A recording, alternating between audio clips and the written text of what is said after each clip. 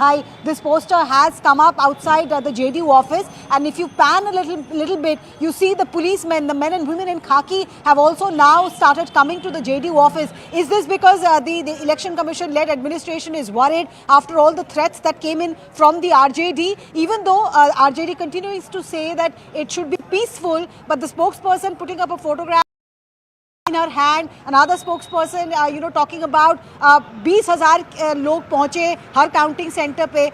Is that the cause of worry? Because just a short while back there was no police deployment, but now policemen and women are coming up. And JDU office, the center of so much attention because of this. Another poster that has come up.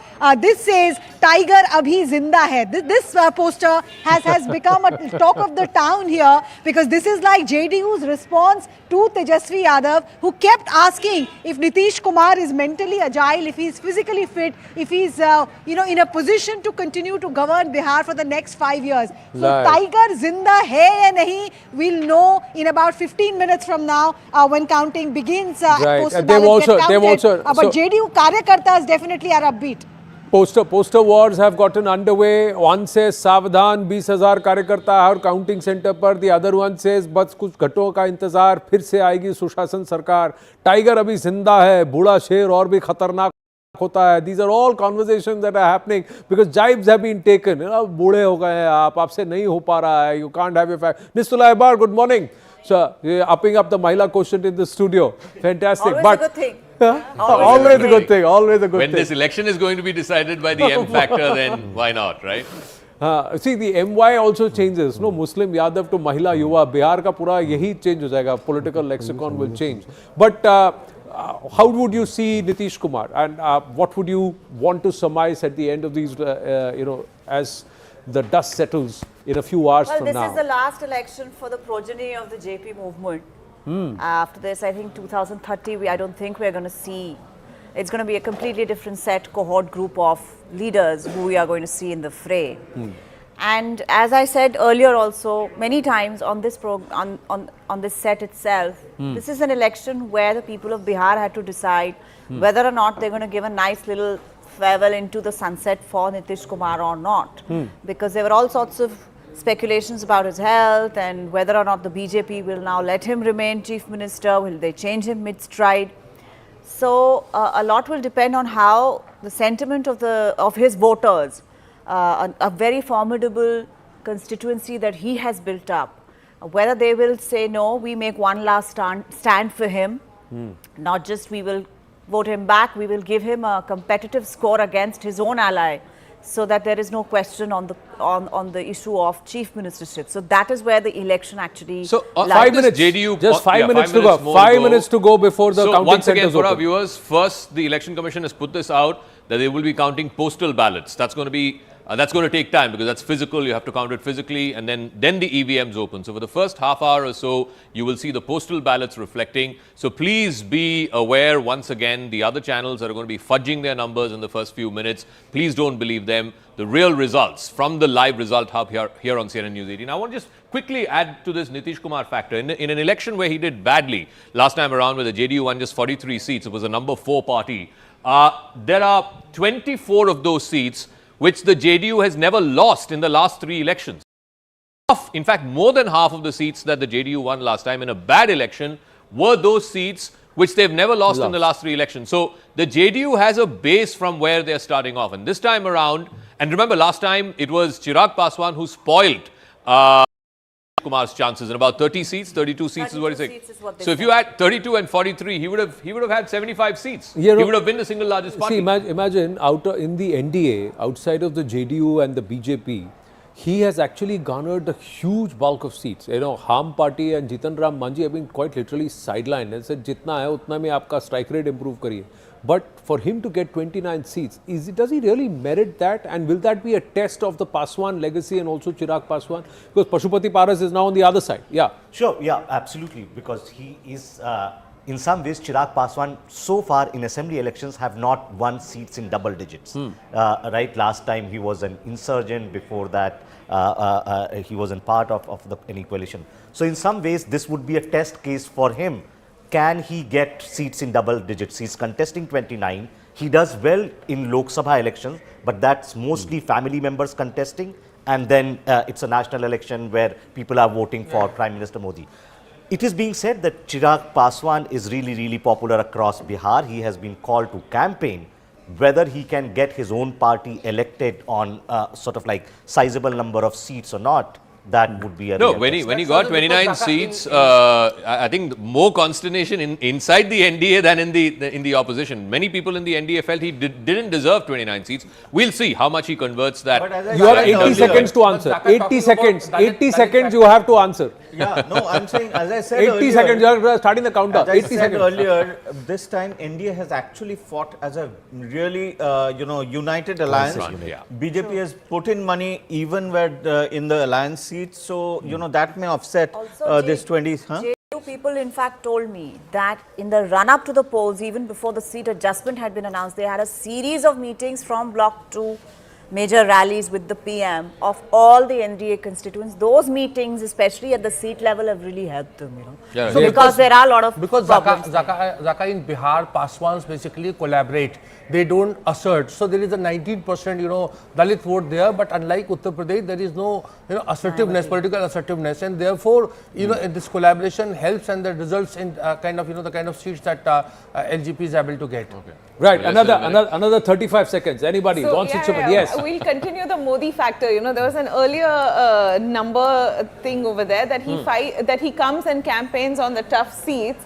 I think after Karnataka Assembly, there's been a change of thinking that overexposure is not required. There is an established trust, but where he campaigns, you can see a clear conversion of the Modi factor. The one person whose campaign made a lot of dhamaka with Appu Pappu Tappu, that we have not even spoken about. That is Yogi. The impact that Yogi's campaign, because he came late in and it was a huge cameo. 8, 7, 6, 5, 4, 3, 2, 1. And there you go. It's 8 a.m. Counting will get underway as the counting centers will be opened. Counting begins on Result Day Live, Bihar 2025.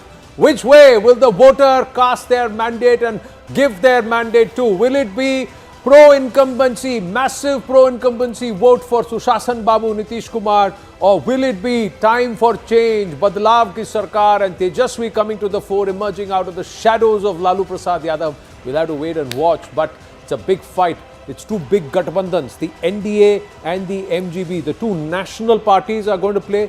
So we should have breaking saying counting has begun. Counting has begun, and again it will be the postal ballots for about the first half an hour or so, and then the EVMs are desealed. But counting has officially begun, ladies and gentlemen, for these 243 constituencies. Is it NDA? Is it India Alliance? Counting has officially begun. Let's have that breaking story. The counting begins for the Bihar verdict. We've got the breaking up and.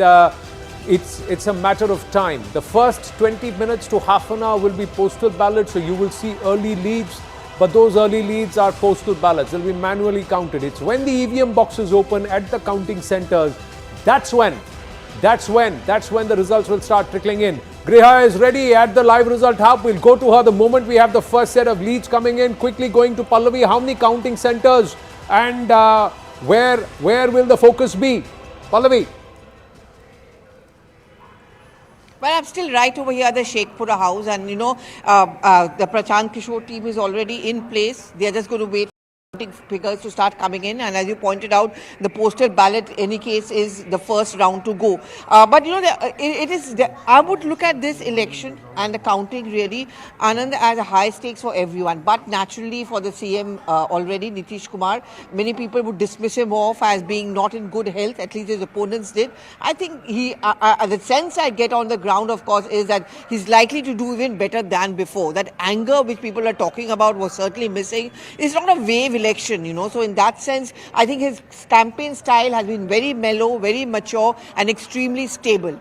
But at the same time, being very assertive. For the BJP, of course, they've thrown their top talents out all. That's the way they do There must be elections. something that that we don't, Pallavi, that you're still at Jansuraj party because and at Prashant Kishore, will he step out to say that the Jansuraj got a certain percentage of vote but no seats at all? He's not playing kingmaker. What way the results?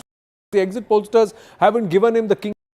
No, they have not. They've in haven't. fact said that he'll get anywhere between 0 to 2 seats, which for someone who is making a splash, I think is quite subpar. But Griha is joining us from the live result hub. Where are we expecting the first leads to come from, Griha? Where are we expecting the first leads to come from, and by when? Is that for me, Zaka?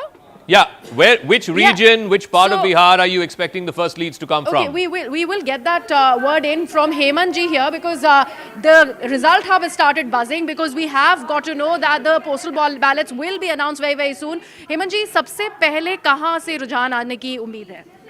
देखिए, सबसे पहले रुझान जो हम देख रहे हैं कि पटना से जब रिपोर्टर ने कॉल किया था कि वहाँ पे बोला कि हमने पोस्टल बैलेट काउंट स्टार्ट करेंगे, we will start the postal, but we are just waiting. We have the two team is monitoring about the postal ballot. So we have made the two begin with either through SMS or phone call. We'll get the first result. So if we get the phone call, the phone will buzz here. How many counting SMS, centers have been set up this team, time? so There we were will enter 90,000 the data. polling booths. Griha, Okay, just asking so how many almost counting I centers? am thinking the 5-10 minutes. Hemant ji, how many? 46 counting centers? We How have the many? 46 counting centers. After 38 districts, we have the 46 are the counting centers. We have deported 100 members in the counting center. Here we have the 50. Altogether, you can say the 150 members are there to give the right result. So 150 members there, end-to-end data that will be collated and it will be fed here, and that's when you see it on the screen. So there like are- Zaka, you were mentioning, it is not going to be fudging of numbers. We are not going to be trying to go first on this. The moment we see the first authentic leads come in from those counting centers, as our reporters call our representatives here at here's the what- live here- result yeah. hub, is when we see the numbers Yeah, on screen. absolutely. 46 counting centers, viewers. 46 counting centers. The counting centers open at 8. Then they go in and then they will start counting the postal ballots. There are 150 of our members at these 46 counting centers who will be getting us these results. So the moment you see the leads starting to trickle in here, that means the leads have really started coming in, because that's where we are getting this live right from the source back into our live result hub and then across the network. Arun Dhanta is with us from the BJP office in Patna. Arun, are you the only person now, or have you done breakfast and are the Karyakartas already there? You're the first person at the BJP Karyalaya this morning. Well, Anand, as counting gets underway here in the BJP office, preparations have also started. We are inside one of the tents which they have made, and in fact, you can see right behind me, chairs have been placed, and there is a screen also. In a few minutes from now, they will of course be starting this television screen, and you will see these chairs will be filled up. On that side also, dishes are being cleaned by, as we were discussing earlier, that the people will come here to really start preparing for the breakfast and the sweets also. I can also smell something is cooking on the other side. We'll give you that scene also, what is happening at the back of the BJP office. This is the place where you will see all the food is being cooked and mithais, etc. for all those people who will be coming here in a short while from now. You can see, I'll request my camera person, Pramod Saklani, to just go there and show what exactly is happening. Yes. So I mean, they've started cooking, they've started, the preparations are done, food is being cooked here. So in a short while from now, you will see, क्या बना रहे हैं, क्या बन रहा है? Sir अभी तो चाय चल रहा है सुबह से, फिर नाश्ता में घुगनी, चूड़ा फ्राई. अरे वाह, जी आज जिस तरह से जो भाजपा के लोग बाहर चाय घुगनी चूड़ा जीतने का जश्न के लिए तैयार है, तो आप लोग क्या कर रहे हैं? हाँ सर, जीतने की तैयारी में लगे हैं. खाना मिठाई उठाई सब बन रहा है यहाँ तो, जगह अलग अलग बन रहा है, बहुत जगह से बन के भी आ रहा है मिठाई जी. मिठाई बनाने का बोला गया है, तो ज्यादा ऑर्डर है, कोई गिनती नहीं है मिठाई का कि कितना बनेगा, बहुत ज्यादा ही ऑर्डर है, हो चुका है मिठाई का. So lots of orders, lots of cooking. Chai, gugni, chura, that's a traditional Bihar breakfast. On the one side there is pakode and samosa being made. There's a lot that's on store, and who will savor not just the food but also the sweet taste of victory, viewers. That's where we are going to focus on. Tejashwi has also spoken again. Let's listen in. हम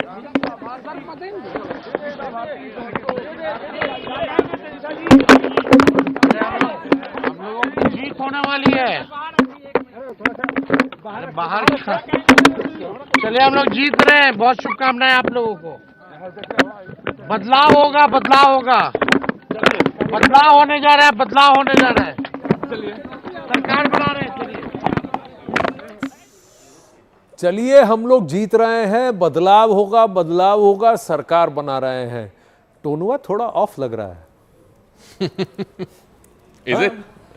नहीं आपको नहीं लगा? You didn't feel the Not tone is a really, little because off. I think he's speaking from inside the car and too many No, mics. you know the confidence level, the way you would, or you think, is this convincing? Is this the Tejashwi that we know? I wouldn't read too much into it. It's early in the morning. He has campaigned for a month. He must be tired. So, yeah, let's wait. Why is it that suddenly we see everybody hedging their bets here? As much his election that this is the second time that he's going to be the face, the challenger, the one who wants to de-seat. It's much more his election than Nitish Kumar. Perhaps. Yeah. I mean, in Nitish's case, it's probably his last election. Yeah. Whereas in Tejashwi's case, after this election, and if he doesn't win, a question is going to be asked. I mean, are you the face? Are you the one who is going to be the challenger to, dethrone in the family run There's party, one more that thing. doesn't happen. Zaka, you look at life of Rahul Gandhi. No, that's an exception. No, I think in all political parties, you look at Akali Dal, you look at DMK, All right, first set of leads. First set of leads. NDA has 2 leads already. Griha, yes. You as the first lead, Dhirendra Pratap Singh. This is from the Valmiki Nagar constituency where this lead is coming in from JDU, the first lead. All right, Valmiki Nagar is in the West Champaran district. It's up north. Again, these are places where there's a lot of migrant labor. So, yeah, there's a second one that's come. BJP, Lorry. Neighboring constituency, I think it's the BJP candidate. So 2 leads to the BJP so far.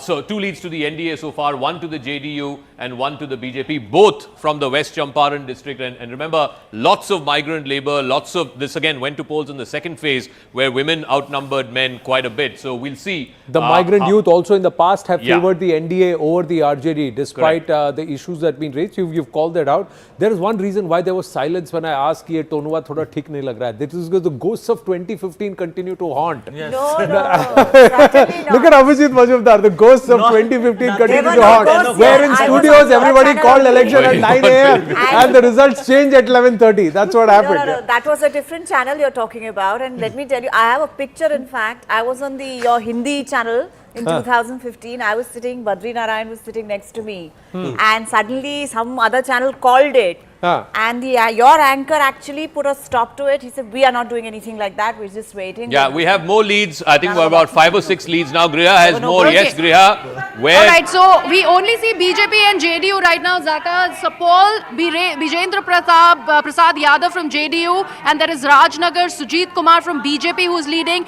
As we speak, more and more leads are coming in, and it's all JDU, BJP that we see. Sujit Kumar, BJP. So Paul, it is, and now we have another RJD lead. This is the first one that's coming in for RJD. That's Saud Alam from Thakurganj, who is leading. So not surprisingly, the first lead for RJD coming from the Simanchal region. This is, of course, like I said, again, a couple of other leads, one for the Congress. That's coming in again. All of this is in the Simanchal region, which, like I said, there is a higher proportion of Muslim population there. There was higher voter turnout as well. Last time, MIM was a big factor in Simanchal. He got 5 MLAs. All 5 of them switched over to the RJD. This time around, it seems like the Muslim vote is consolidating in favor of the early trends also showing that the JDU is emerging, has taken a march, in terms of the single largest party as of now. 6 leads for the JDU. Griha is back with us. Yes, Griha, more. One more for the BJP and JDU. And there's one for LJP. So from Kasba, we have an LJP candidate who is leading right now. And the leads are coming in fast now, Anand. From Digha, it's Sanjeev Chaurasia. From the BJP, there is Fulvari, Sham Rajak, JDU, who's leading.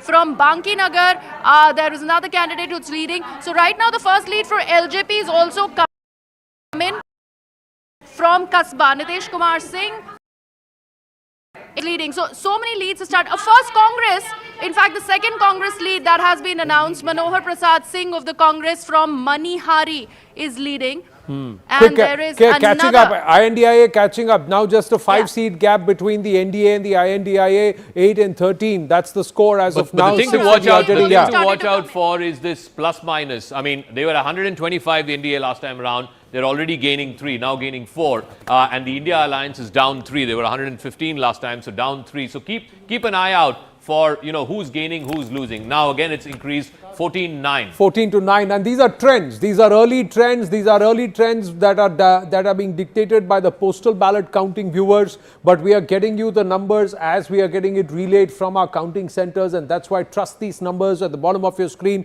15-10, a gap of 5 opened up by the NDA. RJD on 7 seats. Within the NDA, it's the JDU that is still in a march, and it's actually leading. Now the BJP is now gotten ahead. 7 and 6 within the NDA. Some seats for the other partners also. 12 leads to the India Alliance. If you look at the breakup there, the Congress has 2, the RJD has 9. So RJD doing a bulk of the heavy lifting as far as the India Alliance is concerned. As far as the NDA is concerned, it's neck and neck right now between the BJP and the JDU. The BJP has 7, the JDU has 6, LJP 1. We will see how this plays out through the course of the day. I think one thing is very, very clear. The southern seats, RJD doing better in the southern part of the state. Some openings in the eastern part in Simanchal, whereas in the rest of the state, it seems to be a BJP-JDU show, at least in the first 20 odd seats. The trends coming from all across yes. phase 1 and phase 2, if you were to see. Yes, these were the phase 1 seats. Up in the north were the phase 2 seats. And we're getting to see from different regions. We're getting from the Champaran side, we're getting from the Simanchal side, we're getting from the Magad side as well. So it's kind of getting populated across the length and breadth of Bihar from different regions. Yes, Griha has more. Yes. Tejashwi Yadav. Yeah, go ahead, Griha. Okay, it's Tejashwi who's leading from Raghopur. So the bastion right now is being maintained because testing that RJD has many leads right now. Anand is from what we are seeing. There is one for JSP that's coming. BJP again, Prem Kumar from Gaya town, he is leading. So BJP is leading there. So far Tejashwi is maintaining the lead as far as Raghopur is concerned. Jansuraj on the leaderboard in terms of trends and leads. LJP on the leaderboard in terms of trends and leads. 18 to the NDA, 15 to the INDIA. The early trends show that it could be quite close. Everybody is playing catch up with the other. But the results are plotting all across, and there's a reason why you can trust these numbers, viewers, because it's plotting on the map live. You can see it. Yes. It's plotting as we are telling you the leads. Whatever you're seeing at the bottom of your screen, it's plotting as per the party across the various constituencies in the region. So the Bihar map plotted across, and the constituency numbers, if you can zoom in close, you'll see the constituency numbers as Zaka is showing it on the wall. It's neck and neck right now. It's 24 to the NDA, India Alliance at 15, but you get a feeling that the NDA is slightly pulling ahead. And there in the NDA too, if you look at the breakup between the BJP and the JDU, neck and neck, BJP at 11, JDU at 11, and I think this is going to be another sub-story as well. But just now, as we get to 40 seats out of 243, you see the NDA pulling away, because a lot of the central Bihar seats, which are the JDU stronghold seats, are now beginning to report. RJD, again, a bulk of its leads seem to be in the southern part of Bihar, some constituencies in Simanchal, but the rest of the state, as I keep saying, the NDA seems to be pulling away. So as these parts of Mithilanchal start populating, these parts of Bhojpur start populating, you will see much more NDA leads. NDA now pulling away. It's almost 30 to 15. So they're going in a 2:1 sort of a ratio. JSP has a lead. Right, there's just one lead. That's why it's on the leaderboard. I said Jansuraj is on the leaderboard, but 29 leads for the NDA. Let's look at the key race alerts. One of the key race alerts. Okay, we've got this. This is one of the reasons why we wanted it to be plotted here to my right. The magic wall. We've really brought it up so that you can zoom in and you can see that as the plotting happens, it's happening per constituency. Each of these constituencies, get in closer, show it to our viewers that on the magic wall, each of these constituencies are numbered. The constituency number is being plotted based on the color legend for the political party. So the dark blue is for the Congress party, the purple is for the RJD, the green is for the JDU, the saffron of course is for the BJP. Then there are color codes for the Jansuraj party and the Lok Janshakti party. So according to their color codes and the legends that you're seeing at the bottom of your screen, they are being plotted live on the Bihar map as per the constituency, and that's why you can trust these numbers, viewers. Zaka's got more numbers Absolutely. plotting. It's now pulling away much more decisively in favor of the NDA. NDA at 32, India Alliance at 20, again gain of 8. So from 125, they're already looking at 130 plus for the NDA. Again, if you look at the breakup, it's neck and neck last time I checked. Now the BJP slightly ahead, 15 to the BJP, JDU 13. Remember, they're both fighting exactly the same number of seats, 101 each. Let's look at the breakup of the India Alliance. There it's the RJD that's doing the heavy lifting. RJD was fighting in 140 seats. The Congress fighting in 61 seats. Congress got 3 leads. CPI-ML in 1. VIP has not opened its account yet. The Jan Suraj has 2 leads now. This is again very interesting. It's early leads. If the Jan Suraj gets 2, 3, 5 seats, then who will he hurt? Will he hurt NDA more? Will he hurt the India Alliance more? Right now we're seeing across all regions of Bihar, we are seeing slowly but surely more and more Quick leads alert populating. From Alinagar, Darbhanga district, Mithali Thakur is leading. From Raghopur, Tejashwi Yadav is leading. From Mokama, Anand Singh is leading. So these are the leads. Raghopur, Tejashwi Yadav, Mithali Thakur from Alinagar, 25-year-old, contesting for the first time, and she believes she'll have the people's blessings. Anant Kumar Singh, so much drama. Jail tod ke aayega, sher hamara aayega. That's the whole conversation and posters being put out for Anant Singh. Bijendra Prasad Yadav from Supol is leading of the JDU. He is also leading. So these are the early key race alerts. And then we've got Nitin Nabin from Bankipur. He is also leading of the BJP. Again, Ram Kirpal Yadav, Danapur, again leading of the BJP. Many key race alerts that are coming through. Samrat Chaudhary from Tarapur is also holding on, and he is leading as for the early trends on the postal ballot. So these are some of the key race alerts that we are getting, showing to our viewers. I think Griha has more. Griha's got more. Yes, let's go across to Griha. Yes, Griha. You mentioned Samrat Chaudhary. We also have Chotilal Rai from the JDU, who is leading in Parsa. There's also Chandni Devi from RJD, Baniapur. She is leading. The star candidate Mithali Thakur from Alinagar, like you mentioned, is leading there, Anand. We also are seeing Congress back on the leaderboard, as you have the early leads coming in from Kishanganj. Kamrul Huda is leading from the Congress. There is another one from the Congress, Amita Bhushan from Begusarai, who's leading. Otherwise, it is the allies, CPIM, you can see. All right, let's bring it back into the studio. You can see here on the map, 65 seats now reporting. The NDA almost 40, the India Alliance at 24. So we're going in a almost 1:2 kind of a ratio, where the NDA seems to be getting from across regions, from the northern part of the state, from the central part of the state, which is of course the stronghold of the JDU. As far as the RJD is concerned, it is doing the heavy lifting for the India Alliance. If you look at the breakup of the 24 leads where they're currently leading, the RJD is leading in 18, the Congress only in 4. So the RJD is pulling a bulk of that alliance, whereas in the in NDA Alliance, it is even Stevens between the BJP and the JDU. BJP at 18, the JDU at 16. The LJP has also opened its account in 4 seats, 4 leads for the LJP, the Harm in 2 seats. Left also gets onto the leaderboard, 2 leads for the left. As we see, 41 leads for the NDA. 41 leads for the NDA. Look at the bottom of the screen. That's being updated live. This will have the one to my left will have to be refreshed a bit. But at the bottom of the screen, that's when the numbers are getting updated like they are reflecting on the magic wall. Yes, Vyor. It may be a little early, but if you start looking at the filter, look at the Mahila factor there. Again, there the NDA is leading in that at this point, and whatever we can make of it at this point. Clearly, of the 24 of those seats, 16 to 8. So it's a 2:3.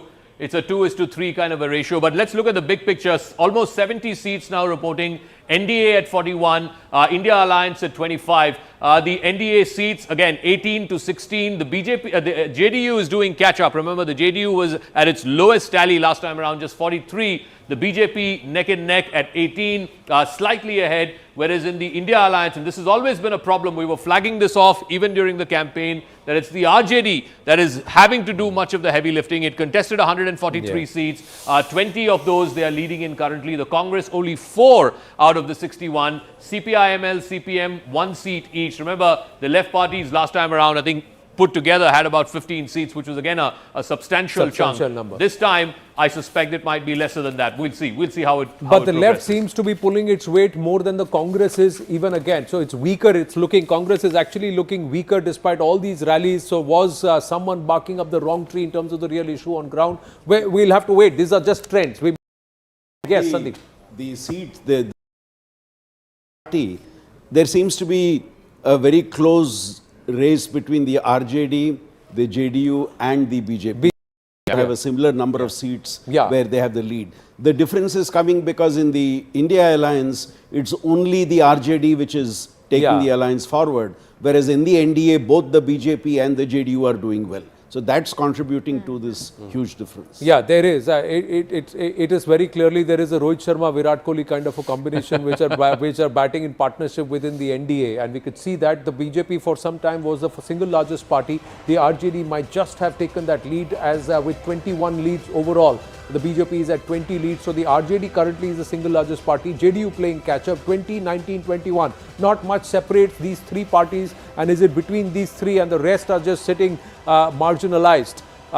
That's what it looks like right now. 78 seats are reporting now out of 243. NDA with a runaway lead, 46. Remember, this will get closer. This will get closer for the next couple of hours or so. NDA with 46. You look at the breakup there. The JDU is now leading the BJP. The JDU at 21, the BJP at 20. It's neck and neck. LJP has opened its account with 3, Ham with 2, and Mr. Kushwaha's party leading in 2. In the India Alliance, it's the other way around because it's the RJD that is doing the heavy lifting. Yes, Griha, walk us through that you're getting. Yes. We have the RJD candidate Mukesh Ranjan who is leading. So that is the big update that's coming in. So from Mahua, there's the RJD lead that has come in. Bijendra Chaudhary from Muzaffarpur. This was where the first ballots were started to be counted, Zaka. Bijendra Chaudhary right now from Congress is leading. From Mahua, it's become important because it's Mukesh Ranjan from the RJD. If we see further, from Betia, it's Renu Devi of the Bharatiya Janata Party who is leading currently. Raniganj, it's Ashmit Rashidevi from JDU. So it's JDU and BJP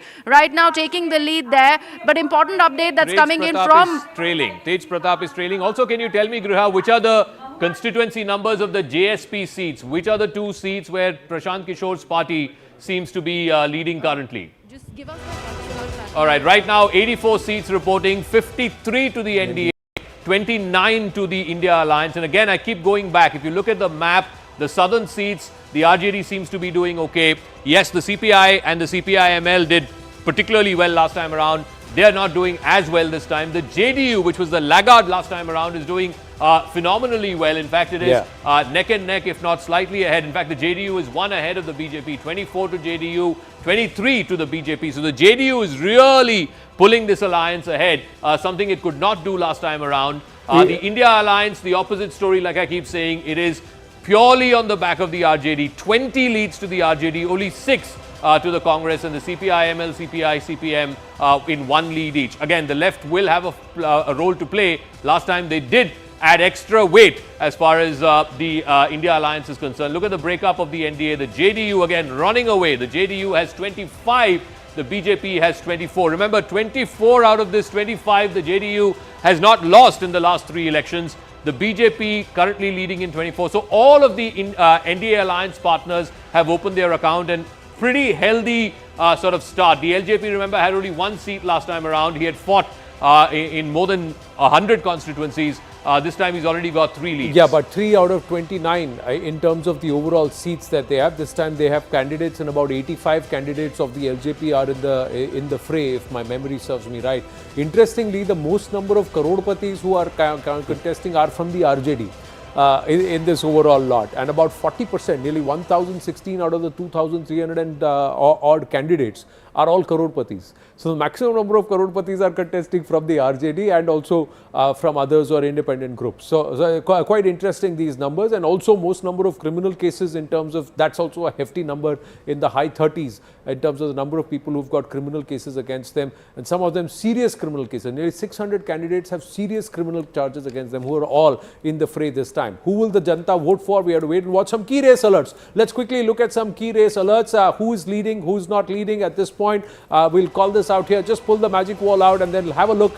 There you go. Amrendra Kumar Pandey from Kuchai Court, he is leading. Anant Kumar Singh, Bokama, JDU is leading. Lalan Singh was campaigning for him when Anant Kumar was sent to judicial custody. Bijendra Prasad Yadav of the JDU leading. Deepa Kumari of Ham Party from Imamganj is the SC seat. She is winning.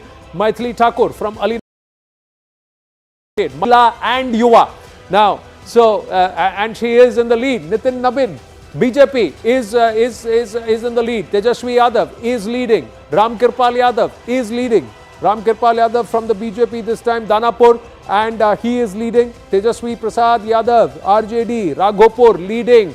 Last time around, they have lost the seat in the past, but there you go. Tej Pratap Yadav is trailing from Mahua. So Rabri Devi's calls to say कि बड़का बेटा को भी जिताइए, well, is that working or not? We have to wait and watch. These are still trends. Postal ballots, EVMs have not yet opened. Vinay Bihari is leading. Samrat Chaudhary is leading from Tarapur of the BJP. He is leading. So a lot of the candidates who are in the fray, the big names, they are all taking leads and also leading from their own respective seats, except for Tej Pratap Yadav. Yes. Look at the map, and I think suddenly the JDU is really sort of opening this up. Look at the central part of the state, which is of course a JDU stronghold, and of course the northern part, which is the BJP and JDU stronghold, the Mithilanchal and the central parts. This is where they're taking their leads. Let me just bring you up to speed with what the breakup is looking like with the NDA. Look at that, the BJP at 29, the JDU at 27. The LJP has also opened its account in 4 seats. So both of these allies are really pulling their weight. And if you look at it, the JDU in the central part of the state and some northern seats as well.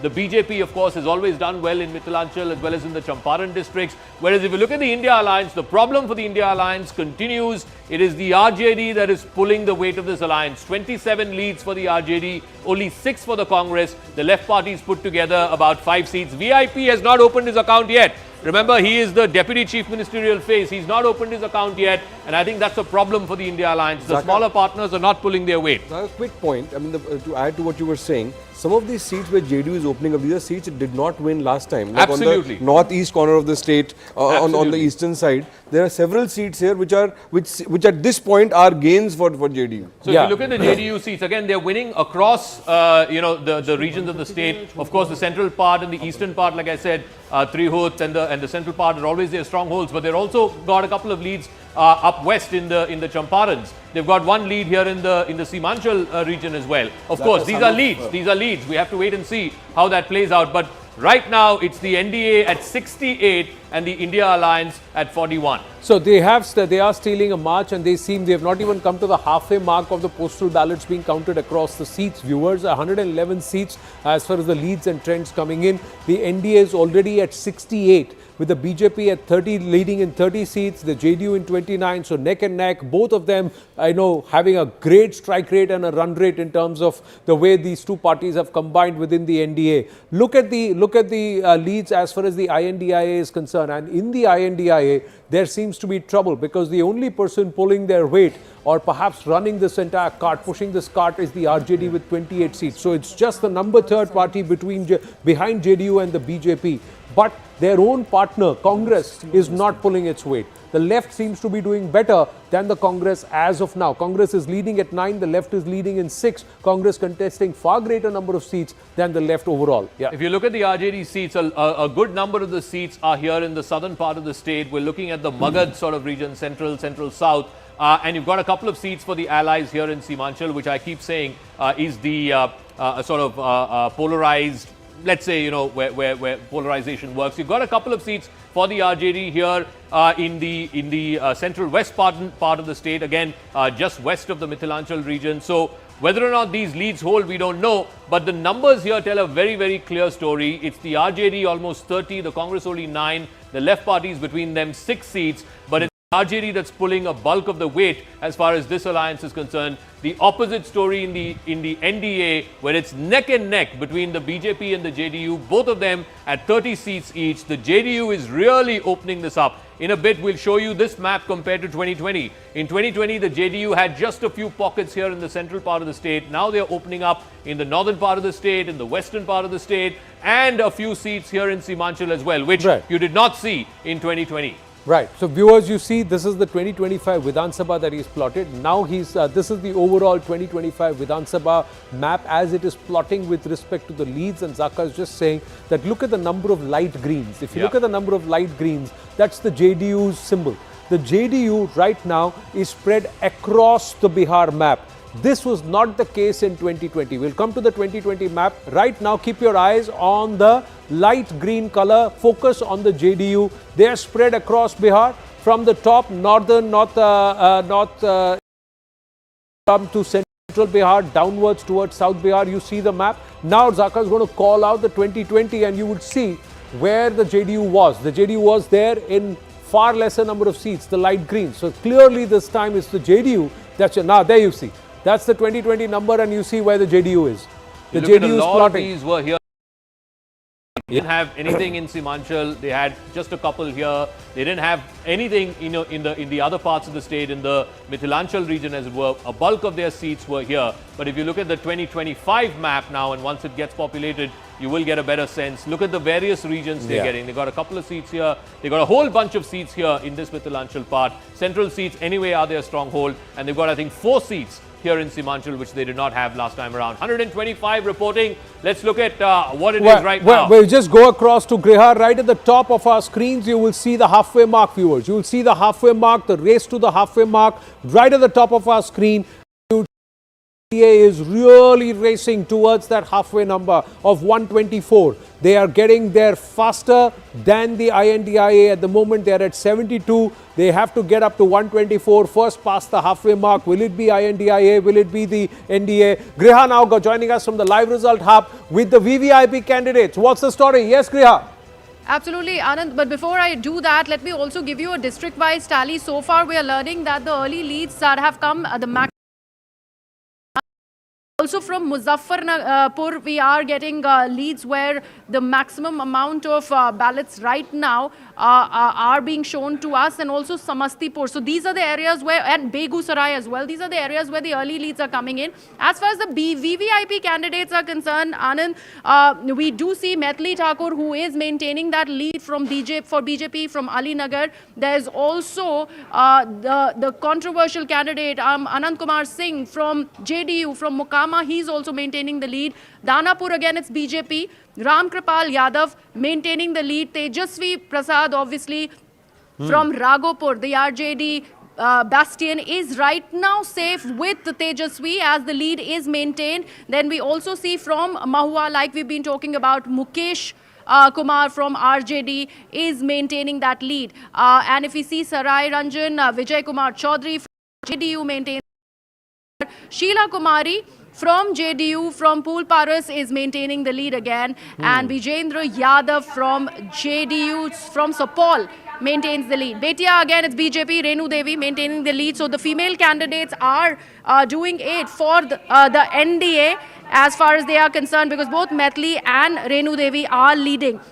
All right, Griha, look at the magic wall, and we can project it on that big screen as well. 125 seats reporting right now. NDA at 76. It's a plus 14. Always pay attention to this figure. It's now gone plus 15. Remember, they were 125 last time. They're already looking at 140. If these trends hold. Look at the breakup of the NDA alliance. It's neck and neck between the BJP and the JDU. In fact, the JDU is now leading in 34 and the BJP in 32. This could be a sub-story in this election if the JDU becomes the single largest party. The LJP at 5, the RLM, Kushwaha's party at 4, Harm at 2 seats. These two parties were not happy with the fact that Chirag Paswan got 29 seats. In the India Alliance, opposite story. Look at the map. It's all purple. Purple is the color that we've given for the RJD. 32 leads for the RJD. The Congress only 9. The left parties between CPML, CPM and CPI, 6 seats they're leading in. They had 15 last time. The question is, can the RJD pull enough weight to take the rest of the alliance going forward, because the smaller partners are not pulling their weight in the NDA.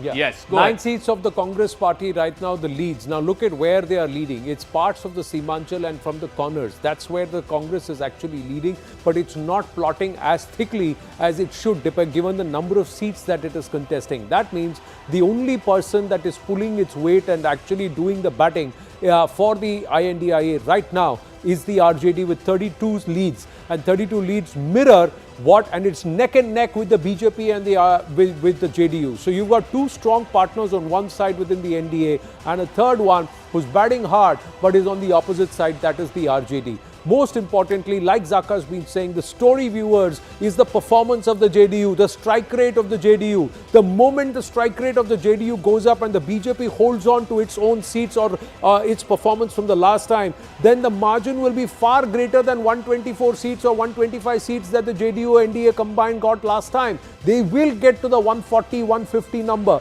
And if this trend holds, then the NDA could just race away and this matter would be settled beyond doubt, Zaka. Oh, absolutely. I just want to also flag off two regions that are still not reporting. Just south of Magad, we don't have much seats reporting here, and also in this western part, just west of Bhojpur, we aren't getting as many reportings from these places. But in the other regions, and I want to flag this off again, look at the JDU colors. It's there in the northern part where they generally don't tend to do well. You've got a bunch of seats here up in the Champarans and again in the southern part. You did not see this in the 2020 map. You even have about 3 or 4 seats that they're leading in Simanchal. It may change by the end of the day, I don't know, but you didn't see this in the 2020 map. The JDU is present, pockets of green across various regions of Bihar, and I think that is the difference in this election. That seems to be supporters of the X-factor. JDU. Take a snapshot of this. Take a snapshot of this. 136 leads, and the JDU is there right up with 34, single largest party at the moment, just behind the BJP.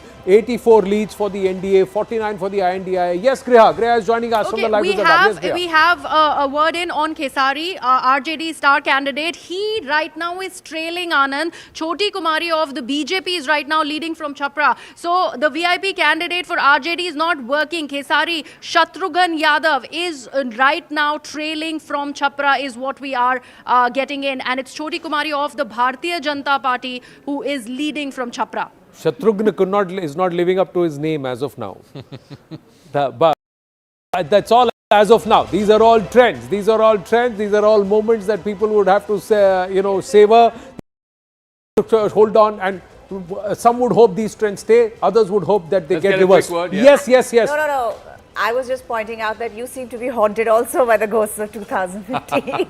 No, I'm not haunted. But early trends, what do you make of it? The EVMs have not yet opened. Yeah. So there's no point calling anything now. Yes. Early trends, I think the most important thing I have seen is the JDU recovering ground after the fall in 2020.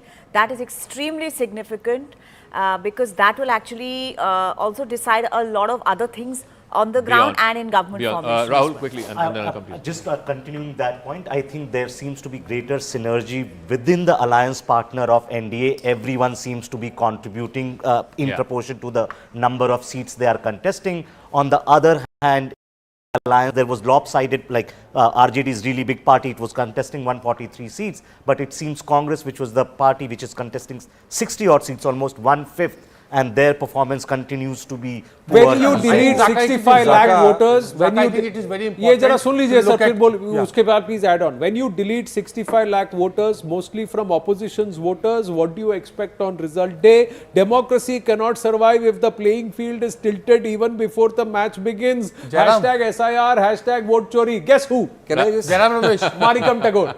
Madam Tagore is saying, but I think Zaka, we must on a more serious note look at this as if they are postal ballot, counting is going on, postal ballot people, they have a socio-political profile, we must take cognizance of it and wait and watch. Fair enough. I think the picture is far from clear now. But then you should say that to Manikam Tagore also. I think you have a better line with him. Yes, postal ballots, but I think what's important there, I think I'd reiterate the point being made. Yeah. The NDA alliance sees two important partners actually taking the alliance forward, whereas in the case of the India alliance, it's just one party which is doing the job there. And as mentioned earlier, if JDU is leading in 36 seats, I think if you look at the map where those 36 seats are, a lot of those are seats which they actually lost in 2020 thanks to the LJP's work in those seats. So they are recovering those seats, they are doing well in those areas. And that, I think, is an important development that these... I think when a party does well across regions, it's a sign that, the wind is behind their back. Confidence hai, Babu. The Bihar election is about arithmetic and, you see RJD is not doing badly, 35 seats. Yeah, of course. It's almost single-handedly pulling the weight. But No, there is vote chori. RJD, how is it? It is doing 65 lakh voters gone. How is RJD doing well? Yeah. Also, if these trends hold, then another very clear picture is that it's total decimation of the Congress when it comes to regional issues, right? Yeah. So this will have a multiplier effect on state elections and other assembly listen to the local despite partner. Despite yatra. Listen to the local partner ki local ground ka mudda kya hai. But one more point, I think, like sir, please listen. I'm listening and sir. In the like you know, a couple of months back, there was a lot of conversation about Prashant Kishore and JSP, and I think now at least that seems to be completely. The chances of them even to basically touch double digit is very, very difficult. No, when I I understood, but I don't want to pander into that conversation anymore. May I say that two things I want to point out. One, that the NDA is with two big Parties engines. pulling together, yeah. The India alliance is stuck with just the RJD. But if you look at region-wise and whatever we can make of the trend right now, in the Bhagalpur belt, the NDA is sweeping at the moment. In the Bhojpur belt, sorry. In the Bhagalpur belt, they are sort of, look at that, 12-1, right? But this is Nitish Kumar's belt. And again, I don't know the breakup between the BJP and the NDA, but you would imagine that the JDU is ahead. It's 6-4. In the Bhagalpur belt, it's even Stevens at the moment. But in Magad, the NDA is quite far ahead at the moment. All right, right. Oh, yeah, in Magad, yeah, it's 22-12. Last time it's in Magad that the RJD actually did well because of both the left parties as well as the RJD. Bhojpur mein India reporting a little less, but again, you know, if they are leading 99 seats across the 12-12, it's almost neck and neck. And in Simanchal, it's also neck and neck. Right. We've got 156, 157 leads. The NDA is just about to touch the 100 mark. Now, if you look at the halfway right above there, they're going to touch the 100 mark. Another 25 leads, 24 leads, they would breach the halfway mark, the NDA. That's where it is at the NDA at 99, 40 for the BJP, 41 for the JDU, for the LJP. That's their best ever performance. If this 8 holds, that will be their best ever performance. NDA is at 100. NDA is at 100. So 100 leads this morning for the NDA. The early trend showing that the NDA is walking away, marching comfortably, leaving the opposition behind, far behind. It's not a neck and neck race, almost halfway distance, 50%, 54 for the INDIA, 100 for the 102 for the NDA. That's what the leads are at this point. 102 again, racing up to the halfway mark faster. Viewers, right at the top of the screen you can see this is the halfway belt, and this will keep tracking who's passed the post, 100, 102 right above the screen. I'm just pointing to right to the top of the screen and you can see it. It's firing there. 102 leads for the NDA, 103 now. So it's increasing, really increasing. Sandeep ji. It's 8:45, which means we must be going beyond the EVMs will open. Just let's ask Griha. Griha, when is the EVM opening? So what's the update? Has opened. EVMs have opened. Let's break that. EVMs have opened. JDU is the one that's leading. We have so far called 3, in fact, seats where JDU is leading. Supal, there's also Mahanagar, and there's also Rajapakar. JDU is leading from all of these 3 constituencies. Zaka. All right, one other interesting point, you know, last time MIM did pretty well. He had 5 MLAs. This time MIM has not opened its account. Let's look at the others. Let's try and see if he's opened his account yet. I think he's opened it in one place. Yeah, it's down 5 because all the 5 were MIM seats. This time I think the Muslim vote, particularly in Simanchal, seems to have gravitated towards the India alliance. They don't want to do the MIM experiment again if these leads hold. Yes. Anybody? There was some conversation. Yes. Tell us. No. We were just talking about the AIMIM. And I think for that, at least, one needs to give some credit to the Congress because there was a feeling across the board that this time AIM is getting no purchase in Bihar because of huge consolidation, thanks to both the RJD and the Congress because of the stances taken by Rahul Gandhi. Or have the Muslim voters gone back to their traditional voter bases or who their loyalties were? No, for that they need to get some confidence also. Be it the JDU candidate, be it the RJD or Congress they need to get some confidence also. Or even the BJP candidate. But also, let's also keep in mind that in the NDA, not only are the 2 big partners doing their job, the third partner also is contributing and not contributing in a negative way like last time. Yes. So that I think is also a crucial factor. Last time it was just 1, but this time it's already 8. The RLM has 5, the HAM has 3. So the smaller partners, you're right, the smaller partners are also pulling their weight. Already just between these 2, they are up 13 from last time. So that's a significant jump up. And Zaka, that VIP is not doing well. I mean, and that VIP is not doing well. They were offered Deputy Chief Minister post also. No, for all that they did about Mukesh Sahni, because the moment they announced him as Deputy He's CM, still they not parked opened him. his account. VIP is still not opened his account. It's still He at was zero. worried that his brother, who's contesting, that they were going to buy out the candidate, and the Congress had fielded another candidate there. And most exit polls were actually indicating that VIP. Importance of the LJP factor in this, because of the last time when they were fighting against, and they cut a lot of. Out 36 seats at least, they made the difference for of victory and defeat So right now for they're the India leading in Alliance 8 last time. seats. These seats in the southern belt, south of Magad, one in Bhojpur. He's also got a bunch of seats here in the eastern part of the state. These are the 8 leads that the LJP is currently in. Yeah, interestingly, now the JDU and the BJP have opened up a lead against the RJD. RJD is less than 40 leads. The JDU is the single largest party with 46 leads. There's BJP the story of 44. the election. RJD is at 39 leads right now. Yeah. JDU. All right. I mean, look at where the pockets from where JDU and BJP are getting. This part, of course, you would expect Nitish Kumar, but this part, the Mithilanchal part, you don't necessarily expect him to do well. Here in the Champarans, he's got 3-4 seats. Here in Seemanchal as well, he's got about 3 or 4 seats where he's leading in. So I think, here, a bunch of seats right in the heart of the state, again, a bunch of leads. So the JDU is opening up in different regions, and that is an indication. That is an indication already. Remember, he's already at 46. Last time he only had 43. So he's already leading in more number of constituencies than last time. I suspect if these trends hold, this figure will inch closer towards 65, maybe even 70. Well, 105 for the NDA in terms of the leads out of 167. So we've got more than half the number of have leads coming to about 175, 180 leads. And let's look at this. Ye JDU, NDA and Mahagathbandhan ki cycle wahan se aa rahi hai, dheere dheere dauda ke, and halfway number viewers is 122. The NDA is 107. So this cycle wise now 105, and even as he's coming down, well, that number has gone up. It's become 107. So that means very soon they will be past this halfway number of 122 and into comfortably getting into a position of being able to form government. The NDA has 2 out of every 3 leads, so it's almost in the leads. It's leading in 2 out of every 3 leads. 107 and 58. Yeah, 109 and 58. So 2 out of right. every 3 leads are going towards the NDA. So this could be quite a runaway victory. 160 seems possible if these trends hold. And now, viewers, EVMs have opened. So we are also now into round 1 of counting across a lot. Counting centers or the 46 counting centers. We just try and go to Griha at the live result hub to understand how many counting centers EVM counting has already begun, because these leads now are beyond the postal ballots. So they should start consolidating and settling very soon. Yes, Griha.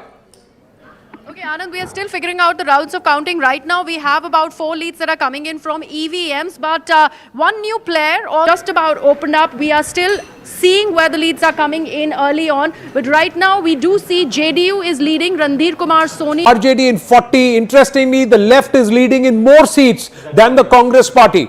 And the NDA overall on 113 seats, just 9 short of the halfway mark. 9 short of the halfway mark in these morning trends and the early leads for the NDA. So that's VIP has just significant. opened. VIP has just opened its account. We'll try and see which that seat is. Griha might have more on that. But Congress leading in 9, but if you put all the left parties together, they're leading in 10. But the problem for the India Alliance, again, it's the RJD that's pulling its weight for the entire alliance. The rest of the partners don't seem to be pulling their weight. 40 for the RJD, between Congress, left, VIP, everyone put together, it's barely about 15 seats. But is the RJD strike rate also looking weaker than the last time around, Zaka? Absolutely, is it looking absolutely. weaker? The strike rate is looking weaker because A, they contested more seats this time around, and B, they are not winning as much as they did last time around. Whose strike rate is improving as far as the NDA is concerned? It's the JDU, because it's already +7 from last time. Remember, the JDU won just 43 last time. The BJP had won 75, 74, so they're down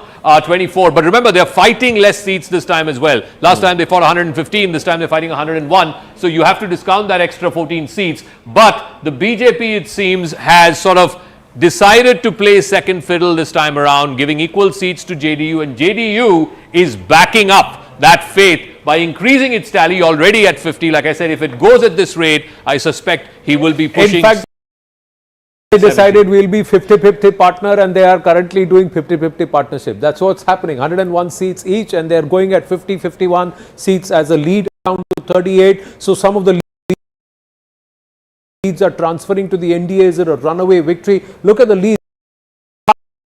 5 seats, just 5 more leads, and they would be past the halfway mark, or they would be at the halfway mark of 122. 6 more leads, and at 123 they would be past the post in terms of leads, and that would be significant. Look at the INDIA, it's just less than half now. Now exactly 2 out of the 3 leads are now going towards the NDA, as Sandeep Shastriji was saying, and more importantly the cameo roles are also happening. So it's like a team play that's going on, because some of the smaller partners are also pulling their weight. Yeah, I mean, contrary NJP at 8, RLM at 5, Ham Party at 3, that itself is 16 seats, 16 leads as of now. So that is also contributing to this tally of 117. If you take away these 16, they'll be closer to 100. Again, that would, but that you would expect, because if the bigger parties are pulling their weight, then it has a sort of knock-on effect for the smaller ones as well.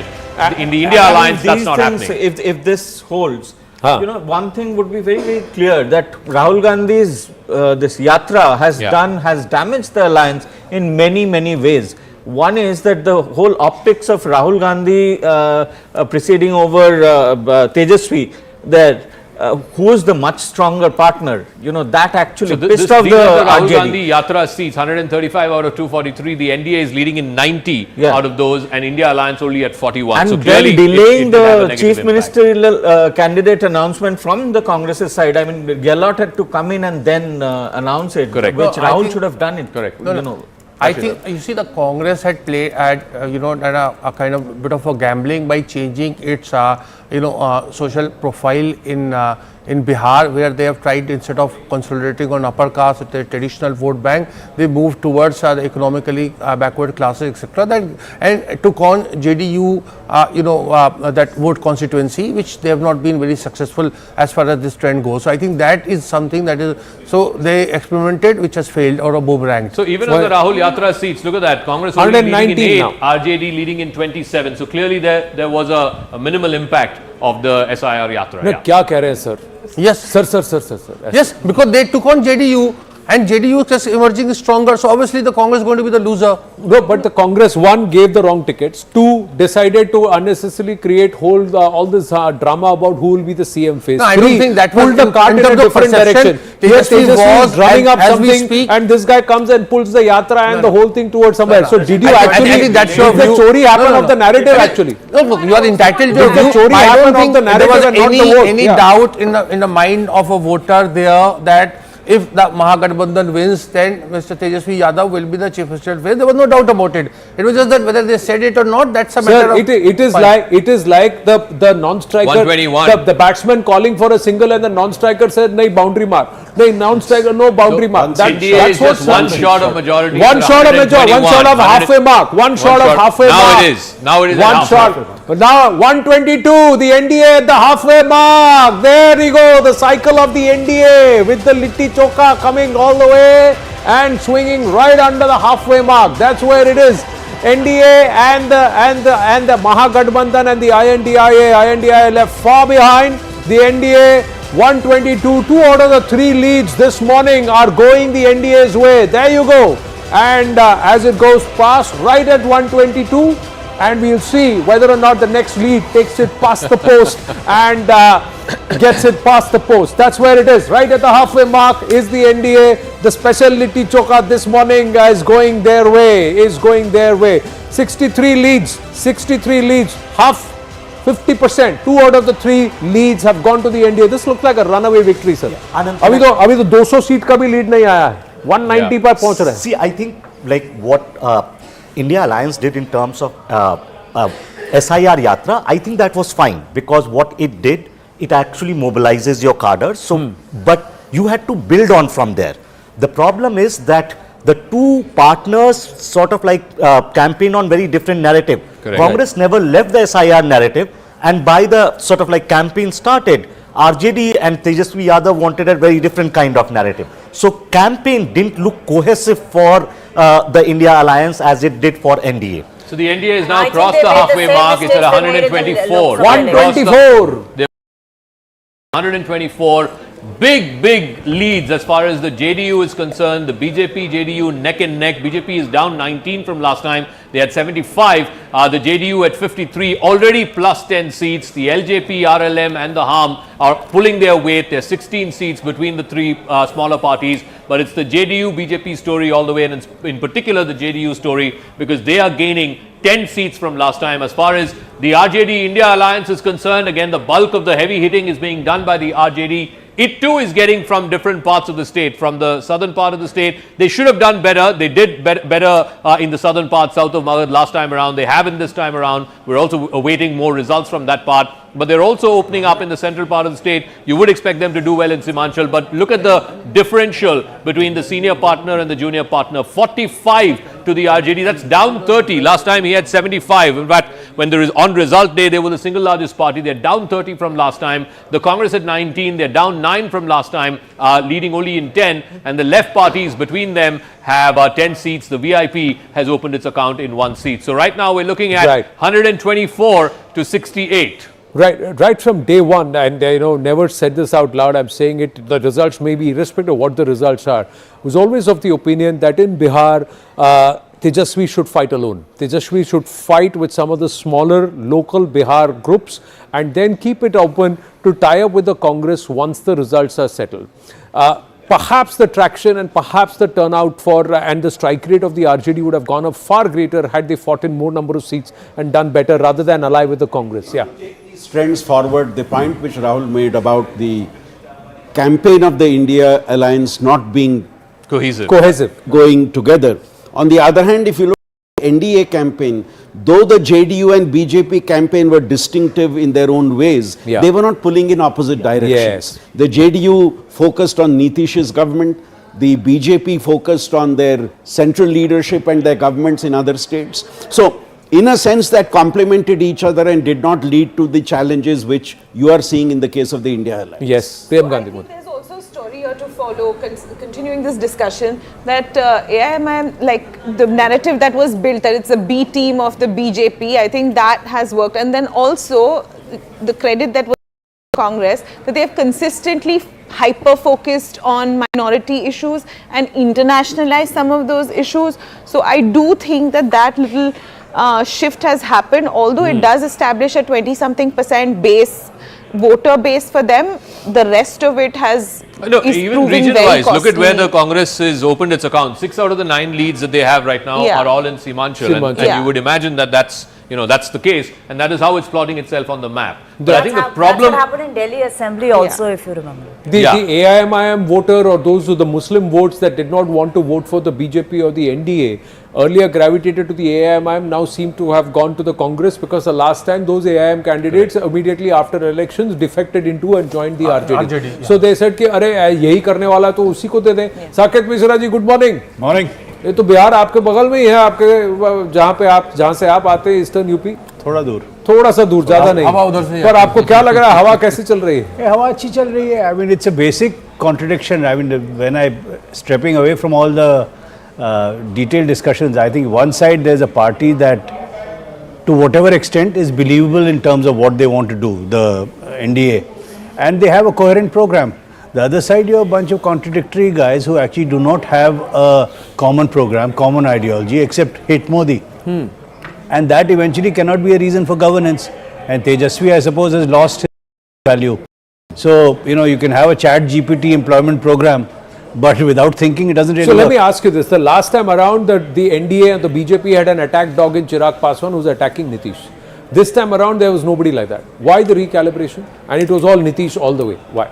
Because I think everybody realized that he is, in the circumstances, the best leader there is, and has the maturity to run the government and pull everybody together, and is performing, I would say, better than most chief ministers in the recent past in Bihar. Now with 200 leads, the NDA is at 130, better, 5 more than what they had the last time around. With 43 leads more to come, can the NDA cross the 160 mark now in terms of leads? If these trends, if these leads hold, is the 160 looking possible? Yes, it is looking possible, provided the numbers that are coming from the ground are actually correct, right? Yeah. Like if the EVM countings have become, these are ballots. Now the counting centers, what they are reporting, these leads, moment it comes to 243, you will see more or less settling. Over the next course of the next hour and a half, you will see the leads largely settling. Yeah, I think after an hour, things will become far more clear. Of course, India seems to have an advantage. No, because 2 out of 3 leads for that to be reversed looks nearly impossible, although anything can happen with respect to Bihar. I would still hedge that and say that. But in this case, if 130 out of 200 leads, 201 out of 42 seats more to be declared, is 160 for the NDA looking possible? It is looking possible, but personally I can tell you that even if they get 125 seats, it doesn't make a difference beyond a point. A miss is as good as a mile. You get 1 or 2 seats over the halfway mark. You're forming the government. But does it matter if JDU is higher than the BJP? That will matter on the ground, because it'll show that a lot of things that we have been talking about in terms of the public discourse and among the people in that state, it has translated in terms of sentiment. Everybody says that the Bihar election is about arithmetic. I thought that this time it was very, very sentiment driven. It was sentimental for 2 reasons. Last time the BJP became much larger than JDU. So there was this whole thing that this is Nitish Kumar's last election, he's wiped out, all of that. Also that he could be removed as chief minister later point. If he is far bigger, then it in Bihar, but also for national politics. Because Nitish Kumar's importance for national politics becomes far more important. He becomes as powerful as Chandrababu Naidu. Within the central government. Right now the breakup is BJP is leading in 59, the JDU in 54, but the JDU is up 11 from last time. The JDU won just 43 because 30 odd seats, the LJP factor hurt the JDU, so the JDU has picked up. The LJP did not have any seats last time. It's leading in 9, RLM in 5 and the Harm in 3. So that's 17 seats just within the 3 smaller parties. But it's really the story of these two, the bigger partners who are pulling their weight, and they are really... The BJP is showing minus 15 because there are still about 40 leads to come. Yeah. So they may make up and they may still emerge as the single largest party within the NDA. Maybe 2 or 3 seats ahead of the JDU, or maybe 2 or 3 seats behind the JDU. Is for compared to last time number. It's not about whether they're gaining. Also, BJP is fighting less seats this time. Yeah, it's fighting much lesser seats. If BJP and JDU are going to have similar numbers, then RJD cannot mathematically have number closer them. So then in case the fight is going to be between JDU and BJP, who emerges number 1, and given like just 202 out of 243, if you project that number, NDA will be 161. Well, 130 leads out of 202 leads. 130 leads out of 202 leads for the NDA, 2 in 3 going towards the NDA as of now. That's what it's indicatively looking like. Now there's a little bit of a slip. NDA now comes down to 129. See, now these leads will start transacting a little and swinging a little. But we've got Sohail Seth also joining us. Sohail ji, good morning. Good morning. Bihar settled lag raha hai aapko? I still think it's even Stevens. I don't think you can call the election in any which way. I'm only worried about what Prashant Kishore said once in an interview, where he said he doesn't want to be chief minister, but he wouldn't mind being kingmaker. So depending on how Jan Swaraj does, it's still Jan Swaraj is leading in 3 seats as of now, Sohail ji. So he can't be kingmaker. I can't imagine him even making a pawn, if you take the chess analogy. But it's still early. See, the problem I have is not with NDA or with the Mahagathbandhan. My problem is, and you know this better than I do, that you've had a chief minister who's been in power almost for 20 years. The affairs is pitiable. Now, if he gets re-elected, I have to give credit for that more to Amit Shah than to Nitish Kumar, because this would require skillful electoral management when you've actually not done real development for the people. So, I mean, that's my belief. So but in terms of real development, the pull from that connects Raghopur to Patna is something that was 20 years in waiting. It has happened. The airport at Purnia, nobody thought that it will ever happen, and it has happened. The airport in Patna, nobody thought it will happen, and it has happened. So there are a lot of things that Bihar did not have, it has now. But yes, there are a lot of things Bihar should have and it doesn't have. I agree there too. You're right. But look at unemployment. People, infrastructure money is spent by the government. Most of it, as you know, is stolen by contractors who have a deep nexus with the politician. I'm talking about jobless growth. I'm talking about employment. I'm talking about people having not to migrate out of their home states. You know how many people from Bihar, especially the young, are actually moving out to different states because they don't have, they don't see a future for themselves. And by the way, many years ago, and I must flag this off because it'll be of interest to your viewers, I wrote an article where I said, look at the irony of Bihar. 50% of the doctors at that point in time in All India Institute of Medical Sciences were from Bihar. And so were 50% of the patients, which means Bihar hadn't developed its own healthcare infrastructure. Second point I made is 50% of the IAS officers at that point in time were from Bihar. And yet Bihar's development suffered. So there is a tinge of irony that we must contend ourselves to. No, I think in terms of a mission statement for whoever forms government and the Bihar 2025 has to be that the Bihari should not have to go out of Bihar. Absolutely. I think that has to be, in terms of, it should not be forced. It should have the option to, but should not be forced. There should be enough and more that should be for them to stay back. Just quickly going across to Shivani over in Patna. Shivani, you got a lot of guests around and people. What's the mood with the early trends coming through? Whose shoulders are drooping and whose are not? Yes, so mood here is, the mood here, Anand, is that these are all expected lines. The big parties, BJP, JDU and the RJD are all pulling their weight. Their numbers are not surprising to anybody. But I want to get you the story of the supporting acts. I have with me the LJP, the Congress, the HAM, even Jan Swaraj. I'll get quick reactions from them. LJP fought on half the seats that Congress did, but your strike, it's going to be much, much better. LJP's number and Congress numbers are virtually the same. And that is where the story lies between the two alliances. Are you happy with the LJP numbers so far? Of course we are, but I'm sure in coming time we are going to increase our seat. And to exact poll, we are very happy. We are going to make government with the thumping victory. And Congress was supposed to be the laggard of the Mahagathbandhan, and the numbers that are coming out, just about 10-11 leads for the Congress party. You are going to bring down the Mahagathbandhan. No, it is not like that. This time we have, since 9 months we have worked hard on the ground, and it is the only party who raised the issue of the Bihar and Biharis, and we are fighting for the right of Biharis. So I can bet you, and I'm very sure that as the time progresses and as the ballot magical box opens, the number will be in favor of Congress and India. But the BJP allies are doing well, and HAM is also with us. Happy with the performance so far? देखिए पूरी तरह से और हम लोग आश्वस्त हैं कि हम लोग 2010 के प्रदर्शन को दोहराएंगे और हम 3/4 बहुमत से आएंगे. बाकी तो अभी 2 घंटे में सब कुछ क्लियर हो जाएगा. क्लियर हो जाएगा. पिक्चर अभी थोड़ी बाकी है, but there are of course leads that have come on virtually 200 seats and already the majority mark for the NDA. I have Jan Swaraj representative with me. I think I see 3 seats, 3 leads for the JSP. Are you happy with the early trend so far? Definitely we are happy and we are hopeful also. And as numbers are increasing slowly, so we are hoping whenever actual results will come, you will see definitely significant. What is your internal assessment? No, we have not done any assessment and we do not make any claims. But we definitely say that whatever change is whatever change we see in the Bihar, that is only because of us. Bihar is talking on the lines of development. Bihar is talking on the lines of agenda, and that's what we have given to the Bihar.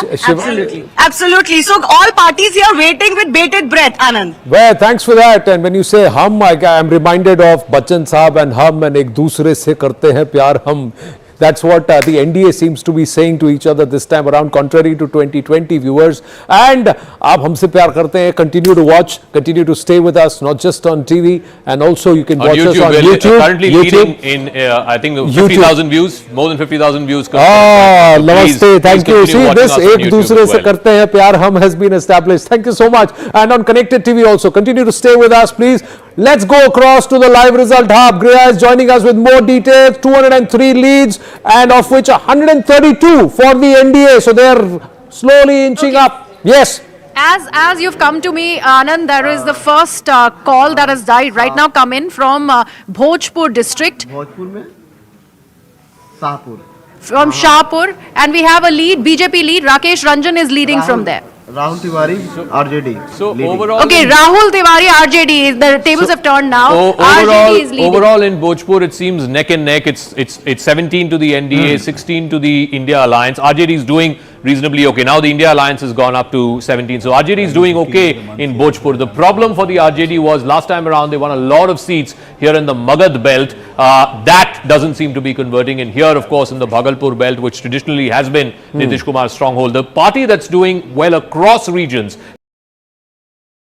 seats alone. If you look at just the seats, 55, and they are up 12 from last time. They had 43 last time. The BJP had 74. They're down 14, but then they're also fighting 14 seats less. But look at this. The JDU doing well in the eastern part of the state. It's doing well in the northern part of the state, the Mithila belt as it were, and also up north in the Champaran side. So they're getting across regions. When a party starts doing well across regions, then you know it's pulling its weight. As far as the RJD is concerned, the RJD last time around, just pulling up the RJD seats, it is pulling the bulk of the weight as far as this alliance is concerned. 45 seats where the RJD is leading, Congress only in 11. But look at the geographical pattern. There's a cluster here. There are few odd seats here in Simanchal, but in the rest, in the central part of the state, I hardly see any RJD. Here in the south, again, I don't see any RJD. Here, if you go back to the 2020 map, there was a lot of RJD and CPI-ML in this part of the state, which is south of Magad. But I don't see that. With your permission, I'm just going to walk across here.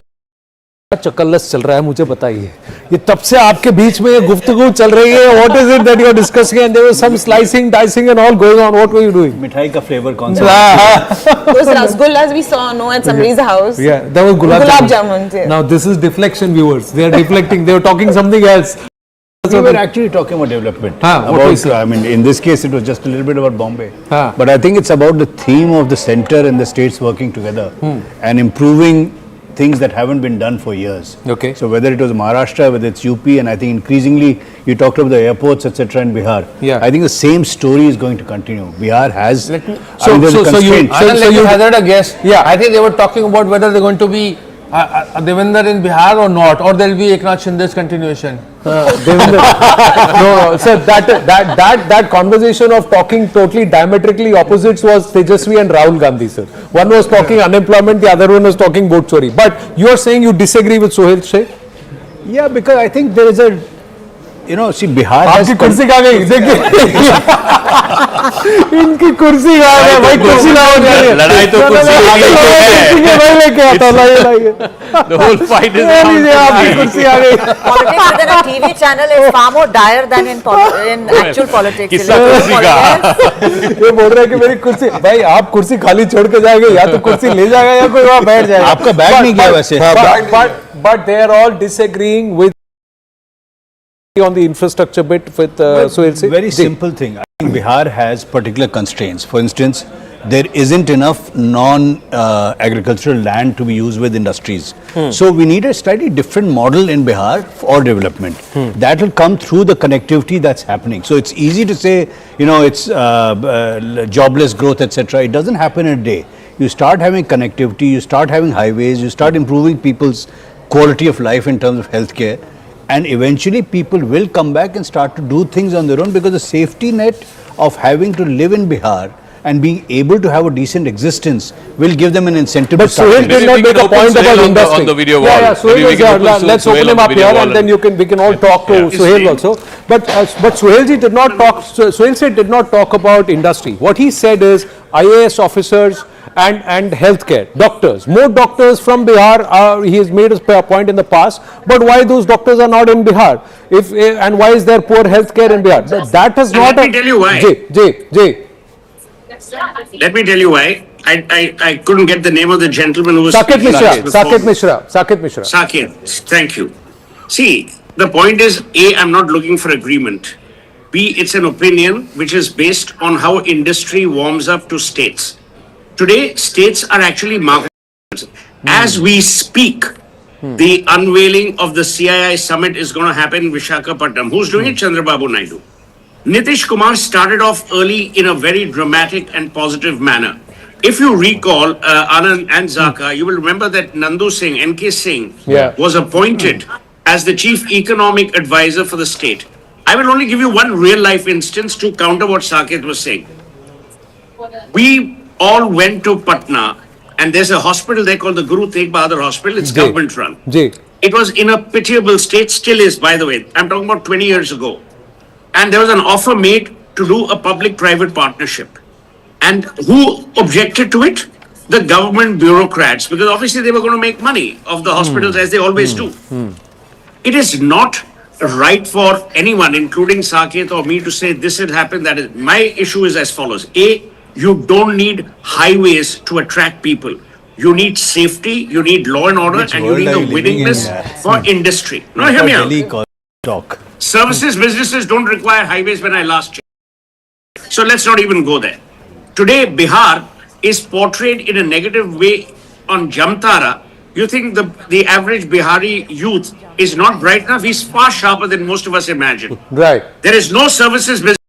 There's no services in Bihar to the extent it could have had.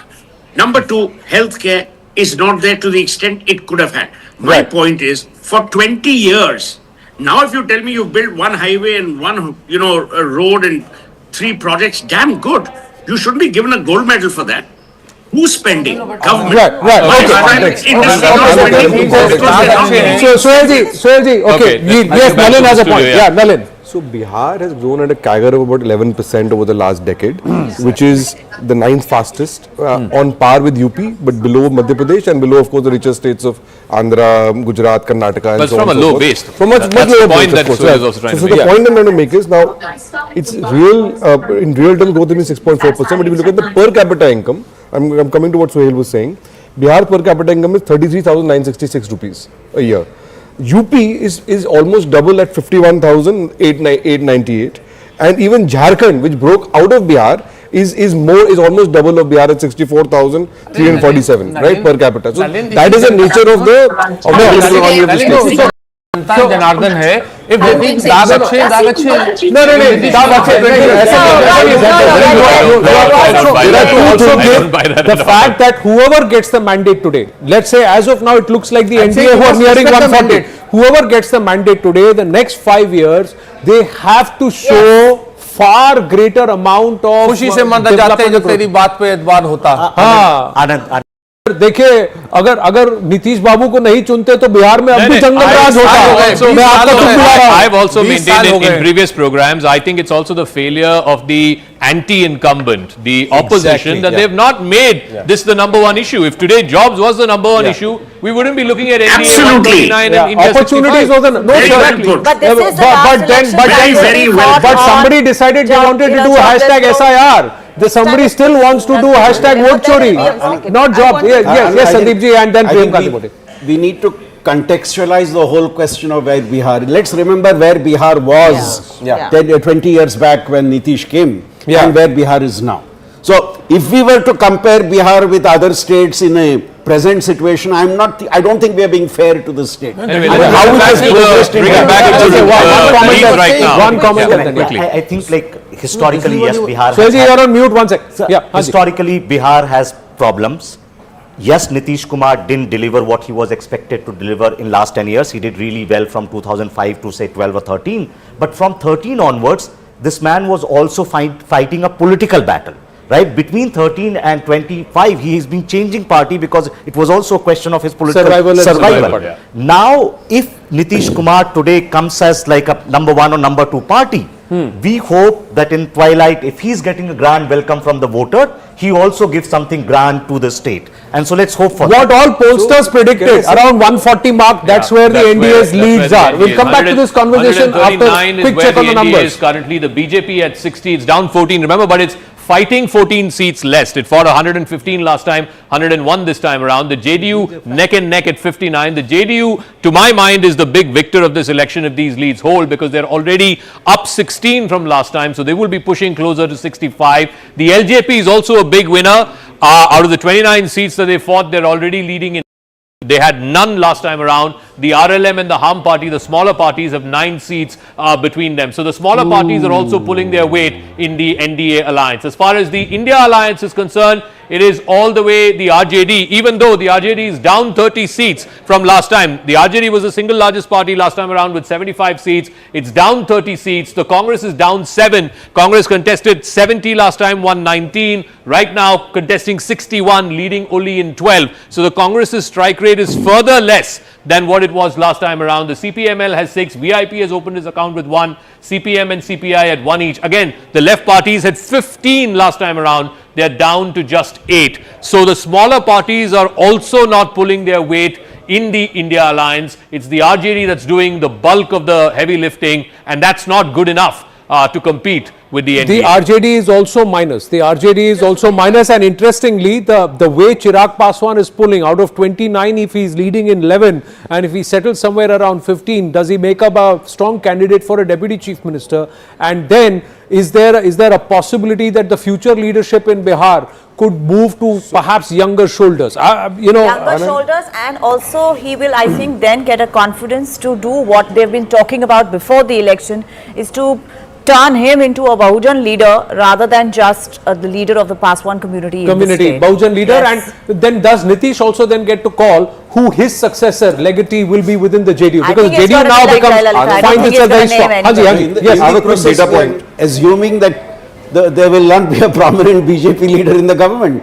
No, the second deputy CM. I'm not saying the first one. The first one will be a BJP guy, right, BJP person. BJP deputy CM. 2 BJP deputy CM. Now will be there be one deputy CM from the BJP and one from the LJP. That in the psephology of these seats of JDU and BJP, the JDU right now is retaining about 24 odd seats, but is gaining in among seats. 25, 26 are gains. Yeah. With BJP, the retention around 40, 42. But the gains are about 15. So in terms of the JDU is actually really gaining more than.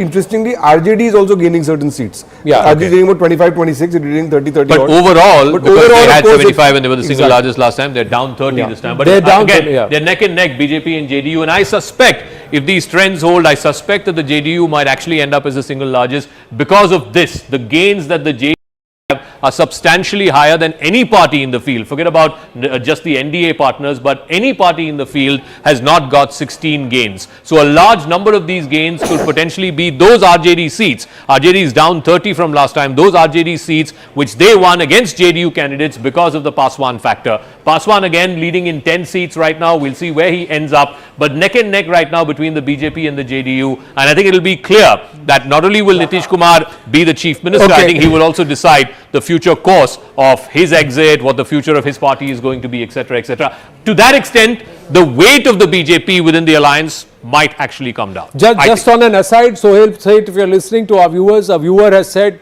Sir, Jamtara Bihar mein nahi hai, Jharkhand mein hai. Jharkhand mein hai. So the Jamtara, when you do that, and so was Jamshedpur in Bihar at one point in time when I went to school there, ab wo Jharkhand mein hai. Ji, yes. No, what I actually did point out at that time, but I didn't want to say it out loud, but I'm glad that the reader did, because this is a sore point with all Jharkhandis, because despite the fact that they're a separate state now, they're always kind of clubbed with Bihar. Coming to the JDU, Bihar will be happy to pass off coming to the JDU, I've been deeply in touch with their backroom for a while now.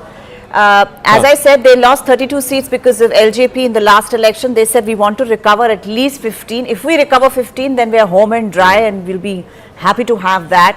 They were very, very silent when it came to Chirag Paswan. They didn't say anything to piss him off, or Nitish Kumar was said to be quite upset that he had got 29 seats, but they kept a lid on it. And all these pre-election NDA meetings, they were pretty serious about it, and I think they did well in terms of ticket distribution. No, and Chirag Paswan quietly has also made amends with Nitish Kumar. He's also quietly behind the scenes gone ahead. He said that this is the first election he is contesting assembly election as part of the NDA. This is the first time. And this bad blood that is between the JDU and the LJP, he said, this thing would be to quieten it down. We want to post a good performance within the alliance. And you will see if the results stay, and if these results hold, and if they consolidate further in NDA, you will also see Chirag Paswan going ahead, perhaps touching Nitish Kumar's feet, and then that entire arrangement coming through. I just want to make an announcement. One second. So if you're watching us on YouTube, CNN News 18 currently is at 83,000 concurrent. So 83,000 people are watching CNN News 18 right now. the number 2 channel, less than half of them are watching. So thank you very much, viewers, for watching us on YouTube, on Connected TV. There you go. That's the that's the numbers. Those are the numbers, undeniable. Like we are saying, we're putting it all on the screen.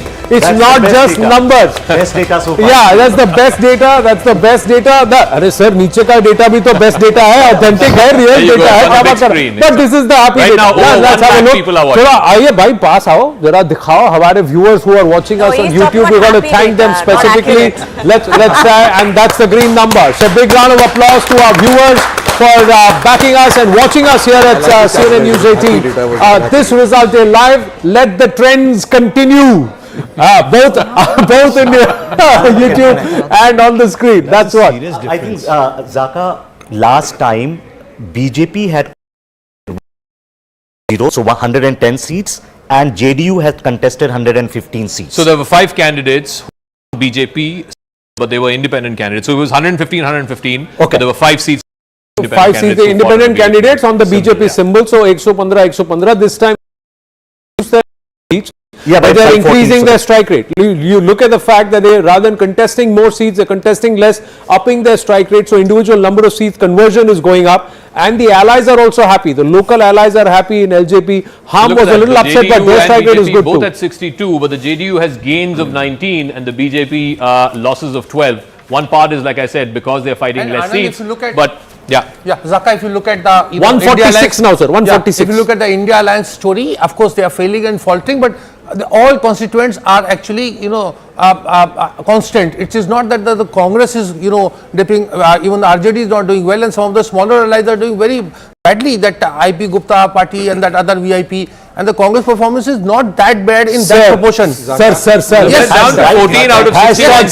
Sir. Because they had 19 last time. They're leading only in 14. They're down to 5. But you look at RJD. No, but look at RJD. You look at VIP. Every India constituent is going down. That is what I'm saying. So the alliance is failing. That is because, sir, the team loses if you don't play cohesively. Team loses because sir, one says let's go for a run, the other one says no, I'm going to stand here, going to go for a boundary in the next over.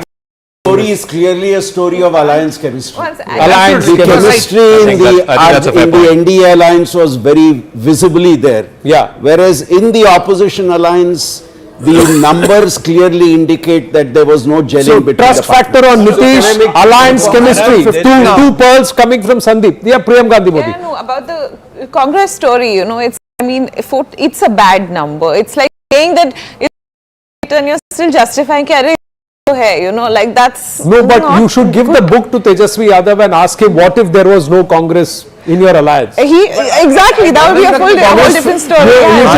You should actually give your book to Tejashwi Yadav. What if there was no Congress in your alliance? I think there is a fundamental issue with the opposition alliance, which is that all these guys have traditionally opposed the Congress. Fundamentally, for the Congress, and whether it is Samajwadi Party or it's RJD, it's an existential issue.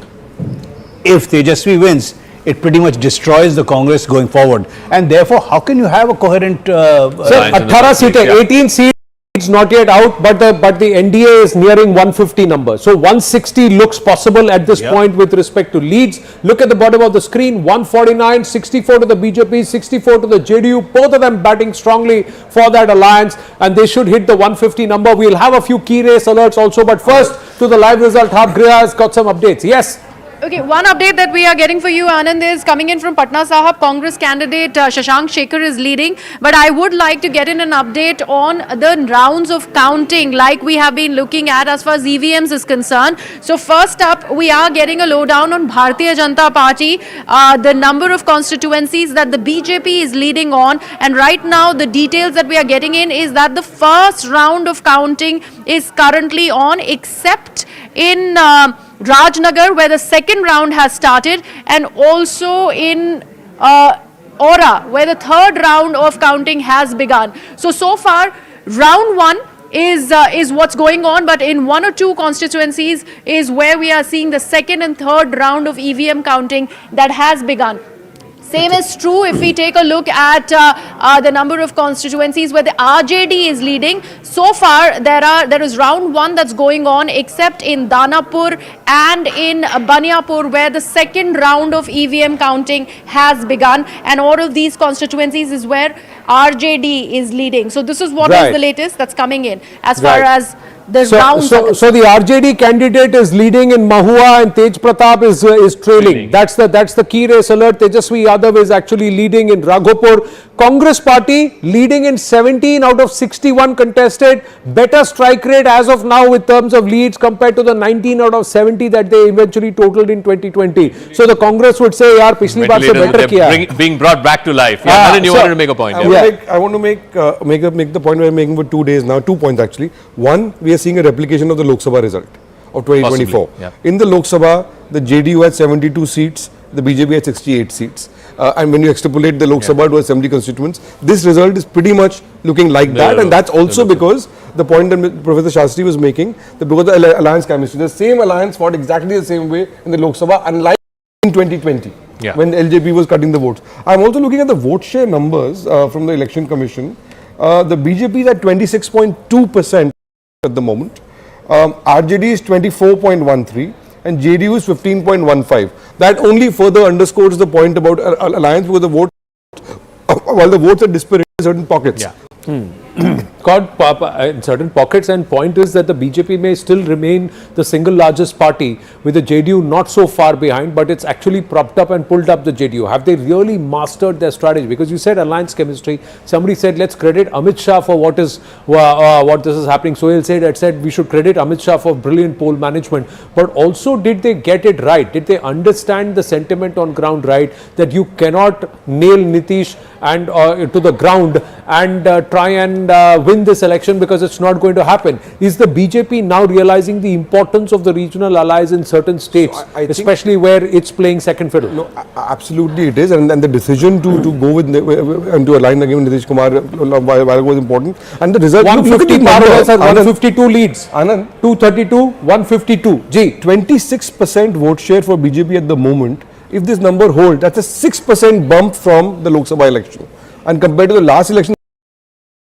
So it's actually showing that BJP as a party is growing in this election, just as JDU is growing. Yeah, I think, is this the new recalibrated strategy that rather than grow at the cost of the other, let everybody grow and we'll grow a little more along with that? So I think in Bihar it is a function of the fact that there was no alternative for the BJP. BJP doesn't have a local leader, and the caste matrix is such that the JDU, BJP's caste group, you have to they're not competing with Bihar, always stuck between the politics of social justice and Hindutva. Unlike in UP, Hindutva does not have a statewide appeal and a largish base where you can hit the critical mass of forming the government on your own. So it's always been a situation where the BJP needs the help of one of these old socialist Mandalwala parties, and Nitish has always been their steady ally what happens since after that? 95. No, Nisula, what happens after Nitish? I mean, you've been saying that this is possibly his last election. What happens? Does Bihar also mirror UP then?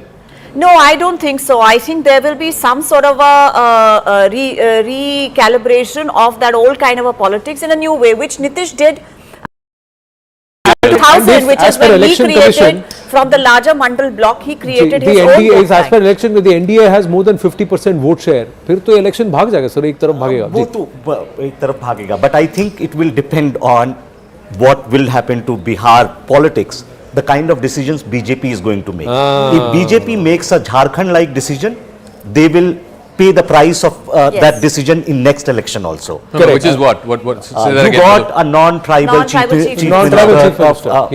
I think with this result, it's very clear that Nitish will be CM. Post kind of decision, right? So it will see. BJP tried 2 deputy CMs last time, 2 deputy CMs this time. None of them have been able to emerge as sort of like नहीं कर पाएंगे sir, and in Bihar it's, I think somewhere it is very simple. You have to defer to Nitish and you have to allow Nitish to announce his legatee. Nitish Kumar has to announce his legatee, whether he announces the legatee from JDU, from BJP or anywhere, and for all you know he will announce somebody from the JDU, and somebody is being groomed, quietly being groomed to take over. I don't think he's going to announce the legatee. I have a feeling he's going to be like Jayalalitha. Say that look, people will push forward a leader because he himself. They still haven't solved that problem. What he basically, I think, did in 90s along with George Fernandez and breaking away from the Janata Dal led by Lalu Prasad Yadav at that time, which became the RJD, was to do a Mandal 2.0, which is the salami slicing of the larger OBC bloc. Then he added the women's vote. Now you will have the part 2 of that situation, where somebody will have to come and conceptualize a new sort of a social coalition. I don't think that Hindutva even now will be able to win BJP the election in Bihar. If I may request, let's not talk about post-Nitish Bihar as Just of now. yet. Let him... No. We wish him great health. We wish him great health. We wish him a successful 5-year term as Chief Minister, and also underline the fact कि भाई tiger अभी जिंदा है, बूढ़ा शहर में अभी भी बहुत ज्यादा because you're forgetting neither Prakash Singh Badal vacated the seat nor MK Stalin vacated but the I'm seat. just saying, but I feel that the intelligent and the engineer in Nitish, and also a certain level of political astuteness, he will at a point in time know that party को चलाना है तो उत्तराधिकारी करना पड़ेगा. Anand, I think if you look at the numbers and the direction the NDA is going, not only is it alliance chemistry, it is also the caste calculus which has worked in their favor. The point which was earlier made, the NDA alliance of the BJP and the JDU brings in the OBC and you bring in the group that JDU is able to. Also a caste calculus which they have brought in. Yeah, but if it is the Mahila factor that has actually given the NDA the kind of mandate that the leaderboard currently is reflecting, will the political discourse of Bihar itself change? Priyam Gandhi Modi and the others. We were talking about what happens now. If these numbers hold and these guys win, what happens now? So especially if the Mahila factor is working, etc., what happens after Nitish? So we've seen this in Maharashtra, that you grow together. There was a belief at one time in Maharashtra that you cannot win without regional parties. We have, the BJP has almost gotten to a point where it is going to be able to win perhaps without a regional party in the next I'll tell you one thing. The BJP does not have a leader or a face in Bihar who can actually motivate and mobilize the party and cadre out only for that party. BJP does not have it. In Maharashtra, BJP went on shopping and they shopped very well. shopping करेंगे. While comparisons are important, it's important to also understand the political context of a state. Bihar is not like the other states of the country, and the type of alliance the BJP has built up in Bihar is very distinct, and the fact that they had to retain Nitish as part of their alliance indicates the importance of the regional parties for the BJP in Bihar. And therefore that also where Nitish also realized that he can survive and he can prosper only with the NDA and with the BJP. And therefore, even if the BJP emerges as the single largest party in the NDA, I don't think that would imply any chief minister change. You will still have to go with Nitish Kumar. No, Nitish will be the chief minister. It is just is there a post Nitish era in the horizon, and should all parties prepare for that in Bihar, especially within the NDA? That's one question. What they will do in the next 5 years under Nitish Kumar, if these results hold, we'll have to see. Now the lead has slipped down under 150, it's 149.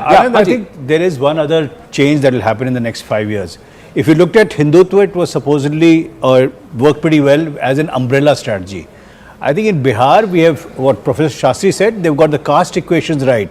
But if the BJP and the NDA, I would say overall, is smart, they will shift the narrative to development. Now, it's not the development of Maharashtra, but it's a development of something that is unique to Bihar. Any discussion of post-Nitish, frankly, doesn't really make sense because he's going to be there. So, next 5 years, they're going to plan what they're going to do. Just another 6 seats to go, of which the leads have not yet come. They have not yet been plotted, viewers. And the NDA has crossed the 150 number again, 152 leads. If those 6 seats come, will this further go inch towards the 160 mark? That's the target that was set by the NDA for themselves. Yes, Nalin, and then Rahul. So, one of the reasons why Bihar is different, and the point that Professor Shastri was making about the alliance politics, Bihar is unlike UP. So, for example, Bihar has about 10% more forward caste than UP. Bihar has about 4.5% more Yadavs than UP. The 17-18% Muslims roughly. Those get in UP they get divided up, but in Bihar they go either to Congress or RJD. And most importantly, UP has BSP, which cuts about 10%, 12% of the vote, which is not there in Bihar. Which is why alliance matrix in Bihar becomes specifically very, very important. And the BJP's sort of vote base is a very nice complementarity with JDU's vote base. They both need each other significantly. And it's transferability of votes, which is perhaps not happening in other places. See, I think Bihar is distinct in the Hindi heartland. Bihar is the only state where BJP never had a CM. In all other Hindi heartland states, BJP had a CM. Second, Bihar politics has always been delivering a coalition government, whereas UP and other states have started delivering single party majority. And the reason that's happening, BJP in Haryana or most states where it entered after 2014, what was the strategy? Basically create a wedge between the OBC caste and a Dalit caste. In Bihar, Nitish Kumar had already done that.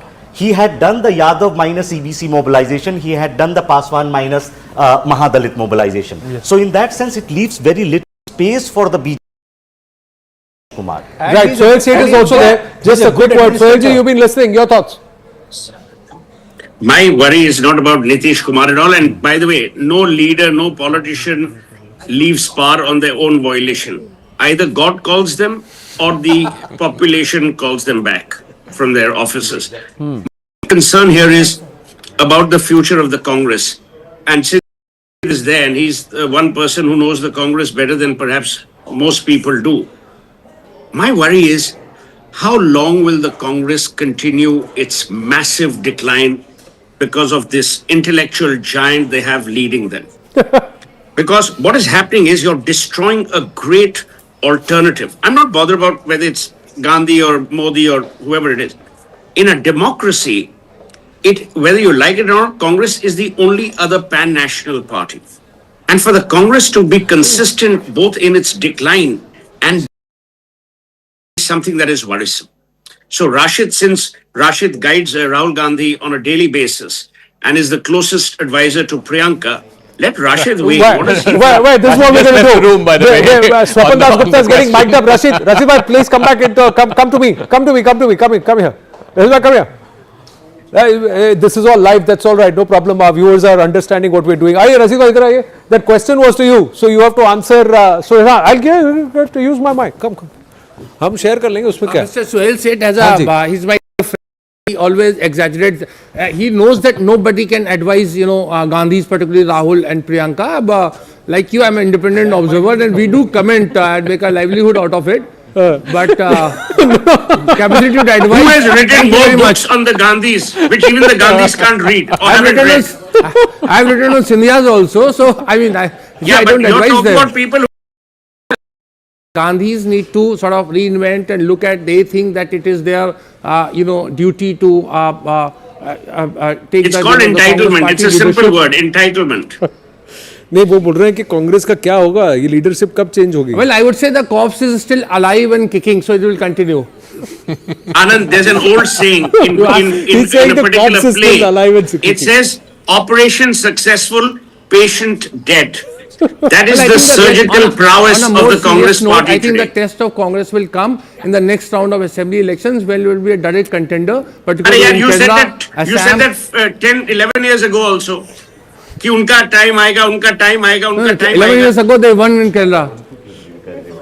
Now see, by that logic they also won 2 MLA seats in UP.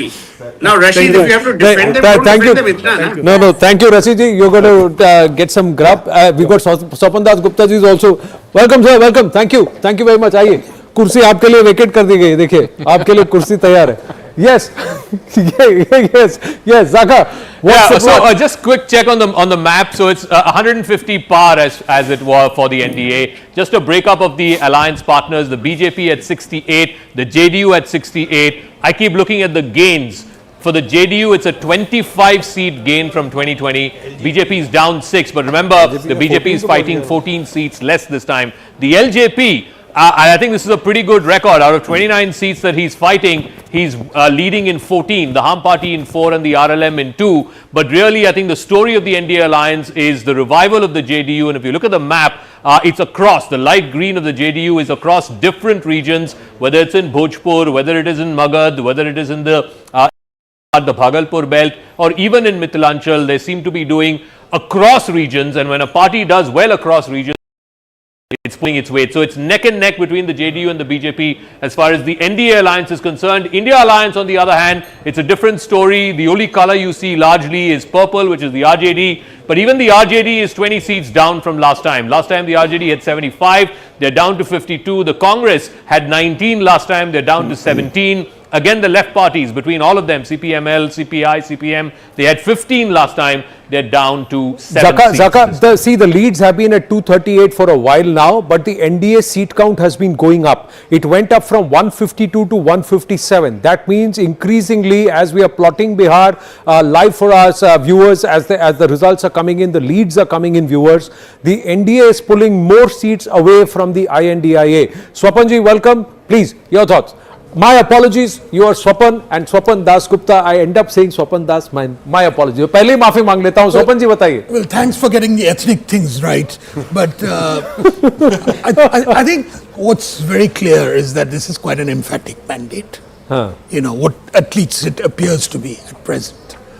And secondly, that the pool machinery which has set up, which is based not on might or muscle power, it's based really on certain arithmetic, juggling of arithmetic, caste politics at times, class politics at times, other factors, whenever it suits them. That seems to have worked again in a very good way, just like it did in Delhi, where really it was the organization at the micro level which played the part, and in Haryana, which too again. So it's that same pattern which is being repeated in Maharashtra, Haryana, Delhi, 160, Bihar. 240 leads, 160 number. 160 was the target that was set by the NDA. 3 more leads that have yet to come, and they seem to be continuously moving in one way. Is this holds? Yeah. And we are getting into the second, third round of counting in a lot of the counting centers. First round of counting of EVMs is already done. 46 counting centers and all. Yes. Trend start when a party or an alliance is ahead, 161 now. As it closes, they tend to get the advantage. Together, so I will not be surprised if that goes even higher as you get to the end. Now this is historic. This is a historic mandate. The last time just past the post, 2 or 3 past the post, there was a lot of noise that you've doctored, engineered the last 10, 12 seats just to get the post, etc. And this is settled beyond doubt. This is settled beyond. Now go back to my question in the morning. ये टोनवा ठीक नहीं लग रहा है. जी. No, I'm going to go back to that development-led growth conversation, because I think now that for the voting pattern to change from like the caste politics to development-led, performance-led voting, you know, I feel like going back to again what Mr. Seth said, that infrastructure is very much required. I think that increases and changes aspirations of people, and I think that's where BJP kind of brings in its strong suit also in that double engine Sarkar performance, and I think that's the game changer here. Look at it. Sorry, I'm interrupting. Just have a look at it. 52% vote share. See, this is the NDA's best ever. The NDA has never gotten above 43, 44%, if my memory serves me right. 52%, more than half the percent vote share the NDA has pulled, because the cameos have also been fantastic. LJP, HAM have all added JDU and and look at the INDIA, 37% gap between the two. It's basically a 2-horse race. I mean, I don't think Jansuraj or any of the other 3rd or 4th players matter in this election. It's a 2-horse race, and if there's a 15% gap between the two alliances, then I think it's a runaway victory, and that's what we're seeing in the seats as well. In my mind about Tejashwi Yadav. Right. Yes, he's done better than the Congress, but the question is, does he offer anything beyond what his father gave him? And I suspect the answer to that is no. He was novelty last time. He is no longer novelty. Clearly, the people and politics is not about the perfection, finding perfection, but it's about the half loaf, right? So, does he offer anything that the people credibly believe will take them to a different level? Now, if he is not able to do that, my personal belief is that Tejaswi's vote share going forward is going to be tough to hold, because there will be other people nipping at his heels for that same MY base. Same MY, but now the MY factor itself changes to Mahila and Yuva. Correct, And exactly. we're going to quote Sandeep ji very aggressively, and I'm going to borrow him because he said, one, who's got the trust factor? Yes, unemployment is an issue. Who does a Bihar voter trust will solve this issue for us. The second one is the alliance chemistry. Now, this alliance chemistry is far more visible within the NDA than anybody else. We also to show you Rahul Shiv early morning. Yeah, you're walking on a good day and a good time. Well, the EVMs are not having such a great time, unfortunately, because we've already got the Congress stepping in and saying that, look, when you delete a large number of voters, etc., there's going to be a problem. And of course, you saw the vote share, right? EVMs, you saw the vote share. Now have a look at the YouTube numbers. We got to flaunt it a little because when it swings one way, it swings one way. Just putting out these numbers as Rahul walks in. See, 1 lakh. Good omen. 1,18,000 concurrent views. So from 83 to 1,18,000, 1,14,000. That's where the numbers are. Viewers, thank you very much. Thank you so much. Thank you. The numbers have been consistent through the over 1,14,000 concurrent views. Please keep watching. Please keep staying on with us. Now we are also adding muscle. So Rahul Shivshankar also walks into this election broadcast where the points here. Trends are very I've been looking at some of the trends that have been coming through. A large number of preconceived notions are now collapsing. So you are seeing also in Simanchal inroads that have been made into seats that were actually RJD and Congress bastions. That tells you that substantially there is also this huge talk about, you see, constant Muslim bastion, this, that, the other. In Simachal That's what I'm last time saying. around. So Simachal, the JDU. But then where is the Muslim vote going? So no, the polarization. Is it the Muslim vote? The polarization works both ways, right? That's right. But there's a reverse polarization that but happens. Zaka, the turnouts in these seats in Simanchal were much higher. 10, 12, 15% higher. That's correct. And then when you look at Bhojpur, have a look at Bhojpur. There are changes taking place in Bhojpur. There are changes taking place in Mithilanchal. So clearly, obviously, there is a coalition that is coming through and a positive message is being rewarded. No, absolutely. Look, I've been saying this since morning. When the NDA and particularly the JDU is doing well across regions, then you know it's pulling its weight. It's going towards closer to perhaps even a 2/3 sort of a situation. And if this numbers hold, they might actually get to a 2/3 majority. The BJP holding its own. Is it becoming the default party of choice in Bihar, slowly and steadily? Is that what we're seeing? So it's 75 to the JDU is now currently the higher party, the larger party in the alliance. The BJP is at 72, LJP at 14. So that's 29 seats that he fought. He's leading in currently, but the JDU and I keep pointing, they had 43 last time. This is a 50% strike rate. It's a 50% strike rate. Adding to the JDU turnout also, because remember it really undercut the JDU in almost those many seats. The JDU had 43, Rahul Verma, 32 from last time. I think, see, once you have like a alliance leading in of the seats and you have them 50% plus vote share, I think every sort of caste blocks, everything is going to be flattened. So I don't think that is going to be any different. I think what seems to be happening in favor of the NDA is basically a combination of everything working together. So it looks like at 10 a.m. You're saying that the Yadav vote has stuck to the RJD. Is that what you're saying? I don't think that could be the outcome when you're beginning to lose. All parties have serious social base. That's why they exist in society, right? So Yadav and Muslims will stick to RJD, but at 50% vote share, there will be a chipping away of some Yadav votes also towards NDA, right? So 80% Yadav, but when population is crossing 50% mark, then it's basically going to be gained across segments. You know the incremental vote which the BJP has got, and I think here BJP, I mean the NDA has got, I think we must really take into account what the SIR has done, because by eliminating at least the dead voters, you know, you might think, but having fought elections, I can tell you how important that is, because whoever has the might in the locality ensures that the dead come alive on election day. Especially in West Bengal. West Bengal is of course a classic example of that, but Bihar, you see, Bihar has moved away from violence to quiet manipulation. And here, I don't think that has been eliminated entirely, but at least what has happened is that here, there has been a far more level playing field which has been in existence. And Though- that has resulted. Mr. Dasgupta, at least a 5%, if you discount, Exactly. I would say at discount the SIR, there's at least a 5% jump in turnout, which is clearly having an which impact. has moved in favor of the BJP. So this coalition has been better at effectively mobilizing its own voters. That's something that we can say, and is that on the And back that of a has been positive? that's what I'm saying. That's the pattern from That's the Delhi, pattern. Haryana, Maharashtra. This has been the pattern. That's the you pattern. mobilize Yes. every available supporter to turn out. BJP state chief's first reactions coming through. Let's listen in. सवाल BJP state president is with us Dilip ji, जो रुझान है initial रुझान वो आपके favour में लग रहे हैं, कैसे देखते हैं? नहीं, वो तो जनता ने मन बना लिया था।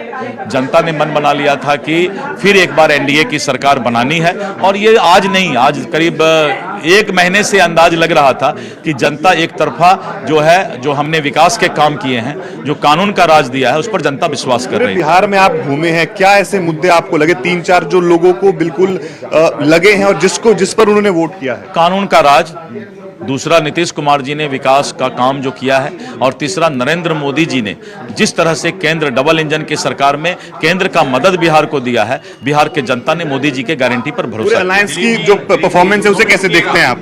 हमें जाना है भाई।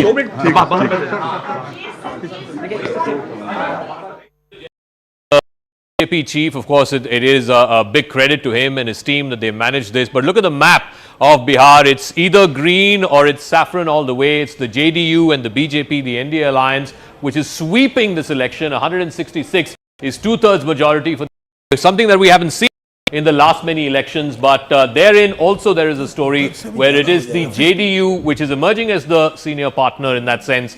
75 to the JDU and Look 72 at the east of the to state, Nalin. Look at the east of the state. Absolutely, Rahul Zaka. So when you look at the region-wise map of Bihar, barring Bhojpur, in every single region of Bihar, Bhagalpur, Magad, Mithila, Simanchal, Tirut, you were saying the east of state, it's a sweep for the NDA. Only in Bhojpur they're neck and neck, but even there they're leading. There are about 7-8 seats. Look, ahead. I've also been told that there are about 60 seats where the leads are very narrow. That's so true. there's But when 1,200, I'm looking at the vote share data at the moment, But there's the a vote trend. share data at the moment is around 24-25%. If that holds, it's about that's very 4-5% more than what they had in Lok Sabha. Absolutely. Interestingly, And that's why I'm asking, are more voters that were traditional voters, Mr. Shastri, traditional voters of the MGB actually now moving away? Is there a greater coalition forming at the social level? That's a fun, and I think we'll have a look at those filters. But if yes, the sir. NDA is leading now in 168 seats, obviously there are several factors which have come in to allow that to happen. And yes, I think the social calculus in Bihar is changing. The MY vote may have gone to the JDU, but I'm sure a chunk of it has moved to the NDA also. And the NDA has built a social coalition of all groups, upper caste, backward caste, most backward castes have moved with them, and that has contributed to these numbers which we are seeing. So we're looking at the M factor, the Mahila factor. exactly These are what I was 124 seats where the women have outvoted the men by 10% or more. There, in the 124 seats, 95 of those seats are going to the NDA, only 26 to the India Alliance. That's a 3/4 to, kind of a situation, yeah. And most of these are second voting phase blocks that have been added to the these are all NDA second kitty. phase polling, that's correct. These are all second phase So polling. I'd be interested to find out what's really happening in the Yadav-dominated seats. Any ideas, Nalin, from your data, what's happening in that filter? Because these are seats where I'll just look at I think this election has perhaps been won and lost, to be honest. So the sense that I have is that the Yadav vote has stayed with the RJD. It's just that unlike Akhilesh Yadav in UP, Rahul, Tejashwi Yadav over here has not built a broader social coalition. So he's remained stuck with Yadavs and In the fact, Muslims. the JDU and he's remained cut down stuck the at number of below Yadav, that threshold. Yadav seats that these it are the had given. Tejaswi Yatra seats. They are not necessarily Yadav dominated seats. But again, in the Tejaswi Yatra seats, remember he went on a separate Yatra after Rahul Gandhi, after that whole vote Adhikar Yatra. He went on a separate one after that. Even in those seats, it's the NDA which has substantial number of 46 to 20. And there, look at the JDU. The JDU is 30 and the BJP only 12. So traditional JDU seats where RJD was hoping to make inroads, expand the caste coalition, Tejashwi Yadav has not been able to do that. Rahul, the vote share data is showing us that RJD currently is at 22.94%, which by the way was the exact percentage it had in the Lok Sabha election and about a little bit less than what it had in 2020. What that's telling us is that while it's retaining that vote percentage, its seat share getting stuck. It's telling us that its support base has remained stuck with only score constituencies of Yadavs and Muslims. They have not been able to attract other castes or other social groups. I think they are losing some Yadav votes. Simple arithmetic. Last time they had 38% vote. Add VIP to it, it's around 39-40. This time if they are around 35% vote share, it means that the India coalition has lost 5% vote. And that's much more likely to come from Yadavs than Muslims. That's right. And the point that I was trying to make earlier was that there is a definite movement towards perhaps a positive message. I don't think Rahul Gandhi's message of an SIR being the, malfeasant, this thing of the Election Commission has worked. I don't think that has worked at all. The number of votes for women actually were cut under the SIR.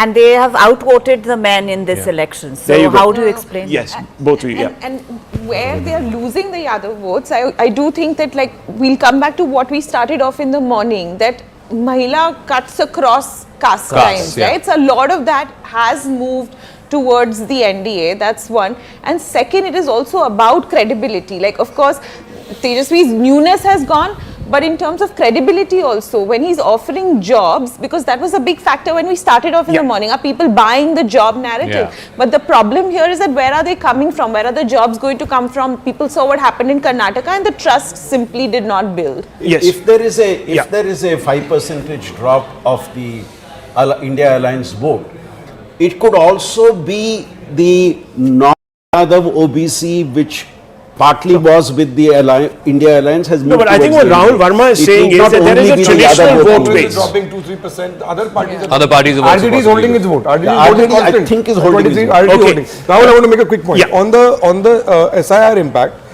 two things. Our reporters told us on the ground that it was not resonating on the ground. Rahul Gandhi was campaigning. When you look at the seats affected by SIR in particular, NDA sweeping those seats, 76 to NDA versus India Alliance 28 seats. So about 108. Let me just quickly go across to Pallavi. She has the first reaction coming out of the RJD, I believe. Pallavi.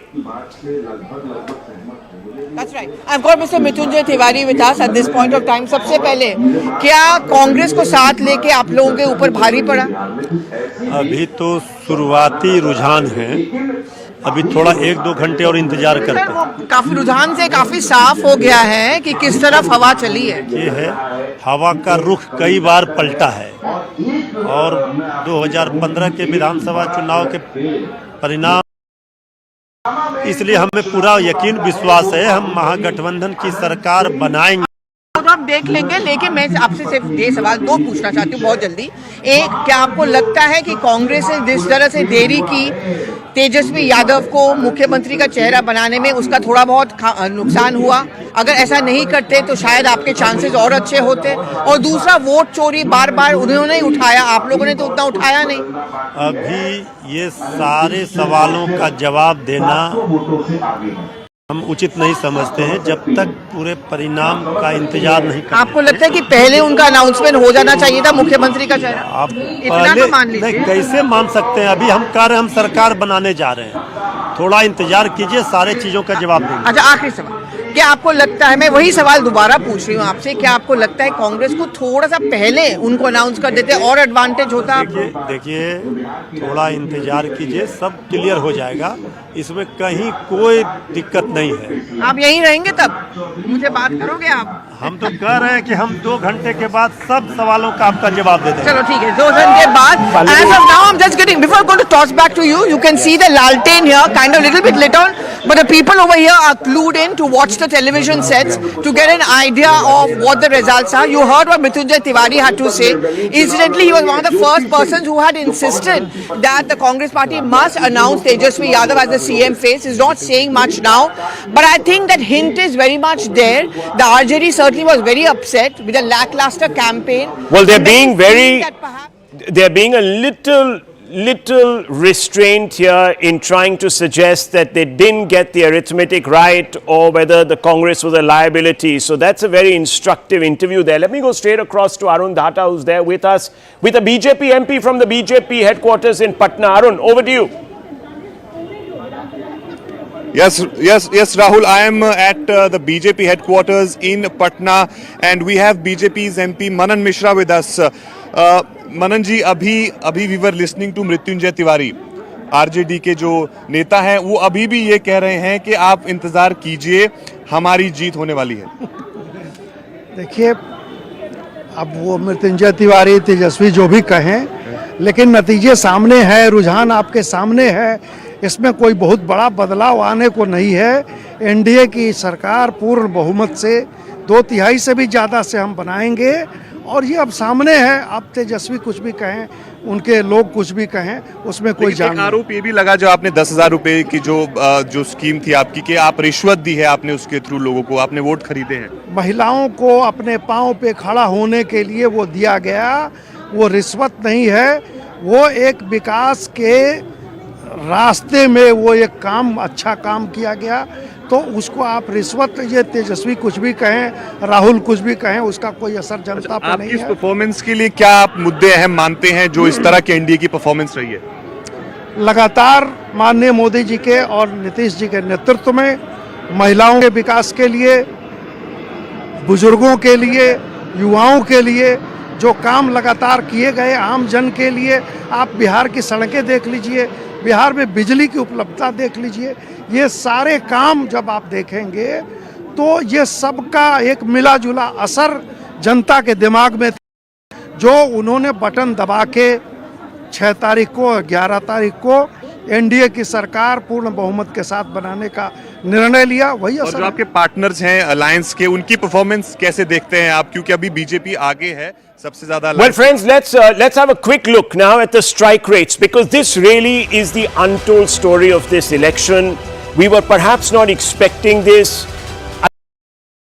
Even those that suggested that this was going to be a tight one had suggested that the JDU would be the #1 party, but that the RJD would hold its own, that its strike rate would be up there, the Congress would add as a force multiplier, and therefore this was going to be a tight one. But there you can see it's the BJP that is a very high strike rate there of 74%. Remember, it's contesting fewer seats this time.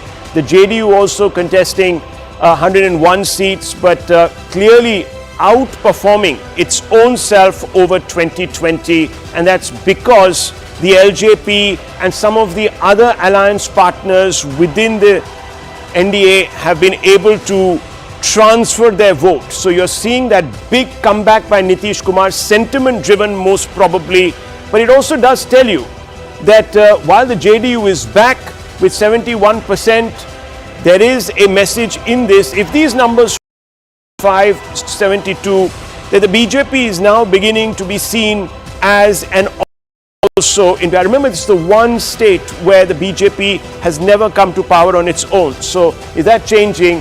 The RJD strike rate at 36%, it was at about 54% at the last 2020, and that was an election that was held during COVID. So there was a lot of dissident vote that came through, but that is a poor statistic for it. It's holding on to its vote base, but we don't know if more Muslims have voted for it, and therefore maybe a few Yadav votes have shifted, and that's why it's sort of, and there's Congress, very poor, underperforming, probably pulling that engine back. Let's go straight across to Shivani.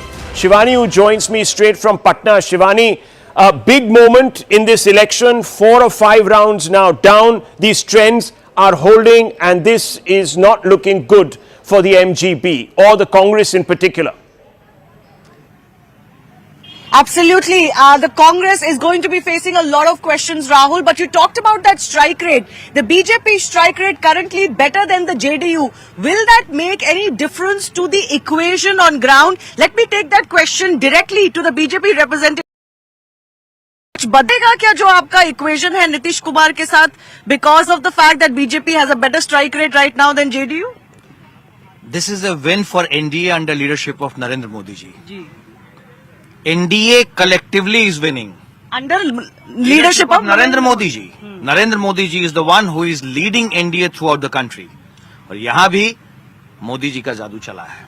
तो आप NDA मानते जीत रही है। NDA is winning, NDA is winning. नहीं तो chief minister पे कुछ अब क्या होगा decision? Chief minister, you know, electing a chief minister is a process. It's a constitutional process. So the NDA, MLAs and parliamentary board has to decide this. How can I sitting on your camera decide about who? No, but there you have it. There you have it. Now the BJP is saying that the parliamentary board and the MLAs will decide the chief minister. Till yesterday you were saying Nitish Kumar is your chief minister. We fought under leadership of Narendra Modi ji. Nitish Kumar ji was our face in Bihar. But now the thing, parliamentary board and MLAs will be deciding who will be the chief minister. So there you have it. I think the first difference of the equation on ground is already beginning to emerge, and this is going to become the topic now, whether the equation on ground will change and there will be a difference in the chief minister. आप कैसे बांटते हैं? आपके alliance partner कह रहे हैं भाई अब तो decide होगा, MLAs, BJP के ज्यादा MLAs हैं। देखिए, ये सारे एमएलए जानते हैं कि नीतीश कुमार जी ही चेहरा थे और उन्हीं के नेतृत्व में चुनाव लड़के सब जीत के आए हैं और 2005 से लगातार जनता का आशीर्वाद नीतीश कुमार को प्राप्त हुआ। जिस तरह नीतीश कुमार जी ने पिछड़ों के लिए, अति पिछड़ों के लिए, दलितों के लिए, अल्पसंख्यकों के लिए, महिलाओं के लिए काम किया है, ये सामाजिक न्याय की जीत है और 25 से 30 मुख्यमंत्री नीतीश कुमार जी बनेंगे, ये सारे विधानसभा, सारे जिलों में सारे एनडीए के नेताओं ने कहा है। So, you know, the situation on the ground is now very clear. Yesterday when I spoke to the BJP Bihar president, he said Panch Pandav. They're calling their alliance an alliance of Panch Pandav. And in a way, all Panch Pandav have done well. That's true. But who's the Arjun out of that Pandavs is the big question. Well, and BJP certainly believes that they have hit the bullseye and they are the Arjun of this Mahabharat. You know, the fact is right now, Shivani, that there will be a large number of local cadre who will get swept up by this emotion and maybe even veer towards hubris. But I think the Sena heads at the center and those that really shape this alliance will decide. Let's go straight across now to Arunima, who is also amongst a large number of people. JDU office, the JDU outperforming in this particular election. Arunima, big relief for Nitish. Yes, so at the JDU office, there's a steady stream of supporters who are coming in. More and more JDU Karyakartas are now trooping into the office here. The district president has just walked in. Sanjay Jha, who's the JDU's working president, he is expected in a short while from now. जैसी उम्मीद थी कि JDU उभरेगी सबसे बड़ी party के हिसाब से NDA के अंदर, ऐसा लग रहा है कि भारतीय जनता पार्टी JDU से आगे निकल जाएगी। जी बिल्कुल, मुझे तो विश्वास है, लेकिन मैं ये भी कहना चाहता हूँ कि एनडीए एक हमारा एक परिवार है, ये साथ में चले, कोई आगे कोई पीछे रहे। क्या तैयारी है यहाँ पे? पटाखे वटाखे ले आए आप? पटाखे का भी तैयारी है, मिठाई का भी तैयारी है, लड्डू का भी तैयारी है, ढोल बाजे का भी तैयारी है। नीतीश कुमार मुख्यमंत्री थे और रहेंगे, टाइगर अभी जिंदा है। अच्छा, नीतीश कुमार मुख्यमंत्री रहेंगे अगर बीजेपी के ज्यादा लोग जीत कर आए जेडीयू के मुकाबले, क्या तब भी नीतीश ही मुख्यमंत्री रहेंगे? देखिए, बीजेपी कितना सीट गया है, मेरा एनडीए का साथी है और ये तय है कि पूरा एनडीए तय कर लिया है, पूरा बिहार कि नीतीश कुमार ही सीएम रहेंगे। तो दूसरा नहीं बनेगा, नीतीश कुमार ही रहेंगे। लेकिन आपने कहा था 25 से 30, फिर से नीतीश 30 तक रहेंगे नीतीश? बिल्कुल रहेंगे। जब बिहार की जनता ने उन पर अपना बेशुमार प्यार लौटाया, उन्होंने 20 सालों में जो काम किया, 20 साल में सत्ता रहने के बाद इतनी बड़ी बहुमत से जीत, जब कुमार उसका परिणाम है कि नीतीश कुमार पुनः गद्दी पे बैठने वाले हैं और उनके लिए गद्दी का मतलब है जनता की सेवा, ना कि निजी स्वार्थ। Okay, so here at the JDU office, the Karyakartas don't care whether the BJP gets more numbers or the JDU gets more numbers. They are sure that it is Nitish Kumar who will be the chief minister, and not just the chief minister temporarily. Their view is that he is going to continue his full term. But this is definitely a debating point right now, whether NDA will see a change of guard sooner rather than later. Sooner or rather than later, well, that's a point, because remember, there is also an equation at the center that needs to be maintained. Arunima, thank you very much for that. Let me just go straight across to Zach. Zach? So on the Modi factor that you were asking, the rallies that the Prime Minister did in Bihar, he had about 13-14 rallies. It plots to about 90 odd seats, and look at it. I mean, it's a runaway lead for the NDA. 67 out of those seats the NDA is leading. And if you look at, you know, the breakup between JDU, helping the JDU as much as it is helping the BJP, and it's across regions. It is in the eastern part of the state, which we were talking about, Trihut. which is the JDU stronghold, the central part of the state. The JDU has picked up a lot of seats. There's also a few seats up in the Champaran. So if you look at the Modi factor, it has made a significant difference. It's kicking in. So obviously the trust factor, the credibility is important. Yes, sir, you wanted to make a point, Nalin. Add to this point, if you compare this Modi factor to 2020, you will see that the potency of this increased significantly. In the last election, in the rallies and seats that Modi campaigned on, and there's always a difference between a Vidhan Sabha election and a Lok Sabha election. In the last Vidhan Sabha, it was even Stevens, and it was a difficult seat. It was this time, it's a complete sweep. There you go. It was a neck and neck, even though the India Alliance had a slightly higher and that was a COVID election. It was a COVID so there was disaffection. Fewer rallies also. And fewer rallies, and also the migrants were sort of, and let's have a look actually at that migrant filter. This time's Modi map. And the result of that is looking very similar to what happened a year ago in 2024. The similar seats and similar results. So it's like almost like a two kind of a seat share breakup. Yeah, that's a great for me personally in his brand. Of course, also hit the tracks there in Simanchal. That might have actually led a lot to the polarized nature of that particular outcome. But Nistula, did you see this coming? Yes, I did. It was pretty clear, and I went fairly early in the election cycle because we had like people going in batches, and I said I'll go first. I went there even before the seat adjustment had been announced, and it was, as I said earlier also, this was the an election around advantage? Nitish Kumar. Do you think it was the first mover's advantage?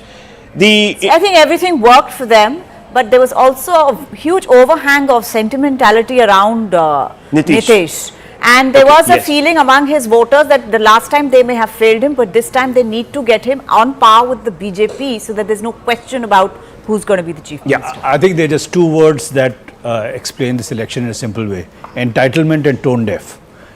I suspect the Congress and Tejashwi said, I'm sorry to use Hindi the sentence, but mere baap.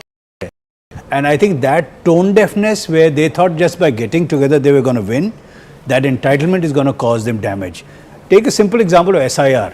They kept going, and I mean, it was my way or highway. People say highway, but SIR, there are people who may not want more information on leads coming in through Griha. Atul, let me go straight across to Griha, who's in the hub, in the live result hub. Griha.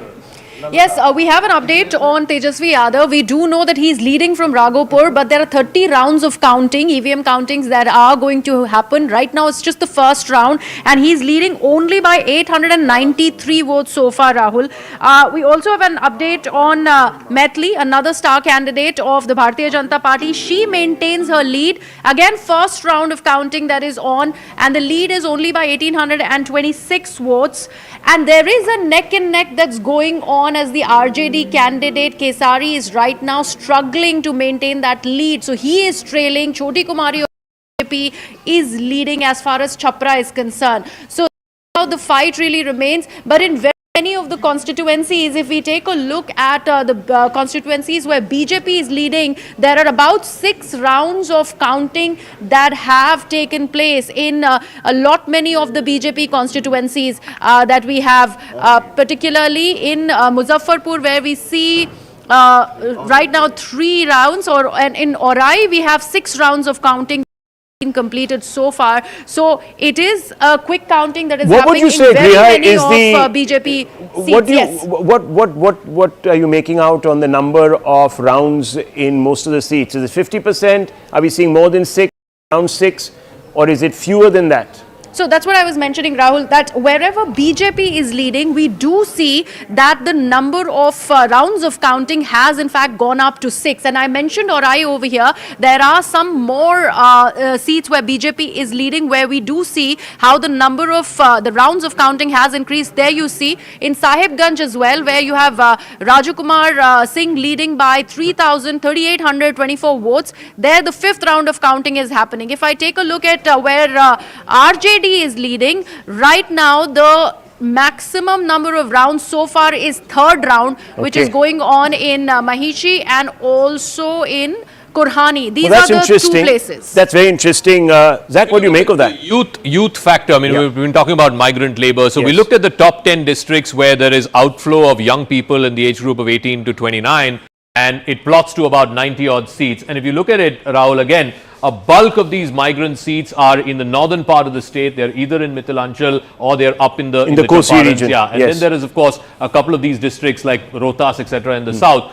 But again, look at the numbers. The NDA at 71 out of these 97 seats. The India Alliance only 25. And the point also being that last time people were willing to give the RJD a chance because they had 19 seats more. They had 44 seats in the same migrant labor belt last time around. They're almost 20 seats down this time. All of that has gone these are to the young NDA. voters. Young voters. Perhaps up till about 35. They were supposed to go the other way. Exactly. They were not responsive to Nitish. It's not working. It's not working. It's not worked for the RJD. So are we seeing, Swapan Das Gupta, are we seeing the young invest in the future by suggesting that these are the people who can actually do something for us?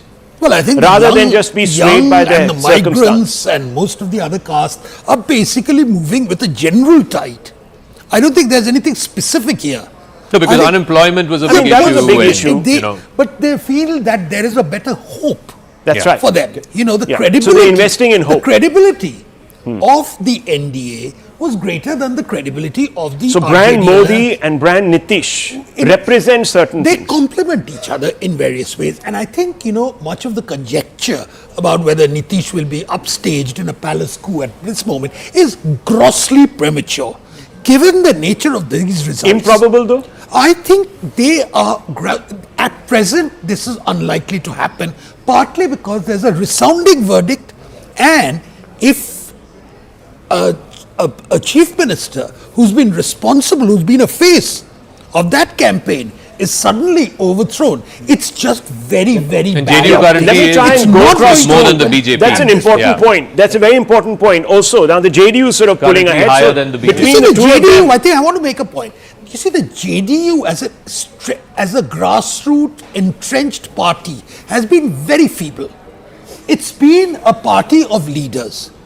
This is probably the first election which we are seeing in which the JDU may, and I still say may, be acquiring some social depth. Okay, this hasn't happened in the past. That's a very interesting point. Yes, Mr. Shastri, I also want to go across to Suhail Seth on a particular point that he was raising. Yes. I was just making a small point which is an extension of what Swapanji did and what we have been saying in the morning. There is a clear trust quotient which the NDA has, especially when it comes to this youth voter. There was this discussion which direction the youth vote go in, how would they express their position. I think that trust has been expressed in the leadership of the NDA, and that's coming out clearly in where the four elections voter after the constituencies have 2024 gone. setback for the NDA, and in those three, you've seen a sweep literally for the NDA, Haryana, and that Maharashtra, yes, and Delhi, of course. The only state was Jammu and Kashmir, where in Jammu they did fantastically well. In Kashmir, they couldn't sort of make those as inroads as they were hoping to, but Zaka, that's significant, isn't it? The fact that another very critical election in the Hindi heartland, where this particular alliance had stumbled in 2024, even the heartland now responded. No, I think it's also the BJP's way of saying that 2024 general elections were a blip. There was something that went wrong. It did, and that's why they came down to 240 from 303. But now it's all those problems. Yeah, now they have responded to those problems. They've learned those lessons, and they've attended. Well, keep watching YouTube. Your viewership has really counted on a day when we are counting sentiment across the board. So thank you very much, viewers, for staying with us. But Zach, I just want to come back to you because you're the data care, and I want to ask you a couple of questions fundamentally. Where is that vote, that woman vote going in those constituencies that matter? No, it's overwhelmingly going to the NDA. I mean, out of 124 seats, which is half the Vidhan Sabha, half the state, where women have outvoted men by 10%, it's going overwhelmingly in favor of the NDA. Look at this, 97 out of those 124. And these, mind you, are pickups from 2020. 24 of those are pickups from 2020. So if you were to go by just the 2020 results, then this number, instead of 97, would be about 73.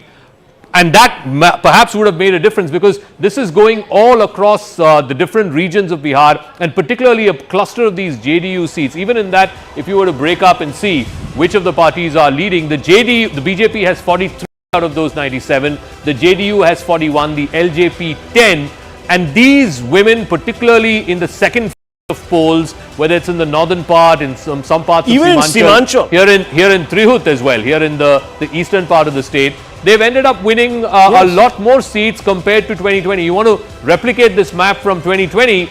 Just go back and look at the 2020 in the Anga region, in these same seats, and look at the NDA. Zaka, even in the Anga region, which is the southern region on the eastern side, you have a few of the NDA seats, BJP seats opening up. You also have JDU seats there. That's very interesting because that suggests that even traditional voters of the RJD, perhaps even amongst the Yadav women, are not sticking to caste. They are going for something different. And you can see most of that even in Simanchal, Zach. Yeah. If you look very closely, there are now blips of orange. There you can see it in that central corridor of Simanchal, and it comes down to the Anga region, and you can see those gains. And look at this thing for the JDU, the large number of seats that the JDU has got in this pocket, and a large number of seats that the BJP has got in this pocket. So you're talking about the Kosi Mithilanchal belt. This belt again. Here the JDU seems to have done well, and here the BJP seems to have done well. But I think so. When we categorize Mahilas in our data bank, what do we mean by this? Are we saying that these 124 constituencies? Let me go back to the original. In these 124 constituencies, the women have outvoted the men by 10%, which means for every 10 male voters, there were 11 female voters. So there's one extra voter. Given the fact that there was actually an extra voter this time, or two maybe, in some places, more than men. This is not just turnout, this is absolute numbers. These belts, where the women dominated, it seems to have gone overwhelmingly in favor of the NDA. Nalin. When we're looking at turnout figures and juxtapose them with stronghold seats, you look at JDU strongholds, and by stronghold I'm defining them as seats which the parties won for the three times in a row. In BJP strongholds and in JDU strongholds, the turnout percentage has been much higher in terms of the ratio of that compared to RJD strongholds. So is there now a degree of disaffection or fatigue with the message that the MGB was putting out, or with the leadership itself? But is there a message that they put out? Well, I mean, look, at one level they were focusing. I mean, let's be honest. It's not as if Bihar is streaked ahead on certain parameters.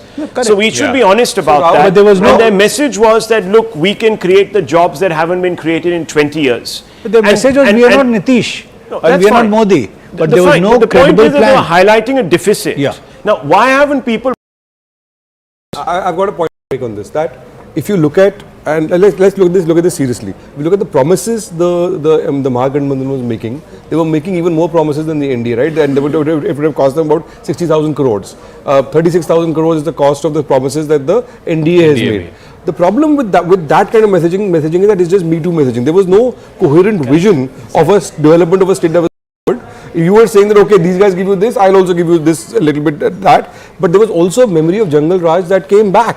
So in that, and also I think this alliance is not a coherent alliance in the way that the NDA alliance came together. The Congress and the you were asking NDA about the stronghold seats. So together. the JDU had its worst performance last time. They had 43, of which 24 seats they have never lost in the last 3 elections. 21 of those 24 seats the JDU has managed to retain. So which means that's almost a 90%, 90 plus strike rate. So 21 out of 24, of which 20 are JDU, 1 to the BJP, which means that this party has come back literally almost from the brink, because last time, you know, they were down to just 43 seats. This time they've come up to, right now if you look at the state, they're currently the single biggest party. The last time I checked, they were at 74 and BJP at 73. So 75 and 73. So which means that not only does Nitish Kumar get another term, but I think the JDU from 43 to 75, that's a significant, it's the biggest gainer of this election. Let's have a look at these swing seats, because that gives you an idea of really the switches that have taken place, if at all. So let's pull out the swing seats, because there were about 53, if I'm not mistaken, Zach, that were settled by 2%.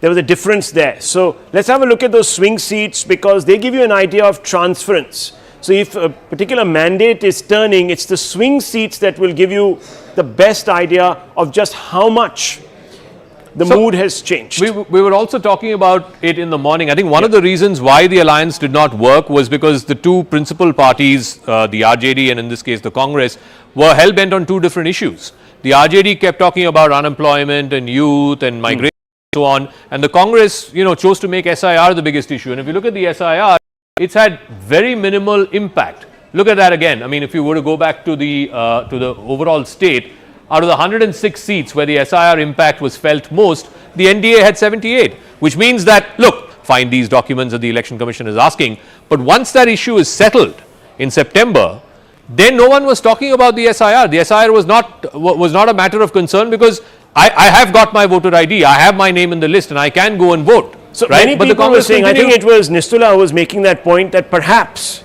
this was done to detract attention from Tejashwi itself, because there is a sort of internecine competition. Is that what really happened? Yes, through the voter Adhikar Yatra, a lot of the crowds it was being seen was, of course, generated by the RJD, which has a cadre in all these areas.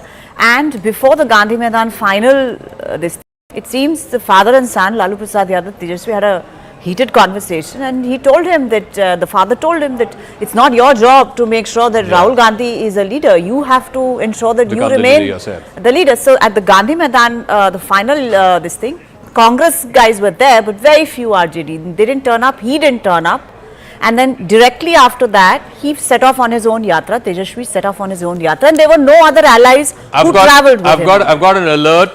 This is again related to the elections, but we're now trending not just on YouTube, but we're trending #1 on Twitter. We're the most watched Indian channel now on Twitter, on Facebook, on Instagram Live. And of course, we said in this morning that we are #1 on YouTube as well. It's the guests. Also because of our guests. It's the guests. Also because of our guests. So we're leading in all social media platforms now. So wherever you're watching, thank you viewers for reposing your trust and your faith once again in India's #1 election destination, that is CNN News 18. Yes. Yes. I want to make a point, Zakir. Yes.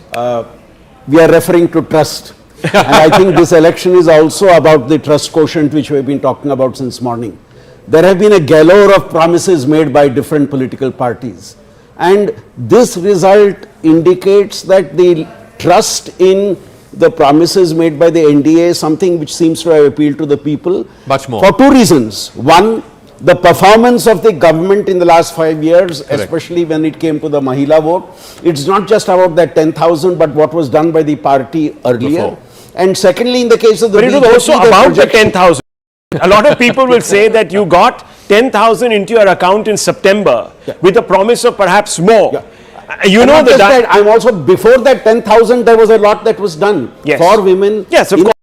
Stage of a woman's life. Through intermediate, right up till the time she got married and beyond. The program. That's right. And the number of people who benefited from that. And secondly, in the case of the BJP, their projection of what they are doing in the other states and at the national level. I think both these factors led to this trust quotient. Yes, we underestimate the power of the woman vote. A large number of men are outside of the state. They are the remittance banks really of that economy. And they make most of the decisions at home. So we do underestimate that sentiment. Yes. I want to make a point here that 6 months ago, the NDA took a call on what was going wrong and they took corrective measures, right? The scheme for 10,000 bucks, all of that, the administrative measures, electricity, of a slew of measures. Swapan has been saying they got the caste. I'm going to give you 2 data points to illustrate this. If you look at the seats where there are friendly fights, whatever a friendly fight means in an election, 11 such, NDA is winning 8 of those. There you go. And then if you look at RJD strongholds, it's the seats which RJD has won last 3 times in a row, it's losing half of those. It's 5-5. At least telling you JDU, how they fought the election and how the NDA has fought the election. At least at the JDU headquarters in Patna, they've called the election. Arunima, over to you. I can't hear you very clearly, but if you have come to me, the JDU Daftar, the JDU office is suddenly teeming with supporters, slogans, and also, people who are busy giving sound bites. This entire JDU office currently, there are various workers in small groups who are, cheering Nitish Kumar on.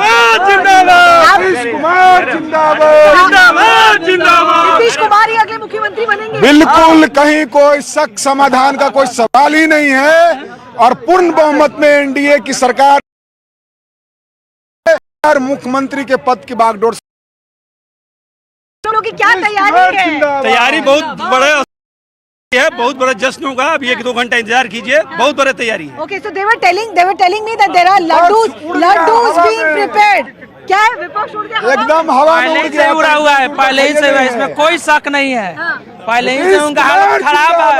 ललटेन बुझ गया madam. विपक्ष पहले थी ही नहीं कभी, सिर्फ यहाँ पर विपक्ष रही है और कमल खिल रहा है विपक्ष को एकदम बिल्कुल 50-52 सीट पर अभी जिंदा है, टाइगर अभी जिंदा है। नीतीश कुमार जब तक मुख्यमंत्री हैं, वैकेंसी किसी के लिए खाली नहीं है। नीतीश कुमार मुख्यमंत्री थे, हैं और रहेंगे। अच्छा, so you know there are loud slogans, the flags are out. One comment there is तीर लालटेन को बुझा दिया है. लालटेन is the RJD symbol. Teer is the symbol of the JDU. Even though Bharatiya Janata Party, the other alliance partner in NDA, is doing equally well, the JDU office, the Karyakarta's mood is that this vote is for Nitish Kumar. And on expected lines, the entire office is decked up with Nitish Babu's picture, Sushasan Babu's picture, and all across this JDU office, that is the sentiment that this Nitish Kumar, this vote is for him. Well, those crowds will build up, but I just want to caution our viewers once again that look, we're still in a large number of seats, still in the early rounds, so 3, 4, and I don't want to sort of suggest that 2015 is going to happen once again, but it might. We never know.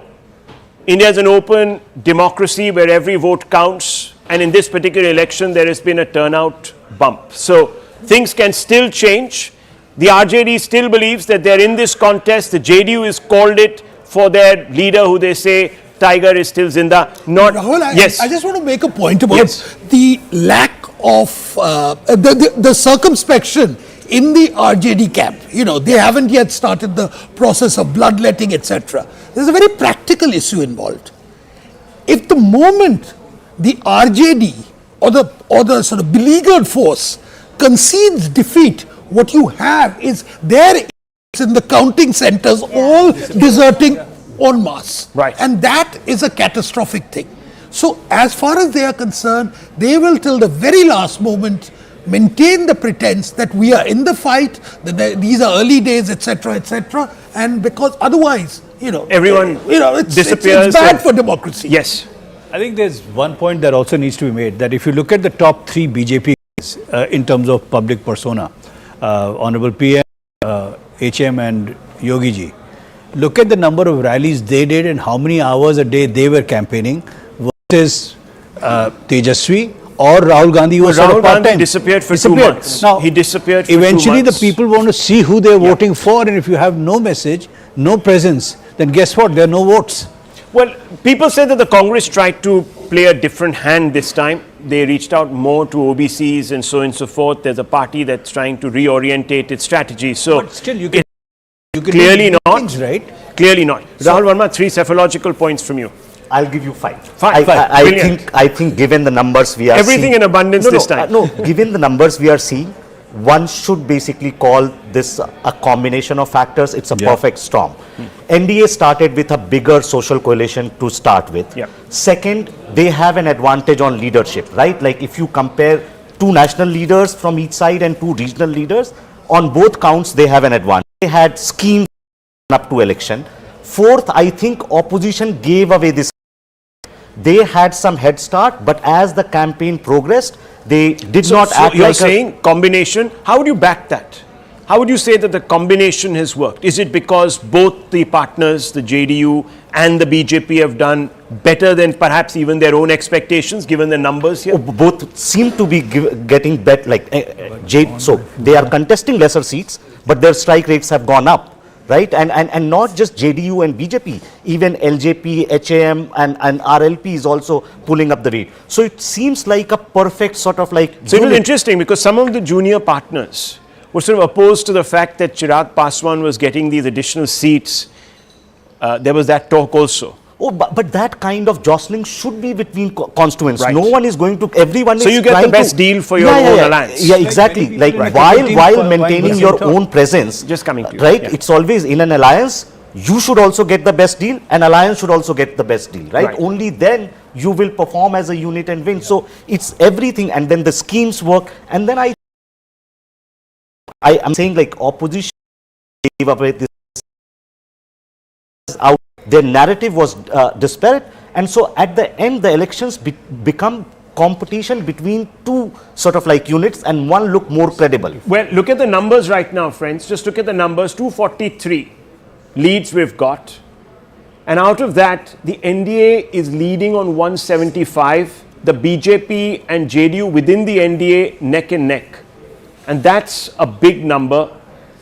The India bloc 63, underperforming even from last time in an election that they were supposed to go toe to toe with the NDA. That's not happened. And if you really look at the Congress side of the fence, down to 12, though the Congress is contesting a fewer number of seats this time, but marginally the left almost not pulling its weight there. The junior partners of the NDA doing exceedingly well. LJP 18 out of 28, that's a big number for the LJP. Knock-on effect means that the JDU is back in. This is a perfect storm that Rahul Verma was talking about. So at 10:45 in the morning, viewers, you have a situation where the NDA is very placed.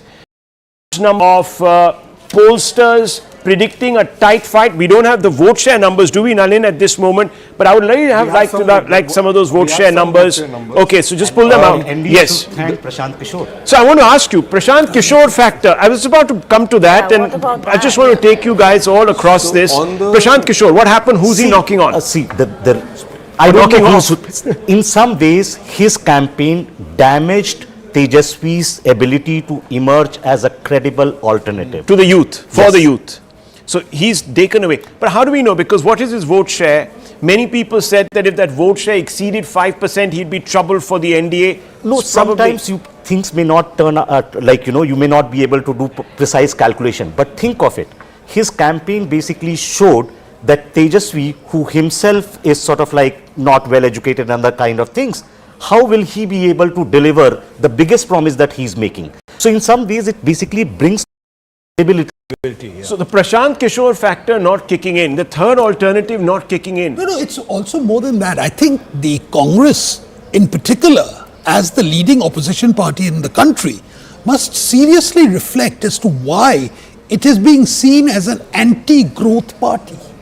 And I think this is becoming more and more marked everywhere. Rahul Gandhi's diversions into pet issues of theirs is not having any effect on the ground. He might be cozying himself up to certain editorial writers, but it is not.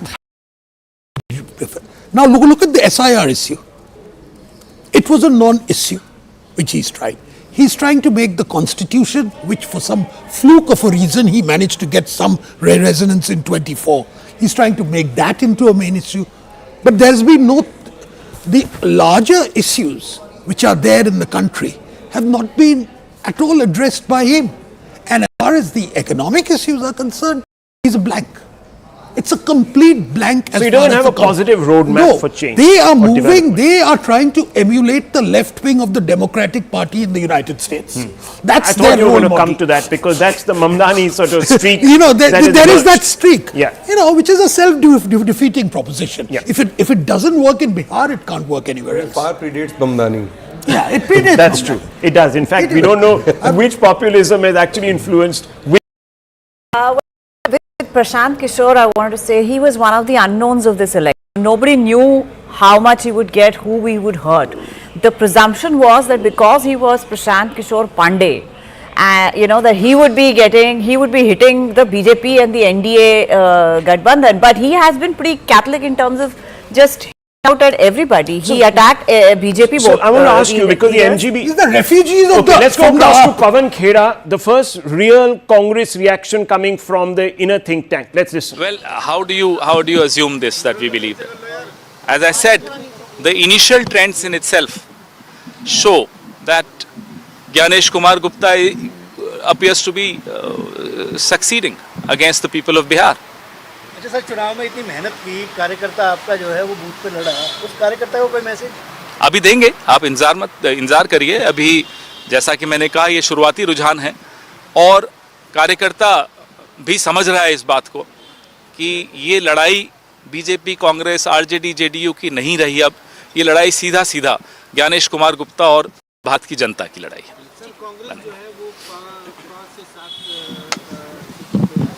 मैं एक एक seat और एक एक party की बात ही नहीं कर रहा हूं, मैं एक विस्तृत बात कर रहा हूं कि ये बहुत बड़ी लड़ाई है। कांग्रेस ने जितना जोर सीट बंटवारे में लगाया था, अपने हिस्सेदारी में लगाया था, आपको लगता है उतना आशानुकूल परिणाम? मैं बार बार एक ही लाइन बोल रहा हूं, आप अलग अलग तरीके से कुछ भी पूछिए। ये चुनाव अब पार्टियों से ऊपर उठ चुका है। ये चुनाव सीधा सीधा चुनाव आयोग वर्सेस पीपल ऑफ इंडिया है, चुनाव आयोग वर्सेस पीपल ऑफ बिहार है। अच्छा, टिकट वितरण में कहीं अरे आप कहाँ आप दूसरी बातों पे आ गए? जब सीधी एक ही लाइन में सब कुछ समझ में आ रहा है, गागर में सागर है, तो फिर काहे यहाँ वहाँ की बात करें? Thank you. Well, viewers, predictable Congress reaction. We could have written this yesterday, you could have written this tomorrow, you could have written this 6 months back, saying that at the end of the day, it's the Bihar voter against the election commission, damaging comment without any proof. The Supreme Court to come forward, submit a signed affidavit, submitted before the election commission with their proof so that action can be taken, so that even the Supreme Court can scrutinize. But the Congress hasn't done so. Yesterday, viewers, the Election Commission put out a press release. The first 3 points of that press release talked about how absolutely zero complaints had been received by the Election Commission after the SIR or much after that when the final voter lists were put out. Also, when polling finished, there was not a single complaint by any of the political parties, let alone the opposition, about any manipulation. In fact, there's not going to even be one recount in all of Bihar, a huge achievement given the fact that this time there were only 2 phases. And Bihar is known to be a bit turbulent sometimes on the ground. But despite that, viewers, not one incident of manipulation, malfeasance that could have led to a repoll of violence, nothing. And here you have the Congress party trying to stir passions by suggesting that the people's vote has been stolen by an intermediary that is supposed to be the guardian of the democratic process. Nalin Mehta, this is not good. Sorry to say, this is Trumpian. This is what led to the insurgency in DC. I'm sorry, this is not a great message. If you challenge every result, then you undermine the legitimacy of the entire system itself and the democratic framework itself. Which is what they're doing. And I don't think this issue is getting any resonance on the ground at all in terms of voters. The point I want to make, Rahul, is that what are the 2-3 messages from this election? One is, politically, psychologically, the BJP has grown. Its vote share has increased by 2-3%. The JDU has retained its vote share, but it's played a much smarter political game, so it's gained disproportionately far more than it would have otherwise. The RJD has held its ground in its core areas. It's retained its vote share about 0.2% down compared to last time, and the same as the 2024 election. What it tells you is it's only which is the Yadav vote to most of it, and the Muslim vote. It's got its politics wrong completely. Right. It's become a sectarian kind of party, if you like. So, and if you compare the 2 alliances, the NDA got its, firstly they did hard-nosed politics. You know, they took corrective measures administratively. Yeah. They got the right social matrix, and the opposition alliance, they didn't get the chemistry of the alliance right at all. That's a very good point. Those questions will have to be asked. You wanted to make a point, ma'am. Yeah.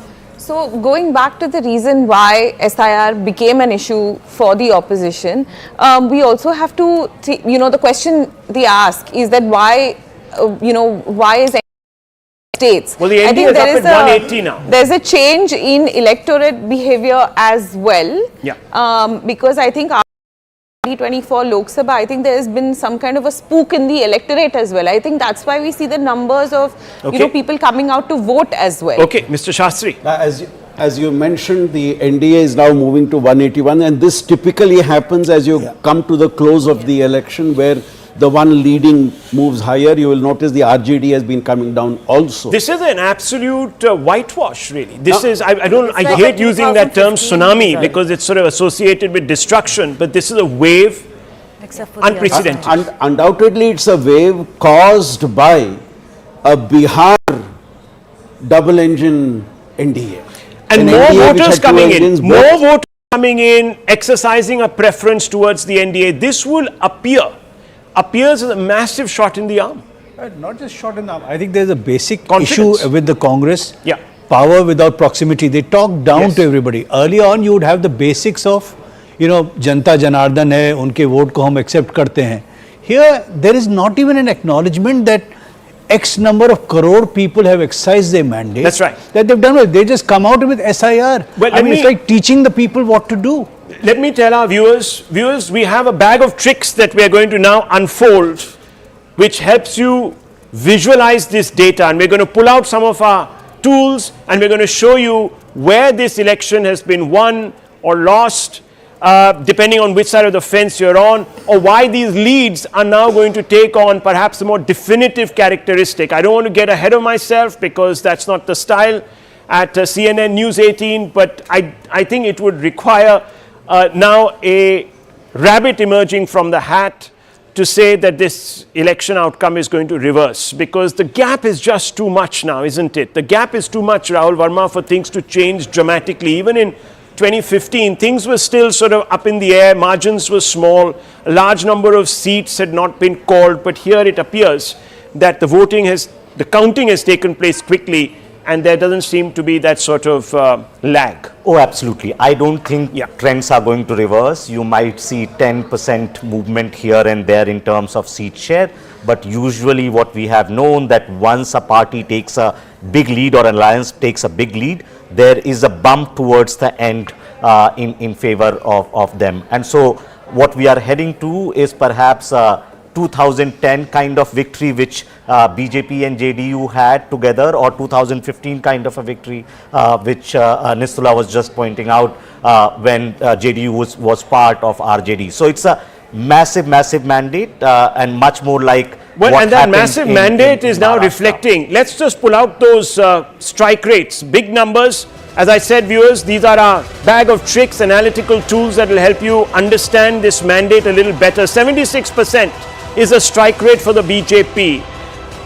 Almost similar, mirror image, the JDU, they're neck and neck within that alliance. Healthy competition, you can call it. The LJP, which we haven't projected, has also a great strike rate. Perhaps not as good as these two lead engines, but it has done its job of transferring a large number of votes into the BJP and the JDU, specifically the JDU. The JDU has doubled its numbers and more this particular election. So clearly, they got the chemistry right. The RJD, 27%, half of what it was in the last election in 2020. And that means that there has been a significant erosion of perhaps the other caste that had allied to it, or even the youth voter that many people believe would make Tejashwi the new face of the youth. Remember, in poll after poll, he was leading as the chief ministerial preference.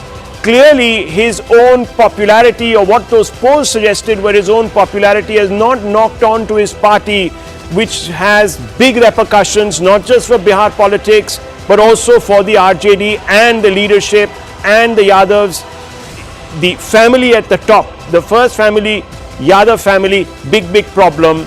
And also the Congress, 18% strike rate, out of the game. At halfway, 122. Let's look at these numbers. You can see the cart coming around, the Likki Choka cart coming around, and it's going to give you the numbers there. The NDA at 181. There you can see it. The Likki Choka has been consumed today with great fanfare by the NDA, doing fantastically well at 181. Unprecedented. And let me now go back to our. I didn't see this coming.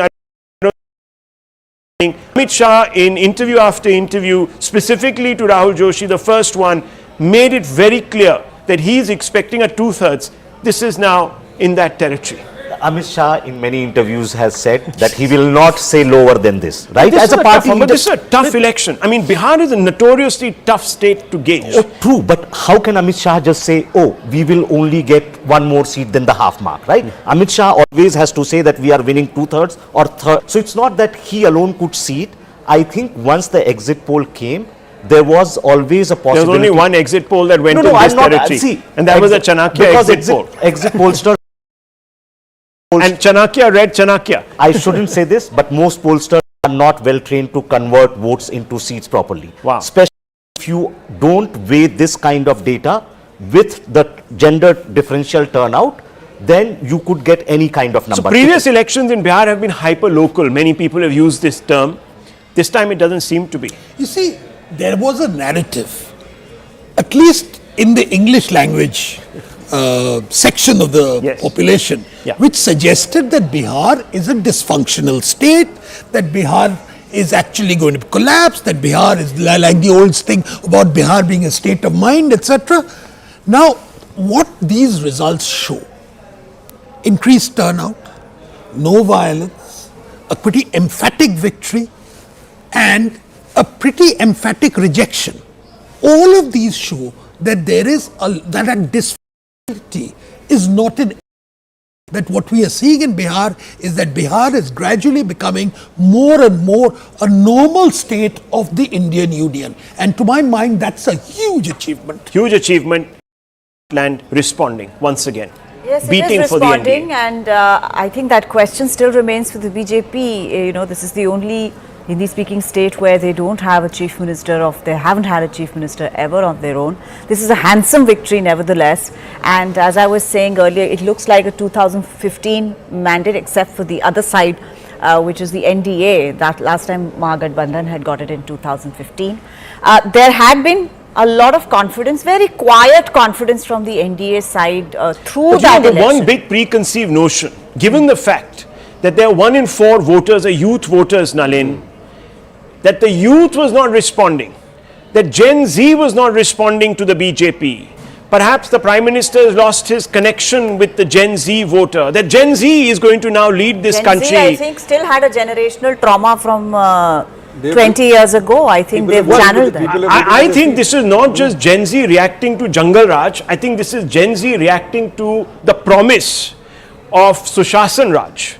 And that's important. With this kind of a mandate, you can't question that at all. I mean, and who are the extra voters who came in? Women and the young. And they are in the areas where the votes increase, the voting pattern is very clear. I think 3 messages from the election. First is, Nitish is undoubtedly the big story of this election. The resurrection of Nitish Kumar, right? Remember 7-8 months ago, people were talking about his health, people were talking about this being his last election, people were saying that he could be removed as chief minister, all of that. So his resurrection is a big story.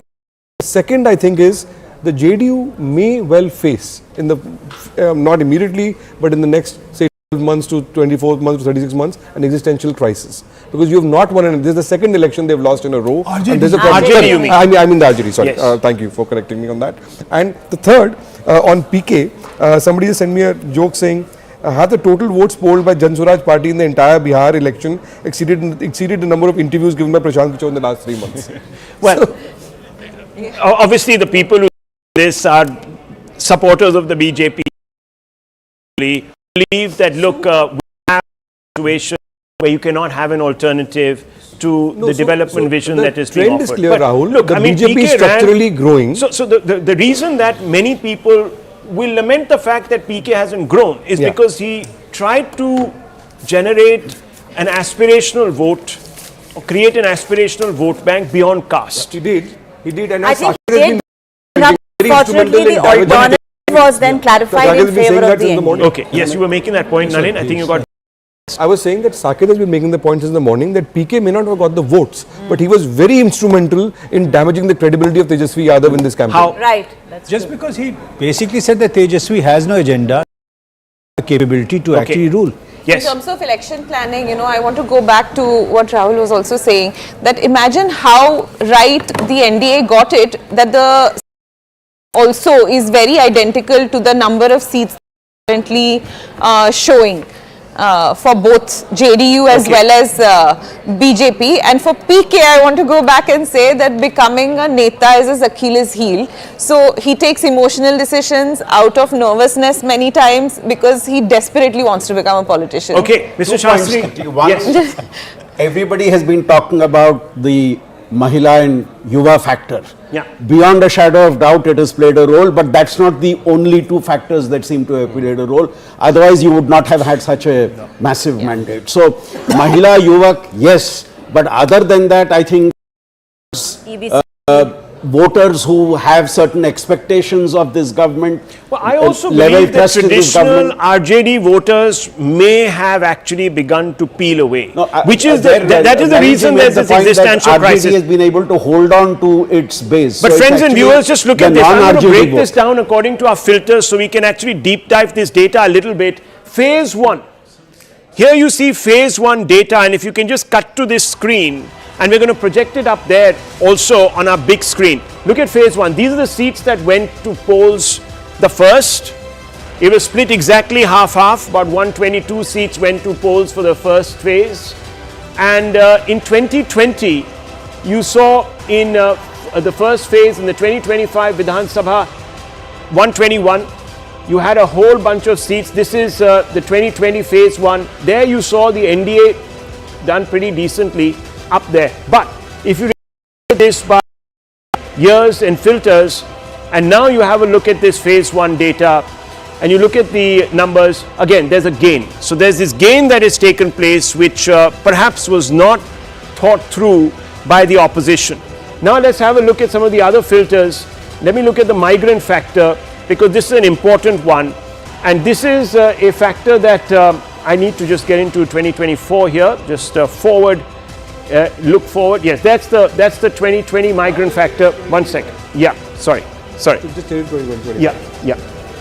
There you go. Where's the 2025? I'm not the best at this, but I'll come back to this actually. I'll just come back to this. I'll get my coordinates right on this particular wall. Zach, we're missing him here very much, but I will try and come out to 2025. Go to the years, it's in there the it middle, is. the filter. There it is. That's the 2025 overall number. You can see the gains, 59, and you can look at the topography of this state as of now. And if you really play that number and you have a look at it, that's the overall. And you can see that the gains have been spread quite across. So the NDA doing fantastically well, but their gains have across the state. There is no real pocket where they haven't had an impact. The India, patchy, very patchy, all those big seats there, just a few. You have even in Simanchal a number of seats that have sort of not polled for them in the way that they were expecting. So you have a situation where these particular seats that were considered short seats in Simanchal not quite even opening for the India bloc. And you can see those, it's the swath of green and on. This is Simanchal. This is where really do fantastically well. That hasn't quite happened, and you can see that on your screens. And here in the Bhojpur region, you still have a bit of a consolidation, Rahul Verma, for the opposite side, the MGB, the India Alliance. But even here, pockets of green and saffron emerging. So last time also, the phase, the portion that you are showing right now was the phase 1 of election in 2020, and the Mahagathbandhan had done better there in 2020 as well. And that not only that RJD has its presence, but also left parties have presence there. And so those two sort of like voting bloc combined gives Mahagathbandhan some advantage in those districts. Well, look at the Muslim-dominated seats. And Swapan Dasgupta, this is something that I want you to focus on for just a few moments. Look at those numbers. In the Muslim-dominated, the NDA picking up 13. And some of these seats, Muslims, I'm not saying those seats have shifted, but the India falling back. So even the Congress's politics here hitting a roadblock. Well, let me just say, I think there is a tendency on the part of analysts to overemphasize the Muslim votes.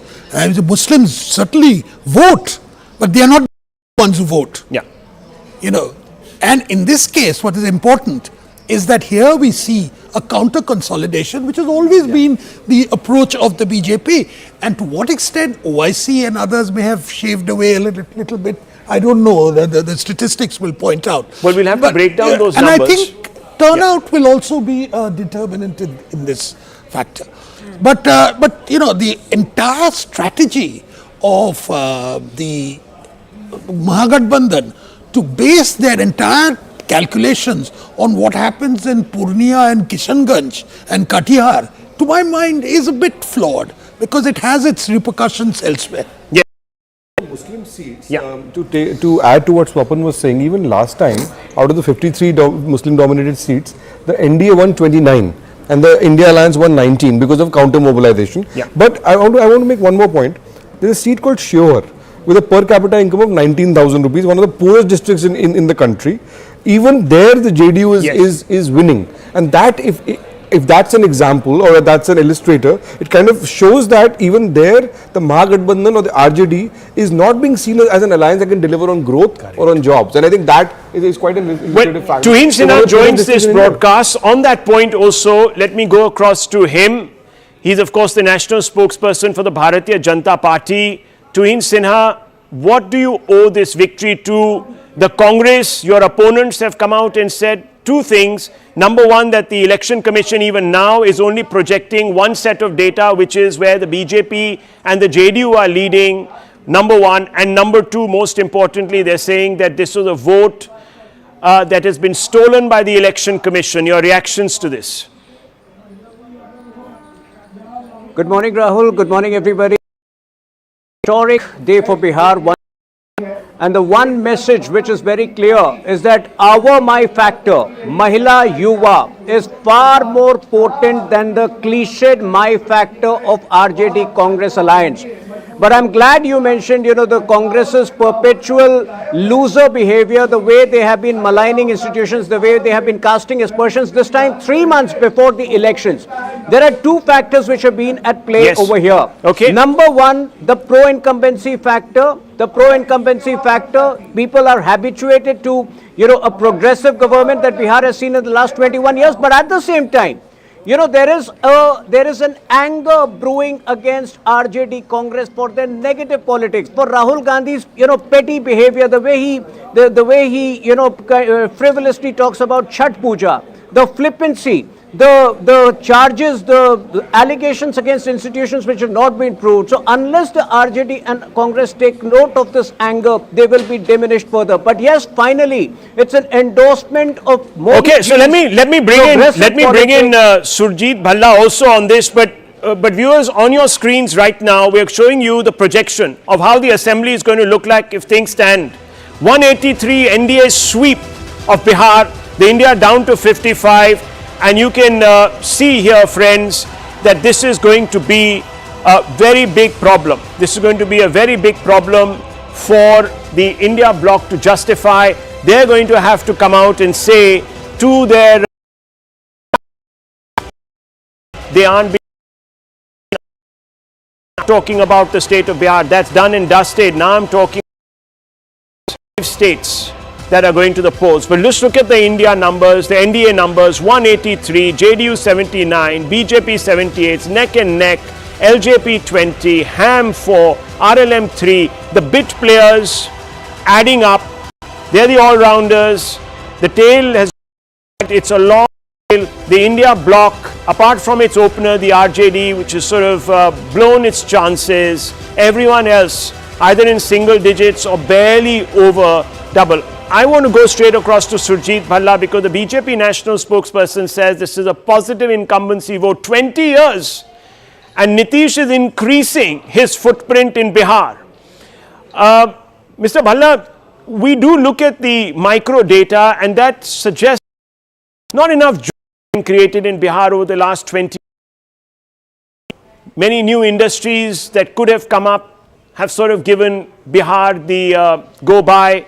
Yet you have this verdict. How do you explain it from an economist's point of view who looks at these numbers and then also looks at social behavior? Look, is and has been the poorest state in the country for decades. At the same time, if you look at their ranking, and UP has been the second poorest state, but Bihar has actually gained on UP over the last 20 years. So that's the point to be made there, is that the macro growth rate of Bihar is not as bad as is portrayed. It is poorest, it remains the poorest, but it is gaining. But I think that was not an important part of this, as important part of this election as two other factors. One, in terms of living standards, Bihar has done exceptionally well, in particular in terms where between the ages of 15 to 24, women in Bihar now have almost the same educational attainment as the men. This is a radical transformation in Bihar, number one. Number two, I think the opposition was incredibly weak. I travel in Bihar. No, weak on messaging, weak on arousing perhaps weak hope. On leadership, weak on leadership, weak on messaging, weak on talent. All they have, both of them, are dynas. The age of dynas is Okay, so over. I'm going to bring you back from the politics back to your forte. And I want you to have a look at this. I don't know if you can see the screen, Mr. Bhalla, but these are rural seats, rural constituencies in Bihar. Tejashwi Yadav in Raghopur is trailing, viewers. That tells you something. It tells you something. I think what Surjit Bhalla was saying, Tejashwi Yadav is trailing. That's a big. But Surjit Bhalla, look at these. The number that the NDA has in rural are 62. And the deficit is 59 for India, almost a reversal. If you look at this, this was not supposed to be traditionally BJP hunting ground. The JDU, yes, had a presence, but not the BJP. The NDA picking up 62 in rural areas, the India Alliance losing 59 there or trailing in 59. What does this tell you? This is counterintuitive. Well, what it tells me is that the media and most of the experts, and including the exit polls, have got it drastically wrong. And I'll give you a couple of reasons why that is the case. First of all, the media and experts, and I'll lump them together, occupied with caste for decades. And they haven't seen that India has changed. So they're still harping on the caste will cast your vote and all the rest of that, what I think is nonsense. So, number one, caste is no longer and has not been a factor for decades. Second, when I was traveling in Bihar, all the media was preoccupied with the rupees 10,000 dole that was given. And they said, is this a game changer? Time, and I'm saying it now, it was absolutely irrelevant to the decision of voters. Voters vote on performance and expectations of performance. On performance, the NDA comes out number one in Bihar, and on expectations of performance, the Mahagathbandhan comes out at negative infinity. So, it was the easiest call in the world to say that they would win, and they would win by a majority. I must say, I am surprised. Tejashwi Yadav trailing. Tejashwi Yadav trailing. Rahul Gandhi missing. They were young leaders. They're supposed to be the future of this country. And if the future is not being able to promise a roadmap. Now, I think it's a mistake to call either Tejashwi Yadav or leader. They happen to be in dynasty. You look at Lalu Prasad Yadav. Now, he was a leader. I mean, he had the pulse, had politics in his blood, and was a thinker, a political thinker. Not interested in politics. Not interested in politics, disinterested in the the word that we are looking for. Is it just not interested or disinterested? I don't know. People use that word variedly. But I want to go across now to Abhinav ji, who joins us, Avinash ji rather, who joins us, JDU spokesperson. Avinash ji, जो rural seats हैं उसमें भी आपने बहुत बेहतर lead ले रखी है और तेजस्वी यादव राघोपुर से ट्रेल कर रहे हैं. डेफिनेटली ये सारी चीजें जो है मैं आपको बता दूं that is just because of the false narrative that the Mahagathbandhan and their allied parties have created in the minds of Bihar because the thing the people of Bihar are rather foolish and a trap, but that has exactly not happened. What has happened is that the Biharis have voted for development which has started in year 2005 and they want it to be continued because the shame which has been associated with the word Bihari because of the period that we have seen in during 1990s till 2005, if I may say, has actually turned into a crush in a way, and that image has been improved. That image has improved just because of Honorable CM Sri Nitish Kumar ji, and that belief. And this I was listening to Sir previously, and he said that has expectation of performance. That is exactly what the people of Bihar is thinking right now. That the kind of jumla which Tejashwi Yadav to the people of Bihar and uncalculative, if I may say, and the people of Bihar has cast that, and they know that it is just Okay, let me bring in the RJD spokesperson also. Clearly, you are advancing this theory that these individuals, your opponents, had no positive message. Let me bring in the RJD spokesperson here. They're up. Yes. Can I go straight across to the RJD spokesperson now? Yeah, there he is.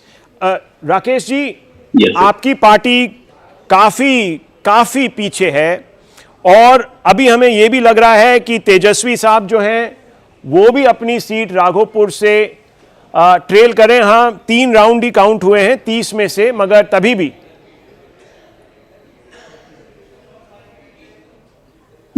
जी मैं सुन रहा था अभी काफी अविनाश जी भी बोल रहे कीजिए, अभी वेट कीजिए.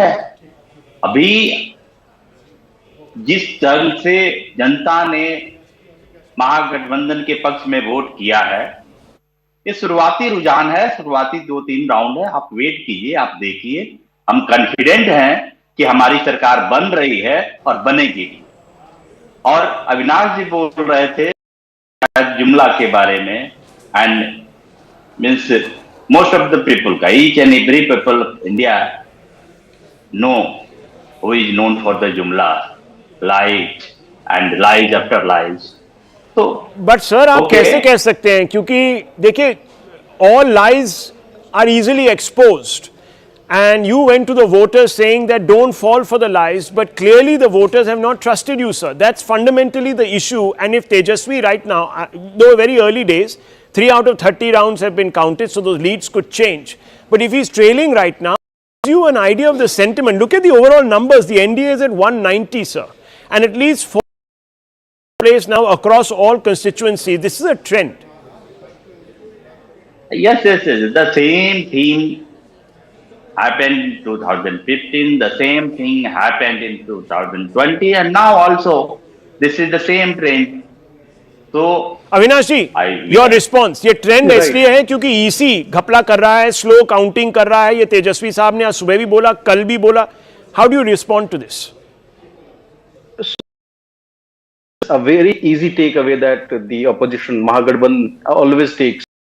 Losing, they will always blame the institutions, the institution which has been created by our forefathers with a belief that these institutions will protect the democracy. In fact, I must say that doing its work, but rather instead of blaming other parties, they must introspect for what they have done to Bihar and what people remember.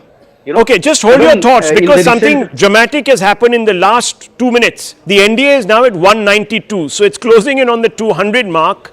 The BJP is a shade ahead of the JDU in that race. The LJP, 22 out of 28 seats that it is contested. The magician is back at the wall. I was floundering. I couldn't bring out those figures. But just take us through the overall numbers, Zach, and the rest of it, because this is...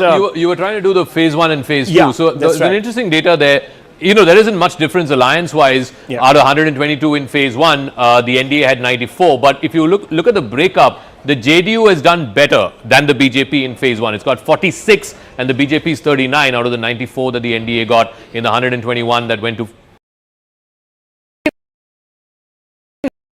Again, they've got a bulk of the seats as an alliance, 98 in the first phase, 97 in the second. But in the second phase, if you were to break it down as parties, it's almost the mirror image.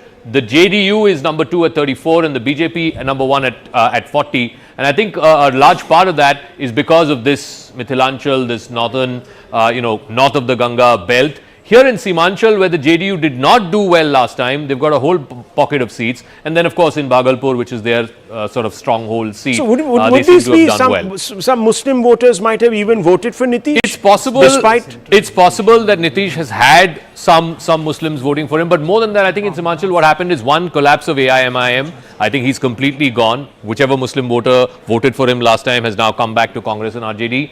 But more importantly, I think there's been a degree of... Remember, this happened the day after the Delhi blast. Phase happened exactly a day after the Delhi blast. I think so you're saying that there could be counter polarization. Rahul Verma, do you think that could be the case here? So first of all, we are in the zone of 2010 election results, when BJP had got 91 seats and the JDU has got 102 seats. So they are basically touching 200 mark, and given that number, so at that point when BJP, the NDA had won 2010, I think Nitish Kumar had some sort of like presence among Muslim voters. I don't know whether the alliance would get any votes now, given the kind of polarization that has taken place in last 10 years. But here and there, one or two individual candidates might have got this.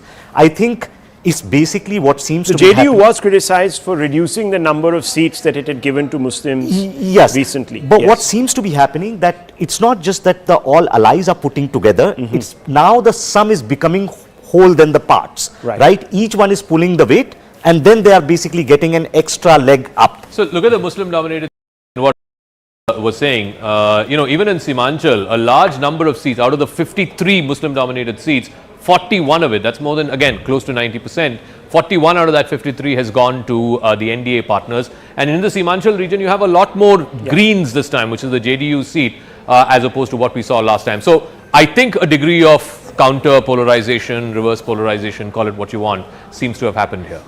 Seems to have happened. Nalin?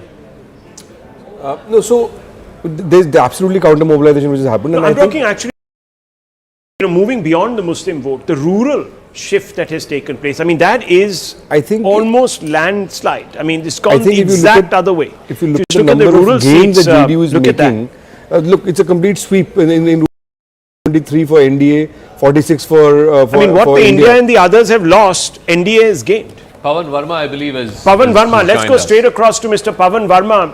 Mr. Pavan Verma, look, it was anecdotally stated that it was going to be a two-alliance battle, and that perhaps the Jan Swaraj may not be much of an influence on the ground, but here our experts seem to suggest that the Jan Swaraj has had a catalytic effect, that it has actually hit Tejashwi, because the message of who can deliver development and help the youth has focused that question in favor of Modi, favor of Nitish Babu, and therefore you have this massive runaway wave almost that seems to be consuming.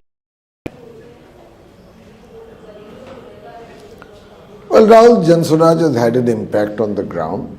I don't believe to begin with it was our intention to strengthen either of one or the other coalition. We came with It is a disappointing result for us, without doubt, and I have no hesitation in admitting it. In the EC website, the many years of my public life, I have seen such situations happen.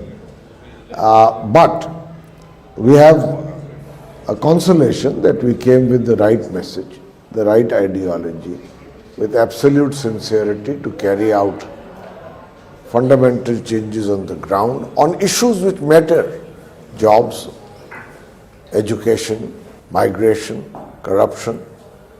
There was nothing lacking in our effort also, although we are a new party. The kind of effort, Herculean effort that was put in 3 years, including 2 years of a Padyatra, also is more than a consolation for us. Yes, as against our effort and our ideology, the results are disappointing. Onji Zaka here. I do want to know.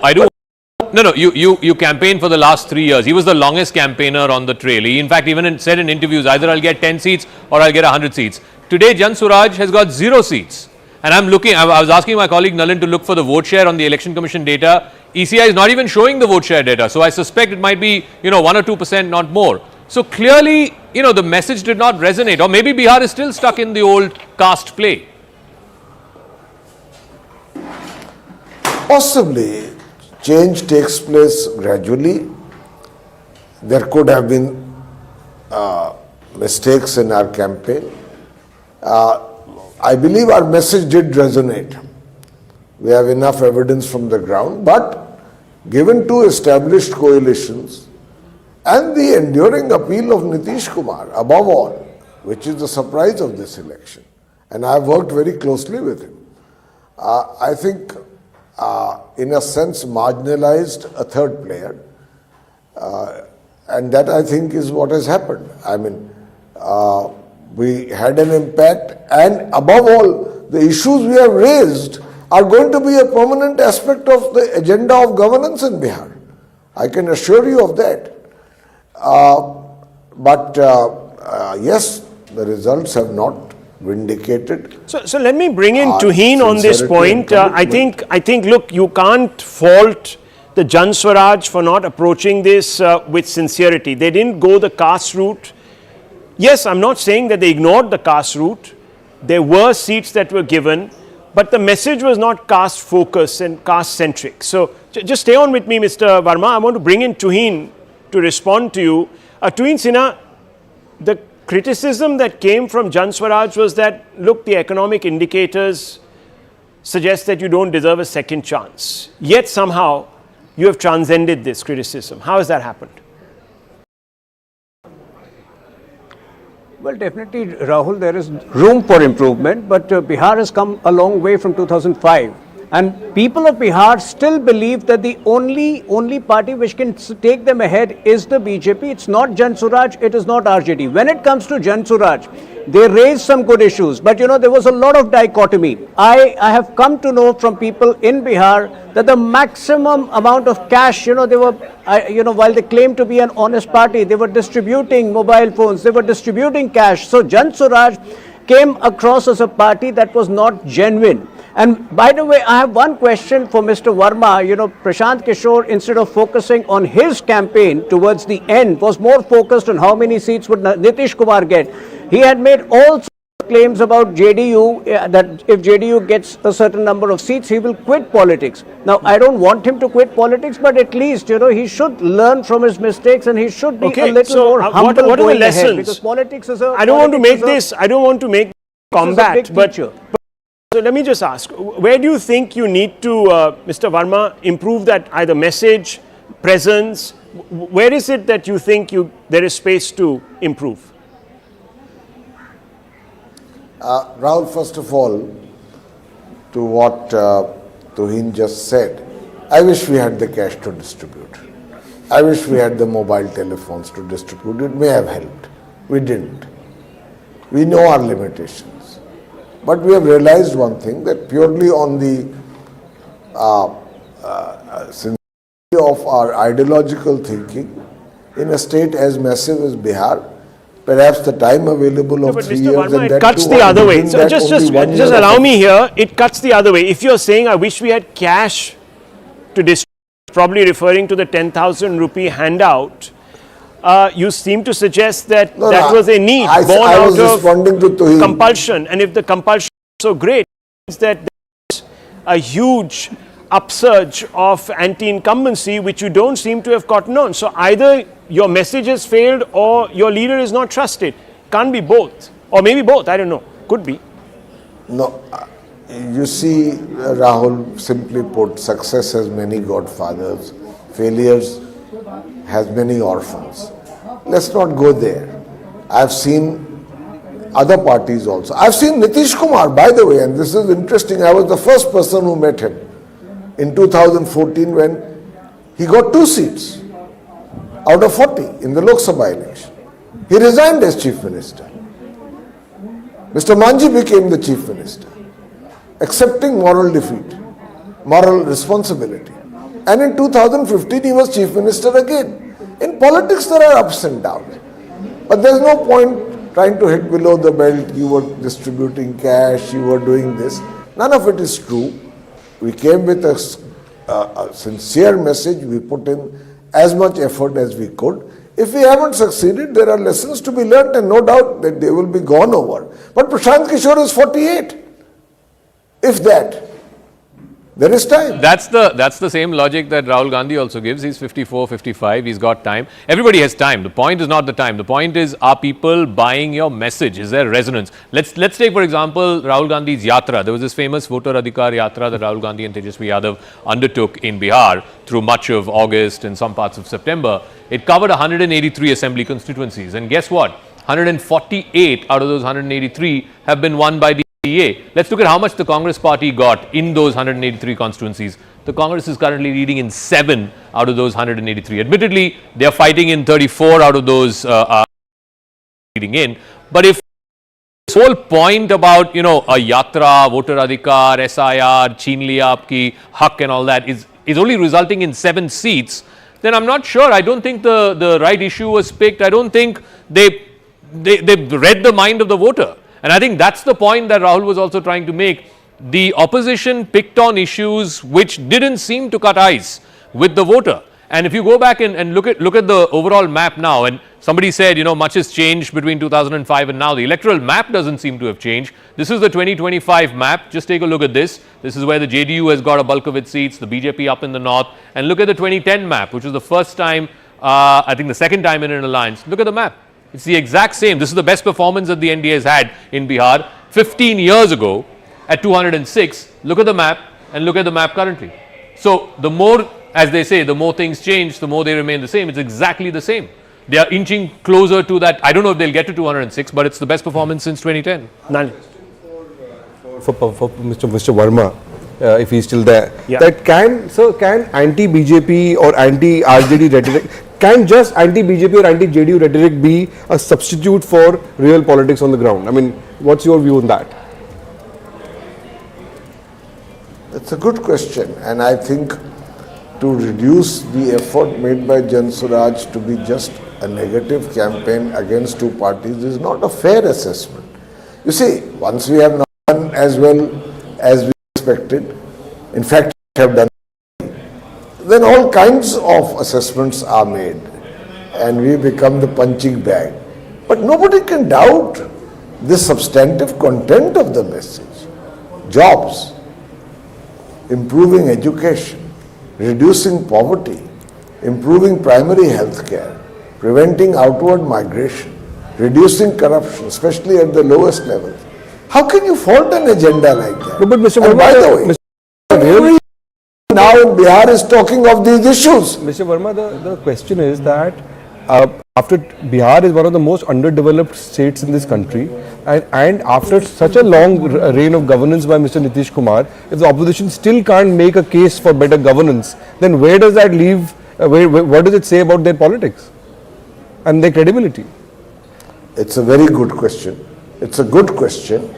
That is something we have to also ponder about, but please don't forget in the background that we are a literally 1-year-old party, and the effort began earlier, 2 years before that, but not as a party. So this time we have not yet been able so let to me fully ask you, because convince the many voter. people... But you please many don't people, fault the message. No, okay, so many people, Mr. Verma, suggested that, look, only very parties, start-up parties that have actually captured power. So now you're suggesting that it's not your message, it was perhaps the wherewithal. You made a sort of reference to the fact that you didn't have money to distribute and so on and so forth. But clearly you entered the election knowing all these variables. That is one factor.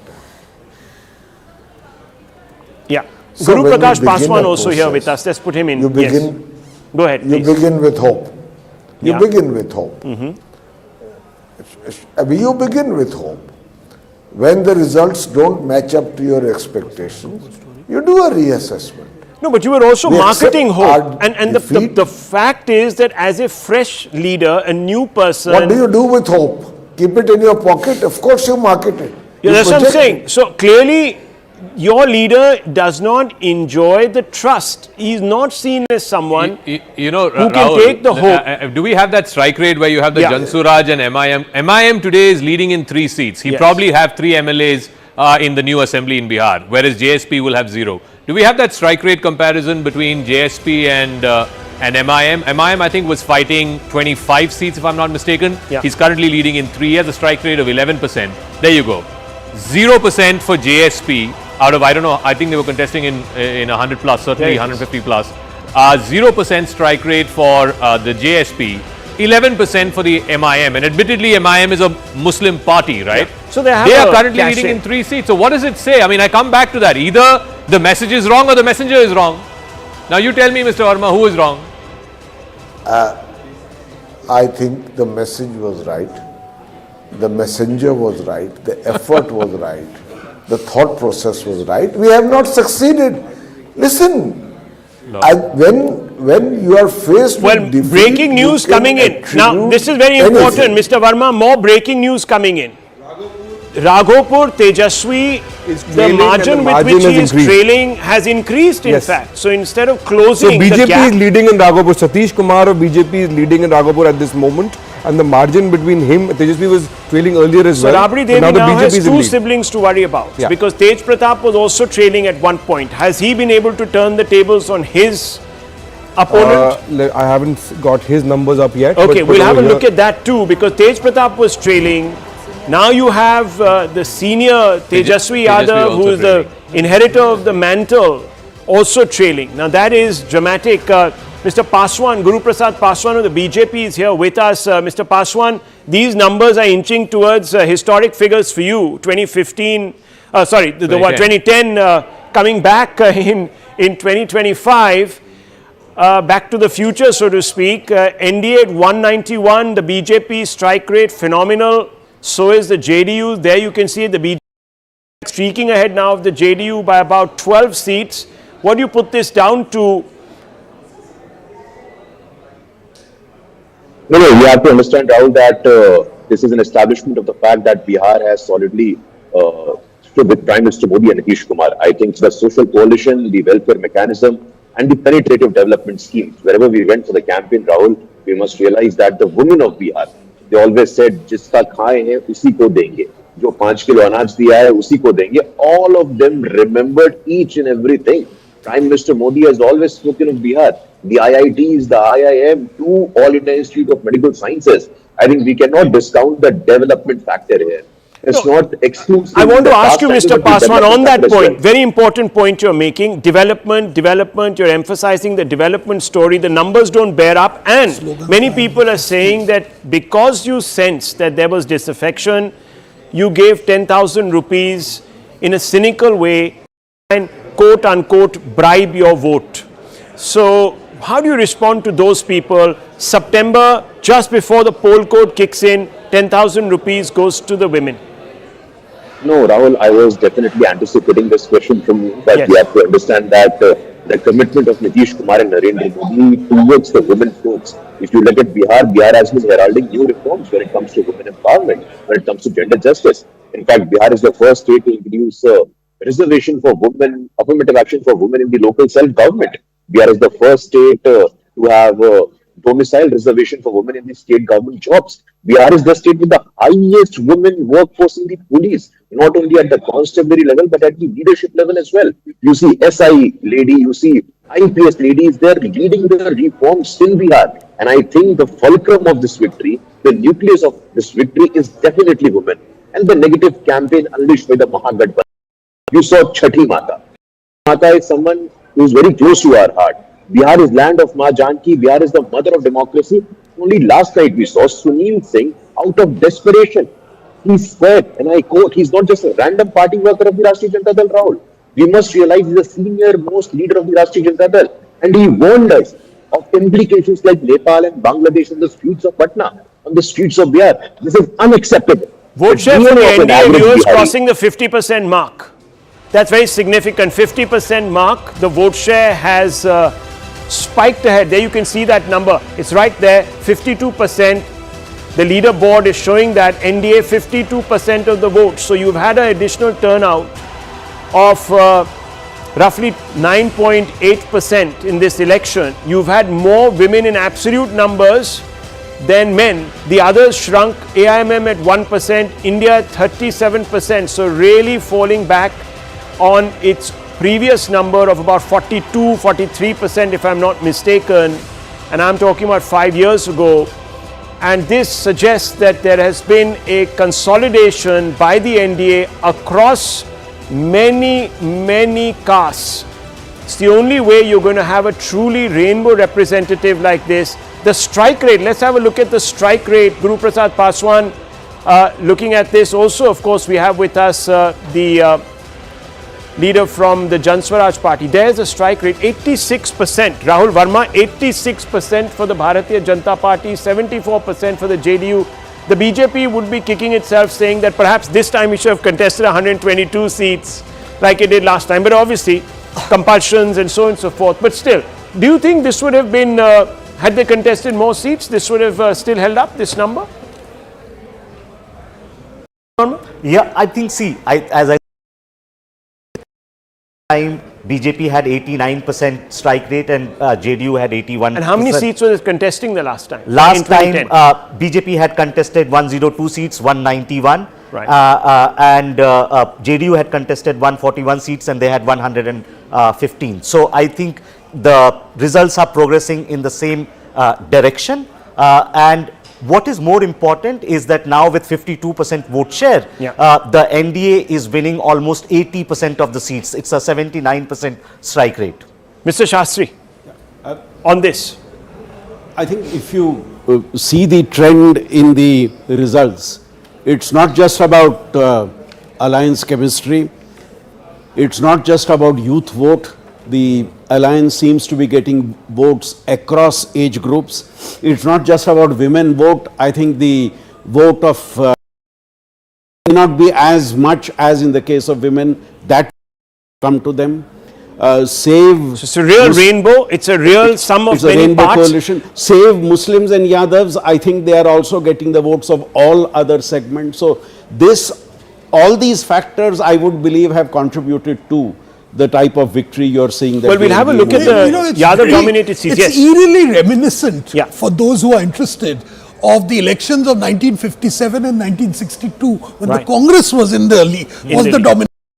So it's more or less the Congress itself was dominant. Here, the BJP, the BJP, there seems to be, I don't know, if these vote shares as well as, of course, the strike rate continues, then it seems that even in Bihar now, BJP, you know, it came out with that slogan that give us an opportunity also. You've given everyone else an opportunity for 25, 30 years. How about us? That seems to be now clicking with the voter, which is a significant growth shoot for the BJP after about, what, 20 years? I think there is no question about that. This is by far the best result for the BJP in a very, very long time. The vote shares have increased, which is not easy to do because they are the incumbent party by about 2-3%, which is not a small number. And this is across class, caste and gender. So I think Professor Shastri is right that this is across all social cleavages as well. So I think the BJP, Bihar is a party where the political chessboard has not really changed for 20 years, right? You've had the same social grouping, the same parties, the offshoots of the Janata Parivar going on. So RJD clearly becoming a sectarian party Yadavs and of Muslim not expanding beyond that. The larger social coalition is expanding here. So BJP is becoming much more acceptable, I think, in Bihar. Yeah. Yes. If these results hold, for the first time in Bihar history, BJP is the single largest party in vote share as well as in terms of seat share. Well, viewers, that is very significant, and I'll come to Nistula in just 30 seconds. It's very, very significant, and also, of course, Guru Prakash Paswan. Guru Prakash Paswan, I want to ask you, the BJP streaking ahead of the JDU, does that change things within the coalition? Number one, I don't believe so, but I want your view. We heard a few BJP leaders who seem to be sort of caught up in this exuberance, saying that no, hamara time aa gaya hai, we want to now rule the roost. So I just want to ask you if that's going to actually happen, whether the bada bhai, chota bhai equation is going to change, the chacha bhatija equation is going to change at all. One, and secondly, why do you see the BJP forging ahead at the expense of the JDU? No, Rahul, I think the most important point which we must understand that post 2024 election, you look at the state elections, you look at Delhi, Haryana, Maharashtra and now Bihar. Bharatiya Janata Party has emerged as been able to successfully form government in Haryana, Maharashtra, Delhi on its own. And I think there is a resilience with the BJP. I mean, we were on the ground and we saw the sheer hard work and the determination of the Bharatiya Janata Party. But as far as the question is concerned, there is absolutely no conflict, there is absolutely no conundrum or no confusion per se. Right. It is the NDA, the Prime Minister Modi and Nitish Kumar. If I can briefly add to what Nalinji just said, Nalinji's book, The History of the BJP, is something which is very close to my heart, and it's a very deeply scholarly and the research work that he has done is commendable. But one point which Nalinji I want to add is even the Muslim youth, even the Muslim women, the Yadav women and the Yadav youngsters as well, they would be a matter of scholarship now. Because Tejashwi Yadav trailing in Raghupur, which his family has been representing for the last almost 3.5 decades, and it's a telling story. The Yadav youngsters, the Muslim women and the Yadav women have also come out and supported the good model of Nalin has a data point and a question. Mr. Shastri also, yes. You had asked me a question earlier on Tej Pratap Yadav. He's number 4 right now in Mahua. There you go. So both sons of Rabri Devi are in trouble. Yeah. That is a message. And that is a message for what? Is it a message against entitlement? Is it a message against people who see the polity through only caste lens? Or is it an overhang, the sin, so to speak, of the father? What could this be? This is an election of aspiration. This is an election where a large number of young voters have come in and voted, and there is a large amount of aspiration in Bihar. They're looking at who can fulfill their aspirations. And in that, the old style politics is not working. One important point here, the Congress is leading in 6, which is pretty much the same as the CPI-ML. So aspirational voters are moving away from the MGB. It's quite clear, Nistula. Yes. Even the Congress, Rahul Gandhi, the dynasty in chief of Indian politics, is having a problem. Of course, it's going to be a problem because of the history, the specific political context of Bihar. And going back to the JSP and how it clarified the issues but could not reap the harvest. Yeah, so maybe it's premature, maybe they're a little ahead of their time. It clarified the issue about who can deliver. Maybe he is the future. Mr. Shastri, yes. 19 last time, 27 last time. So if they remain at 6, there'll be less than one-fourth of. In fact, yes, they've contested a fraction less seats, but this is a wipeout for the Congress, wipeout for its message. No Gen Zs rising up in revolt like they did in Nepal and Bangladesh. As I told you, viewers, this is an aspirational election and we are seeing other social classes and castes moving. Mr. Shastri. Rahul, I wanted to add a point before I concede the floor to him. See, the thing is that this is also a challenging verdict for the victors, because the politics of the last 20 years is now will now have to move one step forward. You'll have to create jobs, you'll have to create opportunities for entrepreneurship and other things. But you also have to give a vision for growth, yes, right? You do have to do that. It's not just about, yes. They better get onto it. Limit this aspirational voter only to the youth. Yeah. The aspirational voter is across the board.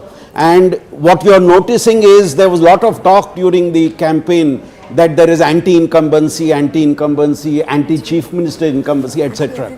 I think even after 2 decades of being chief minister, save for 4-5 months in the middle, that support for the current regime continues, and it is linked to what we were discussing in the morning. Yes. The first quotient in the current lead. So what are your takeaways? You've been watching this I'll tell you one thing, Rahul. I'll tell you, we can do all Three sorts takeaways. of all sorts of deep dive. The fact is, you respect the core leader and you have alliance chemistry and you show a certain element of trust factor. That's what Sandeep ji was also saying.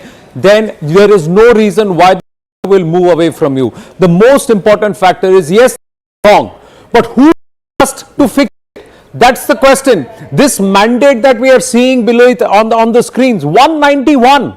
Did any pollster predict this? There were those who were trying to say that the NDA will be 121 and the Mahagathbandhan will be 118, trying to make it a close fight when there was no mahal on ground. See, and you were there. Yeah. You had mentioned that, of course, you didn't travel to Bihar, but you had talked to a large number of Biharis. Yes. The sense you were getting was that people are looking now at the next 5 years, having tasted stability in the Not last even 10. 5 years. It's about who do I trust? Who built that bridge from Raghopur to Patna? किसने बनाया? पूर्णिया में airport किसने बनाया? पटना में airport किसने बनाया? Let's go straight across to BJP MP Ravi Kishan ji. Ravi Kishan, नमस्ते. This is Anand Narasimhan here. बधाई हो आपको. नमस्ते. ये आपको मैं अलग कहूं कि ये कहूं कि कौन कौन है जिनको घमंड है अब भी, जबकि उनका स्कोर कार्ड बहुत झंड दिख रहा है. आपको मेरी आवाज आ रही है? जी आ रही है रवि किशन जी. जी, पूरे बिहार को मैं प्रणाम करता हूं. प्रधानमंत्री मोदी जी, नीतीश बाबू पर विश्वास. पर एक बात, ऐतिहासिक जो जीत हुई है ये अनबिलीवेबल था, लेकिन इतना पता था 160 विल क्रॉस, बट ये नहीं मालूम था कि तो ये. Why did you think you 60? See, this is a market you own. यहाँ के आप सुपरस्टार.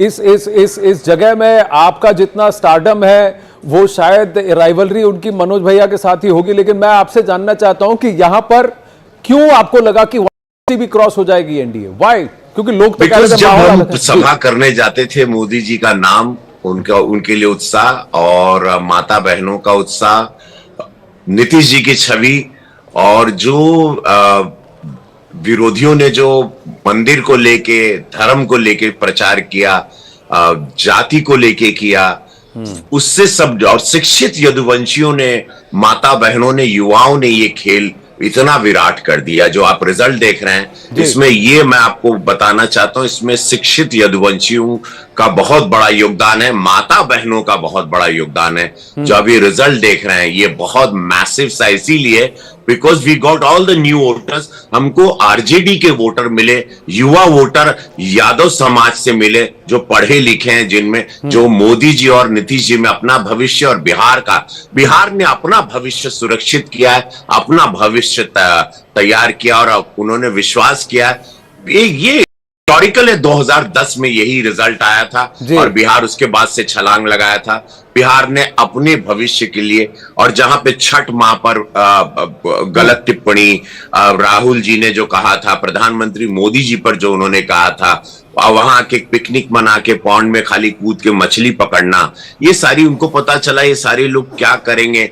हर घर में नौकरी के झूठे प्रलोभन, उनको विश्वास नहीं था कि ये झूठ करके लोग अपने लिए खाली एक सीट, अपने लिए, अपने घर के लिए, अपने महल के लिए लोग सीट लाना चाहते हैं, और वो सारा बैकफायर किया. विरोधी, अब देखिए इस देश में प्रधानमंत्री मोदी बड़ी लकीर खींच दी है कि विरोधियों के पास अब बोलने के लिए कुछ नहीं कि वो क्या करें. मोदी जी और इतना कुछ कर दिया बिहार में, पर आपको तो उनको पता है कि ये सारे लोग झूठ बोलते रहे इतने साल, जात की राजनीति करते रहे, बिरादरी की राजनीति करते रहे. इन लोगों को रोकना बहुत जरूरी है, और पूरे बिहार ने इनको रोक दिया, और ऐसी ऐतिहासिक जीत दिया कि तो क्या आप ये कहेंगे कि महिला और युवा ये नया MY फैक्टर? भी आप देखिएगा इसका अगला चुनाव, मोदी जी और योगी जी जब कॉम्बिनेशन में आएंगे 27 में, तो वहां देखिएगा बंगाल में जब हम लोग अब एंटर करेंगे, हम ही लोग प्रचारक के रूप में जब वहां पे जाएंगे, मोदी जी की बातों को रखेंगे, अब बंगाल भी जाग जाएगा, क्योंकि बंगाल बिहार से जुड़ा हुआ है. सीधा इफेक्ट बंगाल पर आएगा। एसआईआर का ये रिजल्ट 2 स्टेट पर बहुत बड़ा प्रभाव करेगा।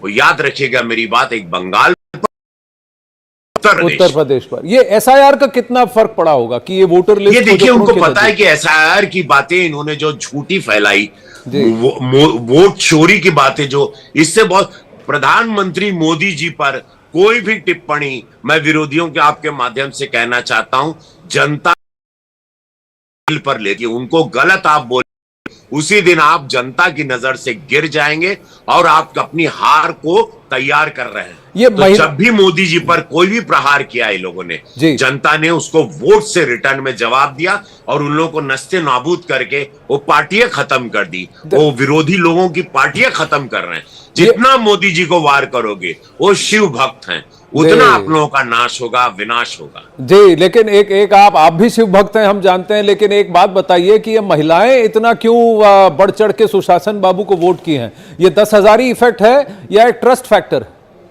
ये पूरा कॉम्बिनेशन है। 10,000 को भी का योगदान है, युवाओं को, 1 करोड़ लोगों को रोजगार, जो नौकरी मिलेगी सरकारी, वो भी 1 करोड़ लखपति दीदी बनेगी। सड़क है, विकास है, अनगिनत एयरपोर्ट है, मखाना इंडस्ट्री भी है। इसमें मोदी जी का विश्वास है, मोदी जी की कथनी करनी में अंतर नहीं। उन्होंने अगर वचन दिया, खत्म बात, वहां पर देश मान जाता है कि मोदी जी ने बोला फिनिश नाउ, फिनितो, ये होना ही होना है। नीतीश बाबू का चेहरा, एक ऐसी छवि जिन्होंने अपना जीवन खपा दिया बिहार को बनाने में, ऐसे एक दाग नहीं उनके कुर्ते पर। ऐसे व्यक्ति के साथ बिहार ने बहुत सुंदर, और बिहार ने साबित कर दिया कि ये चाणक्य की भूमि है, ये चंद्रगुप्त मौर्य की भूमि है, आर्यभट्ट की भूमि है, गुरु गोविंद जी की भूमि है। मां जानकी का मंदिर बनने के लिए बिहार ने ये वोट किया है, विकास के साथ साथ। अंतिम प्रश्न आपसे पूछना चाहूंगा कि मान लीजिए इतनी बड़ी भारी बहुमत से सरकार बन रही है, तो इस पर इससे अपेक्षाएं भी ज्यादा होंगी, तो बिहारी को बनाना पड़े। आपको लगता है कि ये सबसे बड़ा चैलेंज होगा? उनकी नीतियां भी बहुत बड़ा काम कर गई। उन्होंने जो वहां पर बैठकर दिन रात काम किया, हम लोग कि इस पॉकेट में आप जाओगे, धर्मेंद्र प्रधान जी के साथ यहाँ आप जाओगे, यहाँ योगी जी जाएंगे, यहाँ वो जाएंगे, हर चीज उन्होंने जो तय किया, हर कार्यकर्ता, छोटे से बड़े, स्टार प्रचारक, कौन से कौन पॉकेट में जाएगा, कितनी सभाएं करेगा। दिन में 5-5 सभा एक स्टार प्रचारक के रही, रात में लौट के भी सभा करना है।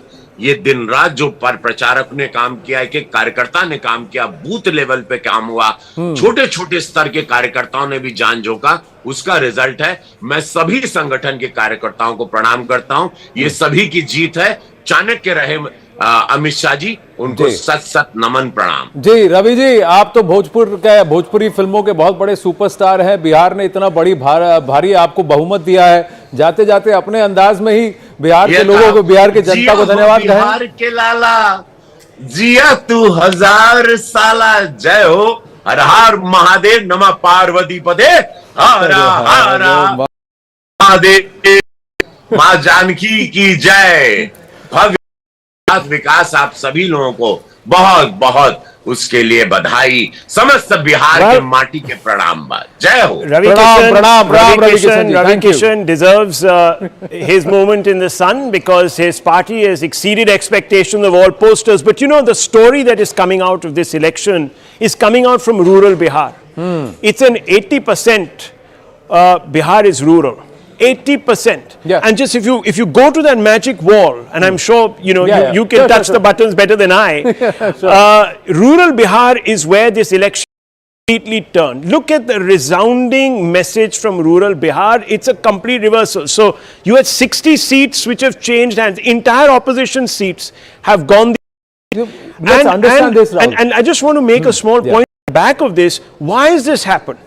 This has happened despite the many people were suggesting that there was impoverishment under Modi and so on and so forth. It is that vision that he seems to have fed to the electorate that seems to suggest that, look, if there is anyone who can deliver, it is... There is a belt and there is a makhana belt. I was speaking about this in the morning. The makai or corn is going for ethanol. There is I upwardly revised my numbers, 40,000 crores worth of makai or corn from Bihar has gone towards the production of ethanol. Obviously, the farmers are benefiting. The other part is makhana. Look at the price of makhana at 30 rupees. It used to be available at 30 rupees a kilo. Nobody would ask for it. Today, you can't get it for 350 rupees for 250 grams. So the rural economy, 1200 rupees a kilo. So the rural economy has picked. Obviously, the money is going to the farmer. And the other thing, Bijli is free. Electricity costs have come down. And there is law and order in the villages today, that because there is light, there is money, there is mobility in terms of connectivity. So given the indices that farm incomes haven't doubled and so forth, and there has been support from the state, the fact is, this is what I believe, that there has been stability in this part of Bihar, this rural part of Bihar. Rural Bihar, 172 seats, 74 have gone to the JDU. And 70 have gone to the BJP. So this is also evident that if the alliance is strong, there is no fight between Nitish Kumar and Narendra Modi, then obviously the magic is there for everyone to see, Swapanji. No, the question I would like to ask you is that, okay, Bihar is essentially a rural state. Yeah, 80 odd. Is there any mismatch between how the people in the villages voted and how they voted in the cities? So rural, is there any? I mean, there's not much of a in this election, obviously, it will be difficult to gauge that because of the number of seats. In 2020, let's look at the previous years, the rural vote, and the urban vote. 2020, just largely rural vote. Again, see, the NDA was at 112 and the INDIA was at 103. Now the swing away from INDIA in the rural but the vote share was exactly vote share is 36.64. Let's look at the current one. Let's look at the 2025 current numbers. Now let's look at the 2025 current trends. And we don't have the vote share yet, so the vote share will come only once the numbers. The India Alliance has lost 61 seats. This has to have had a shift, because if overall if there's 50% vote, and you're saying 223 or 243 seats are rural, so obviously there's got to be a 50% vote share somewhere in rural. Can you look at the urban? Let's have a look at the urban filter. Let's have a look at the urban filter. That will give you a greater, absolutely a greater idea of this complete transference. The urban filter again, always dominant. It was always dominant. Do a breakup there, I think 18 will have dominantly BJP. Yeah, that's so BJP predominantly has done. BJP 16. Absolutely. So, and the division of seats was such that in urban areas, you have a BJP having a larger number of seats, in rural areas. So BJP has hung on middle class, the aspirational classes, but it is also the party now. I don't know what the split in the rural sectors. Can we have a look at the split in the rural? The split again, the 74-70, no? Which is when we looked between the two parties. Yeah, the two BJP parties. And we looked at the. I showed you the NDA. So there you go. The BJP has 70. picked up even in rural India as the party of hope and aspiration, which is significant. And this will, and that's why perhaps Ravi Kishan was saying that the Bengal election might echo that. I don't know. The expert is sitting here. The person from Bengal is sitting here. What do you think is going to be the impact, knock-on impact on Bengal, Assam? Well, in terms of morale of the party, certainly it will have a significant impact. But other than that, I would be a little hesitant in drawing too many broad social conclusions about how Bihar will be replicated in Bengal. No, but see, 223 or 243 seats are rural. So obviously, and if the overall vote share is more than 50%, it's 52%. This has all come from the rural votes. Can we go first to Shamika Ravi? Shamika Ravi is with us. Then I'll come to you, Sandeep. Let me bring in Shamika Ravi. Namaste. I just Shamika Ravi.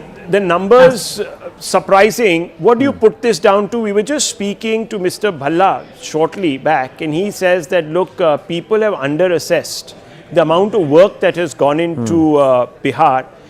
The fact is that the indices don't seem to reflect it. There is a mismatch. What is this down to? So Rahul, I am not surprised at all. Not that I'm a psephologist, but if you look at any of the metrics, I don't know what indicators you guys have been looking at, but you know, Bihar, amongst the major states in India, witnessed the highest increase in consumption in the last 10 years. This is urban and rural. So barring Sikkim, Arunachal Pradesh, Mizoram, small states, Bihar has seen this massive increase in consumption. And this is private consumption of households, right? If you look at then Bihar has witnessed one of the sharpest decline in poverty, 41% 10 years back. Today they are down to 4%, right? Much higher improvement if you compare with the other eastern states, including West Bengal, Jharkhand, Odisha, etc. Right? So none of this is surprising to me. If you look at infant mortality, they are better than national average. right? NMR, neonatal mortality, they are much, much superior to any of their neighbors. So close to 37 million people have come out of poverty in Bihar in the last 10 years. So clearly the indicators and how to read this word is just limited to us trying to analyze. But clearly people on the ground, the voters are very smart. The voters are basically rewarding governments. They are rewarding governments for basically rewarding and making it better for them. Right? So this is not surprising. The other thing I have been witnessing since the morning, people comparing GDP. No, that's one of the indicators that look, the state is poor and so on. But you know, more than half, close to 60% of Bihari labor works outside. Which means GDP is not the way to look at it. Perhaps one ought to look at the GNP, because you know these are people earning outside. You're not measuring it in the GDP. So when you look at the right set of economic indicators, I'm not surprised at all, Rahul. Right. Shamika ji, good afternoon. This is Anand here, Anand Narsimhan here. Bihar से तो आपका भी connection है. So this Mahila factor and the Mahila also being part of the Yuva, how impactful is that, and how much of a difference will that make to this, your understanding? And is there a reason why the women voters will trust a Nitish Kumar and an NDA more than a Tejashwi Yadav and an MGB? You know, there was a natural experiment in 2005, Anand. Nobody had won that election with a majority, so they had a re-election after 6 months, remember? Right. Ji. And the single factor which explained the difference in the outcome was surge in women votes. So women have traditionally in Bihar, at least for the last 20 years, voted differently from men. So, you know, clubbing all Bihari voters as one and not recognizing that women have very distinct political preference and what they want from their government, I think is doing a great disservice, right? So I think we recognize that women voters want something distinct. In Bihar, in 2005, they voted out RJD and they voted in JD. Today, what you're witnessing, even if you look at consumption data, in fact, Bihar has one of the lowest women's poverty rate, if you just look at women's consumption. So the improvement in the lives of women in Bihar has again been, incredibly high compared to all India average, compared to states of its size. So, I'm not surprised. Again, women are very distinct from men. Right. And in Bihar, they have rewarded, I think, government performance. Now, the question I think you should ask is, we have often felt that young people should come with new ideas, Anand. Bihar, of course, needs a lot. We need to do a lot of work in Bihar. Correct. But to say industry nahi chahiye, ये सब बहुत regressive way of thinking hai. And I think people are far, far smarter. But do Mahila also rise above caste and vote? And if the Mahila vote from Haryana to Madhya Pradesh and also Maharashtra and now in Bihar, the Mahila voter is so different and is able to rise above caste and set up new benchmarks as to what she wants and why she would do. Law and order, Uttar Pradesh also visible very clearly. So does that change the lexicon, and does that mean that Bihar can also rise above caste? This entire Muslim Yadav combination, caste combinations, etc. Yes. The emergence of women voters in the last 20 years, and we have been writing and documenting this for many, many years now. It's very good. It's putting our democracy in a virtuous cycle, right? Because they are directly linked with performance of government. They are rewarding good governments, they are punishing bad governments. So women vote emerging, again, it's not a monolith, huge variations even within, but at least they are voting distinctly from the pre-held notion that you have, Yadavs only vote for Yadavs. That's not true. In 2005, it's the women who voted RJD out, right? And in this case, you are seeing this massive surge that happened, which also takes to this conversation around cash transfers, etc. Right? All of this is directly limited to improvement in consumption of households. And that is the conversation we should be having, right? That if women indeed are empowered by giving direct benefit transfer, them different, and JDU, and this time clearly as a joint NDA platform, they have been rewarding women voters Right from 2005, the pension scheme, the cycle scheme, a lot of things have come out of Prohibition, yeah. Prohibition. Yeah. So I think, government responding to voters, women, and women rewarding or punishing government. I think this is what democracy and electoral democracy is all about. Now, is there a formula where if you get 80% of the women vote and 60% of the male vote, then you are firmly in power with a solid Bahumat Sarkar, especially when when the population is 50-50. It's like 49-51 and 50-50 in terms of the gender ratio. Anand, these are very simplistic ways of elections. Is there a mismatch between the male and female vote? Yeah, just bringing it into the studio, please. Shamika Raviji, please stay on with us. Swapan Das Gupta with us. Nistula Shastri with us. Yes. Is there any evidence that there is a mismatch in other elections between the male and female vote? Between how men vote and how women vote? There is, Swapanda. The 2005 election, remember, the more women came out and voted for each of these constituencies, the probability of sitting incumbent winning went down. While the more men came out, the incumbents had a higher probability. So in some ways, they were completely different. Okay, and turnout, of course, there has been a factor. Just increase the fold back in the studio also, so she can be heard in the studio. The voting, women voting is to a significant extent influenced by home-related factors, development-related factors. We have seen this right from. We have seen this right from NT Ramarao's time to the present time. This is happening. So many women across Bihar, to all our reporters have said, mothers have said, my daughters can come back at 10 a.m. safe.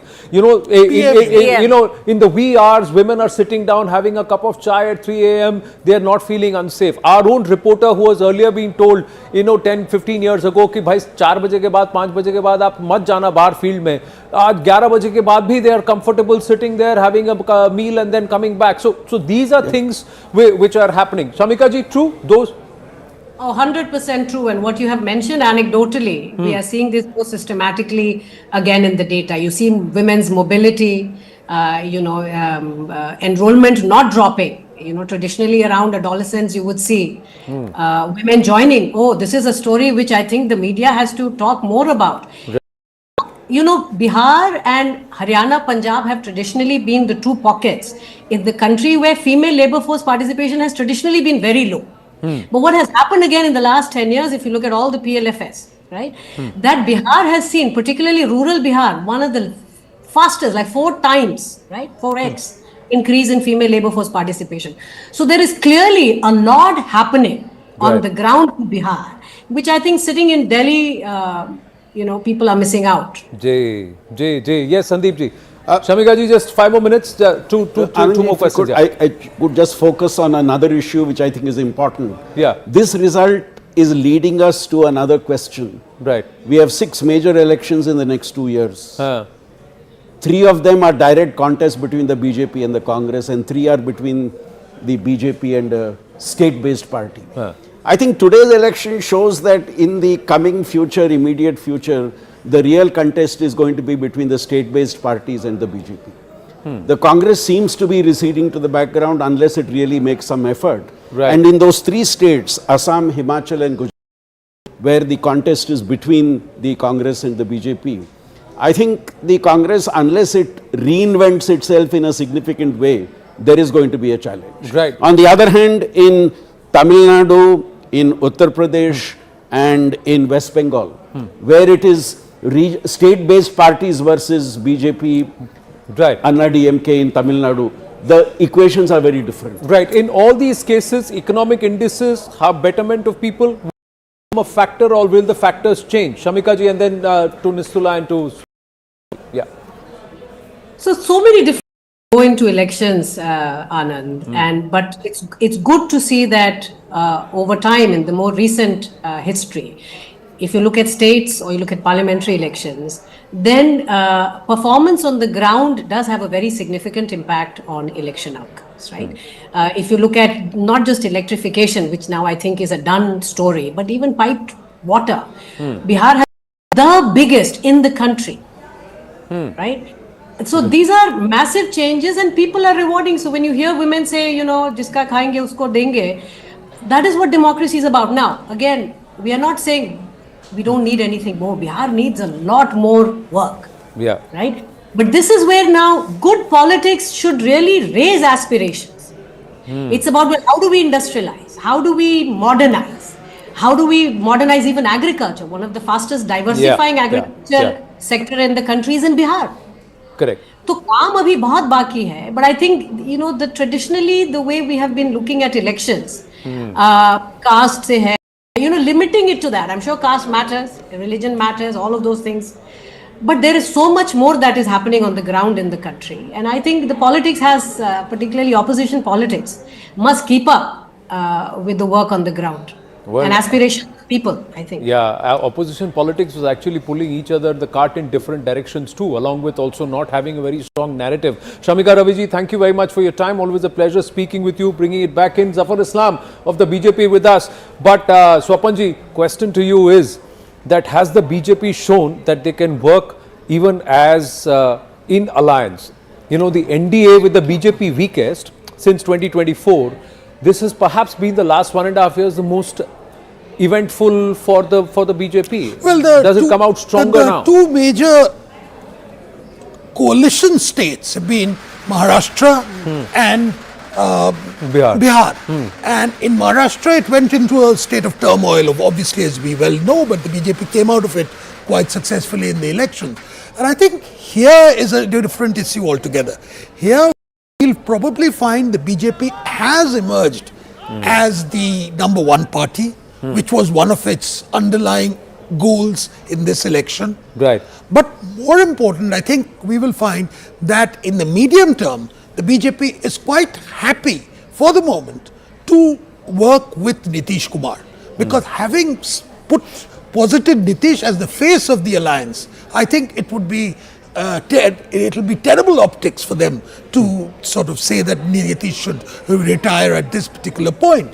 So, given the whole situation, I think the BJP has learned not only to work in coalition, but I think BJP's success in building the social coalition for itself is equally important. You see the BJP emerging stronger as a party in this result actually overall, even though they contested less number of seats. And if I were to just refresh this and bring it to the overall, look at the number of seats. It's leading in 190 and the BJP has 85 out of 101 that it's contested and still plus 11. So yes, but when you've got an alliance, one also has to keep in mind that a part of that vote is also your allies' vote, which is coming to you. Correct. So your own vote, you still have to take a call on just how much that is. You'll have to do that calculation.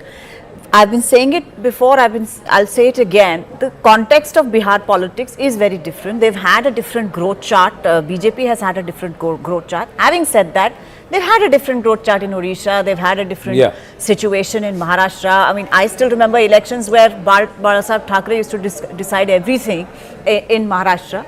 So it is an incremental thing.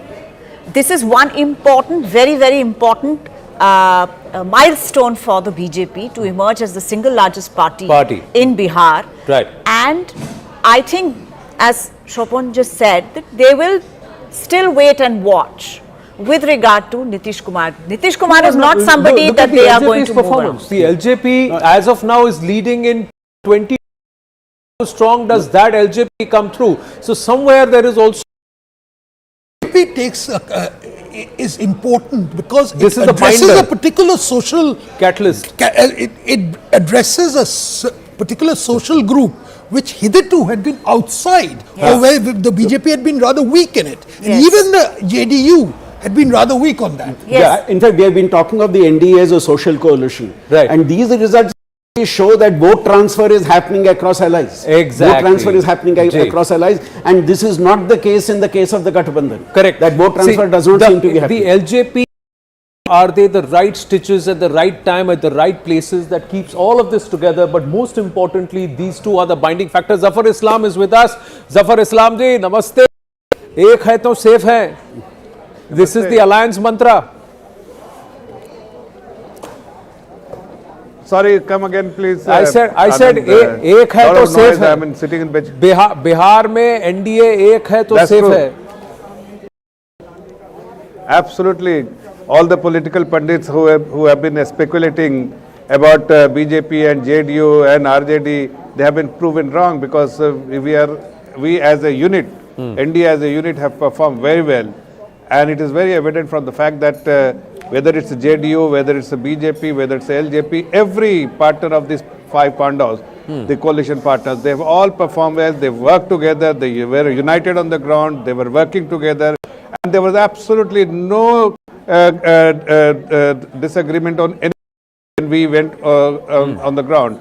So, and the result is evident from the fact that as when you work as a unit for the benefit of the people and welfare of the people, then they have shown this kind of result purely because they have lot of respect, regards and adulation for the Honorable Prime Minister, for Honorable Chief Minister Nitish Kumar ji.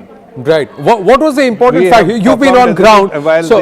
So let me ask you, what was the single most important factor on ground that you believe has returned a mandate that is pointing towards at least 185 seats right now? It's oscillating between 189 and 191, so I'm just saying 185 plus.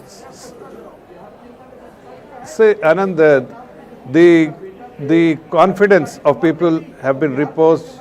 They have reposed confidence in the leadership of the Honorable Prime Minister and Nitish Kumar ji, and fear of Jungle Raj. They have seen, they have heard, even youth have heard what their elders have experienced during Jungle Raj, and that is something they didn't want to experience, and that is why they have voted for NDA, because they do not want Jungle Raj in Bihar again. Also, the kind of adulation that people have, the kind of admiration they have for the Honorable Prime Minister is something which is seen across Bihar. When we were on the ground, we have realized that they always loved the Sushasan Babu, and they always loved the Vikas Purush. Vikas Purush is somebody everyone knows that it is the Honorable Prime Minister who has always advocated about development, and people want development in Bihar, and they also want a good governance model, something which has been delivered by the Honorable Chief Minister Nitish Kumar ji in last 20 years. And as a combination of NDA, all 5 Pandavas coming together, all the 5 parties as a Pandavas, 5 Pandavas, they have worked unitedly, and something which has been appreciated by the people of Bihar, and they have reposed confidence in the leadership of the Honorable Prime Minister and the Honorable Chief Minister. No, Pandav 5 hai, par Raja Yudhishthir hi honge na? Do you have any room for speculation? We have no doubt. Sir, you have an 85% strike rate, they have a 75% strike rate, so I'm asking. It doesn't matter. It doesn't matter. We worked as a unit, and that's something which has already been expressed by none other than the Honorable Home Minister, that there is absolutely no vacancy for Chief Minister as well as Prime Minister in the country. Okay. So there is absolutely no headroom for speculation as far as the Chief Minister's seat is concerned. Acha, dekhiye, kai baar, lot of times you know more than what the numbers actually are reflecting. So let me ask you, what do you think will be the final count? See, our estimate was definitely 160 plus. The way it is definitely, the current number suggests it is better than what we had anticipated or expected. If it goes beyond then since there is a momentum, if it goes beyond 200, we will not be surprised. But we definitely see that the Mahagathbandhan will be lower than 50 numbers. It's something which we had spoken in the morning after seeing the trend, and now it is looking a reality. Yeah, right now, even as you said, the Mahagathbandhan has just now slipped to 49. So it is lower than 50 even as we speak. It will be lower. It will be further lower. Oh, it will be lower than that is what you're saying. Okay, Zafar Islam ji, I'm just going to bring in Prem Gandhi Modi is with us. Just one thing, you're talking about whether just because the BJP has more seats than the JDU, that the BJP will make a claim to the chief ministership. I think it's got to be realized that in the Lok Sabha election, the understanding between the two is that in the Lok Sabha elections, the BJP always gets a larger chunk of the seats to be contested than the JDU. And that's the arrangement, and I don't think that's going to be... I asked it. I mean, it's a nice question. Because it was 50-50. On a day when the results are a foregone conclusion, I think it's good. And you've been talking about the ghosts of 2015. This is the real haunting of 2015. I don't think that either of these parties is in any rush to create a problem where it doesn't exist at the moment. No, they don't want No, I think it is also settled that center mein Modi, state mein Nitish Babu, and my thing was that is there somebody going to say कि भाई CM हमारा होना चाहिए because हमारा strike rate better? There will always be people. So better to once the dust is settled, better to get a reconfirmation. That's why. And मेरा तो धर्म है मुझे पूछना पड़ेगा. I asked the question. Priyam Gandhi Modi. But this is like stirring a pot that doesn't exist, and for the BJP right now, right? Because I mean we have to understand the realities of the NDA government at the centre as well and how sensitive they are. So, and they fought the election on Mr. Nitish's fair and square that he becomes a... At the current stage, I don't think there would be any displacement of Nitish Kumar. There won't be. 1 year down the line, you don't know what will happen. But as of down the line, even Nitish Babu does not know what will happen. But Zafar Islam, the question to you again, SIR. Oh, Zafar Islam is left. We'll try and go ask this question. This entire SIR issue has helped the BJP. It doesn't help the BJP. I mean, this is an absurd. I mean, it's a very irresponsible statement. You see, do you clean up the electoral rolls or not? That's the larger question. Do you delete the names of dead voters to ensure that they don't vote after they are dead? These are questions to be asked. Instead, you're asking who has it helped. Of course, it will help. Today, it's helped the BJP. The cleanup of the vote. I'm just saying. In Bengal, it might help someone else. I mean, 2 points on that. You have had a higher voter turnout here. Yeah. This is a clear indication that the voter of Bihar, she has asserted her right and supported democracy. Right. The SIR is a different issue. I don't think it is linked to turnout, support and all that. There are two different sets of issues which we need to focus on. Right. No, I'm just saying it's just a straightforward statement. The SIR has helped the BJP or the NDA. Now that's what the Congress will come out and say. But was vote chori really an issue in this election? That's the sub part that I could get to. That's what I'm coming to. That the SIR issue, what the opposition did with it, is what helped the NDA. That they made it their major primary issue for this election. Clearly the people revolted against it. People came out and said no, we support the the election commission. Today, earlier in the day, Mr. Khera also said that this is people versus the EC. So it's ridiculous, right? Like people are coming out and saying this is a non-issue. How much more do you want? You want to be wiped out? The biggest statement that there is confidence reposed in the election commission is that what you just now said, that it's the highest ever voter turnout. Look at the kind of voter turnout that's happened. More people have come out to vote after the electoral rolls revised in absolute numbers also. That itself shows that the election commission gets a big thumbs up. And we must state it on record. This is an incident-free election. No report. No repolls. No repolls, largely incident-free elections, and the first time that Bihar election has happened in 2 phases. So if somebody that we need to doff the hat to is the election commission, without doubt, for the way they have conducted these elections and the way it's been done. And look at the entire counting process. Whichever way the mandate has swung, there is no issue in terms of the way the work of the election commission is happening and the work there. So for those who are calling this as a bogey, it's a little unfortunate. Agree, disagree, Sandeepji? No. The whole sanctity of this electoral process is very clearly vindicated by the turnout and the absence of any malpractice or any challenge in terms of having a recount or that has not happened in this election at all. Right. And that vindicates the democratic process and the success of a free and a fair election. And compare that to what used to happen in Bihar at one time. Yeah, I'm just bringing this number back, viewers. This is the Mahila factor, 106 seats overall. Look at the split. It's almost an even split of the Mahila factors and the 106 seats where the women voters are more, or their factor was more, 10% more voting than the men folk. So this is what it is, 46 and 43. So if you were to see the spread, the RJD got nothing. The LJP has 12 seats. Harm has 2. So the NDA has quite literally run away with this mandate. If you were to look at the overall breakup, only 15 seats out of 124 have gone to the Indi Gadbandhan. Now, is this a trick that they missed? Is this something that they undermined? I'm sorry, what is the methodology of this? Women voters. So we have taken the state.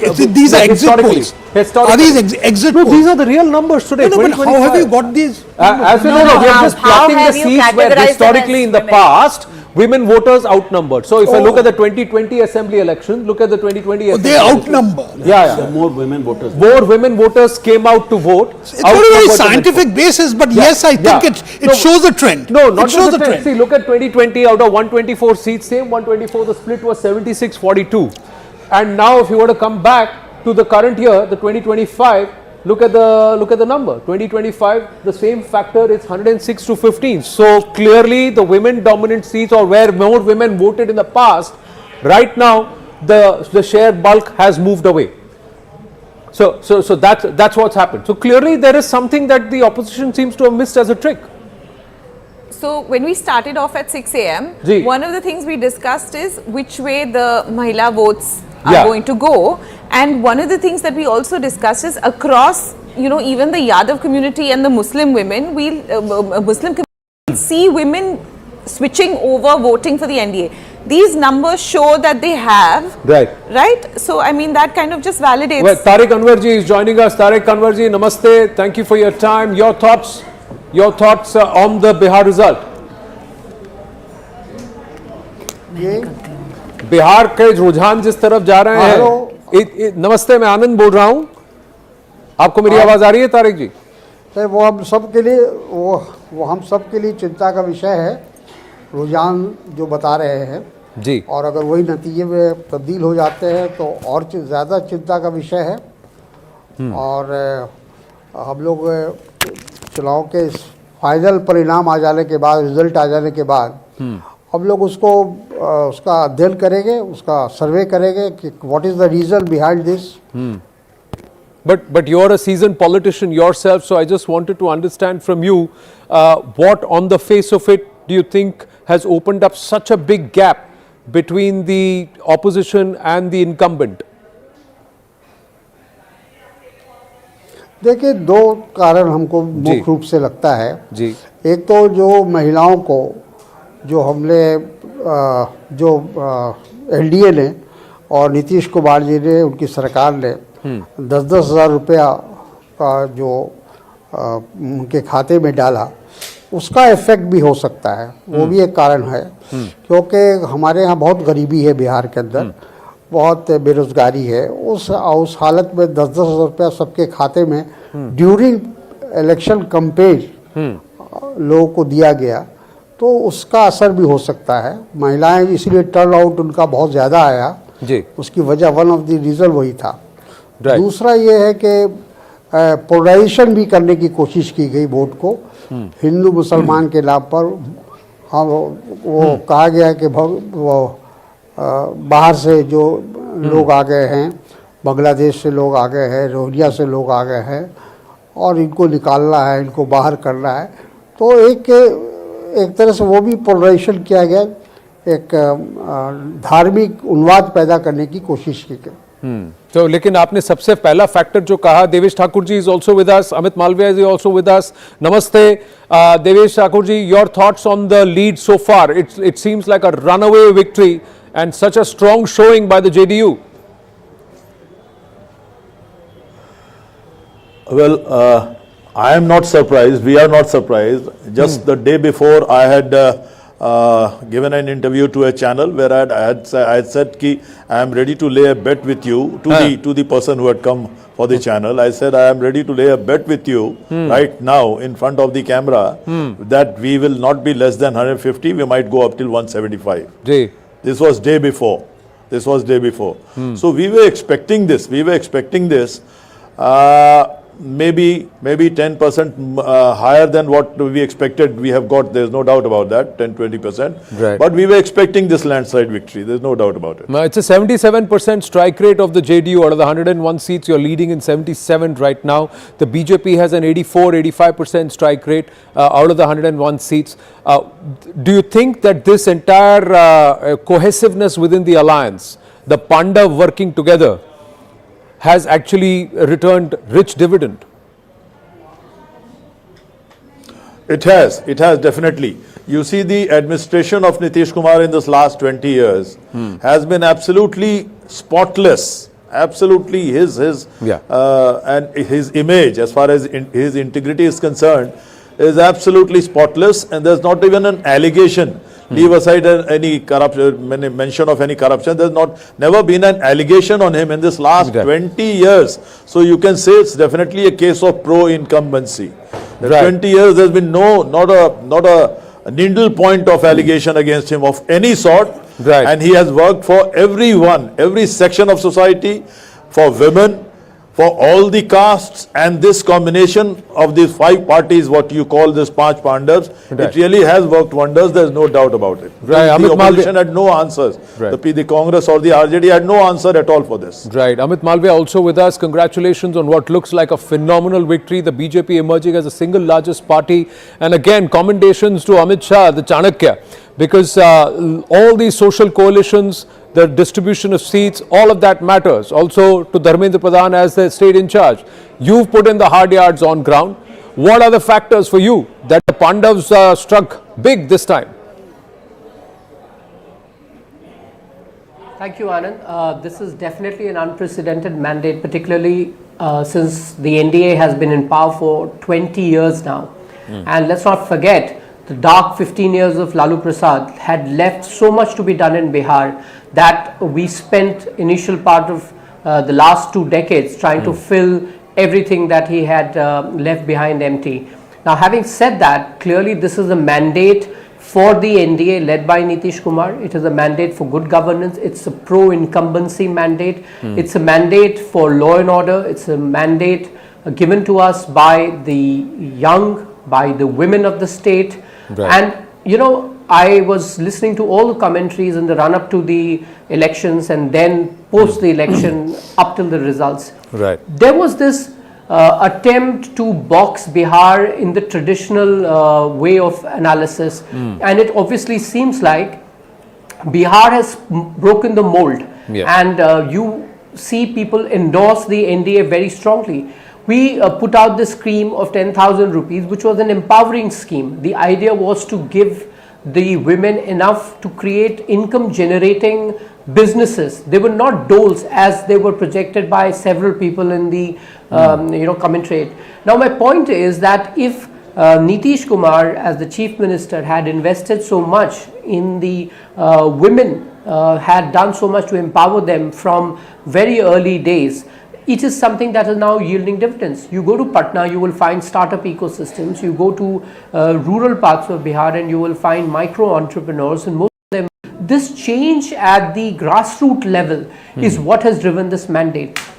And I want to make a very important point in the context of Bihar. People keep talking about palayan and migration. Please understand that not all migration is bad. People from Bihar are holding prominent positions across the country. You go to Mumbai, you go to cities like Delhi, they control half the cities. The infrastructure, logistics works on the enterprising Biharis. So, you know, this tendency to infantilize the people of Bihar, to preach to them, I think this is exactly what the Biharis have rejected, and rejected so resoundingly. They have rejected the kind of caste-based entrenched politics that Lalu Prasad had come to represent, the violent politics that his party had come to represent. It's a complete rejection of Tejashwi Yadav for the second time in a row when he's been projected as chief minister. So if he takes a cue from Rahul Gandhi, he will continue to stay on in Bihar. But if he had any sense, he will step aside and make way for somebody else in the RJD to take up the mantle. But I'm sure that's not going to happen because it's a family enterprise, and Tejashwi Yadav will continue to sort of, you know, drive the RJD the way he likes, perhaps to the ground. Tariq Anwarji is also with us. Amit Malviya, please stay with us. So he had one point to make. And Tariq Anwarji, would you want to weigh in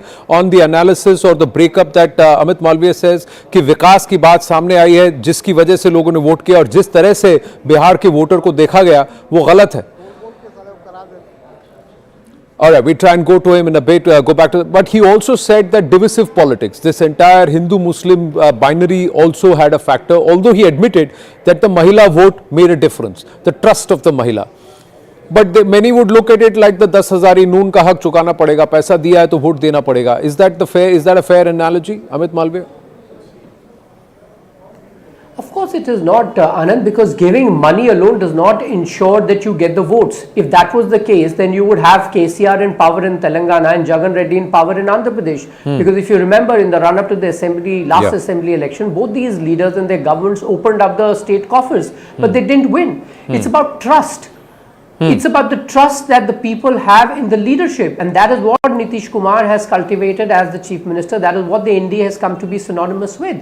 I mean, do you really think that Mamata Banerjee, by giving 1,000 rupees to the women of Bengal, can hope to get their vote in 2026 when you had a Sandesh Kali, you had an RG car, you had the riots in Malda and Murshidabad? Of course, it's not going to happen. So clearly putting money in the hands of people is not the surest way to win elections. And again, I want to make this distinction. This 10,000 rupees, not a dole. The Chief Minister was very clear. We want to give people the resources to build their own income generating businesses. And you look at what's happened as a consequence. Women have bought goats, they have sort of got into micro dairy, they have put up stalls, food, eateries, they have started what you call Parchun ki dukan. So a lot of these economic activities have been unleashed in Bihar at the micro level. Now, if people do not want to see it, people go and look at traditional caste-based arithmetic. I mean, the kind of analysis that went on in the media that a particular community will vote a certain way.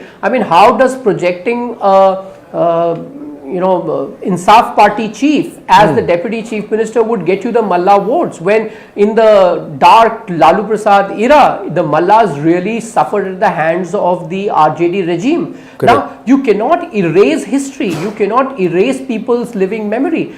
You came up with the argument that the youth are going to vote for the Mahagathbandhan. I mean, do you really think any youth in his right mind would be inspired by Tejashwi Yadav? He can't speak to save his life. Well, and you think he's promised 2.5 crore government jobs to every household? I mean, people are laughing at him in Bihar. I mean, you think Biharis are so naive?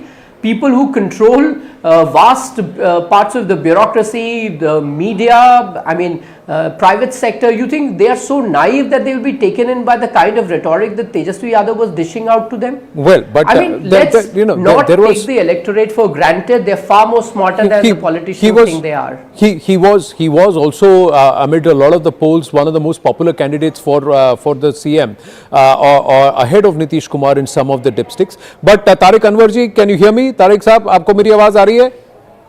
Yes, yes. Yeah, Amit Malviya making a few observations saying that the opposition का campaign थोड़ा बिखरा हुआ था, they had the wrong narrative and they didn't enjoy the confidence of the voter. How would you want to respond? देखिए, ऐसा है कि after final outcome, we will sit and we will analyze everything. हम लोग बैठ के सारी चीज़ को देखेंगे, कहाँ पर कमी रह गई, कौन सी जगह पर हमें क्या करना था. कहीं ना कहीं तो रहा, अगर रिजल्ट इतना ख़राब हुआ है तो यकीनन कहीं हमारी कमी रही है, उसको दूर करने की कोशिश की जाएगा, उसका विश्लेषण किया जाएगा, उसको हर तरह से उसको ये वोट चोरी, तारिक साहब, क्या ये बूमरैंग हो गया? वोट चोरी, SIR, क्योंकि ज्यादा वोटर आके वोट करके गए हैं तो और जी नहीं, वोट चोरी का जो हमने लगाया वो तो हमने कहा था कि जैसे बिहार के अंदर जिस तरह से SIR हुआ था और जिस ढंग से हुआ था उसका हम लोगों ने मुखालफत की थी और 65 लाख वोट वहाँ काटे गए. तो 65 लाख वोट काटे गए हैं, वो किसके काटे गए हैं, वो किसके सिंपैथाइजर थे, किसके साथ थे, वो सब देखना पड़ेगा.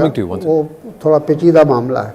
How would you want to respond to this? ये SIR वाला मामला, 65 lakh vote. The Congress has been saying this since morning. Manikam Tagore, Pawan Khera, now Tariq Anwar.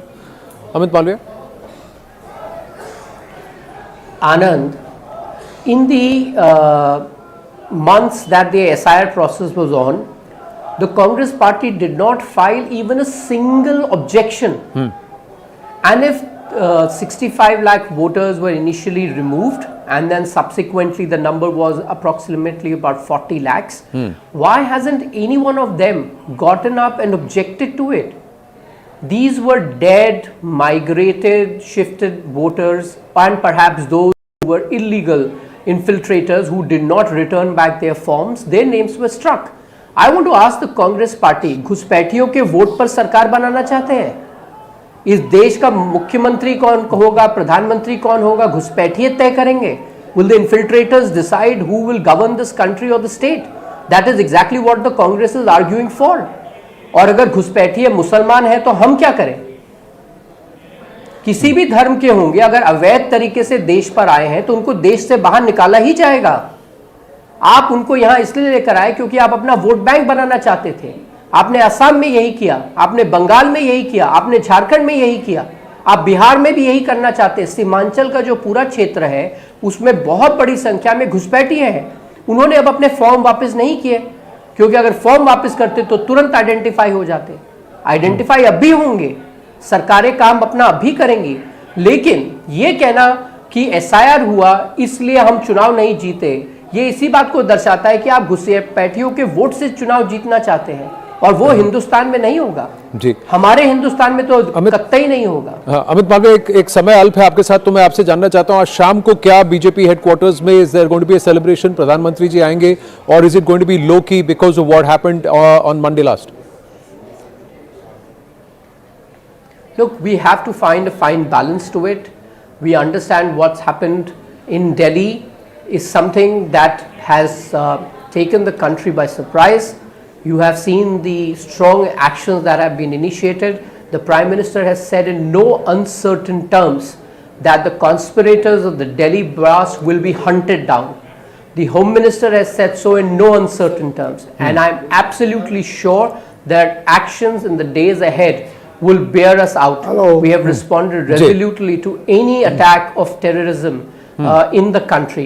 As far as Bihar election is concerned, I'm sure it's a moment to celebrate. It's a moment to celebrate the victory of the people of Bihar for the choice that they have made, and we will be with them in this moment of joy.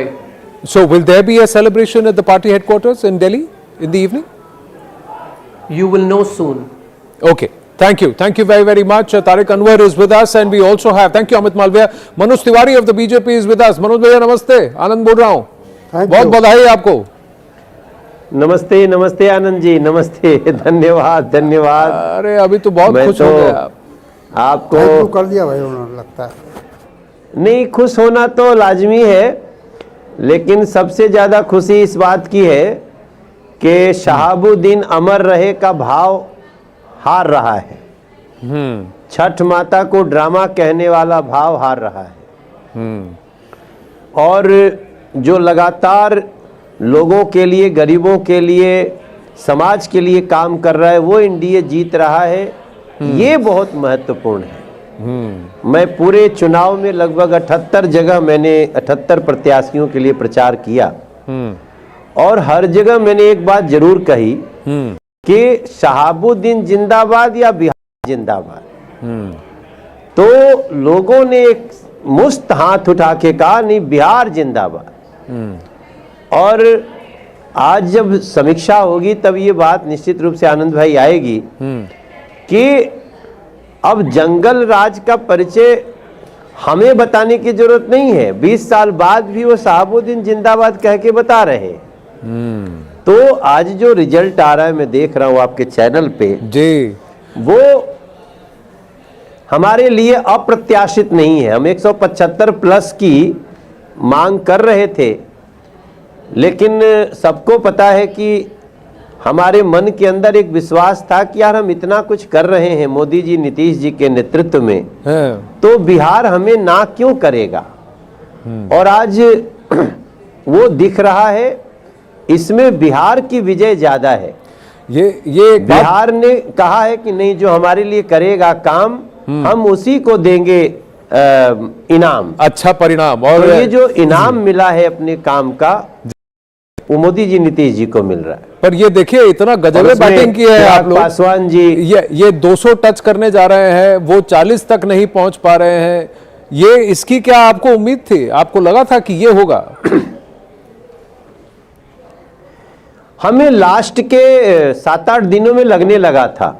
अच्छा। क्योंकि जो social media पे हम देख रहे थे, जो Yadav community के लोग भी वो खुल करके मोदी जी के पक्ष की बात, एनडीए के पक्ष की बात कर रहे हैं। यहां तक कि राघोपुर के लोग, राघोपुर का जो हम लोग वहां पहुंचे तो राघोपुर के लोग कह रहे थे कि नहीं चाहिए हमको तेजस्वी यादव, अब हमें एनडीए के साथ जाना है, क्योंकि आपको याद होगा बख्तियारपुर जाने वाला जो ब्रिज बना है वो राघोपुर में ही है जी। तो वहां के लोगों ने पहली बार देखा, हाँ राघोपुर में है। अब आप सोच सकते हैं आनंद भाई कि जहां नहर पर पुलिया बनावे खातिर भी इतना मारा मारी होत रहे, अनशन होत रहे, वहां नदी पे इतने बड़े बड़े ब्रिज, ऐसे रिवर लिंक जिसको लोग मरीन ड्राइव बोलने लगे। आप बिहार के कोने कोने से लोग जिन सड़कों पे चल के आ रहे हैं, एक दिन हमारा मधुबन में हेलीकॉप्टर हमने छोड़ दिया, तो वहां छोड़ने के बाद हम बाय रोड आए तो हम 1.5 घंटा में पहुंच गए चंपारण से पटना। तो लोगों को इसका एहसास होता रहा और हमें नहीं एहसास था कि ये इतना ज्यादा इसका प्रभाव जनता पे हो सकता। हम लोग 175 प्लस ही जा रहे थे, लेकिन मन में जो विश्वास था तो एक अच्छा देखिए मनोज जी, आप सांसद तो हैं ही, लेकिन साथ साथ वहां पर सुपर हीरो हैं, बहुत अच्छे गायक भी हैं। आपने तो इस चुनाव के लिए बहुत बढ़िया गीत भी कंपोज किया था, जीत की भी खुशी है, तो कुछ तो सुनाइए, गुनगुनाइए, आग्रह है। नहीं, हम तो गुनगुना रहे हैं, हम गुनगुनाएंगे।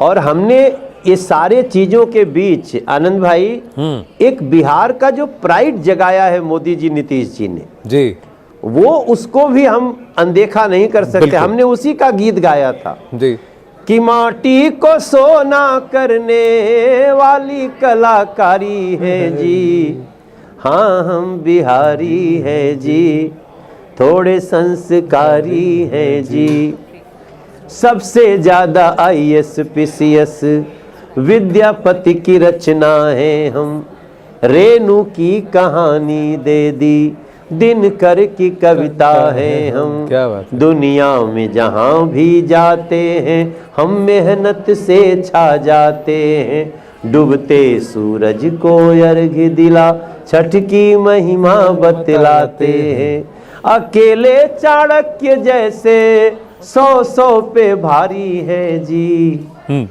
हाँ हम बिहारी है जी। और एक इम्पोर्टेंट बात आपको गीत में बताऊंगा जी, कि जाति की दीवार टूटी, जाति की दीवार टूटी, क्या बात है, उस बिहार के आभारी है जी, क्या हाँ हम बिहारी है जी, थोड़े संस्कारी है जी जी। और एनडीए विपक्ष में भारी है जी, ये भी है, से करनी पड़ेगी आनंद भाई। जी जी। पर एक बात बताइए, महिलाएं और ये युवा, ये जो MY फैक्टर है, मुस्लिम यादव से महिला युवा हो गया है, ये आप लोगों ने एक सोचा था इसके बारे में कि ये हो गया है अब?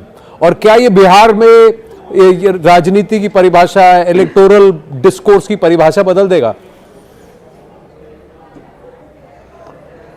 इसी को मैंने कहा थोड़ी देर पहले कि इस चुनाव की समीक्षा बड़े सूक्ष्म स्तर पे करनी पड़ेगी। काम करके विश्वास जीता जा सकता है, ये एक मैसेज है बिहार का चुनाव। काम करने वालों को जनता जरूर आशीर्वाद देती है, ये रिजल्ट दे रहा है ये बिहार। और ये बिना खाली सोचने से नहीं होता है आनंद भाई, सोचना भी पड़ता है, एग्जीक्यूट भी करना पड़ता है, सरकारी खजाने का सदुपयोग भी करना पड़ता है, और गरीबों के जीवन को, मध्यम वर्गीय लोगों के जीवन में खुशहाली पैदा करनी पड़ती है, और तब ये रिजल्ट। इसलिए मैंने कहा कि जाति की दीवार टूटी जी, उस बिहार के आभारी है जी जी। हमने ये भी देखा कई जगह कि मुस्लिम कम्युनिटी भी अब केवल हराने के लिए नहीं निकलता है। हाँ ठीक है यार, जीत रहे हैं तो जीतें, क्योंकि हमको वो अनाज देता है, हमको वो मकान देता है, हमको इलाज देता है, किसी में भेदभाव नहीं करता। तो बिहार का रिजल्ट बहुत कुछ सोचने को विवश करेगा। ये जनसुराज पार्टी का क्या हुआ? प्रशांत किशोर जी बहुत एड़ी चोटी का जोर लगाया ग्राउंड पर, उनका पार्टी कहीं दिखे नहीं रहा, क्यों, क्या हुआ? देखिए, जन सुराज को तो मैं शुरू से कह रहा था कि राज ये क्या है, मूलतः ये लोग ये पैसे के लिए काम करते थे, दूसरों से पैसे मिलता था, जिसका पैसा मिला उसके पक्ष में प्रचार बना देना, ये उनका। पर जब किसी ने देना बंद कर दिया तो वो सोचे हम जनता से ही पैसा ऐंठेंगे। लच्छेदार बात करना तो उनसे ज्यादा किसी को आता नहीं, क्योंकि यही विद्या उनको आती है। आज मैं तो ढूंढ उसकी जन स्वराज के नेता जो प्रशांत किशोर की बात में कितना दम्भ है, कितने पत्रकारों का उन्होंने अनादर किया, कितने लोगों का अनादर किया, कितने लोगों के पैसे बर्बाद करा दिए, और सिर्फ इसलिए कि कोई उनसे अब प्रचार की स्ट्रेटजी नहीं बनवाता है। आज उनको तो मैं चाहता हूं कि आप लोग जरूर लें, और कितना कूद कूद के बोल रहे थे कि 25 से सीट ज्यादा आएगी तो मैं राजनीति छोड़ दूंगा। हालांकि तुम राजनीति में हो ही नहीं तो तुम छोड़ोगे क्या?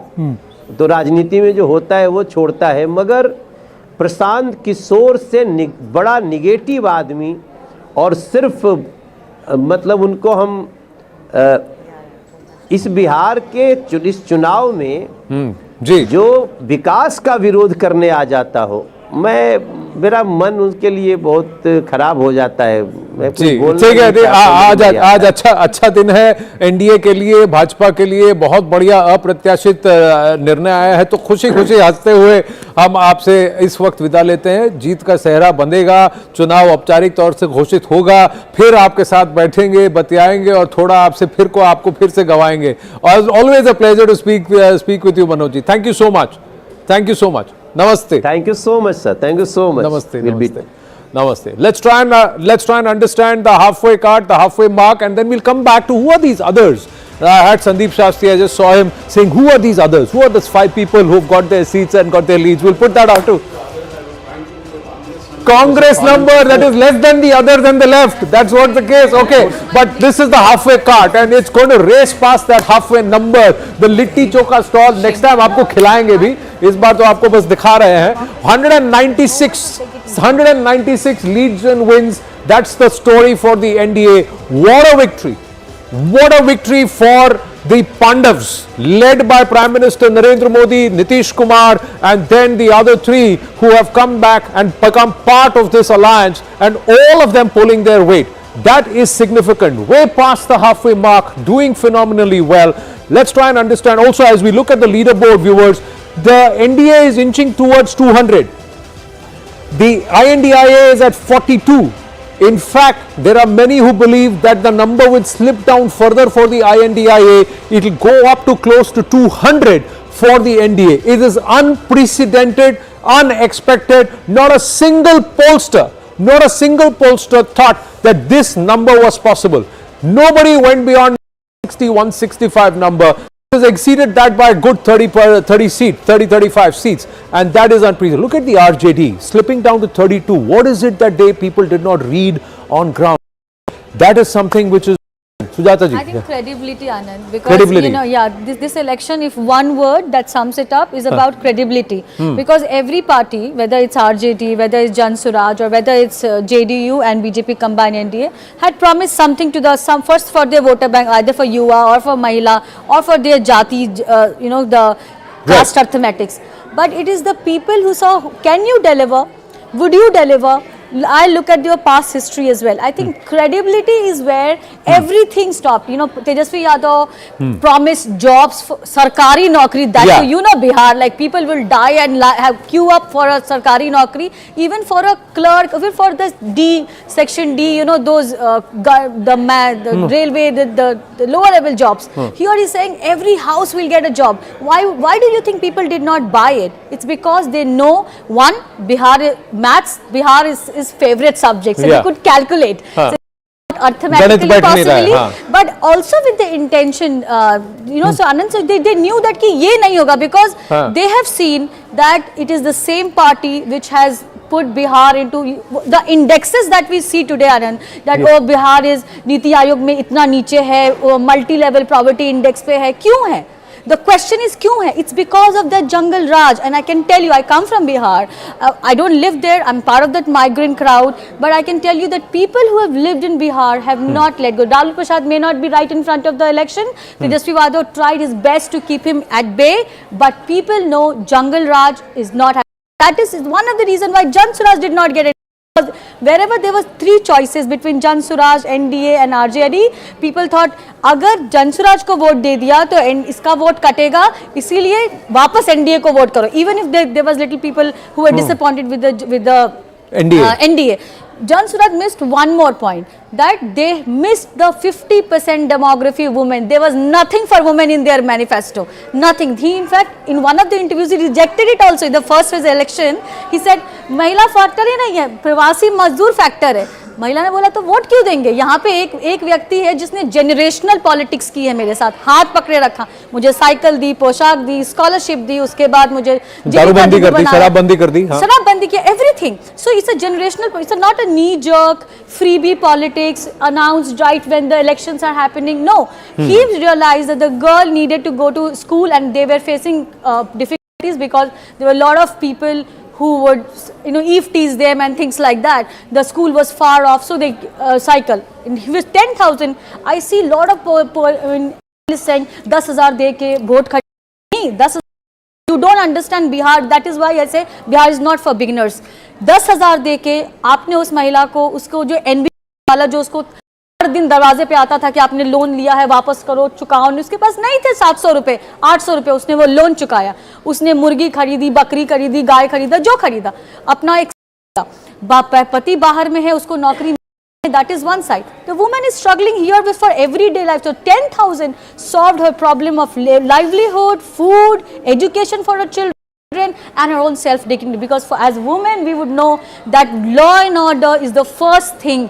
Anything goes wrong with the law and order, we are the first victims. So this is why I can tell you, Anand, if Nitish Kumar wouldn't have done this 10,000, he would have still win. This has happened. Lot of interviews it came. I'm not sure. A lot of people said कि हमको नहीं मिला है. लेकिन कोई बात नहीं. हम तो नीतीश को देंगे. हम तो कमल को लगाएंगे. Okay, just quickly this update, viewers, that Prime Minister Narendra Modi is going to be at the party headquarters at 7 p.m. So Amit Malviya hinting at striking a balance between also not forgetting what happened in Delhi on Monday, but also celebrating what is historic, a momentous event in Bihar because of the mandate. This mandate cannot go, not ignored or cannot go uncelebrated. So they will celebrate, but I think the Prime Minister is going to be a little circumspect. He's going to remember and remind people that the task has only started. Now, the next 5 years, what's done in Bihar is going to be important. Will Nitish Babu also be there? That's the big question. The BJP, the single largest party, returning numbers which were again not expected of the BJP, despite it's fighting 14 seats less than the last time. 115 seats the last time for the BJP and the JDU. Both of them reducing the number of seats being given to the LJP. The LJP returning a fantastic strike rate. The JDU returning and the BJP. That's a phenomenal number that they have returned. Now, let's talk this from a national point of view and what this does for Prime Minister Narendra Modi, the alliance itself. Now, does this seal this alliance, Nitish, Chandrababu Naidu, firmly in the NDA pala? Because we see what's happening with Andhra, the amount of money that's been directed, projects that are being directed.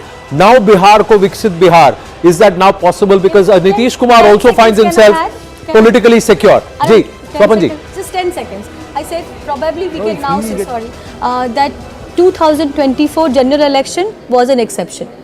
If you see, the Modi magic continues. Ma'am, it's not the Modi magic. It's a simple underlining. एक है तो safe है. बटेंगे तो कटेंगे. This is alliance mantra.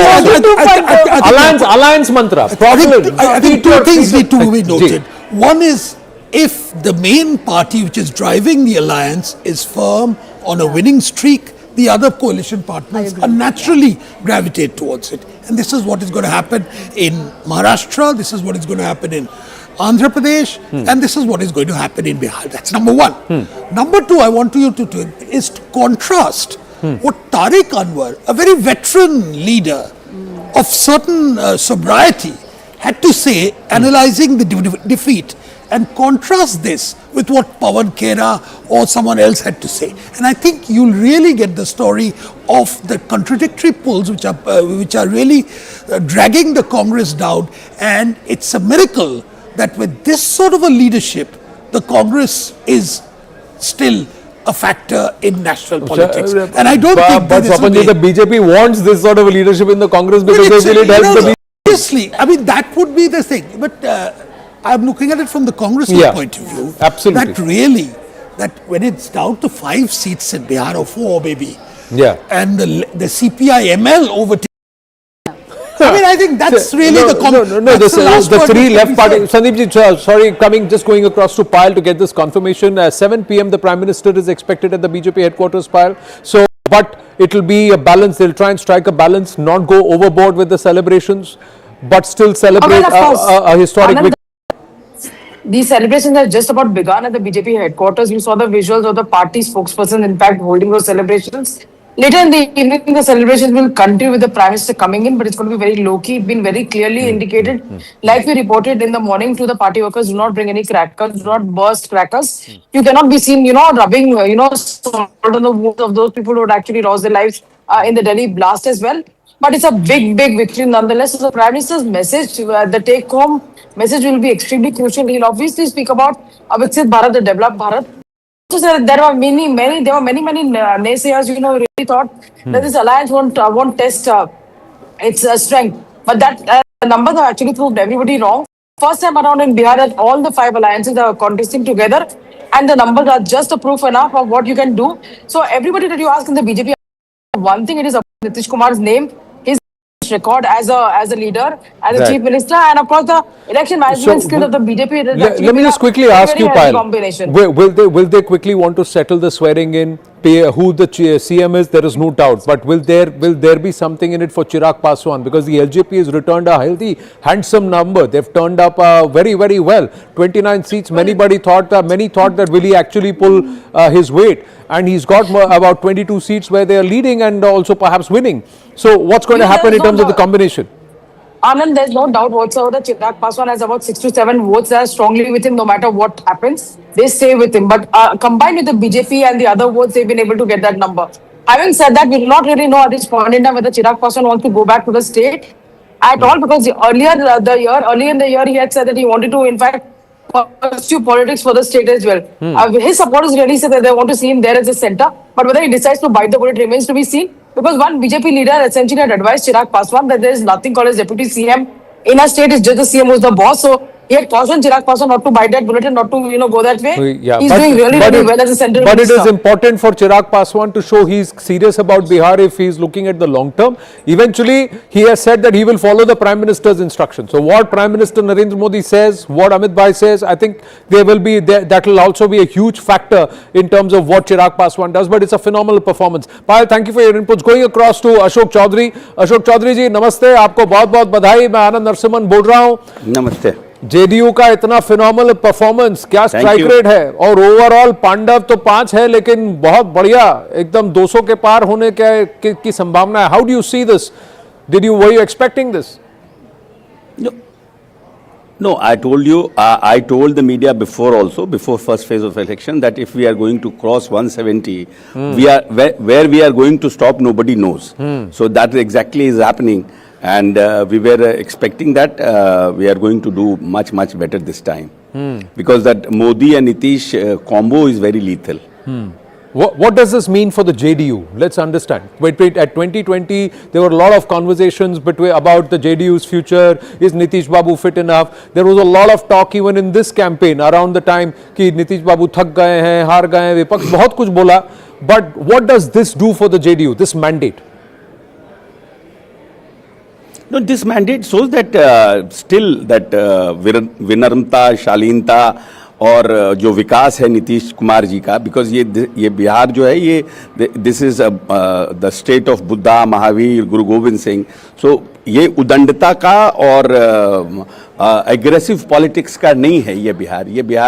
ये तो 20 साल में नीतीश कुमार ने ये काम करने के तरीके और अपनी काम करने की शैली से लोगों के दिलों में ये नीतीश कुमार राज करते हैं. ये तो किसी कोई भी आदमी जो नीतीश कुमार को समझता है, नीतीश कुमार को अंडरस्टैंड करता है, नीतीश कुमार को जो लोग राइट ऑफ करना चाहते थे वो लोग रियलाइज करते हैं कि नीतीश कुमार को आप राइट ऑफ नहीं कर सकते हैं. But also for the JDU in terms of leadership, does this settle the party? The party seemed to be in disarray. And is Nitish Kumar ji going to be the chief minister without any doubts? What happens next? No.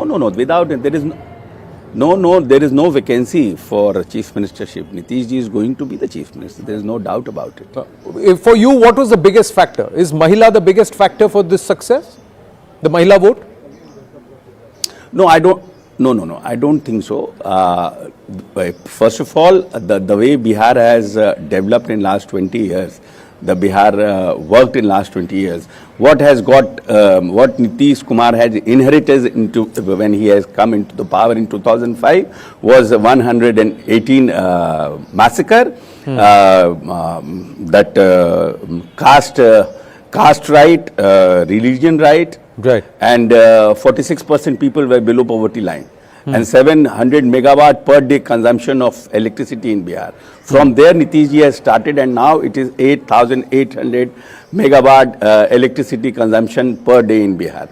So, the way he has done the work, people have realized, okay, he is the man who is going to take us into, because now this time, right now, the time is that we are on a crossroad.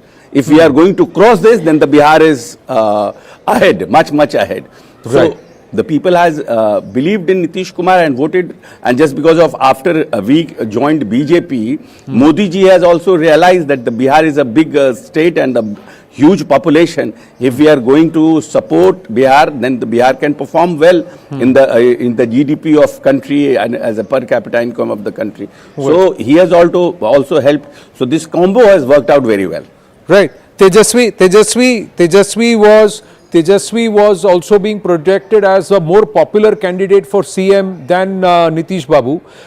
There was also it also said that a bulk of the votes, about 40% of the votes, are the youth, and he was very popular. He was more popular than Nitish Kumar among the youth. But the result point otherwise. Your thoughts? No. These all are this is not a ground reality. Ground reality is that everybody wants Nitish ji to become the chief minister, and Nitish ji was the face of Bihar for this election. So, he's trailing in Raghopur. Social media. What Tejashwi is trailing in Raghopur right now. So you can understand what kinds of credibility he is. Tejashwi ji has also said that he has come with the Mai Bahan Yojana, he has come with the job, he has come with the Mahila Yojana, but nobody has accepted, or nobody has really believed in Tejashwi Yadav's schemes, because the credibility, the public credibility is not there. Right. Ashok Chaudhary ji, congratulations on a phenomenal victory. Thank you very much. As the dust settles, let's just quickly get a sense of the... Thank you. Namaste, sir. We've got Tuhin Sinha also joining us. Tuhin, namaste. Erstwhile Bihari, now Jharkhandi. That's how it is. But it's a phenomenal victory. I just want to... बहुत बड़का जीत बा पर ये कैसे हुआ ये तो बताइए, बुझाइए. रवा के बधाई बा और पूरे को बधाई. But you know, Anand, I have been predicting this for a long time, because pro-incumbency is a reality which a section of the media and a section of the opposition refuses to accept. Number one. Number two, you know, there is a silent anger which has been brewing against the negative politics of RJD and Congress party. You know, every time, this time obviously they started their Rona Dhona 3 months before the election. This is not what the youth of Bihar wants. They don't want cribbers. They don't want people who are escapists. So the youth of Bihar very clearly aligns with the development policy, the development vision of Prime Minister Modi. Our My factor, which is Mahila and Yuva, has prevailed over their cliched and outdated My factor. This was a reality which, you know, everybody who was there on the ground knew. There was a certain boredom during these elections, and that boredom was that the other side was just not exciting enough. People had made up their minds in the last few months, and that is why Rahul Gandhi disappeared. Post-September, he attended barely 2 or 3 rallies. He was there only for 2 or 3 days. So even they knew about it. Did it? Because, there was a little bit, his tone was a little off, Tejashwi Yadav this morning. The whole talk about don't try and, trying to mobilize cadre, 20,000 people, etc.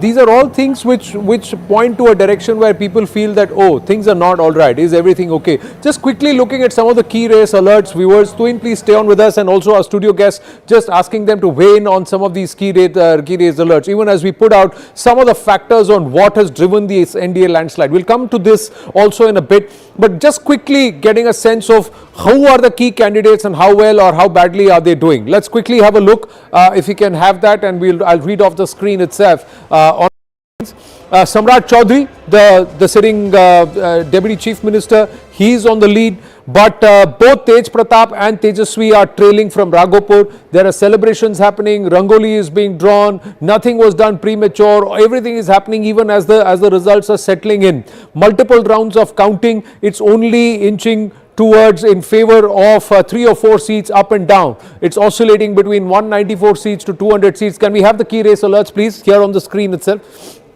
All right. Okay. We'll try and come to that. But Tejashwi Yadav to trail from Raghopur, that should be a huge surprise. Did anybody see that this was not a anti-incumbency sentiment, but an anti-opposition sentiment, massive pro-incumbency sentiment, Rashid Kidwai?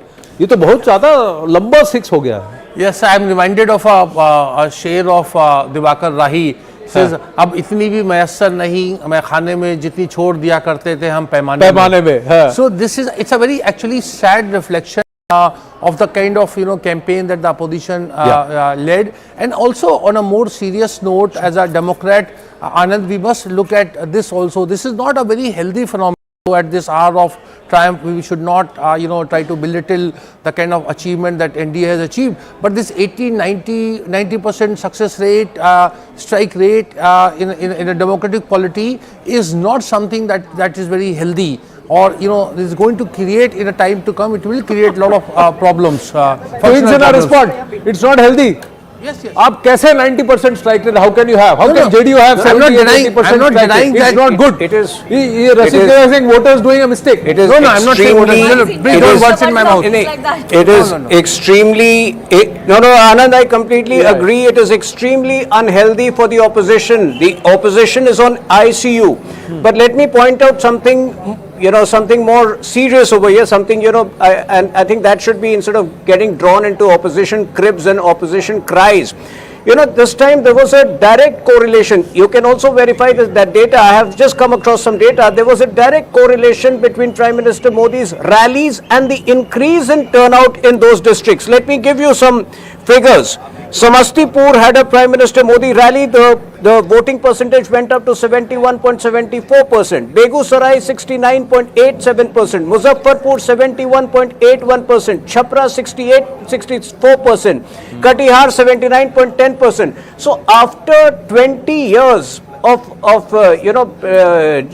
NDA rule in Bihar and 11 years at the center, if people of Bihar are still aligned, are still aligned with a development vision, that shows that they are habituated to a certain governance style which the other side cannot offer.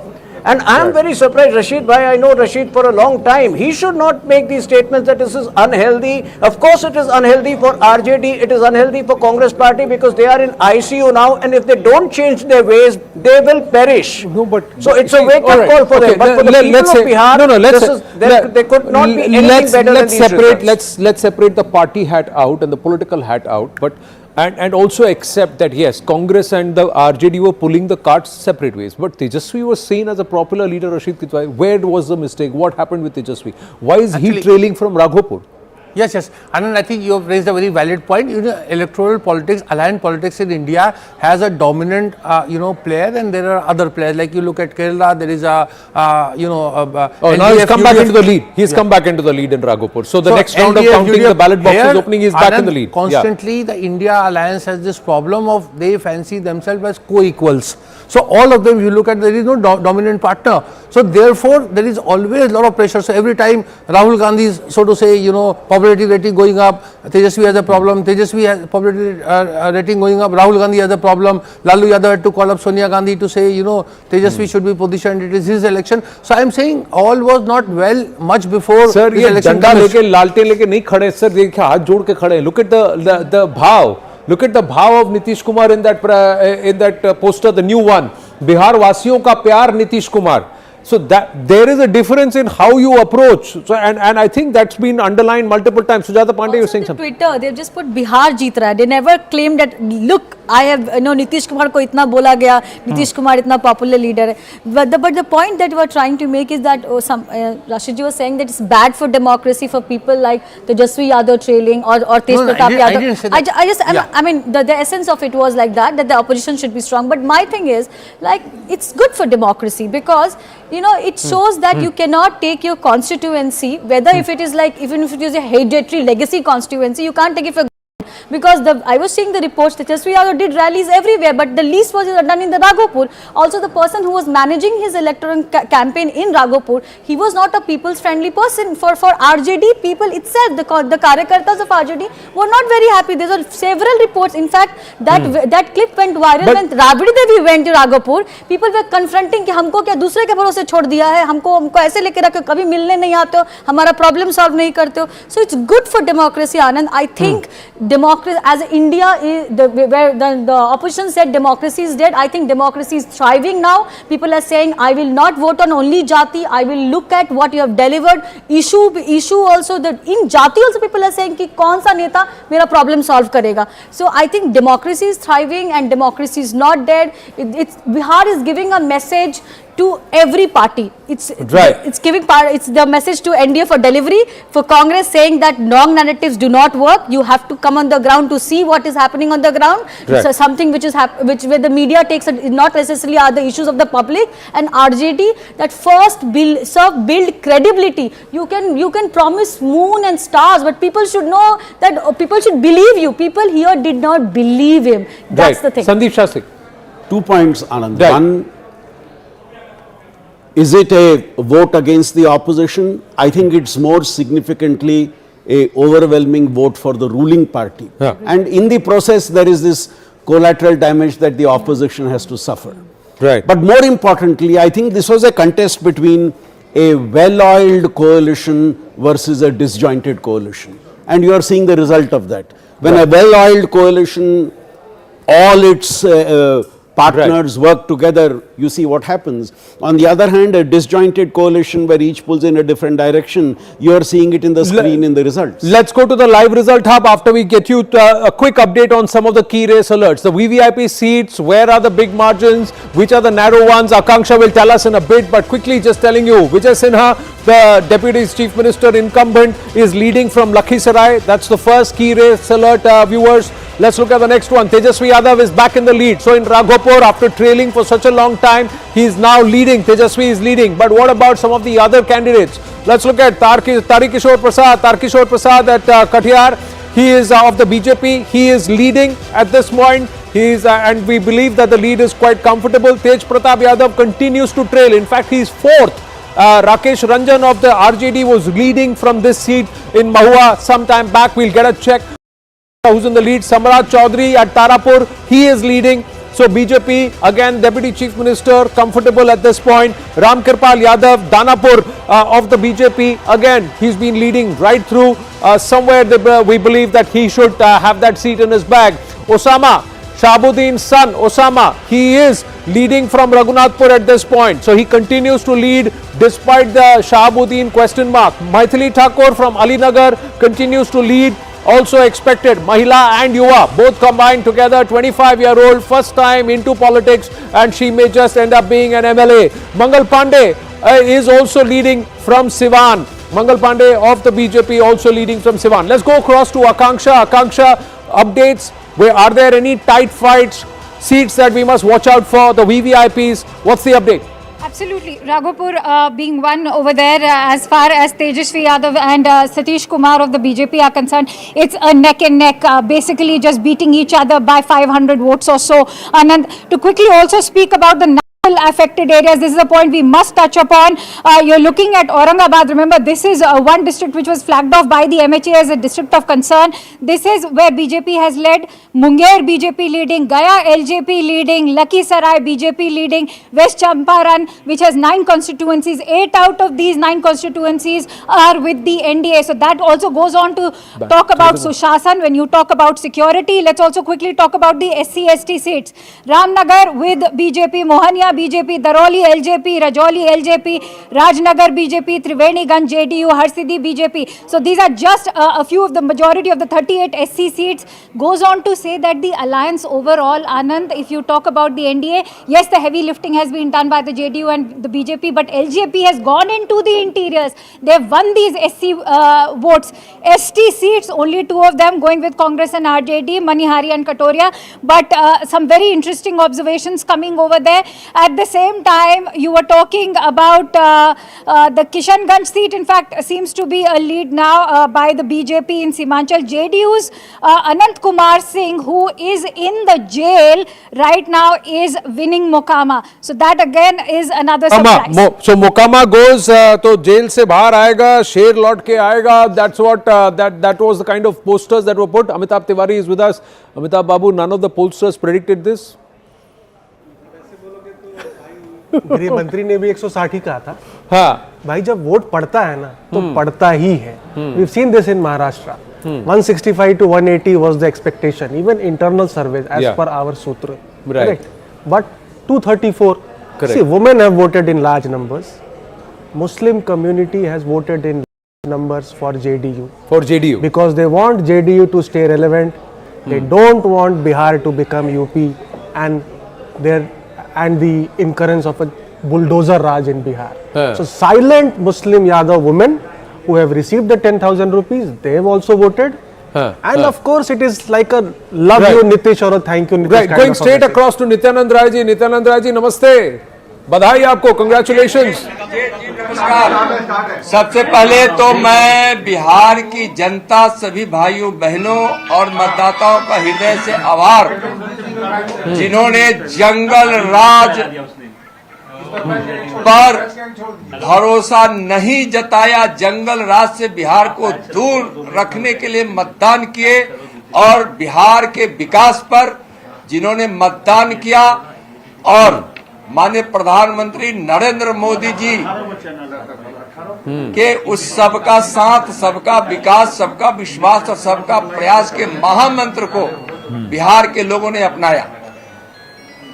Nitish बाबू को भी काफी समर्थन मिला है, बिहार की महिलाओं ने भी बढ़ चढ़ के वोट दिया है. नित्यानंद राय जी, बिल्कुल, बिहार में हमारी माताएं बहनें बढ़ चढ़ कर वोट की है, मतदान की है, और यह साबित हुआ है कि बिहार की हमारी बहनें बहुत आगे बढ़ चढ़कर मतदान में भाग लेकर एनडीए को प्रचंड बहुमत दिलाने में बहुत सहयोग की है. उनको हृदय से आभार. 160 का लक्ष्य था. प्रधानमंत्री जी के अन्य 3 स्तंभ, एक तो महिला है ही, गरीब, युवा और किसान, सभी उनके विकसित भारत के स्तंभों ने सब मिलकर प्रचंड बहुमत एनडीए को दिलाई है. भरोसा हमारे माननीय प्रधानमंत्री जी, जो गरीबों के मसीहा है, विकास के भगीरथ है, दुनिया के सबसे लोकप्रिय नेता है, और जो भारत के कर्मयोगी प्रधानमंत्री है, उन पर भरोसा, एनडीए के सभी साथियों पर भरोसा बिहार की जनता दिखाई. 160 का अनुमान था, लक्ष्य था. नित्यानंद राय जी, अंतिम प्रश्न, 200 टच करने वाले हैं, ये तो अप्रत्याशित है. नित्यानंद राय जी, एक अंतिम प्रश्न, थोड़ा सा नहीं, अंतिम प्रश्न आपसे. 160 का लक्ष्य था एनडीए का, 200 टच करने वाले हैं. इसके लिए आप बिहार वासियों के लिए क्या वादे करेंगे? हाँ, बिहार वासियों के साथ जो भी वादा एनडीए की है, हमारे प्रधानमंत्री जी किए हैं, सब वादा हम सब मिलकर पूरा करेंगे पांडव दल। और 160 माननीय गृह मंत्री जी ने कहा था कि कम से कम 160 एनडीए जीतेगी। 160 ही जीतेगी ऐसा नहीं, 160 कम से कम जीतेगी और उस आंकड़ा को पार किया। नित्यानंद राय जी, धन्यवाद हमसे बात करने के लिए। Thank you for speaking with us. There is going to be a celebration in the BJP headquarters at 7 PM. It has been very clearly said that it was not expected within the BJP also. Let's bring it back. Yes, Priyam Gandhi Bodhi. So now it's been 3 elections after Lok Sabha 2024, Right. and it's enough to now say that there is a pattern, and these are clear sweeps in favor of NDA. So after you look at this pattern, you realize that there almost seems to be some kind of regret in the way the electorate voted in 2024. I feel like this clean sweep in all the 3 states in the after 2024 show that the people want to give clear mandates to the NDA-led governments, and I think they are not taking chances anymore, which would lead them to this kind of, you know, instability. And you know, I think this is what the electorate, this is how the electorate is responding, and the opposition unfortunately is misconstruing it as an issue with the EC. No, but should it be about Lok Sabha 2024, or is it about trying to see what fits me best? Who's going to deliver what I want? Who can I trust more? Amitabh Tiwari and then Sujata Pandey. Yeah. Yeah, of course, when people are going out to record of development of the incumbent government, that's the foremost in their minds. And of course, when there are promises being made both by the opposition and the government, the trust factor and the credibility of the person who is making those promises comes into the being. For an incumbent government, delivery is more important than promise. So it shows that the people of Bihar have clearly given a thumbs up for the 20-year track record of Nitish Kumar, be it as 3 years with the Mahagathbandhan and 17 years with NDA. And it's also a send-off farewell gift, a love you Nitish kind of a gift. Is it a send-off in the first place? Another poster. Have a look at this. Now, again, this is the folded hands. Nitish Kumar, Vinamra Nitish Kumar, clean Nitish Kumar, incorruptible Nitish Kumar, bharosemand Nitish Kumar, saying, "Jeeta hai mahilaon ka vishwas, jeeta hai Bihar." So, openly acknowledging, admitting the trust of the mahila in Bihar towards the JDU and the NDA. Sujata Pandey, one aspect.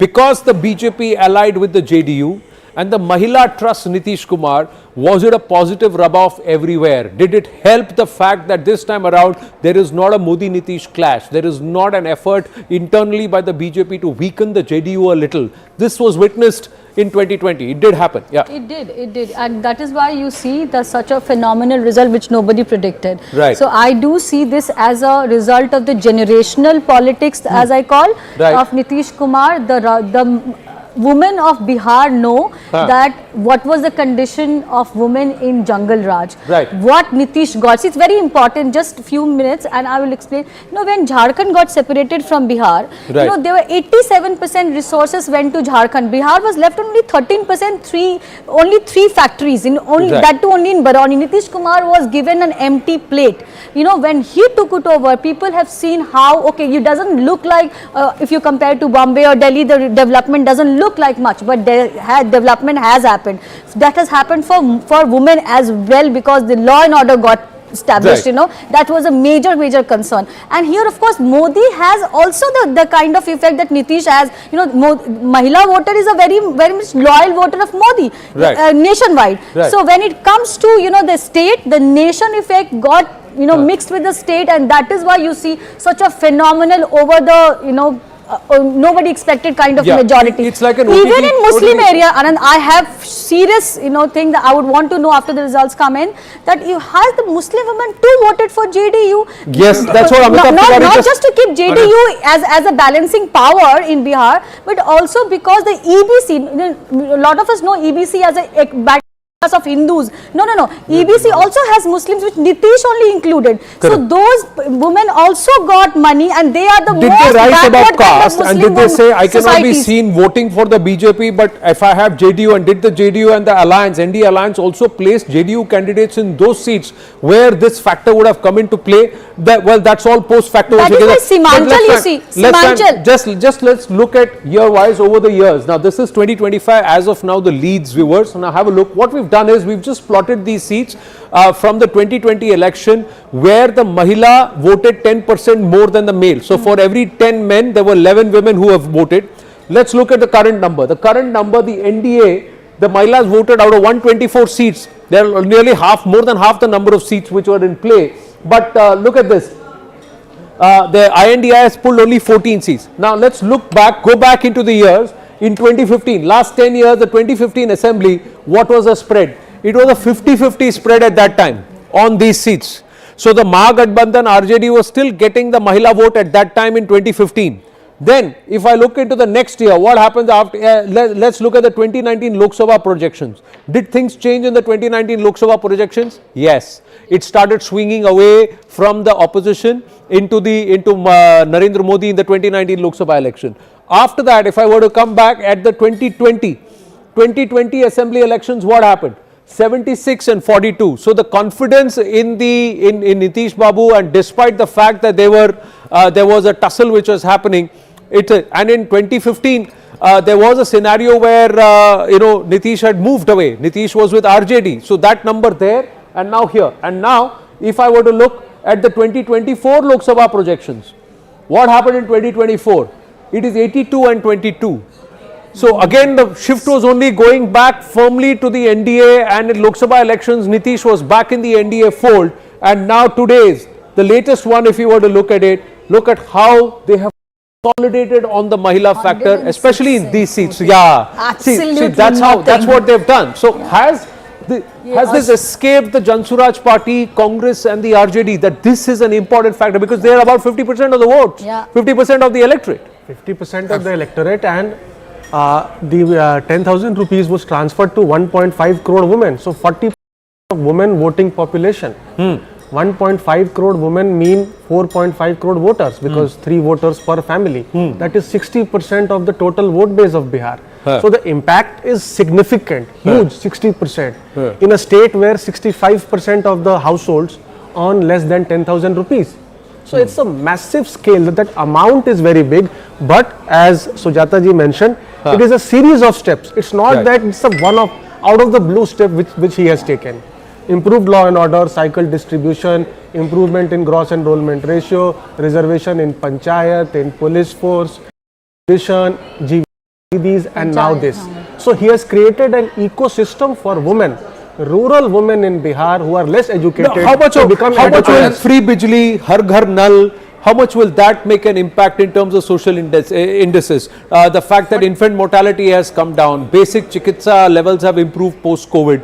Will that also make a difference? Of course, because of a course woman make a is difference. there. 250 to 500 rupees, almost all households are saving because of this 125 unit free electricity. Also, But Anand, I think this what Amitabh is talking about, this is a fortress, this is a kind of shield that Mr.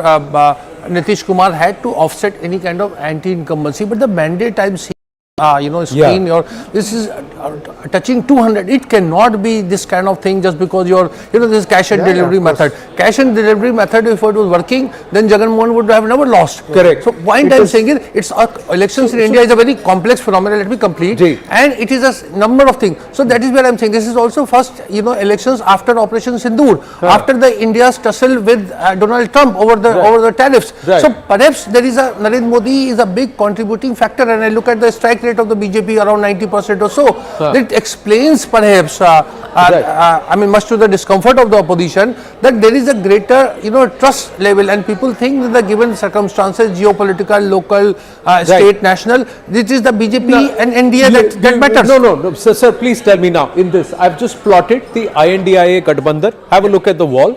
On the wall, look where the Congress is plotting. 4 seats, kone mein, 4 seats out of 61, sir.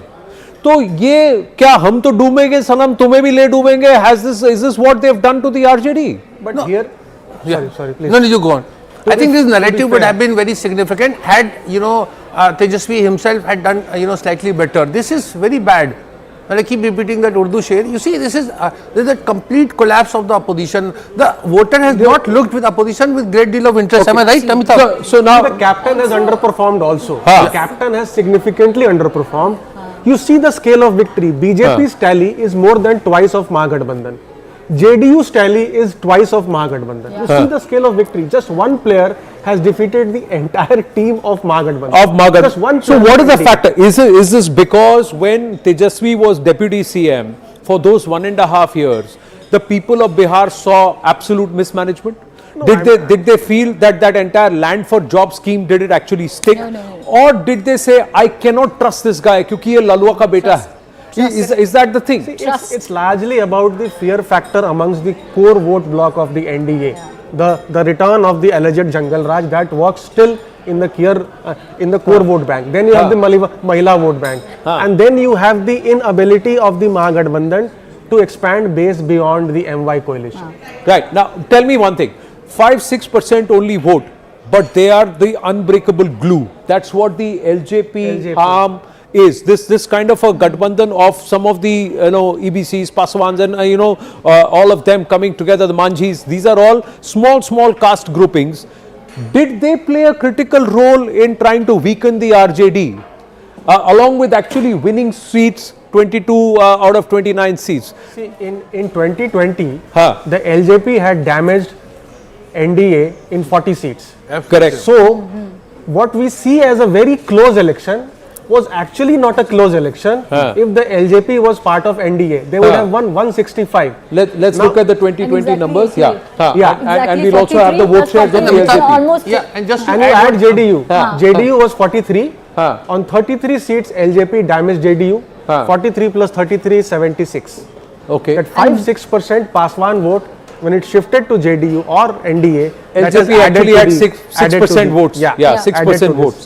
Correct. Sorry, One seat only they won, but they had 6% votes, and that damaged JDU much. And that is why this time the contribution of Chirag Paswan is not just that he has been able to maintain his strike rate, but also that he has not dented JDU's vote. So it is like this. It's had an exponential effect or a multiplier effect. So this is what that is the USP of Paswan, because they collaborate, they don't confront, they don't assert. So there is a if you look at Uttar Pradesh politics and all, there is a lot of Dalit assertion, or even in Maharashtra, where they collaborate in such a way that the alliance partner, they gain a lot. Look at Lok Sabha strike rate 5 out of 5, and here also there is a 90% strike rate. Also, Anand, the Mahagathbandhan alliance partners didn't do well. If you look at the VIP, the deputy chief minister, etc., all of that was given. But you see, they have not done well. Why? Because I think they over-calculated their impact. The Malla and the Maji Samaj is different. There are different categories who are not homogeneous. They behave differently. And as Amitabh was pointing, Malla is an aggressive community, just like Yadav. There is already an anti-Yadav politics, and you add a Malla community to your coalition. So Mukesh Saini factor did not work itself. So that became another dent in Mahagathbandhan. So Mukesh Saini, also the way they treated Mukesh Saini was very important. His own brother, you announce his own brother candidacy was cancelled. You announce him as the deputy CM candidate, but he is not aggressively campaigning anywhere. He's sidelined. You try and play truant with his own brother's seat. All of that sends different messages, but not too many people can wrap their head around this number that is 198. We are hoping to get Union Minister Giriraj Singh very soon. Let's quickly go across and see if we can go across to Akanksha at the live result hub. Quick check of the key race alerts that's firing right now. Veena Devi at Mokama is trailing. Anand Singh from jail is likely to win this race in Mokama very, very clearly. Veena Devi is the other Bahubali from RJD, his wife, but she is actually trailing. Let's quickly move to the next one in terms of Vijay Sinha. There is an incumbent deputy chief minister is leading from Lakhisarai. Will he continue to be deputy chief minister? We have to wait and see. Samrat Chaudhary, Tarapur continues to lead, and he should be settling his victory very soon. In Nabinagar, Chetan Anand is actually trailing at this point. and we have the BJP candidate leading from Nabinagar at this point. Let's move on to the next key race alert in terms of the leaders. So these are Osama Shahabuddin continues to lead from Raghunathpur. So all those who talked about Jungle Raj and Shahabuddin ko zindabad kahoge, ke Bihar zindabad kahoge, Manoj Tiwari was talking about it, but Osama Shahabuddin is leading. Mithali Thakur, again young girl, Alinagar from Darbhanga, that region, and she wanted to contest, and she's leading. Mahila and Yuva coming together, leading. Celebrations all around that's happening, but now 199. So it's not just halfway mark, ye to 200 par, that's what it's looking. This is a historic mandate. The BJP 89 seats, the JDU 80 seats. It just looks like somebody somewhere did not catch the pulse of what the voter was actually thinking. And probably Bihar Assembly will not have a official LOP. Yeah, they may not have an LOP. Yeah, that's true. If this holds, Rashid Kitwai has pointed it right, viewers, Bihar may not officially have an LOP. It will be a symbolic LOP because there is no opposition. It's a complete rout, and it somehow looks like a repeat of Gujarat. Yes. And a repeat of 2010. Gujarat and Maharashtra, yeah. 2010 Bihar, 206 seats. Yeah, 2010 Bihar. Just BJP and JDU contesting together just after 5 years. So it was, Nitish was at his, you can say, peak at that point of time because he had changed Bihar. People could see the change. See, ironically, Anand Singh and Veena Devi, they were making different color rasagullas for distribution after victory. Yes, one was making white and the other was making black. That Kala Jamun, which Kala Jamun. So these intricacies of politics in Bihar is very intriguing. Very intriguing. कहते हैं कि काला जो रंग होता है वो शुभ नहीं होता है. How would you look at the fact that AIMIM has a better strike rate than Jan Suraj party, and the left has a far better strike rate than the Congress party? Yes. Yeah. So see, left has underperformed. Left had a much better strike rate in 2020 compared to 2025. So left is also a story as to why it has underperformed despite not being a run-of-the-mill political party, despite having strong cadre support and socio-economic class support. The left had 16 seats between themselves, all of them put together, and nearly about 12-13% vote share. And Prashant Kishore, what happened is that since he decided not to contest, he did not release any manifesto talking big, but no blueprint for Bihar as to how he is going to change Bihar. People who were thinking of shifting, so youth moved back to Mahagathbandhan, upper caste moved back to NDA. So in the end we see... No, when you say youth, are you talking men? Because youth also is male. Female. 50% is female in youth. Yeah. Male youth. Some of them shifted back. Some of them. And also, Anand, I mean, Prashant Kishore, I think the role of the communicator was well placed. So he came into attention, he created the attention, he was into consideration list. But then when it came to performance, the leap that one had to take from the communicator strategist to a leader, one who leads from the front, that did not happen. And like I said, he missed the 50% demography. There was nothing about women in his entire manifesto. He rejected women, saying कि वो तो factor ही नहीं है. But Sujata, he did play a role, I would say, in all this, because he kept talking about Tejashwi's lack of degree, education, etc. Somewhere he was able to build that kind of narrative. The beneficiary was different. He dented the image of Tejashwi massively. Massively, he dented the image of Tejashwi. Prashant Kishore. The amount did he take the fire away from the opposition by trying to project himself as the opposition? Is that what he did? Yes. But then why did he back off from fighting the election? That only he can explain. Why didn't he release a manifesto when he has 1,000 professionals and he talks about a think tank of IAS and IRS officers? So it is very, very intriguing as to why he backed out at the last minute. And on AIMIM, I think this is also a message from the Muslim community to so-called secular parties like the RJD and the Congress. Don't take us for granted. Give us proper representation. You are not even giving 18% tickets to Muslims, leave alone the deputy CM chair. After coming from a voter adhikar yatra, I had said this on many channels. There was a resentment among Muslims after the voter adhikar yatra because no tall leader was there on the campaign vehicle, single leader across the state. They kept on changing, somewhere Osama, somewhere Fatmi, Mr. Fatmi, somewhere No tall leader was there. Let me ask this question. If you have a Muslim leader, Muslims need a Muslim leader to work for Muslims? Is that what's the question? Then you are creating a binary, right? If you are a political leader, you are supposed to be working for everybody. The AIMIM calls itself a party for Muslims. So how are they secular? They are not secular. No, how are they secular? So if people are voting for the AIMIM, they are not secular in their headspace. And if you are saying that I will vote for you only if you give me a Muslim candidate, then how are you secular? I am not saying AIMIM is secular, but in Bihar this time, representation was a key theme. In Bihar Assembly, there are only 8% Muslim MLAs. Population is 18%. Right. So that is a big discussion among the community. Leader was a Muslim. Shakil Ahmed, he is a Muslim. No, but what I'm saying is, see, in the political lexicon, if this election not very clearly prove that one has to change their political lexicon. One has to move beyond the fact that what your caste is, what your religion is, and say what your karma is in terms of what is it that you have delivered for people. The Mahila who have voted for the JDU and the BJP, they have risen above caste. 50% of the voter base has risen above caste and voted. Right? So why should the remaining 50% describe that is only the men decide what the electoral lexicon or dialogue should be? Caste dynamics is no longer foolproof guarantee that you will win. You have to have a caste arithmetic and alignment, but you also have to have issues and the delivery promise with credibility. The other thing is that in Ladki Behna, Ladli Behna, and now this one, the Rozgar Yojana, all of this, is this also saying that no government can actually come to power or no party can come to power unless they have a social dole? Now, you may not like that term, some method of empowering the women folk in the house, those who did not have financial independence. The moment you attract them, you talk to them, you are home.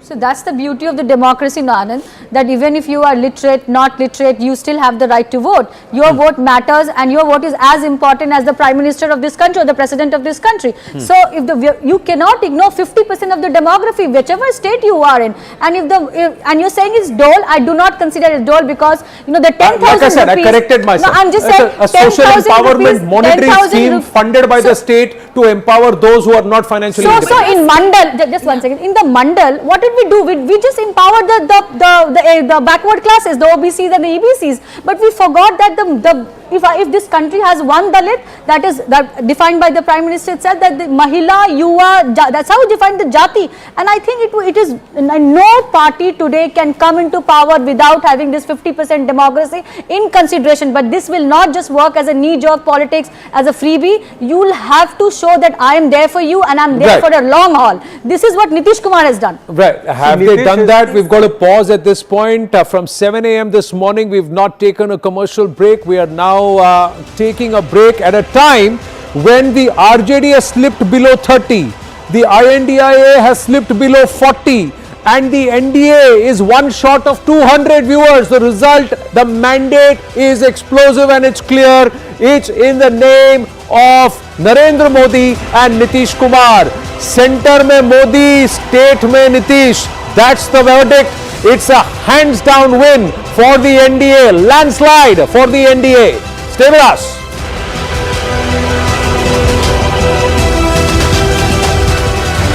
5, 4, 3, 2, 1, and there you go. It's 8 a.m. Result day live. The result have started buzzing. 150 members are there to give the right result. चलिए हम लोग जीत रहे हैं, बहुत शुभकामनाएं आप लोगों को. BJP, JDU and the RJD are all pulling their weight. ये लड़ाई बीजेपी, कांग्रेस, RJD, JDU की नहीं रही. अब ये लड़ाई सीधा ज्ञानेश कुमार गुप्ता और भारत की जनता की लड़ाई. 122, the NDA at the halfway mark. I'm only worried about what Prashant Kishore said once. He doesn't want to be chief minister, but he wouldn't mind being kingmaker. Nitish Kumar मुख्यमंत्री के पद की बागडोर संभालने जा रहे हैं. काफी साफ हो गया है कि किस तरफ हवा चली है. ये है हवा का रुख कई बार पलटा है. The voters, they are rewarding government for basically rewarding and making life better for them. ये हिस्टोरिकल है. 2010 में यही रिजल्ट आया था और बिहार उसके बाद से छलांग लगाया था. 183 NDA sweep of Bihar, the India down to 55. This is News 18 Network.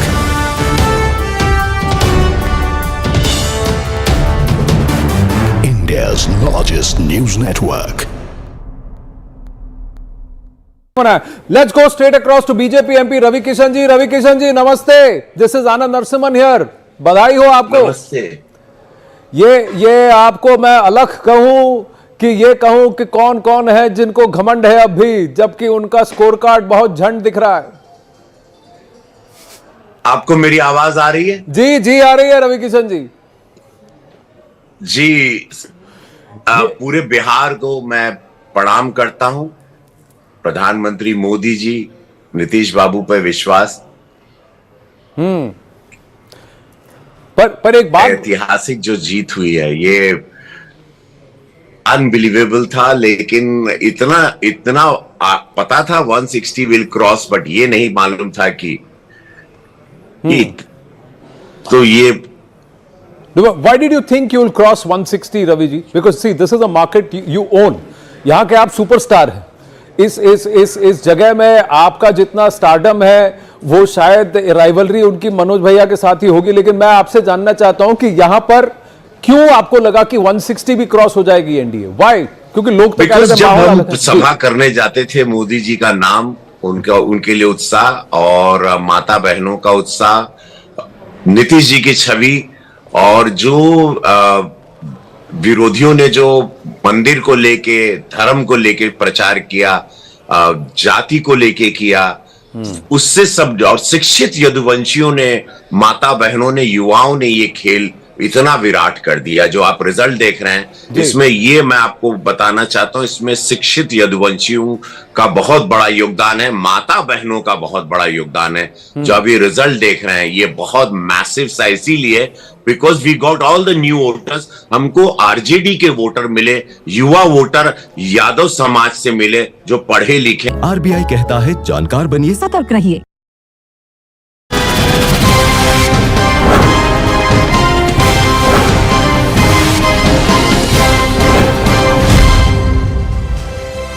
Viewers, at 2 o'clock in the afternoon, the BJP crosses 200. That's the tally at the bottom of your screens. You can see it. 200 is where the NDA is. 201, 3/4 of the seats going to the NDA. The BJP is the largest single party in Bihar. Before this election, if anyone had said that, there would have been looks of incredulity. The BJP's own strike rate in this election is comparable to its strike rate back in 2010. On its own, viewers, on its own, the NDA is today 3/4 of all seats in Bihar. That is the size of this victory, and it's going to have repercussions, ripples across the length and breadth of the country, because Bihar is really the political heart of India in a sense. And therefore, whether it is Bengal or it is Assam, which are of course contiguous in a sense with the geography of Bihar, there are going to be domino effects. The BJP will go on to these contests with their tails up, and it's only a matter of 6 months. Elections will be held. Shambhavi Chaudhary, LJP Member of Parliament, is here with us. Madam, thank you very much for speaking to us. Congratulations. The LJP runaway success in this particular election. Your conversion rate is huge. The demand by your leader for the number of seats vindicated. What do you put this stunning performance, first of the LJP and then of the alliance, the NDA alliance, down to? I think we are always very confident of winning, and this is because we had a sense that the people of Bihar are focusing on development. Their focus is on Vikas, as we call it. Bihar's agenda right now is Viksit Bihar and Atmanirbhar Bihar, and they are going to cast their vote for that. So definitely we had expected this kind of victory, and we were very confident of winning. As far as the Lok Janshakti Party is concerned, our party's national president Shri Chirag Paswan ji is his acceptability was pretty visible beyond caste and religion factor. He was getting support from a wide range of voters, and we had experienced this while the Navsankalp Mahasabha was going on. Lok Janshakti Party's candidates had put in a lot of effort, and they were constantly working with party workers, with different Varisht Netagan, as you call them, and definitely our party's national president, Shri Chirag Paswan ji, has his own charisma. He has been able when to, the seats were being allocated, there was convert a considerable chunk of vote in favor of NDA. Right, that is remarkable. Because that's very remarkable, because before the seats were allocated, there were many within perhaps the NDA that were wondering as to why Mr. Paswan was demanding the number of seats, 28, that he eventually got, and thought that he was being over-ambitious. So this is a vindication. What do you put this down to? Clearly, it's not just your caste, but this has been a consolidation. Do you think this is a vote which goes beyond entitlement? How does this square? No, so definitely when the seats were announced and the number of seats looked that Lok Janshakti Party was contesting, when the number of seats were announced, there was a negative propaganda that was working against Lok Janshakti Party, that maybe we would not be able to continue with our success rate. But I think we've put a shut to those murmurs by working hard, and the acceptability that our national president has Lok Janshakti Party will emerge as an undoubtable force in Bihar politics. And in the near future, we see a great position for the party and for our national president Chirag Paswan ji. His ideologies, his vision of Bihar first, Bihari first is something that has seeped through the voters, and definitely the entire vote. You can't call this as a division of caste. Yes, no, I understand that. Just stay on, because we are also joined by Mr. Ravi Shankar Prasad. Needs no introduction, a person who has been singularly associated with Bihar politics for decades now, a person who is extremely influential across castes and is known to have great associations across party lines also. So very senior leader of the BJP here with us, of course, minister at the center. Mr. Ravi Shankar Prasad, congratulations. It's 2 o'clock. The number of seats that the NDA has been able to sort of win is 201. This is unprecedented. It's 2010 once again. Under Mr. Modi, the 5th election that the NDA is winning by thumping margins in Bihar. What do you put this down to, sir? Well, Rahul Shiv Shankar, you have followed the polity of India. Thank you for the kind words. It is a victory of hope. It is a victory of trust. And it is a victory of confidence कि अब बिहार को इसी रास्ते पर चलना है आगे के लिए. And this trust is also in the leadership of the Prime Minister Narendra Modi ji. He has taken a personal guarantee for development of Bihar, the way he visited, the way he launched projects, the way he connected with the people of Bihar. You know, today in Chhath festival, Rahul Shiv Shankar, thousands of Biharis from all over the country drove to their respective villages by car. Yes. Unthinkable to celebrate Chhath. This is a change. There is electricity in all the villages, good connectivity. You may have, if you want to see Patna, go and see the new airport of Patna. I am the chairman of that committee, and see what a great facility it has come about, the Vande Bharat.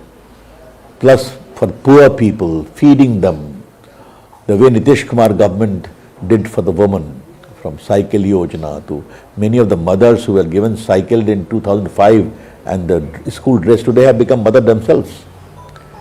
And plus the Ajivika Didis. All these has worked together to see the development of Bihar, the way ethanol industry, the way the garment industry is coming to Patna. So many biscuit factories have come to Bihar. All this changing narrative of Bihar. Even Coca-Cola is setting up 2 facilities in Bihar. So people are seeing all that happen. And they also recall the dangerous days of the Jungle Raj, what used to happen in Lalu Prasad regime. And Mr. Tejashwi Yadav is a version of that. And if the son of Shahabuddin, Osama, can be projected as a savior of Muslims and given tickets in a flamboyant manner, this sends a message that there is no change at all. That's how it sees the result. So within even the NDA, the BJP has outperformed all other parties. In fact, it's the single largest party. What do you put this down to? Well, the reply is very straight. Both were contesting the same number of seats. They are close to each other. So therefore, don't segregate it in a very big way. Our understanding is very good. We are in coalition for the last more than 30-40 years now, from 1996, except 2 hiccups when he went to RJD and got disenchanted very soon and came back. But this is how it has worked out. And I would assume that this kind of stable coalition polity is also an important lesson which the BJP and JDU and the NDA has established over the years. We don't contest only for the sake of election, but we work with a proper strategy, proper background, proper commitment. Then people come with you. You don't join for the sake of it, for the heck of it. And you don't contest against each other the way Amit Shah ji settled all the dissidents in the whole system. These all are indications of that. So that bonhomie continues. Nitish Kumar ji is going to be the CM for the next 5 years, one presumes. Is there any vacancy, Rahul? No, I don't see it. Is there any vacancy? No, I don't see it. Number of people, however, have been saying that, oh, you know, the BJP, when it takes a lead over alliance partners, you know what they're saying. And then, of course, there are others who are saying that this is a 10,000 election. How would you respond to these people? And you know who I'm talking about. ऐसे लोगों को छोड़ दीजिए ना. आज के दिन मैं इस पर नहीं जाऊंगा. Rahul Shishankar, today is a great day for us. Let the signs of desperation remain desperate. Today is the great result of hope, of confidence, of trust. Let us celebrate that. That's a very nice iteration. Thank you. Well, last question, sir. Last question. What does this mean for the BJP in the next round of elections, Bihar and Assam? Will there be now a knock-on effect? Do you see this continuing, this arc? सबसे पहले बंगाल को handle करेंगे हमारे पड़ोस में. Wonderful. वहाँ बदलाव बहुत जरूरी है. Wonderful. Wonderful. Okay. Well, congratulations once again. Congratulations, because this has been a victory where you can't find fault with just about anything. And fundamentally, Amitabh ji, you've heard Ravi Shankar Prasad, you heard Ms. Chaudhary, both of them complimenting what they call is the positivity, the positive campaign. How far has this struck a chord? Because we were told constantly that there was negativity on the ground. And that is what the opposition was tapping into and perhaps building its politics around. How do you respond to this? From a psephological point of view, I'm even seeing Mr. Tejashwi Yadav in the contest of his life. His brother is number 4 in his constituency, in the Yadav belt. So what is exactly happening on the ground? So I think if you talk about Tejashwi and Tej Pratap, I think the message is that entitlement politics cannot last forever. Because when I was there on the ground 2 months ago in Raghopur, people from the Yadav community were saying that even during floods, Tejashwi Yadav was not present or had not come to that particular seat and had sent his emissaries to take care of. Now when we come to this mandate, the visit of Nitish Kumar to Chirag Paswan's house on the occasion of Chhath and Chirag Paswan taking his blessings is a very powerful symbolic message. Whatever differences were there amongst the cadre and leaders, especially of JDU and LJP, because of a historical tiff, it goes back to 2007-8 when the Mahadalit committee recommendations were accepted, and that possibly weakened the influence of LJP in the state. So that was very powerful. Second is that while there were issues or talks about this JDU and BJP internal competition, it seems to have turned into a healthy competition of sorts. On the other side, people also saw an alliance which was fighting for seat distribution. There was no coherence in campaign. Congress was missing from the campaign. Till the day before. Yeah. So essentially people also had this thought in mind that if the alliance partners of the opposition are not able to come to a table to discuss seat finalization, what could happen if they win the elections? Then there could be instability, and Bihar has seen almost 20 years of stability now, correct? In the form of Nitish Kumar as the common denominator. So I think these factors worked in favor of the NDA-led alliance. Yeah. So I want to make two points following that. After such a sweeping win, we've seen governments feeling the pressure to perform. So now there will be a lot of focus on the performance of the Nitish government. Second point that I want to make, people are talking about how this is a 10,000 Chunav. So we've seen this in Ladli Behna, we've seen this in Ladki Bahin in Maharashtra. Now we're seeing it here, that 10,000, and we experimented with this in COVID, that when you give money, that money is not saved. Women don't save it, and it goes back into the economy because they buy sewing machines, they buy animals, they do, some kind of like agro business with it or something. So it pushes back into the economy. In turn, the economy, yes, it has a multiplier impact. So it's not like a welfare state that is stuck just, providing, money which is just being saved and not going anywhere. So the point I wanted to make, look, in tights, but you have Chirag Paswan on one side. He also represents a certain continuity of a dynasty. Tejashwi is on the other side. Of course, there's Rahul Gandhi, who is the overarching dynast, but the fact of the matter is that it didn't seem to have rubbed off on Chirag Paswan, but it definitely has rubbed off on Tejashwi, even though every poll and every pollster said that he was the leading candidate for chief ministership. Heads and shoulders above Nitish Kumar. How does this happen? Either the pollsters have got it completely wrong. See, leading candidate for chief minister does not automatically mean that that party is likely to win. Because only 15% but in his own seat, how is it that he is himself trailing? Exactly. How is it trailing? I mean, this is a complete vote by the Yadavs themselves against. So when people are answering the question, who are you likely to see as CM? Let's say from the Muslim Yadav community, they want to see him as CM. They don't know that the alliance is in tatters. They don't know that the RJD is not going to win even 40-50 seats. No, but is this an alliance effect? Because the seats that we are talking about are in the Yadav bastion. So they don't require the Congress, etc. And these seats have been strongholds for years altogether. So that's what we is not a seat that is discussed. You look at Rahul Gandhi. Rahul Gandhi won from both seats actually. Yes. In the Lok Sabha, and of course then Priyanka came in. So I'm saying, not able to hold on to the family fiefdom of that seat is a very telling commentary. You pocket bora, you're losing. That means that you were never there, in fact. It's like, 1977. Well, he says that he wasn't at the most critical point. No, not right there politically. I'm saying physically you may be there or not there. So maybe the Yadavs themselves think that, look, why should we lose out? Absolutely. Why should we lose out? See, when we discussed the risk factors, Rahulji, yesterday, I think, or day before yesterday, to the upside or the downside, we discussed that the silent woman voter amongst the Muslim Yadav community, that alpha, that lead which the NDA enjoys, we had a lead of 10%. Now let's say the woman, Muslim Yadav woman, who might not say in a survey that they have voted for Mahagathbandhan but have silently voted.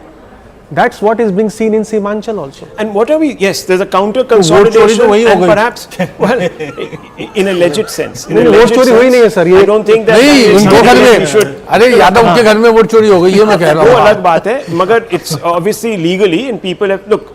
No one is out on the streets, despite the invocations, irresponsible invocations of some of these leaders. Abhijit, none of these people have hit the streets. In fact, this is the most peaceful election. Not one recount.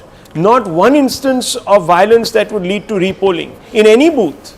So, 3-4 points. Obviously, the Bihar voter has matured to the point where he's now taking decisions that go beyond emotion. Exactly. So, this is the kind of election which makes us completely revisit the way we look at Bihar, its politics, and the kind of tools that we use to analyze a state like Bihar. It's not.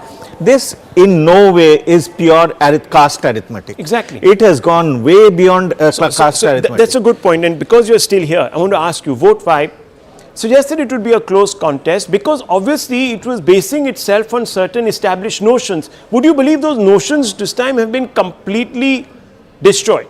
That we are now watching really what is a disruption in the politics of Bihar, and in a positive sense. So, in a positive sense, it seems that the caste-based notions which we have seem to have been destroyed in this election, and also the fact that women effectively belonging to the Muslim Yadav community or the core vote bloc of the Mahagathbandhan overwhelmingly have voted for the NDA, maybe even contrary to their male counterparts in the families, silently. This is what we've seen in Maharashtra. 22% Muslims supported the Mahayuti in Maharashtra, which would mean that almost 30 to 40% women, assuming that less number of males would have voted, had voted for Mahayuti. And these could be even Yadav women. Yes. They could be Yes. Muslim women. Yes, You of could course. have perhaps seen a breakdown of traditional identities. Is that what you're suggesting? Yes, yes, absolutely.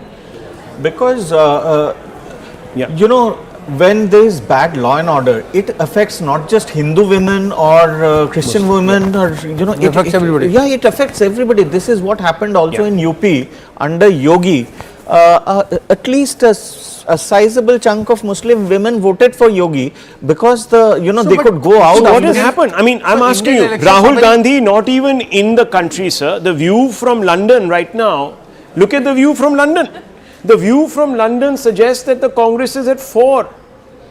NDA is at 201. View from in Qatar that, actually. Less than AIMIM and HUM. Yeah. Well, is he now in Qatar? Who knows where he is? No one knows where he is. So the view from Qatar would be same. I'm just saying that. Yeah.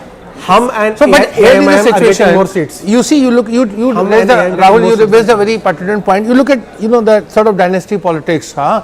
So, Chirag Paswan excels. Sir, one second, Mr. Kitwa, we also have Charu Pragya with us. So I want to ask you though, because, I'm going to get her to respond to you. I have to ask you this fundamental question tonight. Charu is my friend, by the way. No, I mean, so is she, a friend of all of us. Yeah. But I just want to ask you a question. Has Rahul Gandhi not only his message, but is the messenger also now being rejected? This is the 4th election, sir, after the 2024 Lok Sabha election. It's the 4th election where the BJP has run away. In this election, you could say, okay, you could have hidden behind the fact that it was the JDU's victory, but here the BJP is in the lead. Yeah, so that's what I'm saying. Rahul Gandhi needs to ponder a lot that here is, Ajit Pawar wins, Chirag Paswan wins, but, Tejashwi Yadav loses. A lot of other, the Hudas lose. So, there is a thing, it is not that the people of India are voting against, Dynasty Raj. Dynasty is thriving. I mean, come on. You look at the situation. How do you explain? You see, Uddhav Thackeray loses, Sharad Pawar, his family loses, but Ajit Pawar, who breaks away and joins NDA, he does very well. Because he joins, at least the messenger is better. That's what I'm saying. The credibility of the messenger is Modi. Modi is the message and the messenger. But here, as I'm saying to you, and this is why I'm underlining that point of the credibility of the message and the messenger. The messenger is being rejected. Maybe the message is right. Who knows? Rahul, this is the first, sorry, just Charu is waiting. I'm just saying, this is the first election after Operation Sindoor. This is the first election after, how India defied Donald Trump and, the entire, tariff threats, etc. This election in India is very complex. Modi surrendered. No. So if anything, the voters should have gone to the person who... Either you're mixing, I am just saying, elections in India is a very, complex phenomena, and what you get a mandate is a reflection of all those things that has happened. It's regardless of where Rahul Chinchwavekar stands or where Rashid Kidwai or where Mr. Majumdar stands. So here I am saying this is a very, a solid mandate. So you should continue with Mr. Rahul Gandhi. You should continue with Priyanka Gandhi. That is for the Congress party to decide. No, I'm asking, what would be your advice tonight to the Congress party? I'm not there. The advice is always given. You're a very senior leader who's written books on the Congress. Writing book is commented on a professional hazard. The politics of the Congress. I'm only sounding like Sohail Seth actually. I'm sorry to be saying this, but he told me the same thing today. See, writing a book is a commentary. It is not, it is not an endorsement of that political party. It's an academic interest. No, I'm not saying that, but since you're a student of the Congress and its movement, do you believe it needs to be... And reinvent what? The party or the messenger itself? Messenger, everything. See, everything. Victimhood is not going down. In Westminster model of parliamentary democracy, if you don't win, you vacate, you pave the way for someone else. And why not? Let there be a democratic election. So you're saying till now there has been no democratic choice in the Congress. It is not for me to say, it's the whole world to see. Okay, it's the whole world to see. It's quite apparent. Charu Pragya, a quick response that look, our viewpoints can differ. That there has been Operation Sindoor and so on and so forth, and others have of course alluded to the terror attack also and said that that is also was done between the two phases and all of this. But if you even look at the phase-wise data, I don't think you needed the help of anyone, including Dr. Umar. Rahul, good afternoon, and let me begin by congratulating the people of Bihar. This is their victory, and I am calling it their victory fair and square. Victory of every woman who's now got a skilling center close to her village, so her son and her daughters can get skilled there and get a job close to home. Of every single village which has now gotten electrified. It is the victory of every single youth who's got opportunities right there at home. They don't have to travel the length and breadth of the country for basic employment. This is the victory of Bihar, full stop. And you know why these dynastic parties are not winning?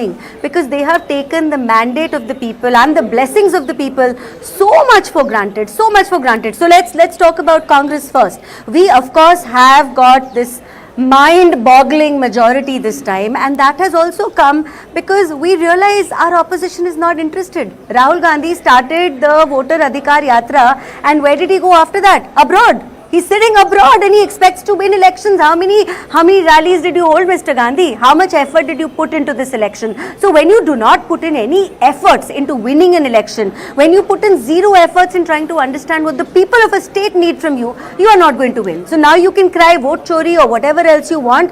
That is the reason for your loss. And loss, oh my God, what a loss. 4 seats. 4 seats. I don't even know if you should be considered a national party anymore. Henceforth. So let me just give a quick RJD, breakdown. I think this is on that point, one second, Charu Pragya. Just a minute. One second. I'll bring you back. One second. Just on that first point, let's deal with the Rahul factor in this election. I am now going to read out a list, and Dr. Raman is also here with us, of the seats on which Rahul Gandhi held rallies. Muzaffarpur, the BJP is leading there by 10,000 odd votes, and this is still about an hour back. Darbhanga, Nalanda, Shekhupura, Aurangabad, Gaya, Purnia, Banka, Bhagalpur, Kishanganj. Even Kishanganj is the only seat where the Congress is leading. Every other seat absolutely, and has gone the other way. So one second. This has been the pattern throughout. So 1 second. Let me just bring in Dr. Raman. There is another angle to this, Rahul, if I can just add. Okay. Can I add one more aspect, please? Yeah. I think the disrespect that was dished out by the Congress for the people of Bihar, so much disrespect by getting people for their yatras who have been calling people from Bihar toilet cleaners, pani puri sellers, by equating B say Bihar, B say BD, not even sufficiently apologizing for that, from actually sitting on your high horse and thinking that the people are going to support you just because they look at you with curiosity. Absolutely not. You took your SIR narrative all the way to the Supreme Court, and it was thrown out by the Supreme Court, and you're still talking about it today. Even today, they're not willing to open their eyes and face the reality. So we are blaming stand when it comes to a bad workman blames their tools. Dr. Raman, you can bang on about SIR, you can bang on about vote chori. It's not going and registering with the voter, because the voter knows that at the end of the day, it doesn't matter, because these issues are not relevant. They are founded on unfounded slander. The voter is the most sensible. They have decided, and they have decided overwhelmingly. I mean, the Congress down to 4. Yeah, Rahul, first of all, one has to congratulate the NDA. This is not just a regular win. This is a landslide victory. And full marks to Nitish Kumar and the BJP for having pulled off what has been an amazing victory, and the LJP as well. Now the point is, I think some of the points that were made by the BJP spokesperson, we will have to accept. I mean, there is nothing to sort of counter that. There is a serious crisis of leadership in the Congress party. I am told that Rahul Gandhi even today is not in the country. I do not have confirmed information on that, but there is a media report going on that he is in Europe at the moment. There has got to be somebody in the party who has got to stand up and take them on and say that, look, this cannot go on for the sake of the Congress party at some point. and I was told that Priyanka Gandhi is also not in the country. So I think, look, there are two things. But there is a pattern to this, doctor. There is a pattern. One minute, Rahul, let me finish. Look, you put in your best efforts. You slog, put in the hard yards. And the result may not go in your favor all the time. That is possible. Yes. Right? Yeah. But when you don't put in the effort, now it ends up demoralizing the cadre, demoralizing the second line of leadership who are probably looking to probably jump ship and looking for better options at some point of time. And this is a kind of slow hemorrhaging which is happening. And today it's unfortunate. So are you saying that they should now move out of the picture? I think that this is an inflection point. We had Maharashtra, we had Haryana, we had Delhi, and now we have Bihar, right? At least Haryana was supposed to be a done deal, right? Okay, Bihar was always going to be a tough contest because of the coalition arithmetic. But Haryana was supposed to be a done deal. Maharashtra, you were expected to put up a fight. It was never predicted to be a landslide. What happened? So I think that there is a serious leadership crisis, and today, quite honestly, I think that the Congress has become the BJP's trump card. Look, here in this case, yes, Tejashwi has also been routed, so it's a different issue. So had Tejashwi held his own and the RJD ended up with 70 plus seats. Let me sir interrupt you there because Anand Narasimhan is joining the broadcast to speak with Mithali Thakur.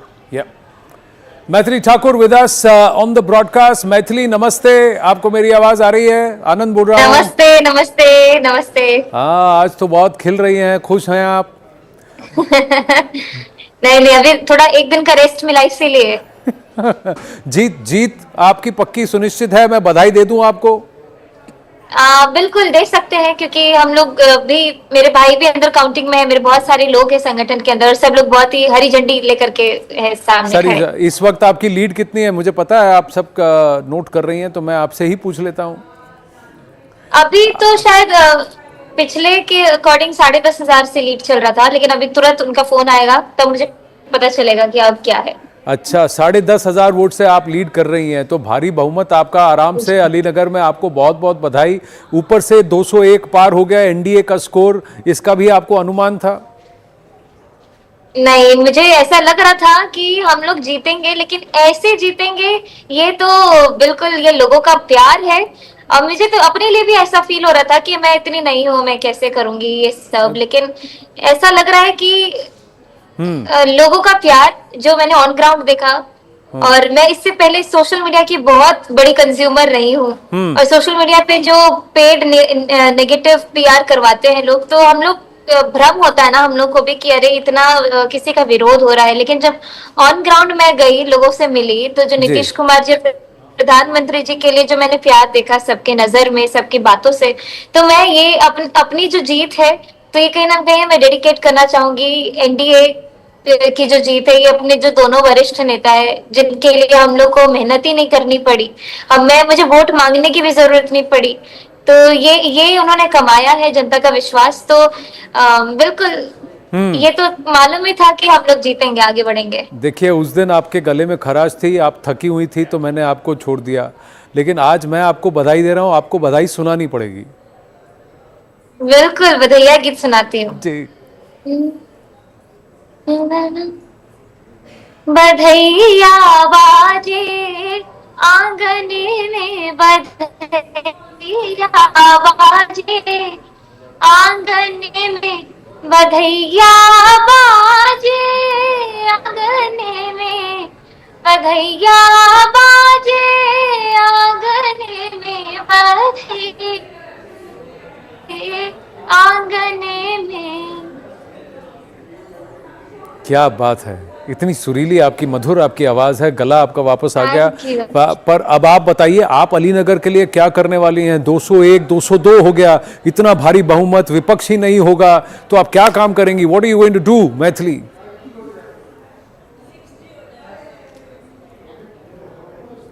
आपकी आवाज बीच में cut रही है, लेकिन जहाँ तक मैं समझ पाई कि अलीनगर के लिए अब मैं क्या करूंगी। यस, करेक्ट जी। एक सेकंड, मेरा फोन तो बिल्कुल मेरा फोन आज खराब होके रहेगा क्योंकि एक समय पे इतने कॉल्स, सब लोग बधाई के मैसेज। तो अपने विधानसभा के लिए मेरे बहुत सपने हैं। सबसे पहला जो हमारी पार्टी का मैनिफेस्टो है, अब में ये बहुत ही बड़ी चीज है कि इसको घर तक पहुंचाना। तो बहुत सारी योजनाएं तो होती हैं, लेकिन लाभार्थी उतने ज्यादा उन लोगों को, मतलब हमारे जो आम जनता है उनको उतना ज्यादा अवेयरनेस नहीं रहता कि सरकार के पास हमारे लिए ये भी योजना है।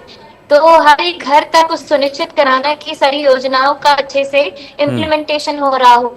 और जो मेरे अपने मन में है कि मुझे कल्चर सेंटर अपने विधानसभा में बनाना है। ग्रामीण सड़कों पे बहुत खास ध्यान देने की जरूरत है। जो आम इंसान के जीवन में जो ऐसी प्रॉब्लम्स जो हम लोग सुधार सकते हैं वो सब करने का काम मैं करूंगी। और हम लोग जैसे टीवी पे देख रहे हैं, जो हमारी विक्ट्री देख रहे हैं, मुझे ऐसा लगा था कि विरोधी जितना वो बोल रहे थे या फिर जितने अच्छे तरीके से उन्होंने सोशल मीडिया को बहुत ही ज्यादा अपने कंटेंट को उन्होंने हम लोग को तोड़ने मरोड़ने की, मतलब मैं पर्सनली अपने बारे बोल रही हूँ, तो मुझे ऐसा लग रहा था कि वो लोग एक टफ फाइट देंगे, लेकिन जब मैं देख रही हूँ तो क्लीन स्वीप है।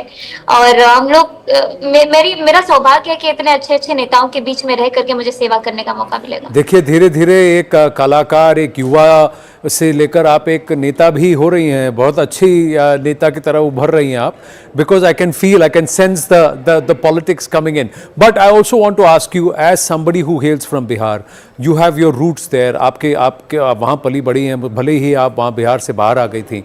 ग्राउंड पर क्या वजह हो सकती है कि जो ये लैंडस्लाइड मार्जिन आपको मिला है, आपके हिसाब से what is it that worked? हाँ, सबसे पहली चीज है कि आप किसी भी महिला से बात करेंगे और उनसे आप बोलेंगे किसको वोट देंगे, तो बस नीतीश कुमार जी और मोदी जी का नाम ऐसे उन लोग के, मतलब ये विश्वास जीता है, जिसको वोट चोरी कहते हैं विरोधी। तो ये विश्वास जो महिलाओं का जीता, और खासकर जो इस बार के गेम चेंजर हमारे यंग वोटर्स रहे हैं, जो फर्स्ट टाइम वोटर्स रहे हैं। और अपने विधानसभा में तो मैं तो एकदम से हलो से ही एक कनेक्शन स्थापित हो रहा था। कहीं ना कहीं वो एज हम लोग का सेम है, या फिर हम लोग एक तरीके से एक मेंटालिटी के साथ सोच सकते हैं। तो कहीं ना कहीं बहुत बड़ा फैक्टर है कि हम लोगों ने भी अपने जीवन काल में एक वो समय देखा है जब मुख्यमंत्री जी ने साइकिल बंटवाई थी और सभी बच्चों ने स्कूल जाना शुरू किया था। तो ये सालों की मेहनत है, और अब हम लोग के लिए आसान हो गया। जो पॉलिटिक्स में मैं आई, मेरे लिए ये आसान हो गया कि इतने बड़े बड़े नेताओं के नाम पर ही हम लोग बस आगे बढ़ पा रहे हैं। अब रियाज के साथ साथ आपको जन सेवा में भी संलग्न होना पड़ेगा। बिल्कुल। जो मुझे भरोसा दे करके जिता रहे हैं लोग, उस भरोसे पे खड़ी उतरना है। आपको बहुत बहुत बधाई और शुभकामनाएं। We look forward to speaking with you at length very soon, but for the moment, congratulations, Mithali. Thank you for your time. Enjoy the moment, savor the victory. Yes, thank you. Thank you. Namaste. Well, we've got Shivani getting us something special from ground, but before that, quickly some updates that have come through. Aman, some key takeaways. Abhijit Majumdar and Rashid Kitwai with us before we go across to Shivani. Aman, some key takeaways on this landslide victory. See, I'm sure even the NDA would not have expected crossing 200. Yeah. See, Anand, what I'm picking from top BJP sources, at least three things very clearly. Number one, this chori campaign is not working. We saw in 2019 Rahul Gandhi say Chaukidar chor hai. People replied to him with a resounding win, in fact a historic win for the NDA when Mr. Modi was back as the chief minister. The mandate belied what Rahul Gandhi tried to say. Right. And now this saying this vote chori. You know, it's clearly not working. The vote chori campaign is also not worked in this particular election. That is now very clear. So Rahul Gandhi's chori narrative apparently has no takers. Will the Congress do a rethink on this, going ahead? Also, because there's also record turnout. If you have a record turnout where people have come and actually voted in big numbers for the NDA, this shows that it is respecting the mandate as well. So I think this is number one thing which are picking up from top BJP sources. Number two, what they are really saying is that look at the Congress number. It's at 4 to 5 seats. This is maybe the same as AIMIM.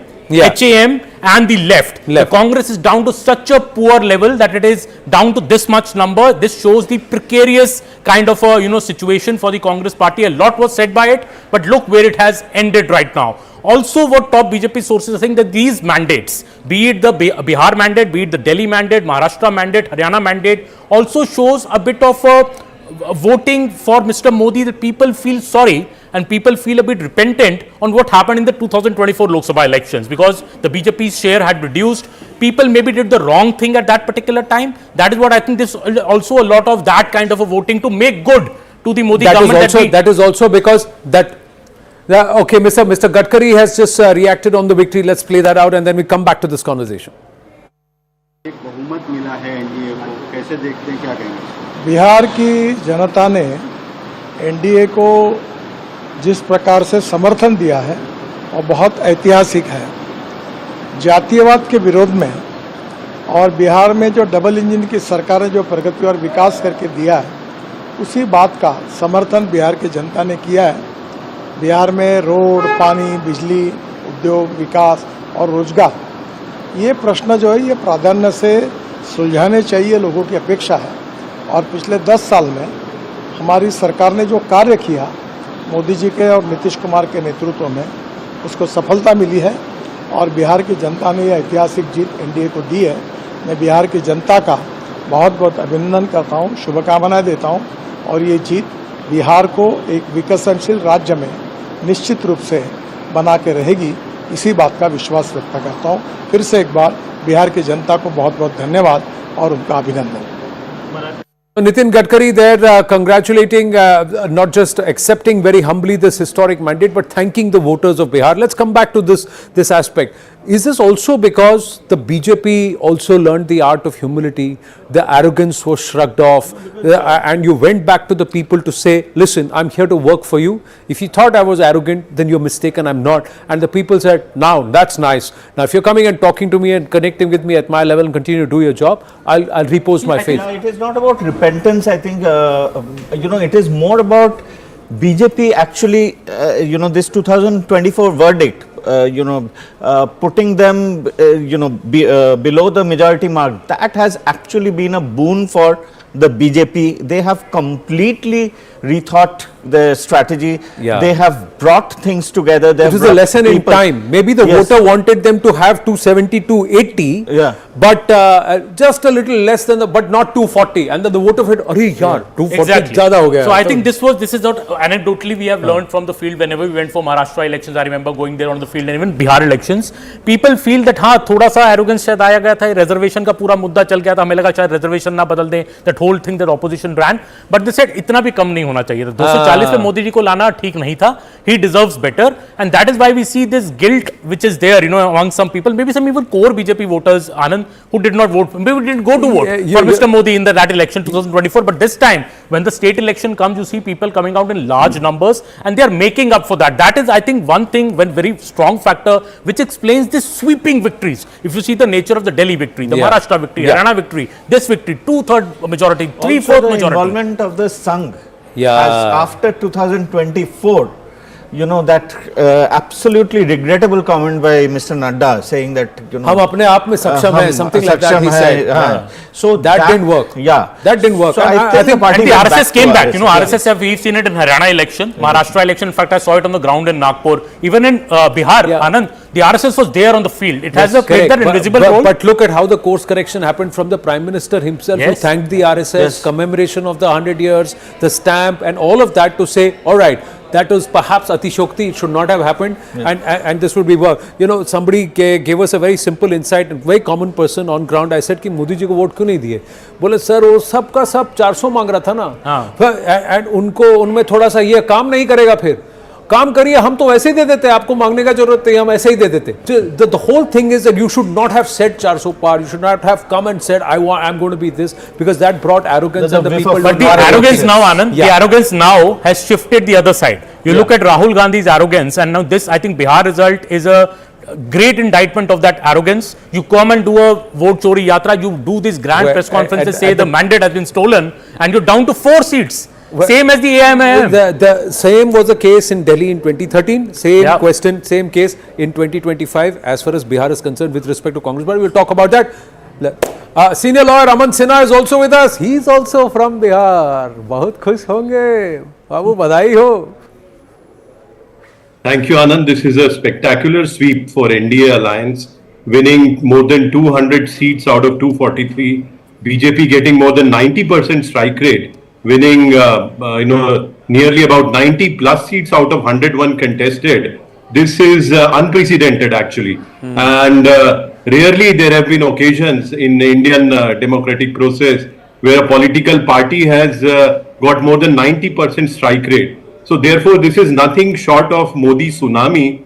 That apart, Anand, I would also like to add that this is a rejection of the entitlement politics, the dynasty politics, which was being run by Tejashwi Yadav, Congress, Rahul Gandhi, etc. And the youth of this country, the Gen Z of the country, have rejected dynastic politics. They have reposed their faith in leadership of Prime Minister Narendra Modi ji, his progressive policies, and they would any day prefer a self-made man, self-made leader, rather than somebody who just comes through dynastic route to attain and achieve power. Well, interestingly, the margin of victory is also quite large in a lot of those cases. We've got limited time. Just one more question to you about the Congress party and the RJD. Why was it that their performance is so poor? Why has it come down, slipped so much? That is what I said, Anand. This is actually the politics of entitlement and dynasty. And they thought that simply because they belong to a particular family, people will come around and vote for them. This is not how it works, certainly not in Bihar. And therefore, I am saying that the youth of Bihar has rejected this dynastic politics. Just because you acquire a surname, that does not mean that people are going to come around and vote for you. And the novelty factor which was there for Tejashwi Yadav on last occasion, that was also there, and therefore you have seen that this Mahagathbandhan, whatever it is not even half of BJP, and the total number of percentage of votes also secured by NDA alliance is more than 50%. Nearly 52%. In fact, it's not even as much as the JDU. The JDU at 86 seats, is far greater than the INDA put together at 37 seats, 2.5 times. So more than 2 times. So clearly, it's been a phenomenal impact. There will be celebrations. There will also be recalibration. The next knock-on, will this help in Bengal and also Gujarat and other states which are now going to go to the polls through 2026? We'll have to wait and watch. Anand, just one more point, that this narrative which was thought to be built on Gen Z and the fact that the people do not have faith in democratic processes, etc., that has all been totally dismissed by electorate of Bihar, by youth of Bihar, by the Gen Z that Rahul Gandhi was trying to provoke. And therefore, it is a rejection of all the regressive politics. Now, Congress has to decide whether they still have to keep politicking, trying to build the same narrative of, vote chori, EVM, etc., or they will introspect and try to improve. That does not seem to be the case from whatever reactions that I have seen on News 18 from Congress leaders. But all said and done, it's a remarkable victory for BJP in leadership of Prime Minister Narendra Modi and entire NDA alliance. And I'm sure, this will be a new era, not only for Bihar, but even the stability, the certainty, and the strength which the central government is working will get much more impetus. Right, पूरे NDA और बिहार की तरफ से आप हमें जरूर खिलाइएगा, मिठाई और चाय पिलाइएगा, घुगनी। आप आ जाइए जरूर, आपका स्वागत है। Okay ji, Namaste. Always a pleasure speaking with you, Aman Sinha. Thank you very much. We're going to take a very short break. We are hoping to get Mr. C.R. Patil, the Bihar BJP co-in-charge, soon as we come back. And also Shivani is getting us an interesting conversation from down ground in Patna. Stay with us.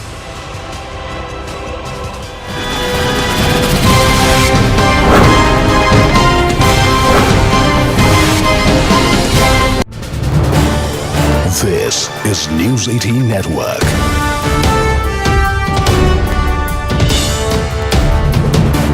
India's largest news network. Let's go straight across to BJP MP Ravi Kishan ji. Ravi Kishan ji, namaste. This is Anand Narasimhan here. बधाई हो आपको। नमस्ते। ये आपको मैं अलग कहूं कि ये कहूं कि कौन कौन है जिनको घमंड है अब भी, जबकि उनका स्कोर कार्ड बहुत झंड दिख रहा है। आपको मेरी आवाज आ रही है? जी जी आ रही है रवि किशन जी। जी, पूरे बिहार को मैं प्रणाम करता हूं। प्रधानमंत्री मोदी जी, नीतीश बाबू पर विश्वास। पर एक बात, ऐतिहासिक जो जीत हुई है ये अनबिलीवेबल था, लेकिन इतना पता था 160 विल क्रॉस, बट ये नहीं मालूम था कि तो ये Why did you think you will cross 160, Ravi ji? Because see, this is a market you own. यहाँ के आप सुपरस्टार हैं. इस जगह में आपका जितना स्टारडम है वो शायद राइवलरी उनकी मनोज भैया के साथ ही होगी, लेकिन मैं आपसे जानना चाहता हूं कि यहां पर क्यों आपको लगा कि 160 भी क्रॉस हो जाएगी एनडीए? व्हाई? क्योंकि लोग तो जब हम सभा करने जाते थे, मोदी जी का नाम, उनके लिए उत्साह और माता बहनों का उत्साह, नीतीश जी की छवि, और जो विरोधियों ने जो मंदिर को लेके, धर्म को लेके प्रचार किया, जाति को लेके किया, उससे सब, और शिक्षित यदुवंशियों ने, माता बहनों ने, युवाओं ने ये खेल इतना विराट कर दिया। जो आप रिजल्ट देख रहे हैं, इसमें ये मैं आपको बताना चाहता हूं, इसमें शिक्षित यदुवंशियों का बहुत बड़ा योगदान है, माता बहनों का बहुत बड़ा योगदान है। जो अभी रिजल्ट देख रहे हैं ये बहुत मैसिव सा इसीलिए because we got all the new voters. हमको आरजेडी के वोटर मिले, युवा वोटर यादव समाज से मिले, जो पढ़े लिखे हैं, जिनमें जो मोदी जी और नीतीश जी में अपना भविष्य, और बिहार ने अपना भविष्य सुरक्षित किया है, अपना भविष्य तैयार किया, और उन्होंने विश्वास किया। ये हिस्टोरिकल है, 2010 में यही रिजल्ट आया था और बिहार उसके बाद से छलांग लगाया था। बिहार ने अपने भविष्य के लिए, और जहां पे छठ माह पर गलत टिप्पणी राहुल जी ने जो कहा था, प्रधानमंत्री मोदी जी पर जो उन्होंने कहा था, वहां के पिकनिक मना के पौंड में खाली कूद के मछली पकड़ना, ये सारी उनको पता चला ये सारे लोग क्या करेंगे। हर घर में नौकरी के झूठे प्रलोभन, उनको विश्वास नहीं था कि ये झूठ करके लोग अपना लिए खाली एक सीट अपने लिए, अपने घर के लिए, अपने महल के लिए लोग सीट लाना चाहते हैं, और वो सारा बैकफायर किया। विरोधी, अब देखिए इस देश में प्रधानमंत्री मोदी जी ने इतनी बड़ी लकीर खींच दी है कि विरोधियों के पास अब बोलने के लिए कुछ नहीं कि वो क्या करेंगे, क्योंकि मोदी जी और नीतीश बाबू ने इतना कुछ कर दिया बिहार में। पर आपको तो पता है कि ये सारे लोग झूठ बोलते रहे इतने साल, जात की राजनीति करते रहे, बिरादरी की राजनीति करते रहे। इन लोगों को रोकना बहुत जरूरी है, और पूरे बिहार ने इनको रोक दिया और ऐसी ऐतिहासिक जीत की तरफ एनडीए को बढ़ा दिया। तो क्या आप ये कहेंगे रवि जी कि महिला और युवा ये नया एमवाई फैक्टर है, मुस्लिम यादव परिवार की राजनीति खत्म हो जाएगी। अब उत्तर प्रदेश में भी आप देखिएगा इसका अगला चुनाव, मोदी जी और योगी जी जब कॉम्बिनेशन में आएंगे 27 में, तो वहां देखिएगा बंगाल में जब हम लोग अब एंटर करेंगे, हम ही लोग प्रचारक के रूप में जब वहां पे जाएंगे, मोदी जी की बातों को रखेंगे, अब बंगाल भी जाग जाएगा, क्योंकि बंगाल बिहार से जुड़ा हुआ है और इसका सीधा इफेक्ट बंगाल पर आएगा। एसआईआर का कितना फर्क पड़ा होगा? एसआईआर का कितना फर्क पड़ा होगा? ये रिजल्ट 2 स्टेट पर बहुत बड़ा प्रभाव करेगा। वो याद रखिएगा मेरी बात, एक बंगाल पर, दूसरा उत्तर प्रदेश पर। ये एसआईआर का कितना फर्क पड़ा होगा कि ये वोटर लिस्ट, ये देखिए उनको पता है कि एसआईआर की बातें इन्होंने जो झूठी फैलाई, वोट चोरी की बातें, जो इससे बहुत, प्रधानमंत्री मोदी जी पर कोई भी टिप्पणी, मैं विरोधियों के आपके माध्यम से कहना चाहता हूं, जनता इस देश में अपने दिल पर लेती है। उनको गलत आप बोलेंगे, उसी दिन आप जनता की नजर से गिर जाएंगे और आप अपनी हार को तैयार कर रहे हैं। ये तो जब भी मोदी जी पर कोई भी प्रहार किया इन लोगों ने, जनता ने उसको वोट से रिटर्न में जवाब दिया और उन लोगों को नस्ते नाबूद करके वो पार्टियां खत्म कर दी। वो विरोधी लोगों की पार्टियां खत्म कर रहे हैं। जितना मोदी जी को वार करोगे, वो शिव भक्त हैं, उतना आप लोगों का नाश होगा, विनाश होगा। जी, लेकिन एक आप भी शिव भक्त हैं, हम जानते हैं, लेकिन एक बात बताइए कि ये महिलाएं इतना क्यों बढ़ चढ़ के सुशासन बाबू को वोट की हैं? ये 10,000 ही इफेक्ट है या एक ट्रस्ट फैक्टर? ये पूरा कॉम्बिनेशन है। 10,000 को भी का योगदान है, युवाओं को, 1 करोड़ लोगों को रोजगार, जो नौकरी मिलेगी सरकारी, वो भी 1 करोड़ लखपति दी। By Motorola Edge 60 Pro, the true flagship killer.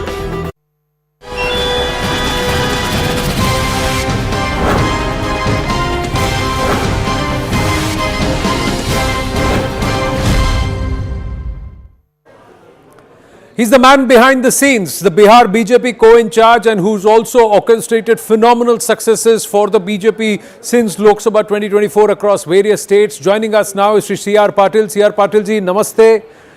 मैं आनंद बोल रहा हूं, आपको बहुत बहुत बधाई। Thank you. ये आपने एक्सपेक्ट किया था? Did you expect such a historic mandate? 202 leads already.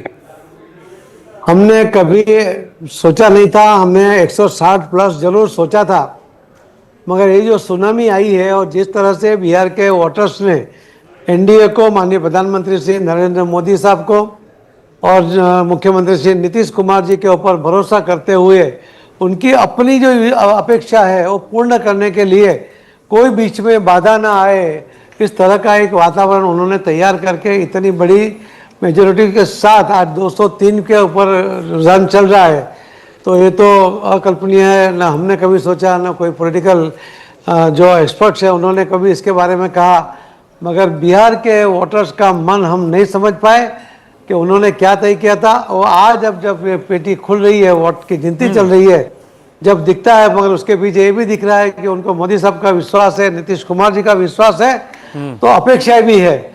और ये अपेक्षा कोई अगर कोई पूर्ण कर सकता है तो ये दोनों कर सकते हैं।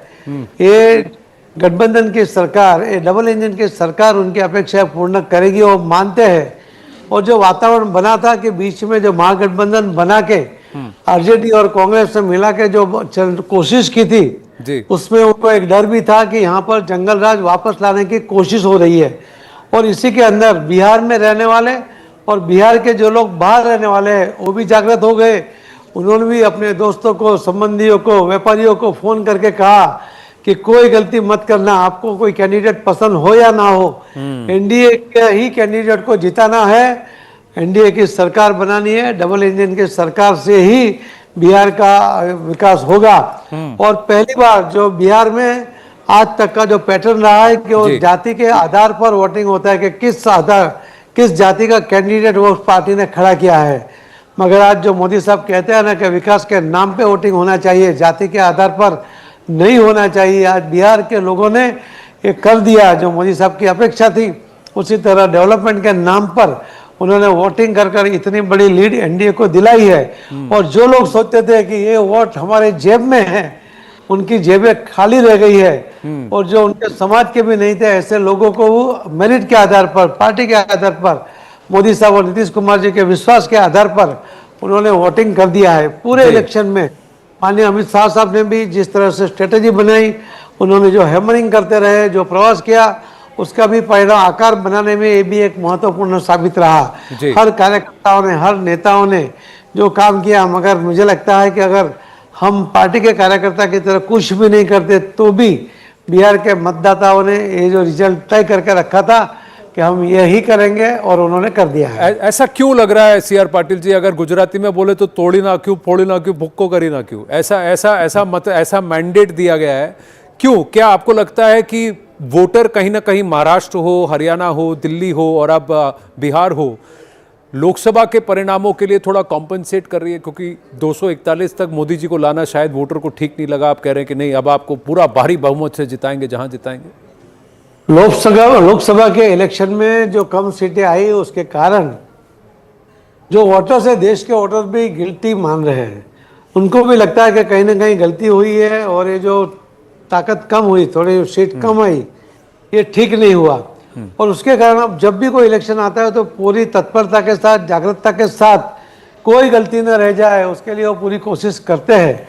और इसी का परिणाम अपने गुजरात में, महाराष्ट्र में, हरियाणा में, यहाँ पर भी, आप बिहार में भी देख रहे हैं कि ये न भूतो न भविष्य थी, तोड़ी ना क्यों, फोड़ी ना क्यों, इस तरह का ये रिजल्ट ये लोग दे रहे हैं। क्या महिलाओं ने बढ़ चढ़ के सपोर्ट किया है? आपको क्या लगता है क्या फैक्टर्स हैं जो आपके फेवर में आ गए? हर सेक्टर के लोगों ने इसके अंदर मदद की है। महिलाओं ने भी उत्साह के साथ भाग लिया। पहली बार महिला इतनी ताकत के साथ ओपनली बाहर मिली। उनको लगता है कि उनके लिए अभी बिहार में मौका है, वो अपने बच्चों के लिए, घर के लिए, कोई आर्थिक उपार्जन के लिए भी कुछ कर सकती है। उनमें जो टैलेंट है वो टैलेंट का उपयोग भी वो कर सकती है, ये विश्वास उन्हें आया है। मैंने बिहार के चैम्बर ऑफ कॉमर्स जो बिहार का है स्टेट का, उसका एक मीटिंग किया था पटना में जी। तो वहाँ पर करीब 90 व्यापारी थे और उन्होंने खुलकर कहा था कि हम जंगल राज ना आए उसके लिए पूरी कोशिश करेंगे, क्योंकि जिस तरह से अब बिजनेस अभी आगे बढ़ रहा है उसके अंदर अगर रुकावट आएगी तो हमें पीछे जाना पड़ेगा। मैंने वहाँ पर टेक्सटाइल के जो व्यापारियों के 300 व्यापारियों की मीटिंग की थी। 2015 में मैंने कहा था, कोई व्यापारी बात करने के लिए तैयार नहीं था। यहाँ पर एक कार्यक्रम में आए, उन्होंने अपना मत भी प्रदर्शित किया और पूरा सपोर्ट भी किया। तो ये वातावरण व्यापारी हो, युवा हो, महिला हो, कोई छोटा आदमी हो, बड़ा आदमी हो, उसके अंदर से दिखने को मिला। और बिहार ऐसे भी टैलेंटेड प्रदेश है, वहाँ मेहनती लोग भी है, टैलेंटेड भी लोग है, अपना टैलेंट का उपयोग करके पूरे देश को डेवलप करने में अलग अलग स्टेट में उन्होंने काम कर लिया है। तो ये सिर्फ मजदूर नहीं है, अगर उनको मौका मिलता है तो अपने आप में जो उनके टैलेंट का उपयोग देश के हित में, राष्ट्र के हित में करते ही है। तो बिहार के हित में करने का जो मौका उनको आज मिला है वो उन्होंने कर दिया है। अभी जो गेंद है सीआर पाटिल जी, अभी तो यहाँ विपक्ष भी नहीं बन पाएगा, एलओपी भी नहीं होगा, ऐसा विपक्ष की हालत हो गई है। ये तेजस्वी 75 से 27 पे आ गए हैं, कांग्रेस 19 से 4 पर आ गई है, ऐसा क्यों? वो खुद जीतेंगे या नहीं, वही अभी एक प्रश्न चिन्ह उसके सामने खड़ा हो गया है। पता नहीं, अभी मुझे मैंने लेटेस्ट देखा नहीं, और बीच में मैंने देखा कि वो भी तेजस्वी ट्रेल कर रहे थे 3000 वोट से। जी, ट्रेल से कर रहे थे। अभी शायद आगे का क्या रिजल्ट होगा और जब तक पूरा होगा जब तक, मगर ये बात सही है कि अब वो एलओपी भी नहीं बन पाएंगे। जो अपने आप को उन्होंने मुख्यमंत्री के नाम से घोषित कर दिया, साथ ही पार्टियां थी महागठबंधन की, उनको कभी बुलाया नहीं, ना उनको फोटो रखा, ना उसमें बैनर में किसी का फोटो लगाया। यही बताती कि ये साथ में चलकर लेकर चलने वाले लोग नहीं है, वो किसी के साथ लेकर नहीं चलते हैं। और कांग्रेस के लिए तो कुछ कहने की आवश्यकता ही नहीं है। आज अभी तो 4 पे बैठे हो, कमेंट करते थे लोकसभा में राजीव गांधी के टाइम में कि बीजेपी स्कूटर पे आ गई है। अब ये 3 व्हील टेम्पो में आ गए हैं, देखते हैं स्कूटर में आते हैं या स्कूटर से भी उतर जाते हैं, वो अभी देखने को मिलेगा आने वाले। ऐसा क्या गलत कर रहे हैं वो? मैं जानता हूं वो गलती करे तो आपको फायदा होता है in the sense as BJP, पर फिर भी ऐसी क्या गलती कर रहा है विपक्ष? देखिए, उनकी विश्वसनीयता ही नहीं है।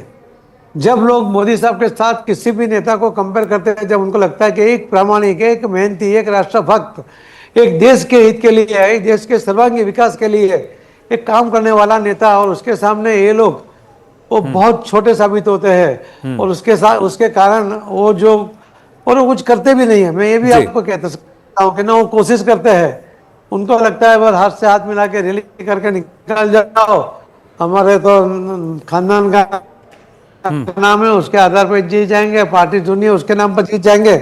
मगर ये दिन अभी रह नहीं है। अब तो कोई भी वोटर्स एक वोट भी डालेगा तो सोच समझ के डालेगा, उसकी कीमत कितनी है वो पूरा अभी वोटर समझता है।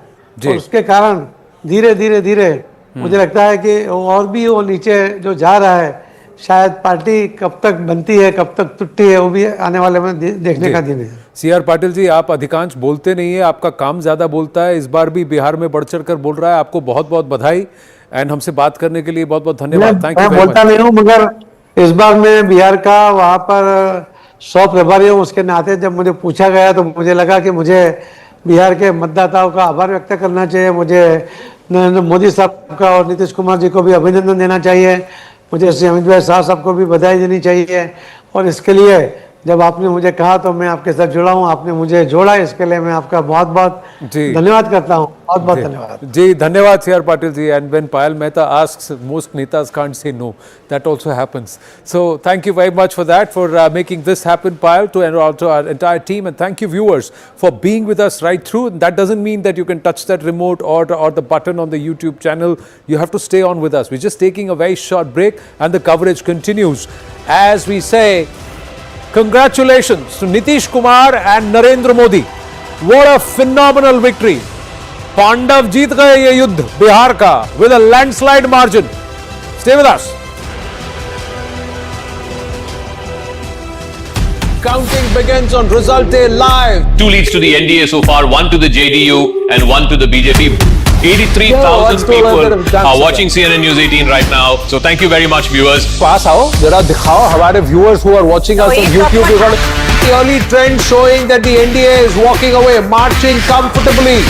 Big leads as far as the JDU is concerned. The BJP, JDU neck and neck. Already the majority mark for the NDA. This is News 18 Network.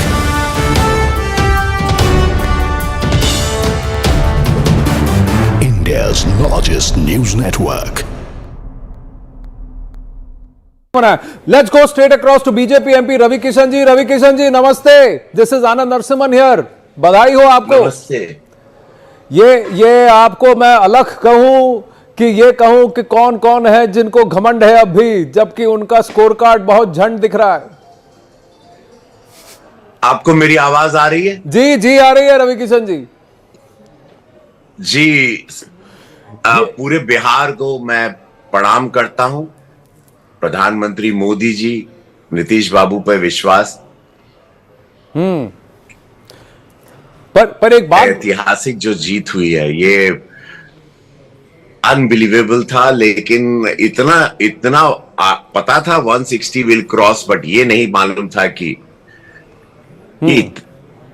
तो ये why did you think you will cross 160 Ravi ji? Because see, this is a market you own. यहाँ के आप superstar हैं। इस जगह में आपका जितना स्टारडम है वो शायद राइवलरी उनकी मनोज भैया के साथ ही होगी, लेकिन मैं आपसे जानना चाहता हूं कि यहाँ पर क्यों आपको लगा कि 160 भी क्रॉस हो जाएगी एनडीए? Why? क्योंकि लोग तो जब हम सभा करने जाते थे, मोदी जी का नाम, उनके लिए उत्साह और माता बहनों का उत्साह, नीतीश जी की छवि, और जो विरोधियों ने जो मंदिर को लेके, धर्म को लेके प्रचार किया, जाति को लेके किया, उससे सब, और शिक्षित यदुवंशियों ने, माता बहनों ने, युवाओं ने ये खेल इतना विराट कर दिया। जो आप रिजल्ट देख रहे हैं इसमें, ये मैं आपको बताना चाहता हूं, इसमें शिक्षित यदुवंशियों का बहुत बड़ा योगदान है, माता बहनों का बहुत बड़ा योगदान है। जो अभी रिजल्ट देख रहे हैं ये बहुत मैसिव सा, इसीलिए because we got all the new voters. हमको आरजेडी के वोटर मिले, युवा वोटर यादव समाज से मिले, जो पढ़े लिखे हैं, जिनमें जो मोदी जी और नीतीश जी में अपना भविष्य और बिहार ने अपना भविष्य सुरक्षित किया है, अपना भविष्य तैयार किया, और उन्होंने विश्वास किया। ये हिस्टोरिकल है। 2010 में यही रिजल्ट आया था और बिहार उसके बाद से छलांग लगाया था। बिहार ने अपने भविष्य के लिए, और जहां पे छठ माह पर गलत टिप्पणी राहुल जी ने जो कहा था, प्रधानमंत्री मोदी जी पर जो उन्होंने कहा था, वहां के पिकनिक मना के पौंड में खाली कूद के मछली पकड़ना, ये सारी उनको पता चला ये सारे लोग क्या करेंगे। हर घर में नौकरी के झूठे प्रलोभन, उनको विश्वास नहीं था कि ये झूठ करके लोग अपना लिए खाली एक सीट अपने लिए, अपने घर के लिए, अपने महल के लिए लोग सीट लाना चाहते हैं, और वो सारा बैकफायर किया। विरोधी, अब देखिए इस देश में प्रधानमंत्री मोदी जी ने इतनी बड़ी लकीर खींच दी है कि विरोधियों के पास अब बोलने के लिए कुछ नहीं कि वो क्या करेंगे, क्योंकि मोदी जी और नीतीश बाबू ने इतना कुछ कर दिया बिहार में। पर आपको तो पता है कि ये सारे लोग झूठ बोलते रहे इतने साल, जात की राजनीति करते रहे, बिरादरी की राजनीति करते रहे। इन लोगों को रोकना बहुत जरूरी है, और पूरे बिहार ने इनको रोक दिया और ऐसी ऐतिहासिक जीत की तरफ एनडीए को बढ़ा दिया। तो क्या आप ये कहेंगे रवि जी कि महिला और युवा ये नया एमवाई फैक्टर है, मुस्लिम यादव परिवार की राजनीति खत्म हो जाएगी। अब उत्तर प्रदेश में भी आप देखिएगा इसका अगला चुनाव, मोदी जी और योगी जी जब कॉम्बिनेशन में आएंगे 27 में, तो वहां देखिएगा बंगाल में जब हम लोग अब एंटर करेंगे, हम ही लोग प्रचारक के रूप में जब वहां पे जाएंगे, मोदी जी की बातों को रखेंगे, अब बंगाल भी जाग जाएगा, क्योंकि बंगाल बिहार से जुड़ा हुआ है और इसका सीधा इफेक्ट बंगाल पर आएगा। एसआईआर का कितना फर्क पड़ा होगा? एसआईआर का कितना फर्क पड़ा होगा? ये रिजल्ट 2 स्टेट पर बहुत बड़ा प्रभाव करेगा। वो याद रखिएगा मेरी बात, एक बंगाल पर, दूसरा उत्तर प्रदेश पर। ये एसआईआर का कितना फर्क पड़ा होगा कि ये वोटर लिस्ट, ये देखिए उनको पता है कि एसआईआर की बातें इन्होंने जो झूठी फैलाई, वोट चोरी की बातें, जो इससे बहुत प्रधानमंत्री Modi ji. Motorola Edge 60 Pro, the true flagship killer. Begins on result day live. 2 leads to the NDA so far, 1 to the JDU and 1 to the BJP. 83,000 people are watching CNN News 18 right now. So thank you very much, viewers. पास आओ जरा, दिखाओ हमारे viewers who are watching us on YouTube. We got the early trend showing that the NDA is walking away, marching comfortably. Big leads as far as the JDU is concerned. The BJP, JDU neck and neck. Already the majority mark for the NDA.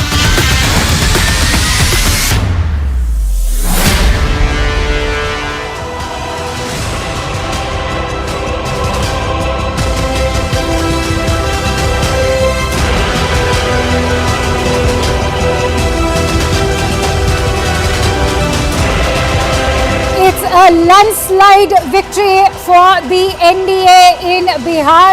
this as the opposition Mahagathbandhan stands completely wiped out. The Congress party particularly decimated. Let's try and get in some perspective on what this victory means, not just for the NDA. Is it the Sushasan Babu or the Modi factor that has brought this mammoth victory for the NDA? And for that, let me quickly bring in my guest. Let's quickly bring you some key takeaways of this victory that Bihar is currently staring at. It is also the Modi factor, which remains Bharatiya Janata Party's winning mantra. Nari Shakti has, of course, propelled NDA to this historic mandate. Both BJP and the JDU, the vote share sees a massive jump, particularly if you compare it with the Lok Sabha election of 2024. The non-Yadav votes have moved en masse to the NDA. Chirag Paswan has also consolidated the Dalit votes for NDA. So he's clearly emerged as the dark horse for the NDA.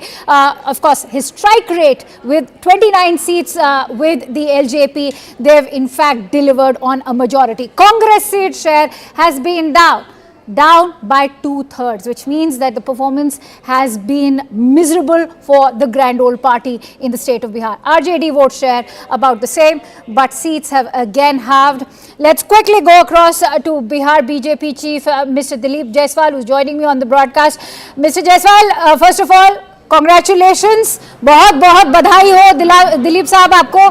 सबसे पहले तो पूछना चाहूंगी, CR Patil साहब ने अभी हमें बोला है कि एक गिल्ट फैक्टर था 240 पार ना करने का, इसीलिए बिहारियों ने एनडीए के लिए वोट किया है. आप इस पे कुछ अपनी टिप्पणी देना चाहेंगे? देखिए, बिहार के महान मतदाता को, जनता को मैं हृदय से धन्यवाद देता हूं कि उन्होंने एनडीए के सरकार को और फिर एक बार एनडीए का सरकार बने, इसके लिए बहुत अपार मैंडेट उन्होंने दिया है. और बिहार के मतदाता जिन्होंने मोदी जी के, भारत के यशस्वी प्रधानमंत्री श्री नरेंद्र मोदी जी के गारंटी पर और बिहार के मुख्यमंत्री जी ने जो विकास किया है कानून के राज में, उस पर विश्वास किया है और अपना मैंडेट दिया है. एनडीए करीब 1 वर्ष पहले से, अगर आप देखें तो प्रधानमंत्री नरेंद्र मोदी जी चुनाव के घोषणा के 1 वर्ष पहले से 11 कार्यक्रम उन्होंने चुनाव के घोषणा के पहले किया. और दरभंगा में दूसरा एम्स का शिलान्यास किया. किसान सम्मान निधि का भागलपुर में उन्होंने करीब 2 लाख किसानों के साथ जनसभा किया. झंझारपुर में उन्होंने जो है पंचायती राज का ये किया. 11 सभा उन्होंने बहुत पहले किया. भी आए, हजारों करोड़ लाखों करोड़ का सौगात लेकर आए. तो बिहार की धरती को जिस तरह से प्रधानमंत्री नरेंद्र मोदी जी ने विकसित बिहार के सपना पूरा करने का प्रयास किया है, बिहार के मतदाता ने उसका इनाम दिया है, मजदूरी दिया है प्रधानमंत्री श्री नरेंद्र मोदी जी को और श्री नीतीश कुमार जी को. तो मैं बिहार के महान जनता को बहुत धन्यवाद देता हूं. इसके साथ एक बात और बताना चाहूँगा कि करीब 1 वर्ष पहले यानी जनवरी 2025 से हम लोगों ने पांचों दल मिलकर, जो एनडीए गठबंधन के 5 दल हैं, 5 पांडव हैं, और चट्टानी एकता के साथ हम लोगों ने 38 जिला में और एनडीए कार्यकर्ता सम्मेलन किया. यानी हमने कोऑर्डिनेशन, संवाद और समन्वय दोनों बूथ स्तर तक के कार्यकर्ताओं के साथ किया. तो पहले सेना को तैयार किया, राजनीतिक सेना को, और उसके बाद बिहार में विकास का जो है हम लोगों ने खजाना खोला. और यही कारण है कि नरेंद्र मोदी जी के विकास की गारंटी और जिस तरह से नीतीश कुमार जी ने बिहार को आगे बढ़ाने का काम किया है, जनता ने अपार मैंडेट दिया, अपार समर्थन दिया है. और बिहार के दिलीप साहब, आप अपार मैंडेट की बात कर रहे हैं. आपने अभी कहा कि वो एक ग्राउंड वर्क भी आपके द्वारा किया गया है, खासतौर से अमित शाह साहब को देखा गया, वो ग्राउंड वर्क उन्होंने किस तरह प्रिपेयर किया. पर क्या ये सुशासन के लिए वोट है कि जो है आरजेडी के खिलाफ, उनके जंगल राज के खिलाफ एक वोट है? क्या ये महिला युवा के लिए वोट है? बहुत से लोग कह रहे हैं कि यादव और मुसलमानों ने भी आपके इस विकास के लिए वोट दिया है. निश्चित रूप से जहां पर पूरे यादव के वोट हैं, वहां पर भी हमें 60%, 65% वोट मिला है. तो यादव समाज ने भी एनडीए को वोट किया है. और जात पात का जो ये है बैरियर है, बंधन है, वो इस बार के चुनाव में टूट गया है. महागठबंधन के लिए ये कहा जा रहा है कि सारा हार्ड वर्क आरजेडी ने किया, कांग्रेस को सिर्फ 4 सीटें मिली हैं। पर आप अगर देखें, आपने अलायंस पॉलिटिक्स का वो जो फॉर्मूला होता है वो क्रैक कर लिया है, चाहे वो जेडीयू हो या भारतीय जनता पार्टी हो, एलजेपी हो, हम हो, सबको जो है सबने अपना परफॉर्मेंस दिखाया है। तो उस तरह के अलायंस यूनिटी के बारे में क्या कहेंगे? नहीं, अलायंस की यूनिटी तो आपने देखा कि किस तरह से राहुल गांधी और तेजस्वी यादव के बीच लगातार जो है डिफरेंसेस चलते रहे। हमने उम्मीदवार का जो सीट शेयरिंग का है उसकी घोषणा कर दी, उम्मीदवार की घोषणा कर दी, और अंतिम चरण के चुनाव तक उनका सीट शेयरिंग ही चल रहा था। तो जिस तरह से राहुल गांधी जी और तेजस्वी यादव के बीच का मतभेद चलता रहा, ये तो पूरा बिहार देख रही थी। और जो एक गठबंधन नहीं चला सकता है, उससे बिहार चलाने की उम्मीद नहीं रखी जा सकती थी। दूसरा, राहुल गांधी ने जिंदगी का सबसे बड़ा गलती बिहार में किया, एसआईआर का यात्रा करके, वोट चोरी का यात्रा करके।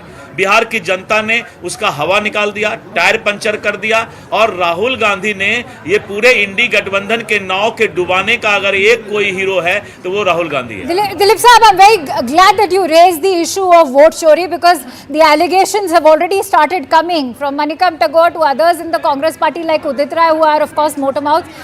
उन्होंने अभी से बोलना शुरू कर दिया है कि आप जीते हैं क्योंकि एसआईआर की एक्सरसाइज कराई गई थी, वोट चोरी तो हुई है।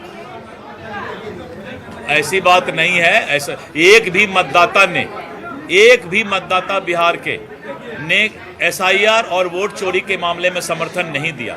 14 करोड़ का बिहार और करीब इतने बड़े मतदाताओं की संख्या करोड़ों में, एक भी मतदाता आगे नहीं आया। इससे सोच सकते हैं कि राहुल गांधी अकेले काफी हैं पूरे इंडी गठबंधन के नाव को डुबोने के लिए, और निश्चित रूप से राहुल गांधी जहां रहेंगे वहां इनका यही हालात होगा। दिलीप साहब, जल्दी से बस आने वाले 2026 में तो हम बहुत इंपॉर्टेंट और क्रूशियल इलेक्शंस देखेंगे, क्या एक्सपेक्ट कर सकते हैं भारतीय जनता पार्टी से? क्या यही फॉर्मूला बाकी स्टेट्स में भी काम करेगा? निश्चित रूप से भारतीय जनता पार्टी संगठन और कार्यकर्ताओं की पार्टी है, और हमारा प्रयास जो है, आपने देखा कि हम 2 सीट जनसंघ काल से आज 11 वर्षों से एक छत्र राज हमारा भारतीय जनता पार्टी देश चला रही है, मोदी जी चला रहे हैं। तो ये हम उम्मीद पूरा रखते हैं कि आगे भी जो है यही हमारा परफॉर्मेंस रहने वाला है। जी दिलीप साहब, हमसे बात करने के लिए बहुत बहुत धन्यवाद। आपको बहुत बहुत मुबारकबाद हम सबकी ओर से, यहाँ CNN न्यूज़ 18 की ओर से। All right, let me quickly bring in my guests. In fact, from the studio, I'm joined in by Aman Sharma, also joined in by Shehzad Poonawala, national spokesperson of the Bharatiya Janata Party, Akashdeep Muni, political analyst, and Mayank Sinha, who's a member, political advisor committee of the JDU. Many thanks to you, gentlemen, for joining in. Shehzad Poonawala, heartiest congratulations. आज खुश तो बहुत होंगे आप। देखिए आकांक्षा जी, दरअसल बिहार की जनता आज बहुत खुश है, और मैं आपको इसका कारण बताता हूँ। क्योंकि बिहार की जनता ने सूझबूझ के साथ सिम के लिए वोट किया है। You know what is SIM? सुशासन, इंटेग्रिटी, महिला सशक्तिकरण, और डिम को रिजेक्ट किया है, डायनेस्टी, इनफाइटिंग और माफिया राज। देखिए, इन political spectrum after 2014, and because Aman is joining you in the panel, the word anti-incumbency was never heard before 2014. But today, when Modi has come to the political scene, pro-incumbency has become the byword. So 3 times government in center, Madhya Pradesh government repeat, Gujarat repeat, Uttarakhand repeat, Uttar Pradesh repeat, Assam repeat, Tripura repeat, Sarkar repeat pe repeat, and now Bihar also repeat. This is the pro-incumbency factor that Modi ji brings along because of his development model. Then the mission mode in which the Bihar government was working with Nitish ji and BJP, and finally the Mahila Sashaktikarana template across the country. And samne you had Kattawadis. You had those who are Parivarwadis. This is just a vote for pro-incumbency. It is also a vote of anti-incumbency against the Kattarwadi, Jangal Raj and Parivarwad of Rahul Gandhi and Tejashwi Yadav. So therefore you can see a revulsion vote as much as you can see a propulsion vote in this vote. Okay, Akashdeep Muni, if I would quickly bring you in on the Jangal Raj factor. Many are also questioning how has Anand Singh managed to get such a mandate when he's been behind bars. Akashdeep, can you hear me? Aman, if I could bring you in. All right, Mayank is also there. Let me quickly go across to Mayank Sinha. First of all, many are asking how has Anand Singh managed to get such a sweeping sort of mandate when he's been behind bars? There was a case against him. Isn't that also speaking of Jungle Raj for the JDU? How do you respond to critics who are questioning that? नहीं, देखिए, सबसे पहले तो मैं CNN को बहुत बहुत धन्यवाद दूंगा कि इन्होंने आप लोगों ने निष्पक्ष चुनाव का आप कवरेज किए। बिहार की तमाम जनता को हम आज धन्यवाद देंगे कि उन्होंने सुशासन की सरकार पर भरोसा जताया। नीतीश जी और नरेंद्र मोदी जी की जोड़ी को उन्होंने अपना स्टैंप देने का काम किया। तो जो आप लोग सवाल पूछ रहे हैं, कानून का राज पहले था, आज है और कल भी रहेगा। इसमें किसी प्रकार का किसी के साथ कोई समझौता हमारे नेता ने नहीं किया है और कानून सम्मत कार्रवाई अनंत सिंह जी के खिलाफ हुई थी और उनके ऊपर FIR जो भी हुआ बिहार के पुलिस ने करने का काम किया। तो कानून का राज पहले भी है, आज भी है और कल भी रहेगा। तो कानून का अपना काम है, कानून अपना काम करती है और बिहार की मतदाताओं ने नीतीश जी के ऊपर और नरेंद्र मोदी जी के ऊपर विश्वास जताने का काम किया और बड़ी विनम्रता से हम बिहार की जनता का तहे दिल से धन्यवाद करते हैं और विकास के ऊपर जो उन्होंने वोट देने का काम किया है वो उसके लिए वो आज बहुत ही हम लोग उनको पूरे मतदाता को बिहार के प्रणाम करने का काम करते हैं। Akashdeep Mune, all right. Akhil Sami is also joining me right now. Let me quickly go across to Akhil as well. Akhil, how do you respond to the kind of demographic bet that many have called it for Nitish Babu? They've said that he invested in the demography as far as women are concerned. Those very women who he gifted the cycles, the clothing, also gifted them the assurance of security. They have today gone and cast their vote for this Sushasan Babu. Your thoughts? See, the best setup and the organization which deserves a congratulations and compliments is the Election Commission. Because the Election Commissioners have been selected by a committee where Mr. Amit Shah, the Honorable Home Minister, appointed him because Chief Justice of India was removed. Now, so honestly, what he was asked to, he has done it. See, voters are less and the votes polled are more. I do not know. Brazilian models in Haryana has voted 22 times. I do not know. New Zealand, a model from New Zealand or America or Bangladesh or Pakistan have voted in Bihar. I do not know. After 6 months, Rahul Gandhi will hold a press conference and show the proof. I would request Tejashwi Yadav, Mamata Banerjee, Stalin and everybody who is a chief minister in opposition to hand over their resignation and ask the Election Commission, because why to wait for 1 year? Mamata Banerjee also will get only 20 seats. BJP will sweep the election there. UP also Akhilesh Yadav. Everybody should resign, come on streets, sit peacefully like a Gandhian, adopt a non-violent way, because the Election Commission will not, and Election Commission should also be complimented for showing the place to Sharad Pawar, Uddhav Thackeray, Nana Patole, Nitish Kumar, Tejashwi Yadav and everybody. So Election Commissioner deserves a compliment that what he was asked to perform, he has done it.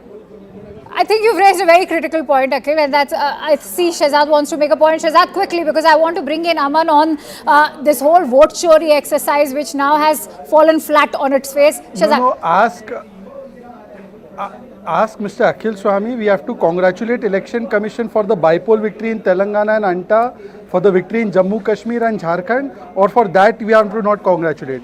I mean, this is called ECI बहाना है, परिवार को बचाना है, इसीलिए अनर्गल आरोप लगा के भाग जाना है. What did the Supreme Court say about SIR? And they are supporting SIR in Maharashtra, they are opposing it in Bengal and Bihar. And thirdly, the election commissioners were very great when Naveen Chawla was appointed. And when MS Gill was appointed, then he became minister. That time when the government used to appoint, it was a fantastic appointment. And now when there is a panel to appoint, it is a bad appointment. Akhil Swami, your thoughts? See, again, should be complimented Election Commissioner, because IIP, Mr. IP Gupta, who has a very strong following, has got 0 seats. AIMIM has got 3 seats, and Mukesh Saini also has got 0 seats. So, Election Commissioner has obediently followed what the Honorable Home Minister wanted, and Gyanesh Kumar Gupta should Acha, be acha, the let next me vice quickly president let me of quickly India. bring in Aman on that note. Gyanesh Kumar Gupta should be the let's have next a vice word. president of India. Pallavi also shared some very interesting data, Aman, earlier during the day when she's talked about comparing elections all the way from 1985 down to the 2000s, and now no repolling, no attacks on the polling booths. What does it speak of the Election Commission? I think in this whole sweeping mandate of the NDA, we've forgotten to appreciate the Election Commission and the role that they've played in a state which was not just labelled as Bimaru. I know. Thank you for reminding me. But a state that was not just labelled as Bimaru, but also plagued by Jangal Raj.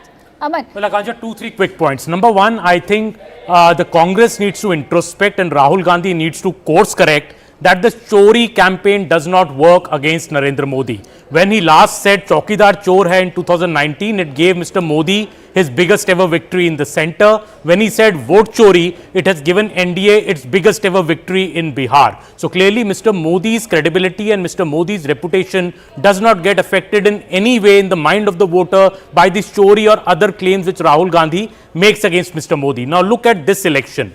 BJP is at 94 seat leads out of 101. This is a 90% strike rate, even more than that. In fact, 93, 94% strike rate. It is phenomenal. I haven't seen BJP perform so well in any state election in the recent past. Where is the Congress? Congress is at 3 seats. 3 seats. This is half of what the AIMM has got or what the HAM has got. So imagine Congress, a national party, has been reduced to just 3 seats in Bihar. That speaks volumes that this campaign does not work. Another thing I want to say, and Shehzad may weigh in on that as well. I remember the last year in 2024 when BJP got 240 seats and Shehzad was also at the BJP headquarters. I was also there when Mr. Modi came. Mr. Modi did not look so happy. You know, obviously at 240, it was not a great jubilant mode at the BJP. Yes, a third time historical victory, but Mr. Modi did not look that happy. I think that message went across the country. And there is this sense now amongst the people that we wronged this man. We have to make him win big now. And if you see election after that, be it Delhi, be it Haryana, be it Maharashtra, or now Bihar, 2/3 majority, 3/4 majority, this is the way of people, you know, getting over that guilt voting, you know, making it good to Mr. Modi and saying that this man deserves to lead the country. I think these are the big takeaways from the Bihar election today. I repeat again, BJP at 94 out of 101, Congress at 3 out of 61. That speaks where the two political parties are today. Sushasana and Vikas. I don't think that SIR or vote chori has resonated at all with, say, the voters from Bihar. We are going to continue with some very interesting points that have now emerged through the sweeping mandate that the people of Bihar have given to the NDA. For now, we're slipping into a quick break. Stay tuned for all the latest and live updates coming in from Bihar.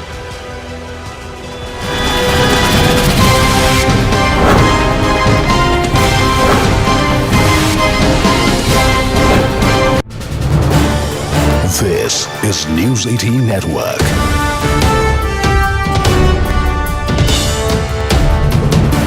India's largest news network. Let's go straight across to BJP MP Ravi Kishan ji. Ravi Kishan ji, namaste. This is Anand Narasimhan here. बधाई हो आपको. नमस्ते. ये आपको मैं अलग कहूं कि ये कहूं कि कौन कौन है जिनको घमंड है अब भी, जबकि उनका स्कोर कार्ड बहुत झंड दिख रहा है. आपको मेरी आवाज आ रही है? जी आ रही है रवि किशन जी. जी, पूरे बिहार को मैं प्रणाम करता हूं. प्रधानमंत्री मोदी जी, नीतीश बाबू पर विश्वास.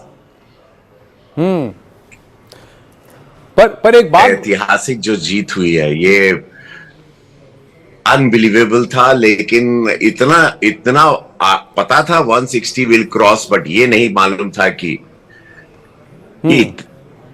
तो ये. Why did you think you will cross 160, Ravi ji? Because see, this is a market you own. यहाँ के आप सुपरस्टार हैं.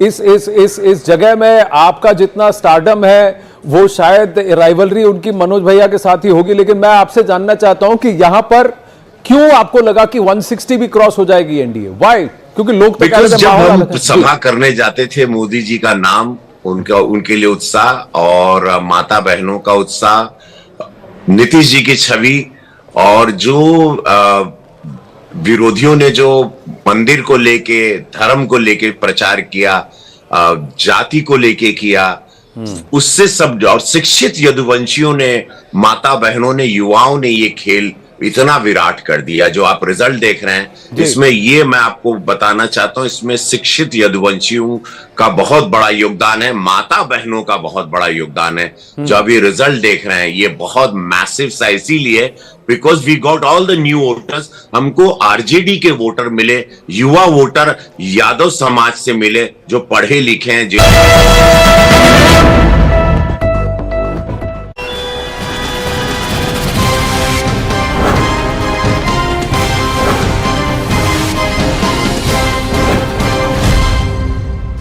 Welcome back. Getting in breaking inputs coming in from Bihar. In fact, the poll panel has gone on to say that the Congress and the RJD have lost because 22 lakh people are dead, 36 lakh permanently shifted, and 7 lakh duplicate voters could not vote in Bihar. The last bit is very critical because they're saying 7 lakh duplicate voters. And why so? Because CEC Gyanesh Kumar cleaned the electoral rolls. Let's quickly go across to Arunima. Arunima, the other key talking point now is that much has to also be credited to the Election Commission, not just for the historic voter turnout that Bihar has witnessed, but for the kind of patterns that have now emerged after the mandate has been announced. Yes, so two things that officials who have been handling this entire Bihar election process right from SIR are saying is that one, the way the entire mandate has panned out, they're saying that, you know, the SIR exercise has led to identification of 22 lakh dead voters, 36 lakh voters who have permanently shifted, and 7 lakh duplicate voters. So the question that these officials are asking is that is the Congress and the RJD on a back foot to this? You know, is it because so far fake votes were being registered, and now that the cleansing exercise has happened, the Mahagathbandhan is on the back foot? Also, they personally targeted CEC Gyanesh Kumar. So now, even now, after the mandate of the people are very clear, will they continue to raise questions on the CEC, his family, his personal integrity? Those are questions that they are asking. All right, many thanks to you, Arunima, for bringing us all of those inputs. Remember, this historic mandate for the NDA in Bihar has also meant a disastrous performance for the Mahagathbandhan. What has really led to this miserable performance? Let's try and find out. I'm in fact joined in by Sunil Singh, who's a spokesperson for the VIP party. Mr. Singh, how would you assess the performance of VIP and the Mahagathbandhan overall? What explains? Did you expect such a disastrous performance? First of all, we respect the mandate, people's mandate. We congratulate the Election Commission and Nitish Kumar and Modi, and we hope that they will do development in the Bihar. But then yes, we are about this result was unexpected for us. We plan to study it, what was the root cause, and with seat by seat, every point will be taken into account. We will do a proper self-assessment. Before I let you go, Mr. Singh, do you think, as a party which was meant to also speak to the concerns of the Nishad community, do you think that the mandate that has gone to NDA has surpassed the caste lines and the caste politics that was dividing Bihar so far? If there is a casteless society, we would love that too much. But then yes, Nishad community is really deprived. We want to do hand-holding with that the development, the rays of development should reach to the Nishad community also. It is perhaps the development that the people of Bihar have voted for. I'm so sorry, I'll have to quickly go into a break. Many thanks to you, Mr. Singh, for joining in on CNN News 18. And that's all I have for you in this broadcast. Thank you so much for watching. Up next is Shivani Gupta with a live coverage from Bihar.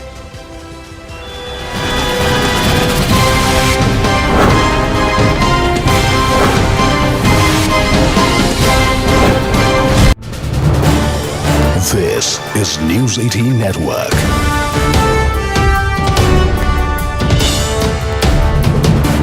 India's largest news network. Let's go straight across to BJP MP Ravi Kishan ji. Ravi Kishan ji, namaste. This is Anand Narasimhan here. बधाई हो आपको. नमस्ते. ये आपको मैं अलग कहूं कि ये कहूं कि कौन कौन है जिनको घमंड है अब भी, जबकि उनका स्कोर कार्ड बहुत झंड दिख रहा है। आपको मेरी आवाज आ रही है? जी जी आ रही है रवि किशन जी। जी पूरे बिहार को मैं प्रणाम करता हूं। प्रधानमंत्री मोदी जी, नीतीश बाबू पर विश्वास। पर एक बात, ऐतिहासिक जो जीत हुई है ये अनबिलीवेबल था, लेकिन इतना पता था 160 विल क्रॉस, बट ये नहीं मालूम था कि तो ये why did you think you will cross 160 Ravi ji? Because see, this is a market you own. यहाँ के आप सुपरस्टार हैं।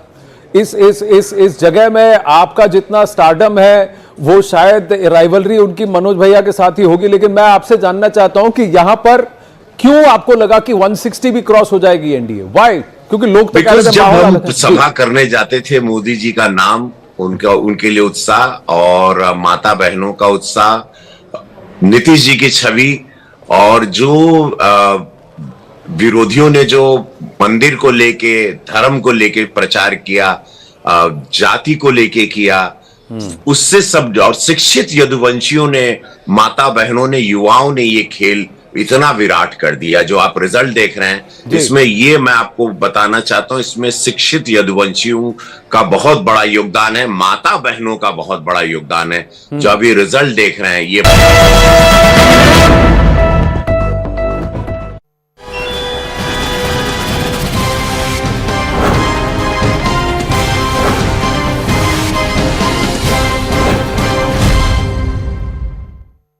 Welcome everyone. Thanks a lot for staying with us here on CNN News 18. I'm Shivani Gupta, joining you live from Patna on a momentous day.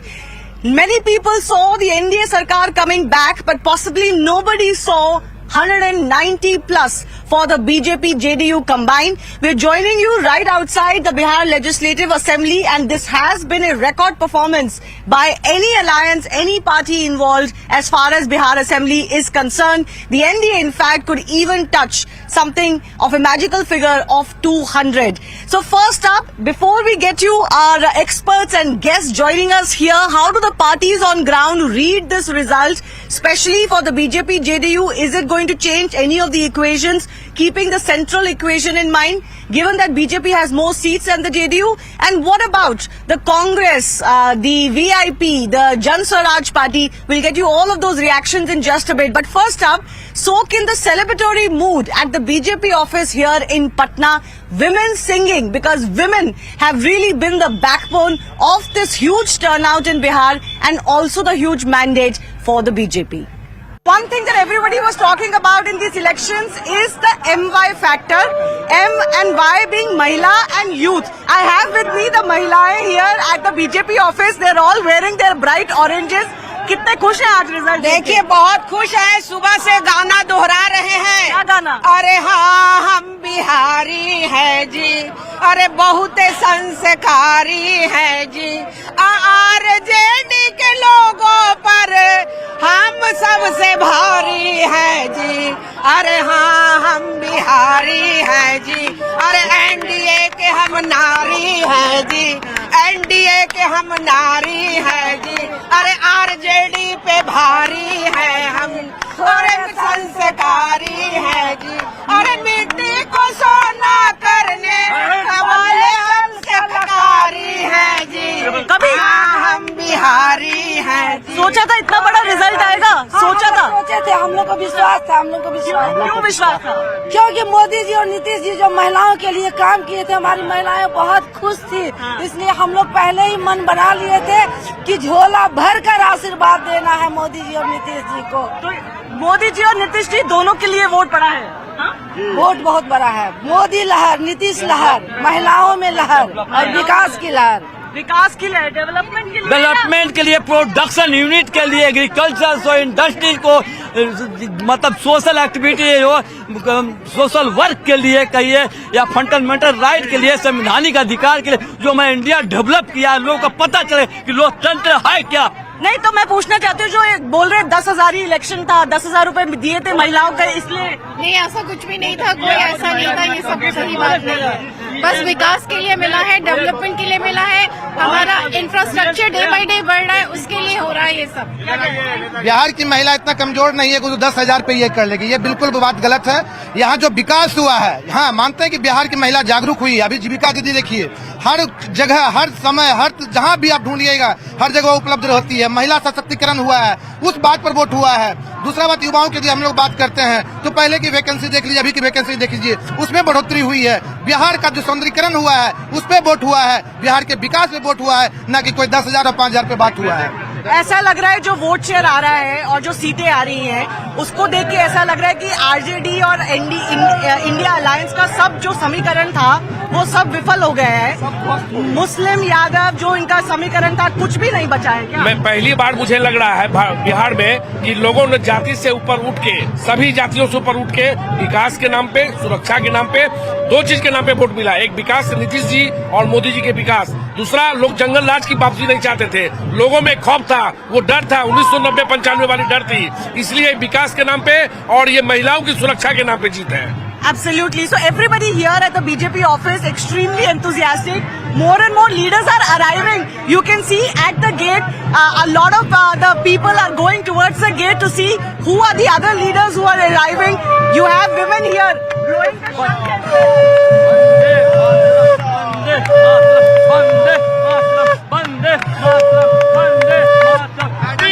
Absolutely. If you look at the numbers, then clearly it's a Shankhnad of the BJP and the JDU. Record performance by the NDA alliance, and it is completely a day written for the NDA alliance. The India alliance has been completely swept away. Possibly nobody saw it coming to this extent, and that's the real story of this election. Well, a lot of factors clearly have gone in as far as this victory is concerned. There's so much to talk about and so much to deduce. And it will take psephologists, experts, journalists a lot of time to do that. But let me go across to our guest joining us, Dhananjay Giri, spokesperson of the BJP with us. I have Nurul Hoda, spokesperson of the VIP party, Pramod Sinha of the RJD, and Himraj Ram, JDU guest also with us. We also have a guest from the Jan Swaraj party. Rajiv Ranjan of the Jan Swaraj party. Why don't I begin with you? You have to obviously eat some humble pie as far as these results are concerned. No humble pie. I mean, I don't treat it as a defeat as such. Everybody knows that it's a party which has recently been launched. And from that point of view, if you really look at it, we have done pretty well in the sense that we have. Let me finish. We have contested all the seats. It was a massive exercise. It is not an easy thing to launch a party, build it up, and be able to contest in all the seats, almost all the seats, barring 3-4 of them. So I think, in my opinion, it's a very good beginning. Okay, no, I understand that. From a political exercise, it's a beginning. But there were some statements made by Prashant Kishore, including a statement that is today being reminded of, that if JDU wins more than 25 seats, then he'll quit politics. Well, the build-up of a democratic exercise, especially electoral politics, people do make statements which cannot be taken at its face value. I mean, that's the way it is. Everybody makes statements. You remember what Prashant Kishore said, but every leader makes statements which later on, if you start dissecting them, nobody will stand. It's the same for all political parties. All right, then Prashant Kishore is like any other politician. Then he also makes statements that no longer can be held true. But let me also go across Dhananjay Giri. Ek statement aur tha, that was Amit Shah's statement. He had said 160 plus, but aaj to almost 200 ka hone wala hai ab. See, we are thankful to the people who have given landslide victory and some massive mandate people has given, because we work for the people. Yesterday I told you, Mahatma Gandhi told, what you want to say, you should be like that, you look like that, you think like that, your act should be like that, and people have to faith like that. You be like that, then you tell them, people will believe you. So Naveli Balbeli party came, they are talking much, doing nothing. So people don't have faith on that. But JDU की जिस से हार, RJD की जो हार हुई है, did you expect कि वो मतलब 40 से भी कम पे रह जाएंगे? There are many factors for that, So Tejashwi Yadav were making mockery of the unemployed youth. He told that I'll give one government job to every household of the Bihar. So people think he's making mockery. So they have made the mind to make him unemployed. That he is going to be towards defeat, a big defeat towards he is going. Second thing, there is people knows he cannot combine his family. The brother is going another hand, the sisters are claiming, and now the party is not run by RJD family. This is a family party of the family, for the family and by the family. But now the party is running by Sanjay Yadav. He is from Haryana. So local Yadav become disconnected with him. Okay. So the core voter shifted from him. So one person who's definitely very well connected as far as the Janta of Bihar is concerned is of course the JDU. आप इस mandate को कैसे देखते हैं? नीतीश कुमार के लिए देखते हैं, आपकी सरकार के लिए देखते हैं, एनडीए के लिए देखते हैं, क्या मैंडेट है ये बिहार के जनता के विश्वास की जीत है, भरोसे की जीत है।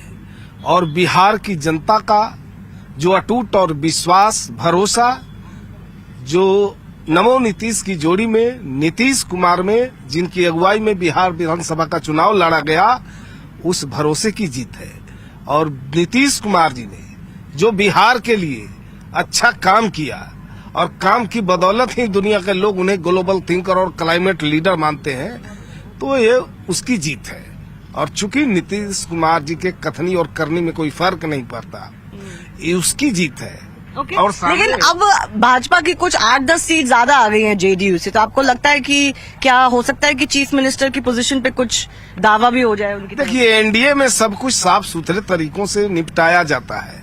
ये महागठबंधन वाली बात नहीं है, जो अंदर कुछ और चल रहा है, बाहर कुछ और दिखाया जा रहा है। ये एनडीए गठबंधन में सब कुछ साफ सुथरे तरीकों से, चाहे सीटों के तालमेल को लेकर हो या सरकार बनाने की बात हो, सब कुछ साफ सुथरे तरीकों से तय कर लिए जाते हैं। आप क्या कहना चाहेंगे? क्या बीजेपी कुछ दावा करना चाहेगी? अब बिहार में उनका chief minister as my brother told, NDA is intact.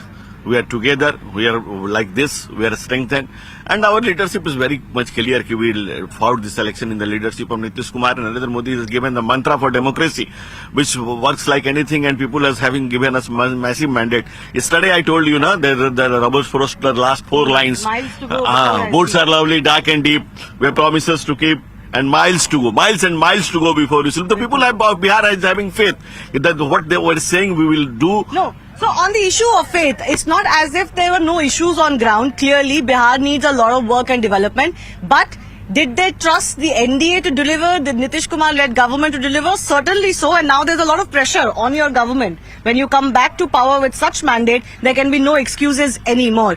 But he talked about cohesion, intactness of the NDA. In Mahagathbandhan, it seems there is a problem. From the RJD, I have my guest with us. आप इस result को कैसे analyse करेंगे, क्योंकि ये सिर्फ हार ही नहीं है, ये बहुत करारी हार है आरजेडी की। देखिए, अभी ये रिजल्ट नहीं आया है, अभी जो दिखलाया जा रहा है वो रुझान ही दिखलाया जा रहा है। अभी रिजल्ट आ जाने दीजिए, उसके बाद हम इस पर बात करेंगे। अच्छा, तो रुझान है तो वो तो अच्छे नहीं है ना? नहीं, रुझानों में जो दिखलाया जा रहा है, लेकिन अभी आप देखिए कि कितने राउंड की गिनती हुई है, और जो लगभग 100 से ऐसे सीटें हैं जिन सीटों पर जो है जो मार्जिन जो अभी जो आगे पीछे का जो मार्जिन है वो 1000-2000 का मार्जिन है।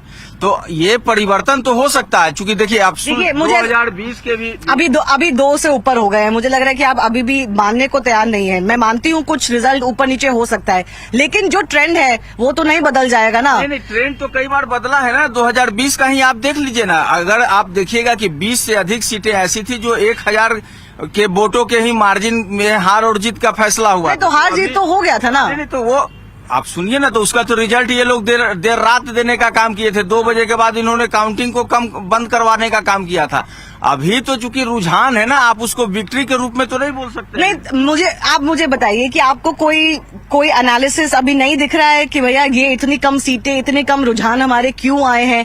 जो वादे तेजस्वी जी ने करे थे, जनता ने उन्हें नहीं एक तरह से स्वीकार किया, उन्हें नहीं लगा कि हो पाएगा या उनसे नहीं हो पाएगा।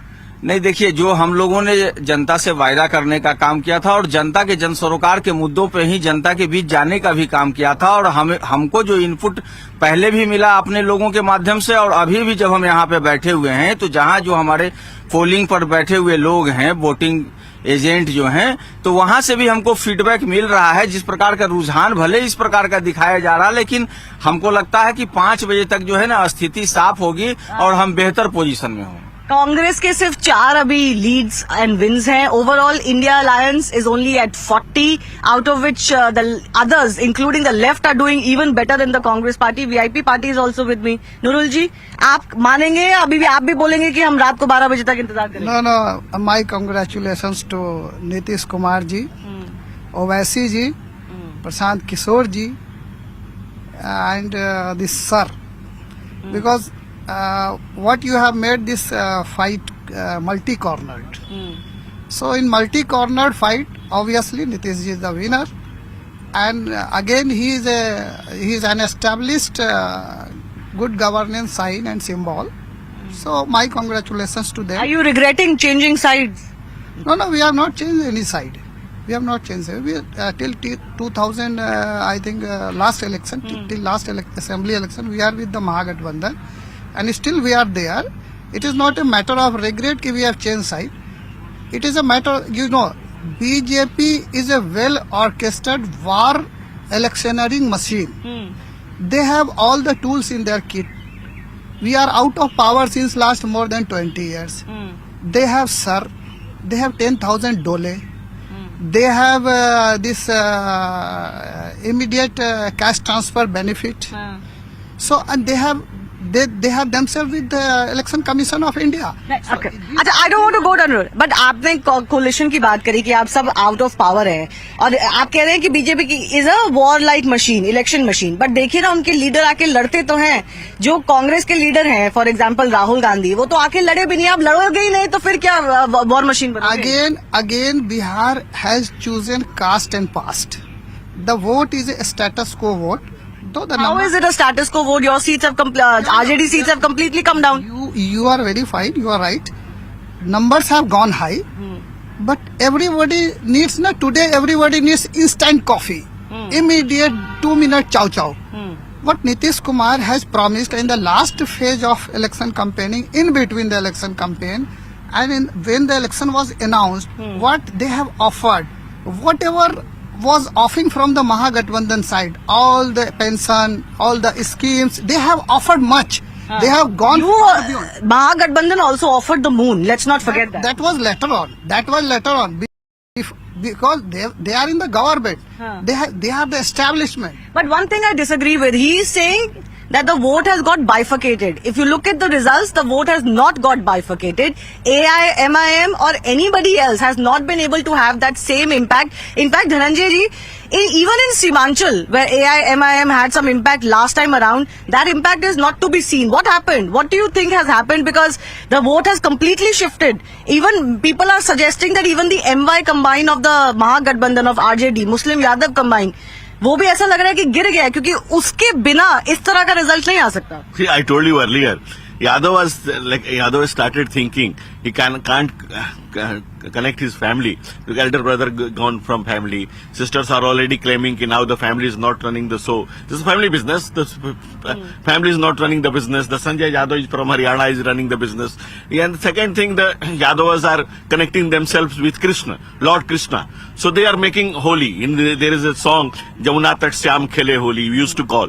So when Lalu Yadav used to play Holi, the people are with us. Now he started to making the festival Halloween.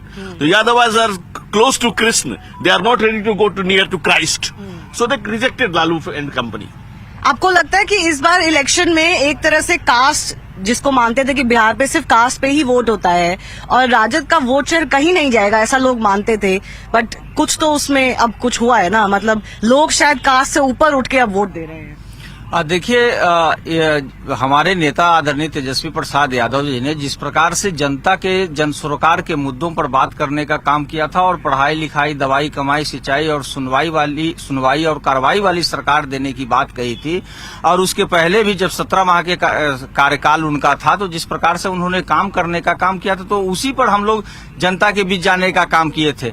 और जनता ने तो अपार जन समर्थन हम लोगों को देने का काम किया है. आप देखिए जिस प्रकार से हम लोग जनता के बीच जाते थे, उनका जिस प्रकार से हमारे नेता के साथ संवाद था, जिस प्रकार से वो भीड़ उमड़ती थी, लेकिन ये मैं अभी मैंने कहा ना कि अभी थोड़ा इंतजार करिए. Okay, I sense a little bit of denial right now at what has happened, and I'm not surprised because the results is not what anybody saw. No pollster saw these results.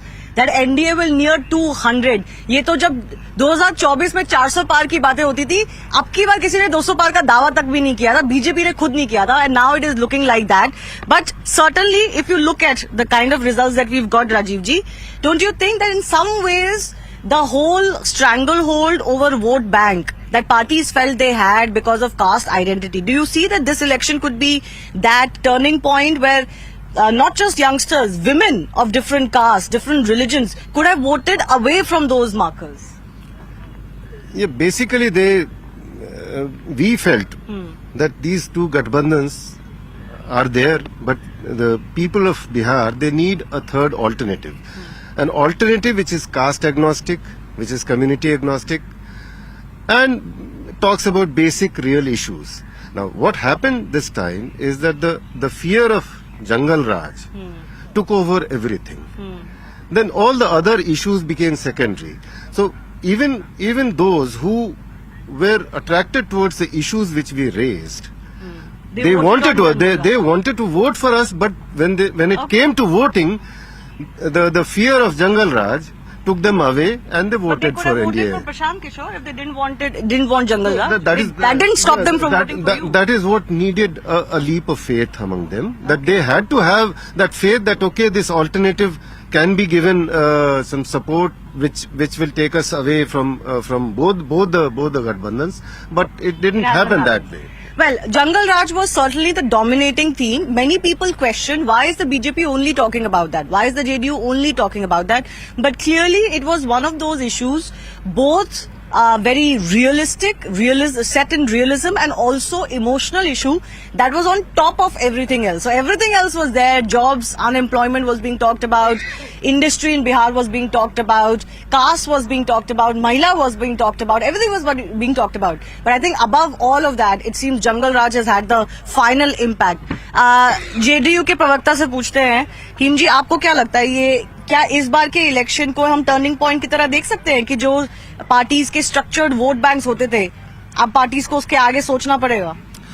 देखिए, हमेशा हमारे नेता ने विकास की बात किया है और विकास करके बताया है, और इसमें कहीं कोई भेदभाव नहीं, कहीं कोई पक्षपात नहीं। पूरे बिहार के लोगों को अपना परिवार समझते हैं और इसीलिए पूरे बिहार के दुख दर्द को समझने का काम करते हैं और गरीबों के आंसू पोंछते हैं, बुजुर्गों का सम्मान करते हैं, महिलाओं के सशक्तिकरण की दिशा में अच्छा काम करते हैं, हर क्षेत्रों में काम करते हैं। इसलिए विश्वास और भरोसा नीतीश कुमार जी के प्रति। लोग कह रहे हैं कि आपने पैसा देके एक तरह से खरीद लिया वोट, जो 10,000 रुपए दिए हैं। ये लोग जनता को झांसे देते रहते हैं, जनता के बीच में जाकर झूठ बोलते हैं, लंबी चौड़ी डींग हाँकते हैं, लेकिन नीतीश कुमार जी डींग नहीं हाँकते, बात नहीं बनाते, काम करके दिखाते हैं और योजनाओं का लाभ जनता के द्वार तक पहुंचाने का काम करते हैं। और एक बात मैं बता दूं कि इस चुनाव के रिजल्ट के बाद एक पार्टी के नेता अब राजनीति से संन्यास लेने वाले हैं, जिन्होंने कहा था कि 25 सीट जदयू को आ जाएगी तो हम इस्तीफा करेंगे, संन्यास ले लेंगे। और अब समय आ गया है, अब हम लोग उनके इस्तीफा और संन्यास का इंतजार करें। इतनी नफरत क्यों है प्रशांत किशोर से? No, we don't have a hatred of with anybody. We love everybody. Our Prime Minister has given the mantra. In coming time, it will be Maha Mantra of Modi Mantra. सबका साथ, सबका विकास, सबका विश्वास, सबका प्रयास. Prashant Kishore is also a part of Bihar. He himself told, na, कि if Nitish Kumar party JD will get for 25 seats, I'll take back from politics. I'll take retirement. I asked him that question. I asked him that question at the beginning, but of course, as he said, all politicians say things. It doesn't mean that they're going to do it. But we have to wait and see. That time you've given him good answer. It means that there is no difference between Prashant Kishore and... He's like any other politician then. But we'll have to wait and see. What the future of Jan Swaraj party is going to be is still a question in everybody's mind. Final comment, Nurul ji. इस result से आप how long he will stay with Tejashwi? How long he will stay with Tejashwi? मैंने तो already पूछा, अब regret तो नहीं कर रहे हैं क्या? कहीं सानी जी क्या करने वाले हैं? Before coming to that, my suggestion would be to Mr. Prashant Kishore. Now he would be a best advisor as earlier to the BJP. So, by what brother Giriji has told you, Yadav was regarding, he mentioned a caste particular. I avoid the word using any of the caste. A number of Yadavas has voted for this government. So, they should be respected. The rot of our alliance or whatever has happened, because our mass vote was that 38% or some alliances A to Z and whatever combination. Somehow the shifting has happened. Reason maybe the sir was earlier it used to be the sir का कोई impact नहीं रहा है. आप SIR की बात कर रहे हैं सर. SIR की को ना कोई बात कर रहा है. That will come to the forefront. You just wait for the time. But there was earlier it used to be in the night the candidates would be the distributing cash and all. Now it has been distributed in the shape of. आप मुझे बताइए क्या आपके लिए learning क्या है? आपके महागठबंधन के लिए क्या लर्निंग है? For me, since I represent a society, a minority people, so it was a major drawback from the minority community. And minority community, I bring you the 3-4 points. First thing, minority felt deprived of representation in this whole scenario. The point was well taken and raised by Mr. Owaisi. They felt cut off. So obviously they have gone for the worldly needs. Now they do not get into the religious dogmatism. They want the same things that others want. Yeah, they all want. We are in a society. We are equal citizen of this country. We also feel that all the development and all the societal development should be given an equal share to us also. Okay. So it's a vote for that, but that's a good point that he's making, that just treating Muslims as a separate vote blank, that they'll vote for us or they'll vote for the Mahagathbandhan, we all thought they might. That's not how it's going to work. But is Bihar truly moving on in the way it votes? These results have certainly thrown up those questions, but we will dissect them as we go along. I do thank all of you for joining us. This is still midday as far as Bihar is concerned. By the time it's evening, there will be more analysis coming in and possibly more insights into what has happened on ground. We'll also continue to get you more voices of the newsmakers and the leaders from all political parties. For now, thanks a lot for watching the Patna special from CNN News 18.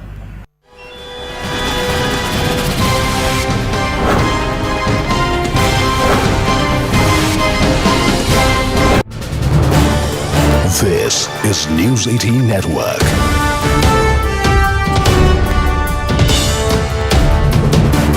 India's largest news network. Let's go straight across to BJP MP Ravi Kishan ji. Ravi Kishan ji, namaste. This is Anand Narasimhan here. बधाई हो आपको. नमस्ते. ये आपको मैं अलग कहूं कि ये कहूं कि कौन कौन है जिनको घमंड है अब भी, जबकि उनका स्कोर कार्ड बहुत झंड दिख रहा है. आपको मेरी आवाज आ रही है? जी आ रही है रवि किशन जी. जी, पूरे बिहार को मैं प्रणाम करता हूं. प्रधानमंत्री मोदी जी, नीतीश बाबू पर विश्वास. पर एक बात, ऐतिहासिक जो जीत हुई है ये अनबिलीवेबल था, लेकिन इतना पता था 160 विल क्रॉस, बट ये नहीं मालूम था कि तो ये. Why did you think you will cross 160, Ravi ji? Because see, this is a market you own. यहाँ के आप सुपरस्टार हैं. इस जगह में आपका जितना स्टारडम है वो शायद राइवलरी उनकी मनोज भैया के साथ ही होगी, लेकिन मैं आपसे जानना चाहता हूं कि यहाँ पर क्यों आपको लगा कि 160 भी क्रॉस हो जाएगी एनडीए? Why? क्योंकि लोग तो जब हम सभा करने जाते थे, मोदी जी का नाम, उनके लिए उत्साह और माता बहनों का उत्साह, नीतीश जी की छवि, और जो विरोधियों ने जो मंदिर को लेके, धर्म को लेके प्रचार किया, जाति को लेके किया, उससे सब, और शिक्षित यदुवंशियों ने, माता बहनों ने, युवाओं ने ये खेल इतना विराट कर दिया. जो आप रिजल्ट देख रहे हैं, इसमें ये मैं आपको बताना चाहता हूं, इसमें शिक्षित यदुवंशियों का बहुत बड़ा योगदान है, माता बहनों का बहुत बड़ा योगदान है. जो अभी रिजल्ट देख रहे हैं ये बहुत मैसिव सा, इसीलिए because we got all the new voters. हमको आरजेडी के वोटर मिले, युवा वोटर यादव समाज से मिले जो पढ़े लिखे हैं, जिनमें जो मोदी जी और नीतीश जी में अपना भविष्य और बिहार ने अपना भविष्य सुरक्षित किया है, अपना भविष्य तैयार किया और उन्होंने विश्वास किया है। ये हिस्टोरिकल है। 2010 में यही रिजल्ट आया था और बिहार उसके बाद से छलांग लगाया था। बिहार ने अपने भविष्य के लिए, और जहां पे छठ माह पर गलत टिप्पणी राहुल जी ने जो कहा था, प्रधानमंत्री मोदी जी पर जो उन्होंने कहा था, वहां के पिकनिक मना के पौंड में खाली कूद के मछली पकड़ना, ये सारी उनको पता चला ये सारे लोग क्या करेंगे।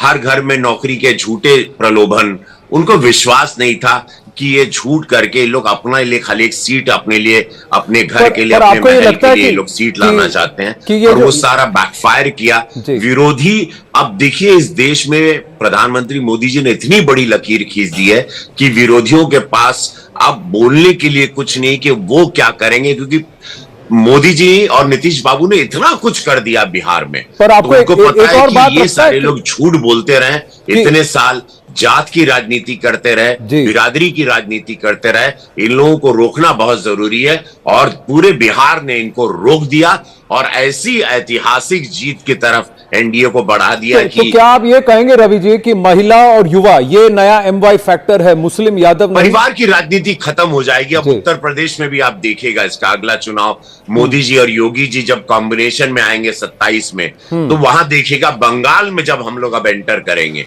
हम ही लोग प्रचारक के रूप में जब वहां पे जाएंगे, मोदी जी की बातों को रखेंगे, अब बंगाल भी जाग जाएगा, क्योंकि बंगाल बिहार से जुड़ा हुआ है और इसका सीधा इफेक्ट बंगाल पर आएगा। SIR का कितना फर्क पड़ा होगा? SIR का कितना फर्क पड़ा होगा? ये रिजल्ट 2 स्टेट पर बहुत बड़ा प्रभाव करेगा।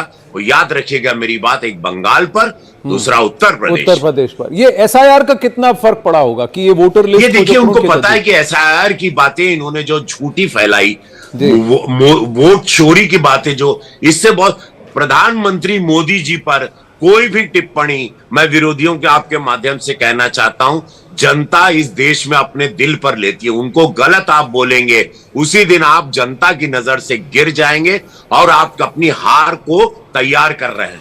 तो जब भी मोदी जी पर कोई भी प्रहार किया है लोगों ने, जनता ने उसको वोट से रिटर्न में जवाब दिया और उन लोगों को नस्ते नाबूद करके वो पार्टियां खत्म कर दी। वो विरोधी लोगों की पार्टियां खत्म कर रहे हैं।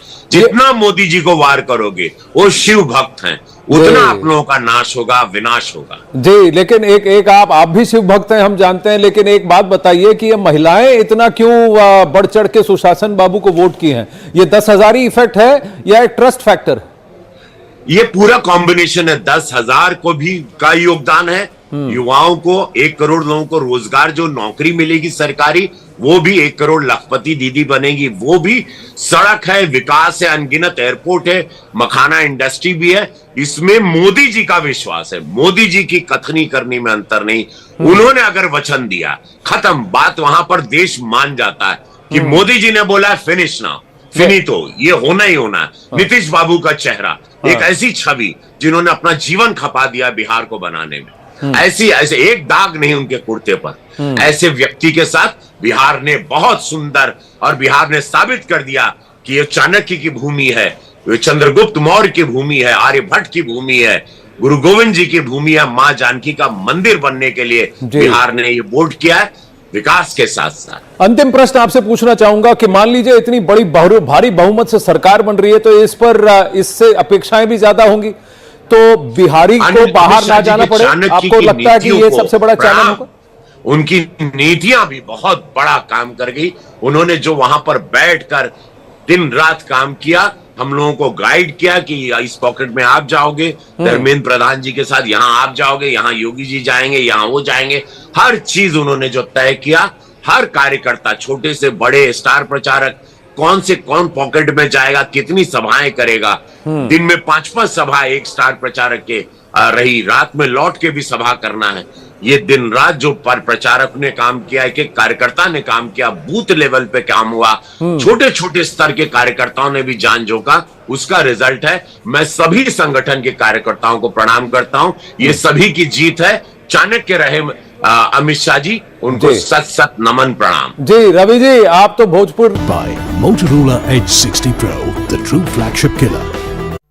Counting begins on result day live. 2 leads to the NDA so far, 1 to the JDU and 1 to the BJP. 83,000 people are watching CNN News 18 right now. So thank you very much, viewers. पास आओ जरा दिखाओ हमारे viewers who are watching us on YouTube. We got the early trend showing that the NDA is walking away, marching comfortably. Big leads as far as the JDU is concerned. The BJP, JDU neck and neck. Already the majority mark for the NDA.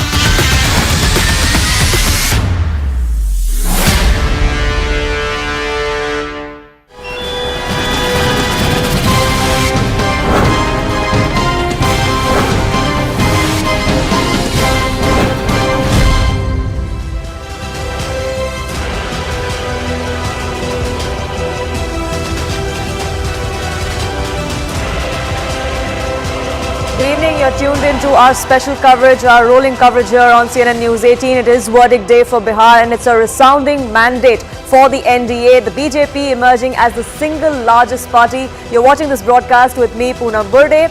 It is the NDA's crossing its 200-seat mark, with that crossing its 2010 tally as well. The opposition is way behind, bagging less than 30 seats. The Congress is barely on the map of Bihar. Celebrations are underway at the offices of both the BJP and the JDU in Patna. The BJP leads with over 90 seats. JDU is at 84. BJP is the single largest party in Bihar with 92 seats. The LJP, Chirag Paswan and his party, bargained for more seats and they have delivered, and how? On the opposition side, it's complete chaos. The RJD, in its second worst performance in Bihar, has only 22 seats on the leaderboard, the left at 3. Tejashwi Yadav himself is trailing. Personally for him, it is much more of a loss. His party is losing. Tejashwi Yadav is losing as well. What could be a bigger setback for the Mahagathbandhan? But we are already seeing the kind of reasons that they are putting out. Vote chori for one, SIR for another. But here are the key takeaways that we want to take you through as far as this election, this mandate in Bihar goes. It's the Modi factor that remains the BJP's mantra for winning seats. All of the rallies, all of the constituencies where the Prime Minister rallied and campaigned, there was very high voter turnout that was seen in all of those, and all of those seats pretty much have been bagged by the BJP candidates there. Nari Shakti, the kind of schemes that were announced by Nitish Kumar, by the NDA for women, that seems to have propelled the NDA to this historic victory. Both the BJP and the JDU have not only increased their seat share tally, but also their vote share tally. There is a notable difference in the BJP's vote share from last time around and a significant jump for the JDU. What is interesting is that non-Yadav votes have moved en masse to the NDA, and that's really showing as far as the tally that you see on your screens, 207 seats for the NDA. Chirag Paswan has consolidated Dalit votes for the NDA. His exit, not being with the NDA back in 2020, did hurt the NDA. This time around, with him and Upendra Kushwaha in the fray, in the fold of the NDA, that clearly was a booster for the NDA. The Congress seat share has gone down by 2/3 in this particular election. Seat share is still something that they can talk about as far as votes are concerned, as far as seats are concerned. That's an abysmal story for the Congress party. The RJD vote share is pretty much about the same from the last election, but their seats have halved in number. The vote chori allegation is being once again made by the Congress this time around. We've seen Congress leaders, one after another, both on social media and offline, talk about how this is vote chori, another election stolen by the BJP via the Election Commission. The SIR was another impact that is being blamed for. But clearly, that's not something that has resonated. That objection that the opposition had for all of these issues, that's not something that has resonated with the public on ground. Prashant Kishore, there was much hype about him and the Jan Swaraj party. Clearly, it was all just hype on social media, on online platforms, because he has failed miserably in his poll debut. A debut duck, so to say. It's the alliance arithmetic that seems to have worked in Bihar. Caste arithmetic is something that we talk about as far as Bihar elections go, but this time around it looks like the fact that the NDA got its alliance arithmetic much better, sorted much faster than the Mahagathbandhan, seems to have worked in its favor. In fact, the BJP is now holding a press conference after this resounding mandate that Bihar has handed them. Let's cut across.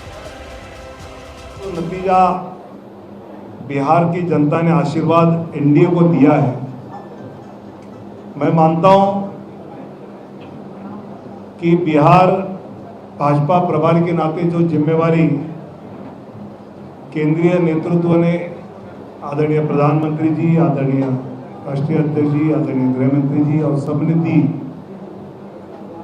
वो जिम्मेवारी बिहार के सभी कार्यकर्ताओं के साथ केंद्रीय नेतृत्व के दिशा दर्शन में हम सब ने मिलकर सफल की है और बिहार में एनडीए की ये जो ऐतिहासिक जीत है, ऐतिहासिक विजय है, ये आदरणीय प्रधानमंत्री नरेंद्र मोदी जी का जो आग्रह था कि ज्ञान का विकास गरीब, युवा, अन्नदाता यानी किसान और नारी यानी महिला, इनके विकास के लिए आप काम करते रहो और उसका आशीर्वाद जनता आपको देगी। मतलब प्रदेश सरकार की, नीतीश सरकार की योजना, केंद्र सरकार की योजना, ये महिला, युवा, पिछड़ा, अति पिछड़ा, इन सब समाज के लिए प्रामाणिकता से करते रहे।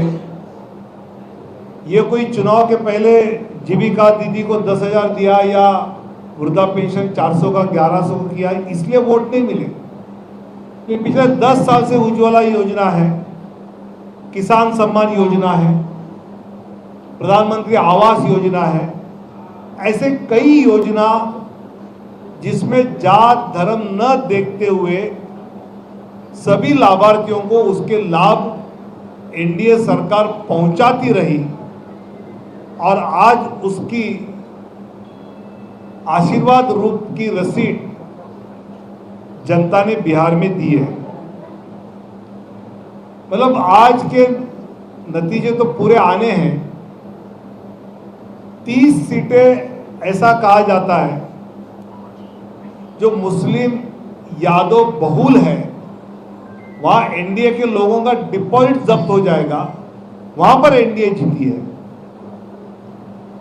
60 सीटें जहां एससी समाज बहुल है, जहां भाजपा को कोई खड़ा नहीं करेगा, ऐसी कांग्रेस के नेता, आरजेडी के नेता कहते थे, वहां 60 सीटें एनडीए जीता है। अति पिछड़ा क्षेत्र में तो 110 सीटें जीते हैं। इसका मतलब यह है कि बिहार की जनता ने विकास की राजनीति पर अपनी मोहर लगा ली है। भाजपा ने अपने चुनावी नारा में टैगलाइन की थी, रफ्तार पकड़ चुका है बिहार, विकास की रफ्तार पकड़ चुका है बिहार। ये जनता के दिमाग में बैठ गया और उन्होंने देखा या एम्स आ रहे हैं, या मखाना बोर्ड आ रहा है, या हाईवेज आ रहे हैं, या वंदे भारत ट्रेन आ रही है, और जिस प्रकार ये विकास बिहार को आगे ले जाएगा, पलायन 13% से कम होकर 3% तक कम आया, ये भी जनता ने देखा। इसलिए हर घर में नौकरी और हर जीविका दीदी को नौकरी वाला लालू जी तेजस्वी का नारा लोगों ने ठुकरा दिया। ये हमने यहाँ जाना है। और सबसे महत्वपूर्ण बात जो मुझे लगी कि बिहार में चुनाव है तो हिंसा है, 60-65 लोगों की हत्या है, बूथ कैप्चरिंग है, फिर रीपोल है। मुझे ऐसा लग रहा था कि हम लोग जीतेंगे, लेकिन ऐसे जीतेंगे ये तो बिल्कुल ये लोगों का प्यार है। और मुझे तो अपने लिए भी ऐसा फील हो रहा था कि मैं इतनी नहीं हूँ, मैं कैसे करूंगी ये सब, लेकिन ऐसा लग रहा है कि लोगों का प्यार जो मैंने ऑन ग्राउंड देखा। और मैं इससे पहले सोशल मीडिया की बहुत बड़ी कंज्यूमर रही हूँ, और सोशल मीडिया पे जो पेड नेगेटिव पीआर करवाते हैं लोग, तो हम लोग भ्रम होता है ना हम लोग को भी कि अरे इतना किसी का विरोध हो रहा है। लेकिन जब ऑन ग्राउंड मैं गई, लोगों से मिली, तो जो नीतीश कुमार जी प्रधानमंत्री जी के लिए जो मैंने प्यार देखा सबके नजर में, सबकी बातों से, तो मैं ये अपनी जो जीत है, तो ये कहीं ना कहीं मैं डेडिकेट करना चाहूंगी एनडीए की जो जीत है ये अपने जो दोनों वरिष्ठ नेता है, जिनके लिए हम लोग को मेहनत ही नहीं करनी पड़ी, मुझे वोट मांगने की भी जरूरत नहीं पड़ी, तो ये उन्होंने कमाया है जनता का विश्वास। तो बिल्कुल ये तो मालूम ही था कि हम लोग जीतेंगे, आगे बढ़ेंगे।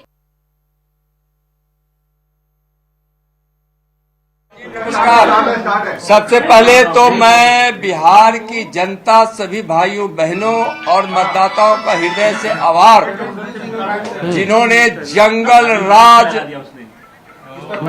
पर भरोसा नहीं जताया, जंगल राज से बिहार को दूर रखने के लिए मतदान किए, और बिहार के विकास पर जिन्होंने मतदान किया, और माननीय प्रधानमंत्री नरेंद्र मोदी जी के उस सबका साथ, सबका विकास, सबका विश्वास और सबका प्रयास के महामंत्र को बिहार के लोगों ने अपनाया। नीतीश बाबू को भी काफी समर्थन मिला है, बिहार की महिलाओं ने भी बढ़ चढ़ के वोट दिया है। नित्यानंद राय जी, बिल्कुल, बिहार में हमारी माताएं बहनें बढ़ चढ़ कर वोट की है, मतदान की है, और यह साबित हुआ है कि बिहार की हमारी बहनें बहुत आगे बढ़ चढ़कर मतदान में भाग लेकर एनडीए को प्रचंड बहुमत दिलाने में बहुत सहयोग की है। उनको हृदय से आभार। 160 का लक्ष्य था। प्रधानमंत्री जी के अन्य 3 स्तंभ, एक तो महिला है ही, गरीब, युवा और किसान, सभी उनके विकसित भारत के स्तंभों ने सब मिलकर प्रचंड बहुमत एनडीए को दिलाई है। भरोसा हमारे माननीय प्रधानमंत्री जी, जो गरीबों के मसीहा है, विकास के भगीरथ है, दुनिया के सबसे लोकप्रिय नेता है, और जो भारत के कर्मयोगी प्रधानमंत्री है, उन पर भरोसा, एनडीए के सभी साथियों पर भरोसा बिहार की जनता दिखाई। 160 का अनुमान था, लक्ष्य था। नित्यानंद राय जी, अंतिम प्रश्न 200 टच करने वाले हैं, ये तो अप्रत्याशित है। नित्यानंद राय जी, एक अंतिम प्रश्न है, थोड़ा सा नहीं, अंतिम प्रश्न आपसे। 160 का लक्ष्य था एनडीए का, 200 टच करने वाले हैं, इसके लिए आप बिहार वासियों के लिए क्या वादे करेंगे? हाँ, बिहार वासियों के साथ जो भी वादा एनडीए की है, हमारे प्रधानमंत्री जी किए हैं, सब वादा हम सब मिलकर पूरा करेंगे, पांडव दल। We have some information now trickling in. The victory sealed, and now it's time for what's next. And there are hectic parleys that are going on in Patna. Samrat Chaudhary is now at Nitish Kumar's residence, is what we're learning. Arun Dhanta, my colleague, now joins us. He's reporting from on ground in Patna. Arun, this meeting is crucial between the Chief Minister of the state and his deputy. This resounding victory for the NDA. Now all eyes on when the swearing in is going to be. Who is going to be a part of Team Nitish if he continues to be the CM? That's right. One thing is very clear, which we have got from the way of our sources, is that Nitish Kumar is going to be the Chief Minister, and the talks have happened here with the leadership between leadership of JDU and the BJP. Even as we speak, Samrat Chaudhary is meeting Chief Minister Nitish Kumar at his residence. But I am here at BJP office in Patna. Let me quickly show you a glimpse here how people are celebrating this victory. Everywhere, wherever camera can go, you'll find people enjoying this victory, because this is massive, this is historic. Poonam, BJP, the NDA has broken its own record of 2010, where they won 206 seats and BJP was at 91 seats. As the trends are going, it seems that they're going to break all the records. Let me quickly go across to these people here who are celebrating, BJP workers. What they find is the reason behind this victory.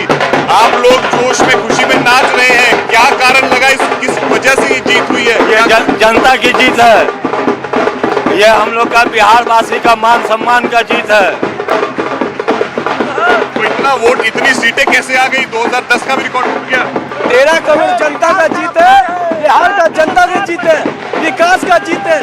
एक पांच engine का सरकार, जीतन राम जी, उपेंद्र कुशवाहा, माननीय नीतीश कुमार, प्रधानमंत्री का जीत है। जिस मुख्यमंत्री तो नीतीश कुमार होंगे, हालांकि आपकी सीटें ज्यादा हैं। जिस तरह से विकास के माननीय नीतीश कुमार ही बनना चाहिए मुख्यमंत्री। रफ्तार बढ़ना चाहिए बिहार को, विकास बढ़ना चाहिए। माननीय नीतीश कुमार के इंजन, मोदी के इंजन, रफ्तार बढ़ेगा बिहार में। आप बताइए, महिलाओं ने बढ़ चढ़ के वोट किया इस बार? जी हाँ, इस बार महिलाओं ने, युवाओं ने भी और सभी लोगों ने बढ़ चढ़ के वोट किया है और ये उसी का परिणाम है कि आज बिहार की सबसे बड़ी पार्टी भाजपा बन गई है। आप क्या बन के आए हैं? रफ्तार पकड़ लिया बिहार। इस बार मोदी सरकार, आज बिहार में बम्पर जीत हुआ है प्रधानमंत्री जी का। मैं सिल्वर गांधी हूँ, पैदल यात्रा करके ओडिशा से। ये जो इसका क्या कारण है, ये सब इस तरह बन के आने का? मैं सिल्वर गांधी पैदल यात्रा करके स्वच्छ भारत मिशन को प्रचार करता हूँ। तो आज बिहार में जीत हुआ है, पूरा भारतवर्ष में बिहार आज खुशी है।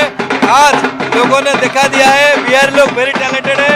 और जो लोग राहुल गांधी और तेजस्वी बोल रहे थे बिहारी लोग अनपढ़ है, आज मैं बता दे रहा हूँ, एक बिहारी सबसे Bihari. These are the visuals, that you see from the BJP office. Gold nagaras are at its best. You have BJP workers scoring in here, dancing here, because they know this country is massive, which they have got in 2025 Lok Sabha assembly elections, and they are not deterred with the fact that Nitish Kumar is once again going to be the chief minister, not from the BJP anybody.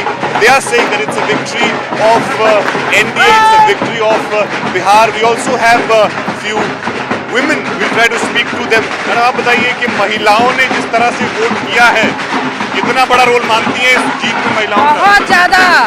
महिला और युवा दोनों ने मिलकर ये साबित कर दिया, अब बिहार वासियों को अब बेवकूफ नहीं बना सकते। वो बुद्धिजीवी हैं, वो अपना निर्णय स्वयं लेते हैं। आपको पता नहीं, एक ही घर में पत्नी ने बीजेपी को वोट दिया और पति ने आरजेडी को वोट दिया। ये महिला एम्पावरमेंट है, ये महिला पावर है। जो कानून व्यवस्था में सुधार हुआ है उसका नतीजा भी है ये। हाँ, एकदम है, उसका नतीजा है ये। बहुत नारी शक्ति की जीत हुई है और पूरा बिहार खुश है। इस जीत से सब कोई खुश है। बताइए क्या आप लोगों ने एनडीए का जो सारे रिकॉर्ड तोड़ दिए, लेकिन मुख्यमंत्री नीतीश ही रहेंगे, भाजपा का नहीं होगा? बिल्कुल बिल्कुल, नीतीश कुमार ही हमारे सीएम रहेंगे, नीतीश कुमार ही हमारे सीएम रहेंगे। These are the voices that you're hearing from the BJP office. They are upbeat about this victory of NDA, and of course all of them are waiting for Prime Minister Modi's address, which is going to take place in Delhi.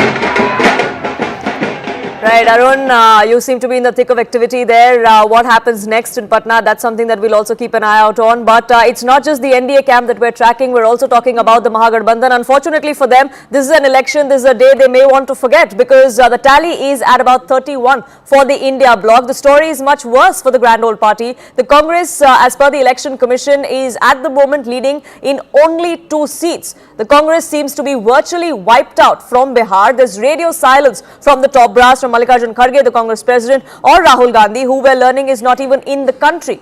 Tejashwi Yadav is also pinning hopes on not just his personal victory, but also for the tally to get a little better for his party, but that doesn't seem likely. Counting is still, of course, underway. There are still several rounds to go, but the leaderboard, as you see on your screens, at the bottom of your screens, the gap between the India bloc and the NDA is not one that the India bloc can catch up to. Arun continues to be with us. Aman is also with us on this broadcast, getting us more perspective. Aman, for the India bloc, for the Mahagathbandhan, it's an abysmal story on both sides, both for the Congress party and for the RJD. It is a complete disaster, Poonam, if we put it like that, because as per the ECI website, the number is fluctuating between 2 and 4. Right now, the Congress party is leading only in 4 seats. It won 19 the last time. It may only win 3 or 4 seats this time. It's a complete disaster for the Congress, and RJD is no different. It won 75 seats the last time. Right now, it's leading only in 26 seats. If it falls below 25, it will also lose the privilege of becoming the opposition party leader of opposition in the Bihar Assembly, because you need at least 10% to win at least 10% of seats to get the LOP status. So both the RJD and the Congress have performed abysmally in this particular election. Congress specifically, fighting as many as 61 seats, leading in just 4 seats, may end up winning just 2 or 3 seats. Looks very, very bad for the Congress party. And this also shows, Poonam, that this whole chori campaign, be it the Chaukidar Chor hai in 2019 or the vote chori campaign now in 2025 in Bihar, has simply not worked for the Congress party. Rahul Gandhi needs to maybe rechange, think about his narrative, some introspection on the part of the Congress, that such campaigns against Mr. Modi do not work. In fact, people mandates, 2019 Mr. Modi got the biggest mandate in the Lok Sabha for himself after this Chaukidar Chor hai campaign, and now the NDA getting its best ever mandate in Bihar at nearly 206, 207 seats in the end. If it gets, it will beat the 2010 record as well. So clearly it shows that people also, I think, a bit of this guilt voting, Poonam, because in 2024 Lok Sabha elections, BJP came down to 240 seats. Maybe the people subsequently have felt that they did not do the right thing, that Modi is the man they should bank upon, not disappoint him. And that is why I've seen election after election, be it Delhi, be it Haryana, be it Maharashtra, or be it now Bihar, the 4 state elections happening after 2024, BJP getting huge majorities, 2/3 majority, even 3/4 majority in Bihar almost. This shows that people have totally come behind the Modi government in the state elections, and Congress is getting virtually decimated, be it Maharashtra, be it Haryana, be it Delhi, or be it now in the state of Bihar. I think Congress party, being a national party, would be really worried at these state election results, reduced to just 4 seats in Bihar. It's even lesser than what AIMIM has got, or what the HAM party has got, 6 seats, an NDA ally, a small party which is not even a recognized state party, has got 6 seats, but the Congress, a national party, winning just 3 to 4 seats, I think a very worrisome sign for the Mahagathbandhan.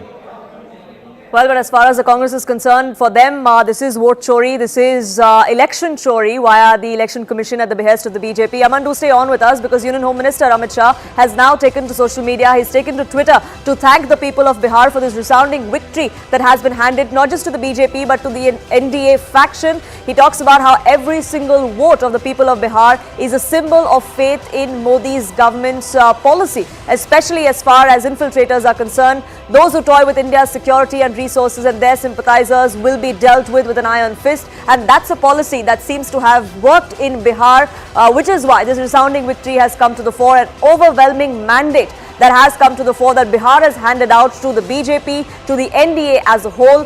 Amit Shah there going on to say that the public has given a resounding response to those who protect infiltrators for the sake of vote bank. He's taking a jibe there at the opposition, at the Mahagathbandhan, who all along the SIR exercise claimed that their vote bank was being wiped out. That is something that the BJP, that Union Home Minister is now alluding to, that this cleanup of electoral rolls merely for appeasement politics, for protecting their vote bank, most of whom were infiltrators, that is something that Bihar has now rejected. Aman continues to be with us. And Aman, the message is quite clear there. It's not just Modi's guarantees that seem to have worked for the BJP, but the kind of narrative that they build, the return of Jungle Raj if Mahagathbandhan was to return, or the protection of infiltrators, or the appeasement politics that the Mahagathbandhan was involved in, that's something, the pitch that the NDA made, that has resonated on ground.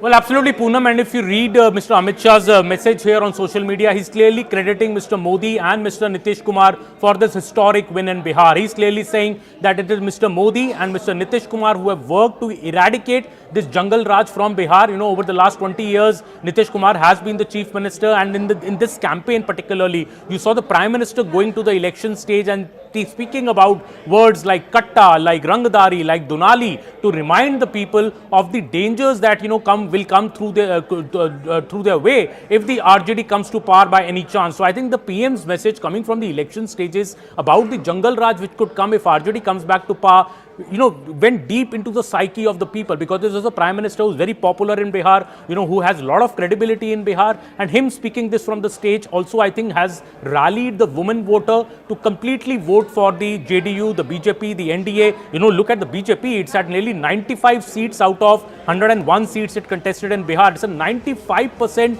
strike rate for the BJP. Nearly every seat it has put up a candidate, the BJP has won that seat. So it clearly shows that Mr. Modi's popularity, coupled with Mr. Nitish Kumar's Susashan, good governance, good law and order, clean governance record, has really registered with the people, and that is why we are seeing that the women of Bihar, the youth of Bihar, I think cross-section of society of Bihar has voted for the NDA, because such a mandate of, I think, is not possible. A 3/4 majority is not possible unless, even the core vote base, I believe, of the RJD, be it the Yadav, be it the Muslim, or be it the core vote base of the Congress, has voted for the NDA in these particular elections in Bihar.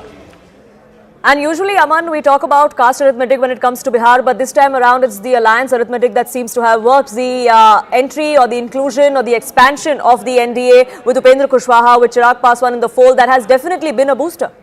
Oh, absolutely, Poonam. That shows up also, I think, in the Nitish Kumar's performance this time, winning almost 85, 86 seats out of the 101 he's contested. He's almost doubled his seats from the last time. You know, last time in 2020, Nitish Kumar contested 115 seats, won only 43 seats because Chirag Paswan's party, which was contesting independently, hurt Nitish Kumar in many seats. In fact, 20 to 22 seats as per a conservative estimate. This time, because Chirag Paswan was on the NDA side, contesting as many as 29 seats, and Nitish Kumar's strike rate has gone up, almost doubled. You know, he's up from 43 the last time to nearly 86 this time, and he's emerged as a strong player, you know, for a chief minister who's been there in the chair for almost of the last 20 years to win nearly 85% of the seats he contests this time. I think that speaks for itself, and Nitish Kumar has really been a big phenomenon in this particular election, especially with his 10,000 scheme that rupees 10,000 transferred to 1.3 crore women in the state. I think that scheme has proven to be a big game changer for the JDU as well as the NDA. Now, the focus is also going to be on what happens next if Nitish Kumar continues to be the CM, who Nitish Kumar's team is going to be, Aman, because the BJP is the single largest party this time around, and their performance is something that their MLAs would want to talk about, want to highlight, and want to perhaps ask for the lion's share, which is the Chief Minister's post.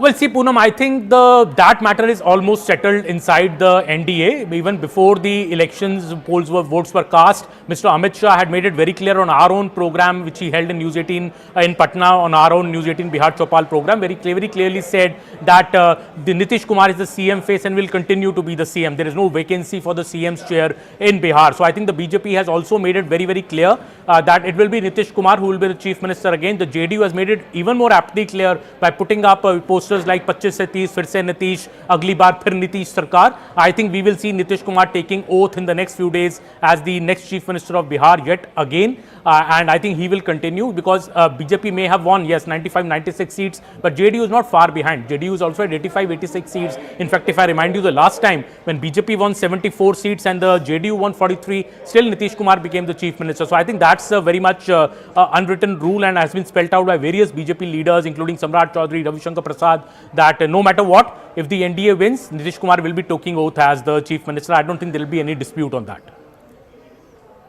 So that seems to be settled, but who is going to be a part of Team Nitish Kumar? That's something that we will still have to see, and which is why we're already seeing hectic developments there take place on ground. Samrat Chaudhary, his deputy from the previous government, from the government whose term is now ended, is at Nitish Kumar's residence. Is that the same team that they would want to go with? That's something that's being speculated over as well. Well, I can't really speak for sure about the team because, you know, that is a call that is very close to the BJP's, BJP keeps its cards very close to the chest. So will Samrat Chaudhary, Vijay Sena continue as the deputy CMs? We will know in a few days. I think that LJP, Chirag Paswan, would also push for a deputy chief minister's post, his party, because his party has won 19-20 out of the 29 seats as well. At 19-20 seats, it's also a major constituent now of the NDA. So I think Chirag Paswan's party may also make a demand that one deputy CM should come from their party. We'll have to wait and see in the next few days how this thing pans out. Right now, it's a celebration time for the NDA. I think they will do these discussions after a couple of days when the government formation question comes. And speaking of those celebrations, we are going to be seeing those festivities here in the national capital as well. In a few hours from now, Aman, we are going to be seeing the Prime Minister lead the BJP in those festivities at the BJP headquarters.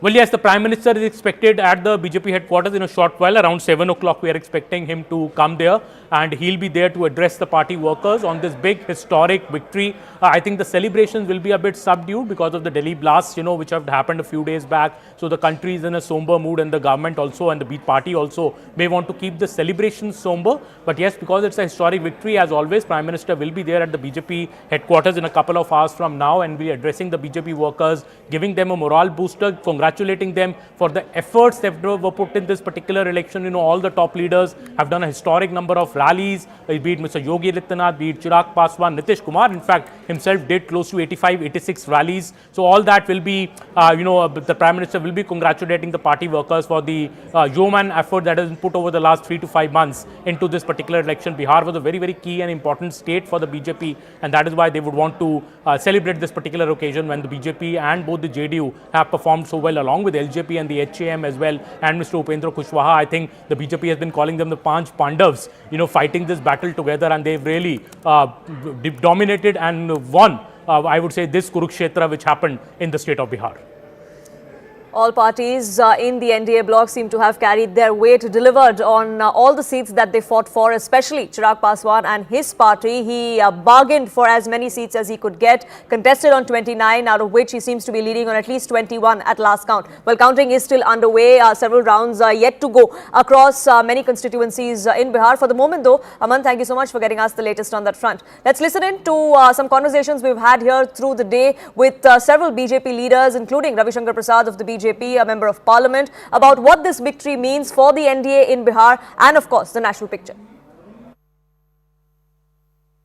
It is a victory of hope.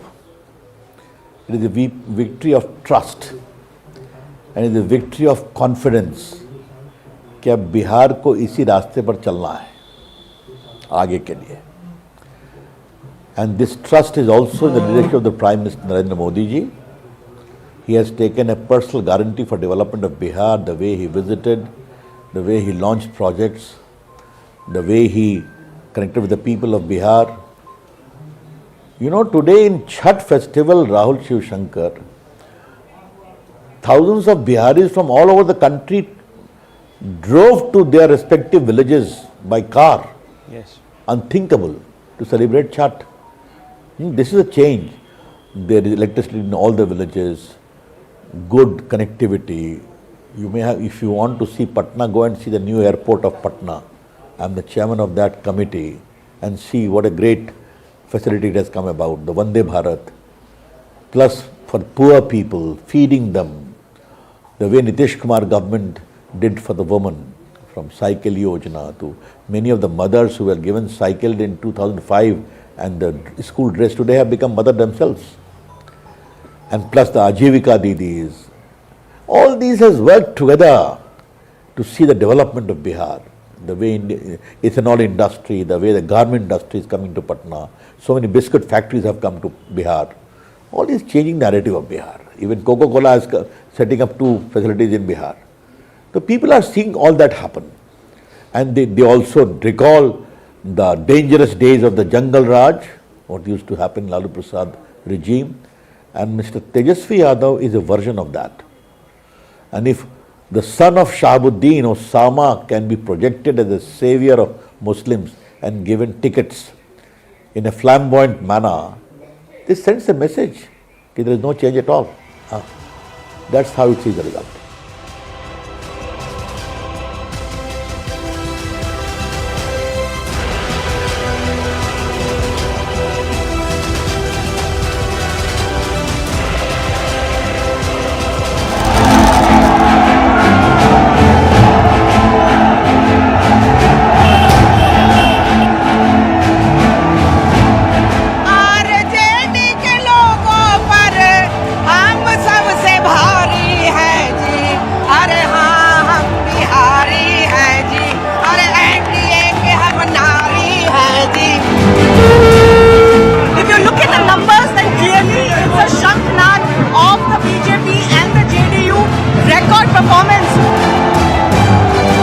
Bihar को अब विकास चाहिए, अपने बच्चों को और अपना भविष्य चाहिए। बिहार को अब जंगल राज नहीं चाहिए।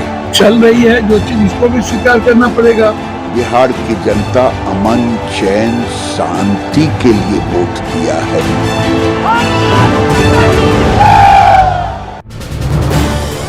This is News 18 Network.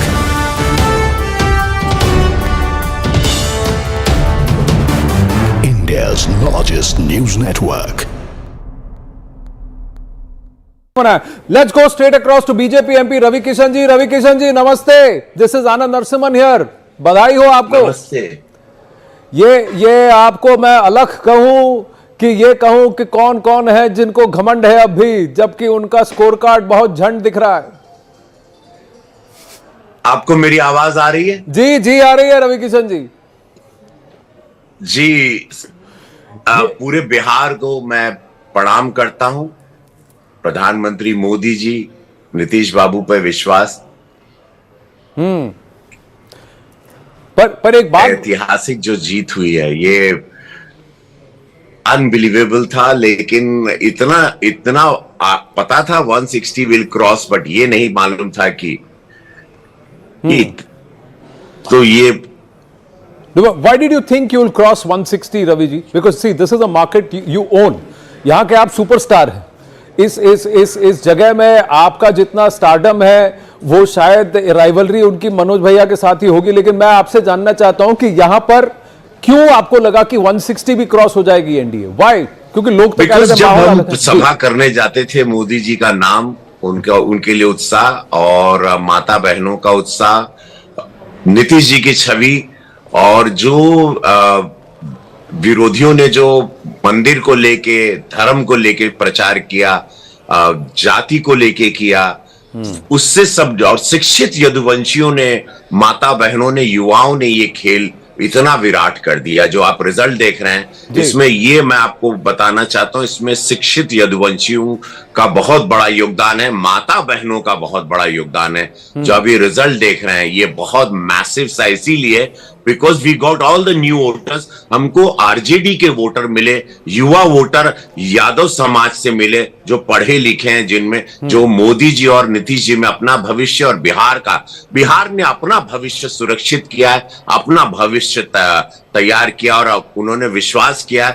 ये हिस्टोरिकल है, 2010 में यही रिजल्ट आया था और बिहार उसके बाद से छलांग लगाया था।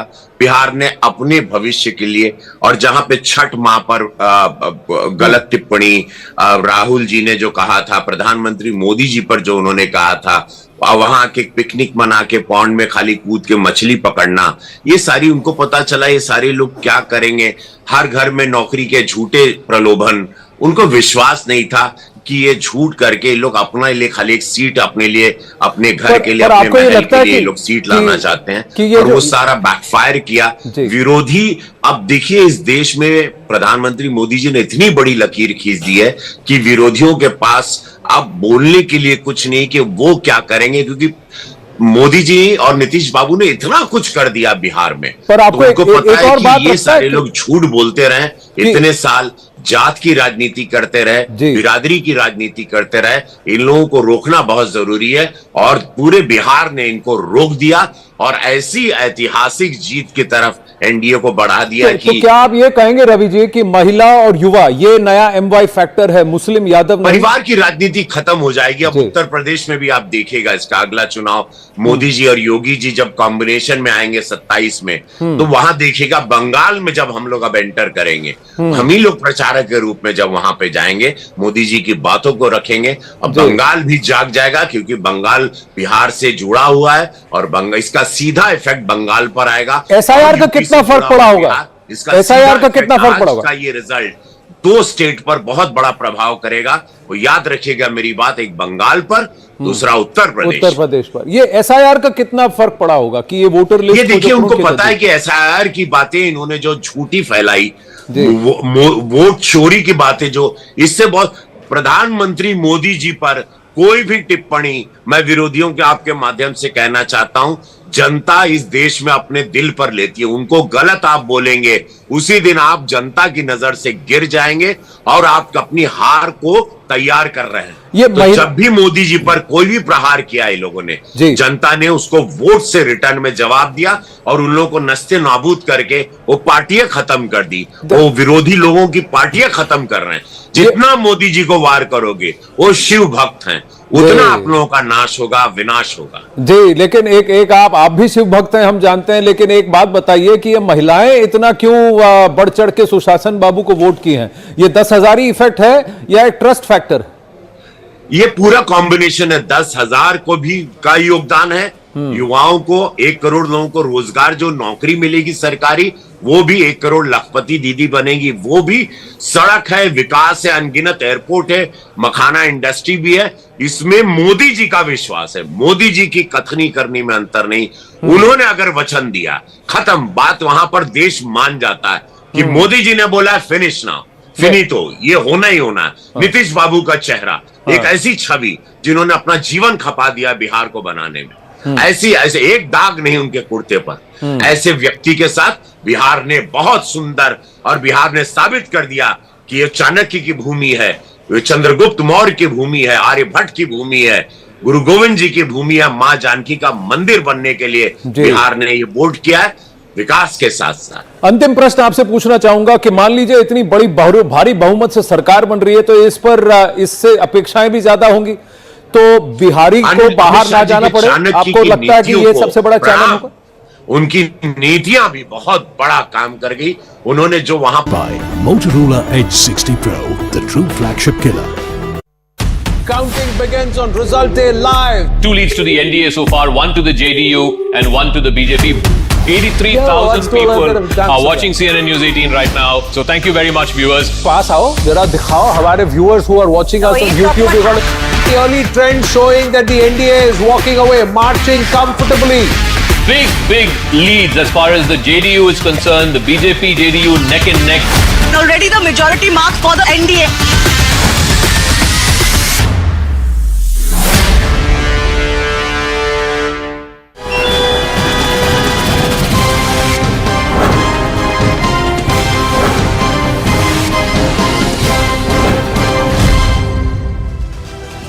Thank you so much for staying with us. You're watching our rolling coverage here on Verdict Day Bihar, and it is a resounding mandate for the NDA. It's their second best performance so far in Bihar. 205 is where the NDA currently is at. 206 is what the 2010 performance of the NDA was, which was the best ever performance for the NDA alliance.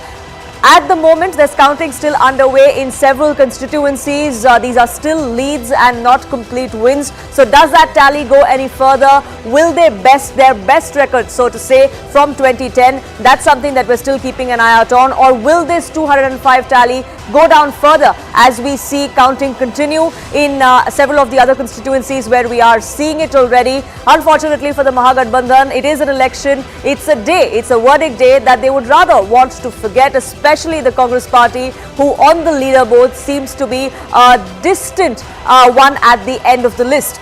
As far as celebrations are concerned, both camps of the BJP and the JDU are happening in Patna. In fact, there is Chirag Paswan of the LJP there, a victory lap for the LJP too, happening in Patna as we see.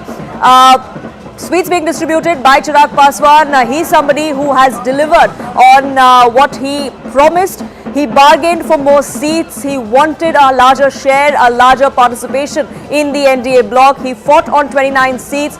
At last count, 21 seats is where the LJP was leading. From one seat back in the last election when he decided to ditch the NDA to 21 seats this time around. It is a story that Chirag Paswan would want to flaunt, and that's exactly what we are seeing in Patna there, where Chirag Paswan, all of the LJP supporters have gathered at his residence in Patna. You can hear the sounds of the dhol there in the background. Sweets are being distributed as well. Whether now he asks for a larger share as far as the Bihar government goes, that's something that we will have to watch out for given his performance. Many analysts believe that that is a believable request that he could be making, could be asking for a Deputy Chief Minister's post in Bihar as well. What happens next, we'll of course keep a track of that. But today is a day that the NDA is celebrating, is marking its overwhelming victory, overwhelming mandate that Bihar has given to the NDA bloc. 205 seats at last count. We spoke to several stakeholders, several newsmakers here through the day, through this morning, as those results were trickling in. Listen in to some of those conversations. गठबंधन की सरकार, double engine की सरकार उनकी अपेक्षा पूर्ण करेगी और मानते हैं। और जो वातावरण बना था कि बीच में जो महागठबंधन बना के आरजेडी और कांग्रेस से मिला के जो कोशिश की थी, उसमें उनको एक डर भी था कि यहाँ पर जंगल राज वापस लाने की कोशिश हो रही है। और इसी के अंदर बिहार में रहने वाले और बिहार के जो लोग बाहर रहने वाले हैं वो भी जागृत हो गए।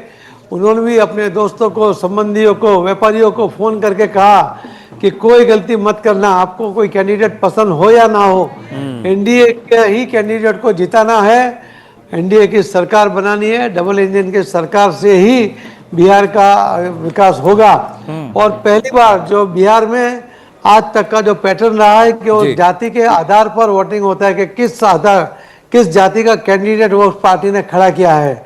मगर आज जो मोदी साहब कहते हैं ना कि विकास के नाम पे वोटिंग होना चाहिए, जाति के आधार पर नहीं होना चाहिए। आज बिहार के लोगों ने ये कर दिया जो मोदी साहब की अपेक्षा थी। उसी तरह डेवलपमेंट के नाम पर उन्होंने वोटिंग कर इतनी बड़ी लीड एनडीए को दिलाई है। और जो लोग सोचते थे कि ये वोट हमारे जेब में है, उनकी जेबें खाली रह गई है। और जो उनके समाज के भी नहीं थे, ऐसे लोगों को वो मेरिट के आधार पर, पार्टी के आधार पर, मोदी साहब और नीतीश कुमार जी के विश्वास के आधार पर उन्होंने वोटिंग कर दिया है। पूरे इलेक्शन में माननीय अमित शाह साहब ने भी जिस तरह से स्ट्रेटेजी बनाई, उन्होंने जो हैमरिंग करते रहे, जो प्रवास किया, उसका भी परिणाम आकार बनाने में ये भी एक महत्वपूर्ण साबित रहा। हर कार्यकर्ताओं ने, हर नेताओं ने जो काम किया, मगर मुझे लगता है कि अगर हम पार्टी के कार्यकर्ता की तरह कुछ भी नहीं करते तो भी बिहार के मतदाताओं ने ये जो रिजल्ट तय करके रखा था कि हम यही करेंगे, और उन्होंने कर दिया है। One thing that everybody was talking about in these elections is the MY factor. M and Y being Mahila and youth. I have with me the Mahilaएं here at the BJP office. They're all wearing their bright oranges. कितने खुश हैं आज result? देखिए बहुत खुश हैं। सुबह से गाना दोहरा रहे हैं। क्या गाना? अरे हाँ हम बिहारी है जी, अरे बहुत संस्कारी है जी, आरजेडी के लोगों पर हम सबसे भारी है जी, अरे हाँ हम बिहारी है जी, अरे एनडीए के हम नारी है जी, एनडीए के हम नारी है जी, अरे आरजेडी पे भारी है हम, अरे संस्कारी है जी, अरे मिट्टी को सोना करने वाले हम संस्कारी है जी, कभी हम बिहारी हैं जी। सोचा था इतना बड़ा रिजल्ट आएगा? सोचा था? सोचे थे, हम लोग को विश्वास था, हम लोग को विश्वास। क्यों विश्वास था? क्योंकि मोदी जी और नीतीश जी जो महिलाओं के लिए काम किए थे, हमारी महिलाएं बहुत खुश थी। इसलिए हम लोग पहले ही मन बना लिए थे कि झोला भर कर आशीर्वाद देना है मोदी जी और नीतीश जी को। तो मोदी जी और नीतीश जी दोनों के लिए वोट पड़ा है। वोट बहुत बड़ा है। मोदी लहर, नीतीश लहर, महिलाओं में लहर और विकास की लहर। विकास के लिए, डेवलपमेंट के लिए, डेवलपमेंट के लिए, प्रोडक्शन यूनिट के लिए, एग्रीकल्चर सो इंडस्ट्री को, मतलब सोशल एक्टिविटी हो, सोशल वर्क के लिए कहिए या फंडामेंटल राइट के लिए, संवैधानिक अधिकार के लिए, जो मैं इंडिया डेवलप किया, लोगों को पता चले कि लोकतंत्र है क्या। नहीं तो मैं पूछना चाहती हूँ, जो बोल रहे 10,000 ही इलेक्शन था, 10,000 रुपए दिए थे महिलाओं का, इसलिए नहीं, ऐसा कुछ भी नहीं था, कोई ऐसा नहीं था, ये सब सही बात नहीं है। बस विकास के लिए मिला है, डेवलपमेंट के लिए मिला है, हमारा इंफ्रास्ट्रक्चर डे बाई डे बढ़ रहा है, उसके लिए हो रहा है ये सब। बिहार की महिला इतना कमजोर नहीं है कि 10,000 पे ये कर लेगी, ये बिल्कुल बात गलत है। यहाँ जो विकास हुआ है, हाँ मानते हैं कि बिहार की महिला जागरूक हुई है। अभी जीविका दीदी देखिए, हर जगह, हर समय, हर जहाँ भी आप ढूंढिएगा, हर जगह उपलब्ध रहती है। महिला सशक्तिकरण हुआ है, उस बात पर वोट हुआ है। दूसरा बात, युवाओं की यदि हम लोग बात करते हैं तो पहले की वैकेंसी देख लीजिए, अभी की वैकेंसी देख लीजिए, उसमें बढ़ोतरी हुई है। बिहार का जो सौंदर्यीकरण हुआ है, उस पर वोट हुआ है, बिहार के विकास पे वोट हुआ है, न कि कोई 10,000 और 5,000 पे बात हुआ है। ऐसा लग रहा है जो वोट शेयर आ रहा है और जो सीटें आ रही हैं, उसको देख के ऐसा लग रहा है कि आरजेडी और इंडिया अलायंस का सब जो समीकरण था वो सब विफल हो गया है। मुस्लिम यादव जो इनका समीकरण था, कुछ भी नहीं बचा है क्या? मैं पहली बार मुझे लग रहा है बिहार में कि लोगों ने जाति से ऊपर उठ के, सभी जातियों से ऊपर उठ के, विकास के नाम पे, सुरक्षा के नाम पे, दो चीज के नाम पे वोट मिला। एक विकास, नीतीश जी और मोदी जी के विकास। दूसरा, लोग जंगल राज की वापसी नहीं चाहते थे, लोगों में खौफ था, वो डर था, 1990-95 वाली डर थी। इसलिए विकास के नाम पे और ये महिलाओं की सुरक्षा के नाम पे जीत है। Absolutely. So everybody here at the BJP office extremely enthusiastic. More and more leaders are arriving. You can see at the gate, a lot of the people are going towards the gate to see who are the other leaders who are arriving. You have women here blowing the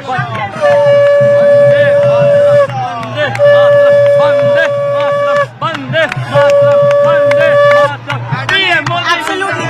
If you look at the numbers, then clearly it's a Shankhnad of the BJP and the JDU. Record performance by the NDA alliance, and it is completely a day written for the NDA alliance. The India alliance has been completely swept away. Possibly nobody saw it coming to this extent, and that's the real story of this election.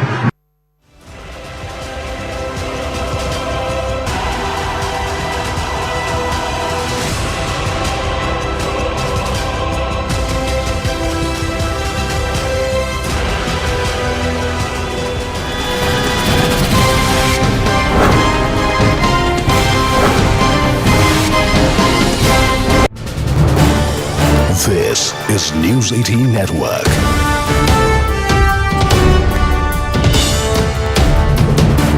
India's largest news network. Let's go straight across to BJP MP Ravi Kishan ji. Ravi Kishan ji, namaste. This is Anand Narasimhan here. बधाई हो आपको. नमस्ते. ये आपको मैं अलग कहूं कि ये कहूं कि कौन कौन है जिनको घमंड है अब भी, जबकि उनका स्कोर कार्ड बहुत झंड दिख रहा है. आपको मेरी आवाज आ रही है? जी जी आ रही है रवि किशन जी. जी पूरे बिहार को मैं प्रणाम करता हूं. प्रधानमंत्री मोदी जी, नीतीश बाबू पर विश्वास. पर एक बात, ऐतिहासिक जो जीत हुई है ये अनबिलीवेबल था, लेकिन इतना पता था 160 विल क्रॉस, बट ये नहीं मालूम था कि तो ये. Why did you think you will cross 160, Ravi ji? Because see, this is a market you own. यहाँ के आप सुपरस्टार हैं. इस जगह में आपका जितना स्टारडम है वो शायद राइवलरी उनकी मनोज भैया के साथ ही होगी, लेकिन मैं आपसे जानना चाहता हूं कि यहाँ पर क्यों आपको लगा कि 160 भी क्रॉस हो जाएगी एनडीए? व्हाई? क्योंकि लोग तो जब हम सभा करने जाते थे, मोदी जी का नाम, उनके लिए उत्साह और माता बहनों का उत्साह, नीतीश जी की छवि, और जो विरोधियों ने जो मंदिर को लेके, धर्म को लेके प्रचार किया, जाति को लेके किया, उससे सब, और शिक्षित यदुवंशियों ने, माता बहनों ने, युवाओं ने ये खेल इतना विराट कर दिया. जो आप रिजल्ट देख रहे हैं इसमें, ये मैं आपको बताना चाहता हूं, इसमें शिक्षित यदुवंशियों का बहुत बड़ा योगदान है, माता बहनों का बहुत बड़ा योगदान है. जो अभी रिजल्ट देख रहे हैं ये बहुत मैसिव सा, इसीलिए because we got all the new voters. हमको आरजेडी के वोटर मिले, युवा वोटर यादव समाज से मिले, जो पढ़े लिखे हैं, जिनमें जो मोदी जी और नीतीश जी में अपना भविष्य, और बिहार ने अपना भविष्य सुरक्षित किया है, अपना भविष्य तैयार किया, और उन्होंने विश्वास किया. ये हिस्टोरिकल है. 2010 में यही रिजल्ट आया था और बिहार उसके बाद से छलांग लगाया था. बिहार ने अपने भविष्य के लिए, और जहां पे छठ माह पर गलत टिप्पणी राहुल जी ने जो कहा था, प्रधानमंत्री मोदी जी पर जो उन्होंने कहा था, वहां के पिकनिक मना के पौंड में खाली कूद के मछली पकड़ना, ये सारी उनको पता चला ये सारे लोग क्या करेंगे. हर घर में नौकरी के झूठे प्रलोभन, उनको विश्वास नहीं था कि ये झूठ करके लोग अपने लिए खाली एक सीट, अपने लिए, अपने घर के लिए, अपने महल के लिए लोग सीट लाना चाहते हैं, और वो सारा बैकफायर किया.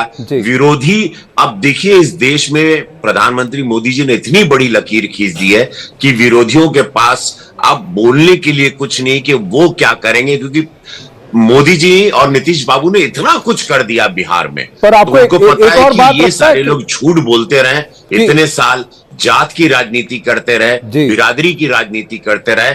इन लोगों को रोकना बहुत जरूरी है, और पूरे बिहार ने इनको रोक दिया और ऐसी ऐतिहासिक जीत की तरफ एनडीए को बढ़ा दिया. तो क्या आप ये कहेंगे रवि जी कि महिला और युवा ये नया एमवाई फैक्टर है, मुस्लिम यादव परिवार की राजनीति खत्म हो जाएगी. अब उत्तर प्रदेश में भी आप देखिएगा इसका अगला चुनाव, मोदी जी और योगी जी जब कॉम्बिनेशन में आएंगे 27 में, तो वहां देखिएगा. बंगाल में जब हम लोग अब एंटर करेंगे, हम ही लोग प्रचारक के रूप में जब वहां पे जाएंगे, मोदी जी की बातों को रखेंगे, अब बंगाल भी जाग जाएगा, क्योंकि बंगाल बिहार से जुड़ा हुआ है, और इसका सीधा इफेक्ट बंगाल पर आएगा. एसआईआर का कितना फर्क पड़ा होगा? एसआईआर का कितना फर्क पड़ा होगा? ये रिजल्ट 2 स्टेट पर बहुत बड़ा प्रभाव करेगा. वो याद रखिएगा मेरी बात, एक बंगाल पर, दूसरा उत्तर प्रदेश पर. ये एसआईआर का कितना फर्क पड़ा होगा कि ये वोटर लिस्ट, ये देखिए उनको पता है कि एसआईआर की बातें इन्होंने जो झूठी फैलाई, वोट चोरी की बातें, जो इससे बहुत, प्रधानमंत्री मोदी जी पर कोई भी टिप्पणी, मैं विरोधियों के आपके माध्यम से कहना चाहता हूं, जनता इस देश में अपने दिल पर लेती है. उनको गलत आप बोलेंगे, उसी दिन आप जनता की नजर से गिर जाएंगे, और आप अपनी हार को तैयार कर रहे हैं. तो जब भी मोदी जी पर कोई भी प्रहार किया इन लोगों ने, जनता ने उसको वोट से रिटर्न में जवाब दिया, और उन लोगों को नस्ते नाबूद करके वो पार्टियां खत्म कर दी. वो विरोधी लोगों की पार्टियां खत्म कर रहे हैं. जितना मोदी जी को वार करोगे, वो शिव भक्त हैं, उतना आप लोगों का नाश होगा, विनाश होगा। जी, लेकिन एक आप भी शिव भक्त हैं, हम जानते हैं, लेकिन एक बात बताइए कि ये महिलाएं इतना क्यों बढ़ चढ़ के सुशासन बाबू को वोट की हैं? ये 10,000 ही इफेक्ट है या एक ट्रस्ट फैक्टर?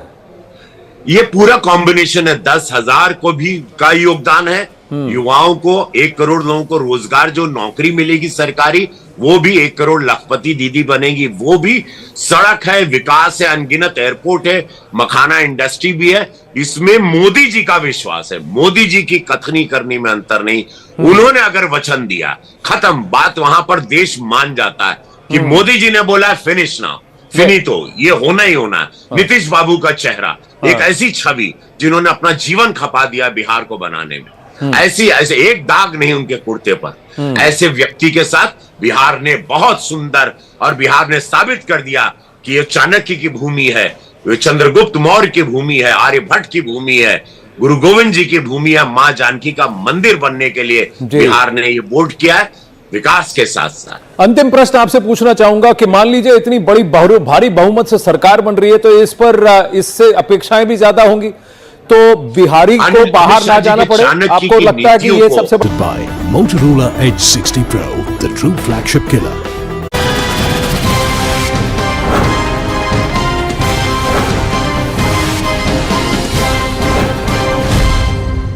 बिहार की महान जनता को विशेष धन्यवाद और बधाई देता हूं कि जिस तरीके से एक ऐतिहासिक फैसला बिहार की जनता ने एनडीए को एक प्रचंड जीत देकर अगले 5 साल बिहार को विकास की राह पर गति देने की सोच के साथ ये फैसला लिया है।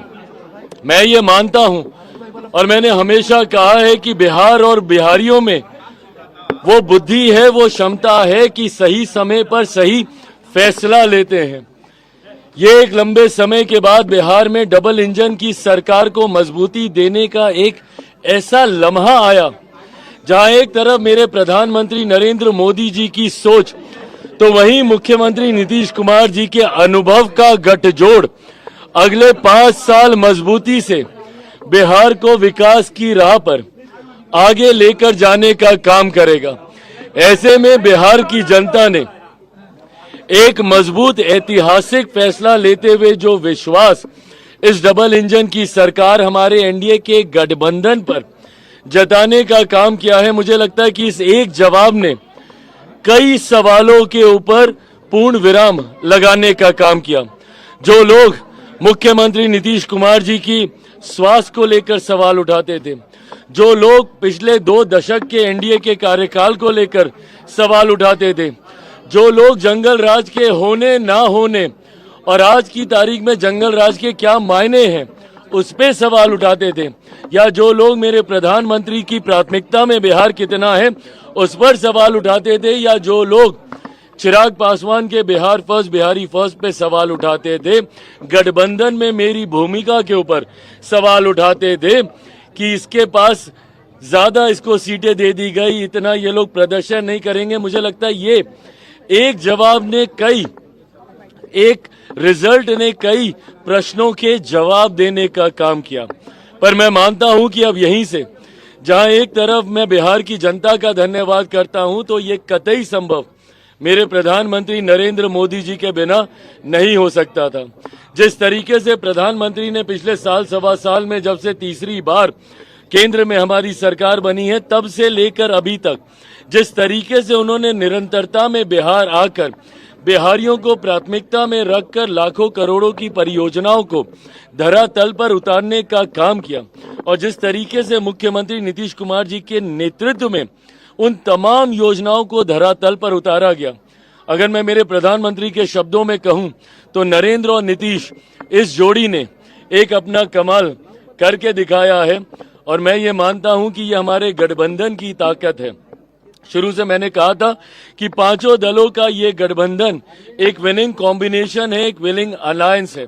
मैंने ये भी कहा था कि 2020 में भी अगर हम लोग एकजुट होते, अगर ये Prime Minister Modi also taking to social media there. This is his first social media post that he has put out now on X, thanking the people of Bihar for this resounding mandate that has been handed out to the NDA.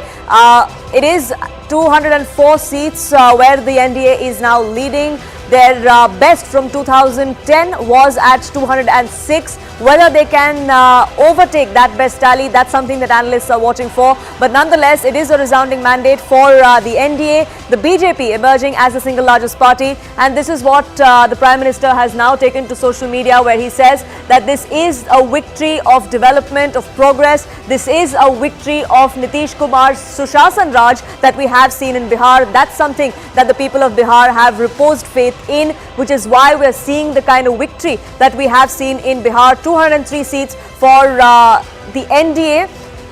Remember, these are just leads. There's counting still underway in several constituencies across Bihar. We are seeing several seats that have been declared by the Election Commission, but in several seats there are still leads. But the tally there has been steadily above 200 for the NDA. The Prime Minister there too putting out his wishes for BJP Karyakartas, for BJP candidates, for BJP supporters on ground who have reposed their faith in the NDA, in the NDA's politics of progress, of Vikas for Bihar, and the paths that the NDA has laid out for the state for the future. We are going to be seeing the Prime Minister at the BJP headquarters in a short while from now, here in the national capital as well. Aman, my colleague, now joins us, getting us more perspective on this. Aman, the Prime Minister there underlining what he has been saying all along on campaign trail as well, that this is about progress, about development and Vikas Raj in Bihar. Well, absolutely, Poonam, and the Prime Minister saying Sushasan ki jeet hui hai, Vikas ki jeet hui hai. These are the two major mottos that, the NDA followed during this election, that Mr. Nitish Kumar had run a good government, a stable government, a government which was non-corrupt, which worked for the people. Sushasan Babu, the image of Nitish Kumar. Now, the Prime Minister in his tweet, in a way, saying Sushasan ki jeet hui hai, to complement the way the Nitish Kumar has run the government in Bihar for most of the last 20 years. Also saying Vikas ki jeet hui hai, on which the plan that BJP fought this election, that it had brought development to Bihar, it had brought modern infrastructure to Bihar, be it bridges, be it roads, be it railways, every kind of proper infrastructure had been brought to Bihar because of this double-engine government. The Prime Minister also saying Jan Kalyan ki bhavna ki jeet hui hai. Jan Kalyan, public welfare, the rupees 10,000 scheme for women, which has been the game changer, I feel, in this election for the NDA. The Prime Minister saying these public welfare schemes are the ones which have been appreciated by the government. Also saying Samajik Nyay ki jeet hui hai. Another very important term, because in the complex caste arithmetic of Bihar, social justice often gets a very much high premium. And the Prime Minister saying in a way that the NDA coalition was a rainbow coalition of all castes. It represented every caste and every representation from Bihar was done in that particular alliance, and that is why people have given this huge verdict of 200 plus seats to the NDA. The Prime Minister also saying that NDA ke Rajya ne chautarfa vikas kiya, as I said, the development which has been carried out, he said, our track record and has made the state reach new heights, and that is why the people have given us this record verdict. He's also congratulated all the various NDA allies, be it Chirag Paswan, Upendra Kushwaha, as well as Jitin Ram Manjhi. All of the NDA alliance in a way has worked well in this alliance. Every party has notched up quite a good high strike rate. The BJP leading the way, in fact, with almost a 90% strike rate in these elections. The JDU has almost a 85% strike rate. The two leading parties, Chirag Paswan's party also doing well, winning over 20 seats, leading in almost over 20 seats as per the ECI website so far. And the Prime Minister also thanking every worker of the NDA who's worked tirelessly for the last many months to ensure that this victory comes through. In a couple of hours, about an hour and a half from now, Poonam, we'll see the Prime Minister also at the BJP headquarters to meet the BJP workers, where he will be elaborating on this message that he has put out on the social media. And that's exactly what the Prime Minister's message has been all along, isn't it, Aman? This tweet that the Prime Minister has put out now, a series of them on social media. The Prime Minister there thanking every single party worker of the BJP. It is the booth level workers that work for the BJP that the Prime Minister has also enthused on multiple occasions on campaign trail. Those are the foot soldiers of the BJP that the Prime Minister is taking out time to thank as well, as far as this resounding victory goes.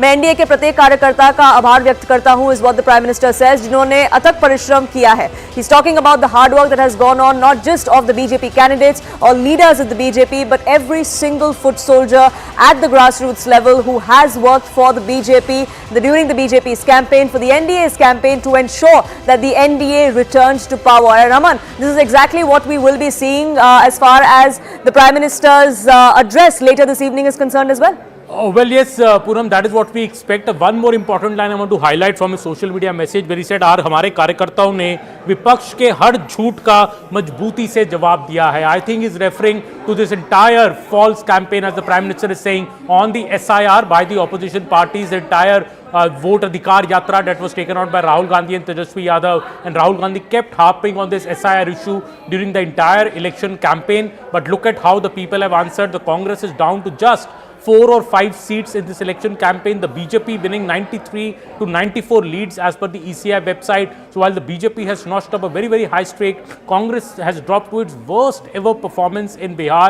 It shows that the people, the Prime Minister is hinting at, has rejected this wrong campaign, this false campaign of the Congress party. They have completely rejected it. The mandate is not in their favor, and the mandate is totally in the favor of the BJP. That shows that people who came out in large numbers, the historic ever voter turnout, of nearly 67-68%, which we saw in Bihar, the women of Bihar, in fact, notching up almost a 72% voter turnout this time. I think that the Prime Minister is hinting at has answered those critics who said that the SIR was a major issue in Bihar. The Prime Minister saying, हमने हर झूठ का, हमारे कार्यकर्ताओं ने विपक्ष के हर झूठ का मजबूत जवाब दिया है. Absolutely. Aman, do stay on with us. Arun also joins us. He's joining in from Patna, where it is a festive mood and for all the right reasons. Arun, any senior BJP leaders are present there, or is it just the Karyakartas, the supporters of the BJP celebrating?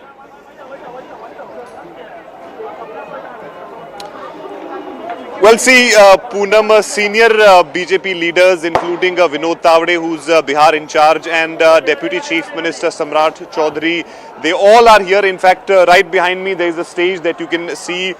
It is being prepared for the address of the senior leaders. We are told that Samrat Chaudhary is going to address BJP workers here, and this is, of course, going to be before the Prime Minister's address in the national capital on this, and also before that Prime Minister Modi has put out that post on social media thanking every worker of the NDA, because it is because of these workers who have really worked, toiled on the ground for this victory, and that's something which they were expecting from Prime Minister Modi, and he has put out that post thanking all of them, and also saying that the Vikas development agenda will continue in Bihar. And this is before he's going to speak in Delhi. And on that side, you can see this is the entry gate. It is completely choco-block situation here. Let me quickly go across to a few BJP workers here, especially the women workers of BJP. आप बताइए madam, जो ये जीत हुई है भाजपा की, इसमें कहा जा रहा है कि महिलाओं का बहुत बड़ा रोल है, क्योंकि आप लोगों ने वोट भी बड़ी संख्या में दिया है, तो क्या कहना चाहेंगी? हाँ भैया, यहाँ महिलाओं का तो बहुत ही बड़ी मेहनत है और हम लोगों ने काफी मेहनत किया है और महिलाएं डट के बाहर निकली हैं. मैं गौतम बुद्ध मंडल से मनीषा पाठक. आप लोगों ने महिलाओं को ज्यादा से ज्यादा वोट देने के लिए क्या कुछ किया, कैसे जो है वो अपनी, उनको घर घर जाके निकाले हैं, उनको प्रोत्साहित किए हैं कि इस बार हम लोग की जीत निश्चित है. 10,000 वाली जो स्कीम है, 10,000 स्कीम जो बिहार में काफी जिसकी चर्चा चल रही है, वो कितना एक जो है वो कारगर साबित हुई है? देखिए, एक सीधी सी बात, आपका प्रश्न कुछ भी होगा, जवाब एक ही होगा. यह स्वतः स्फूर्त आंदोलन था.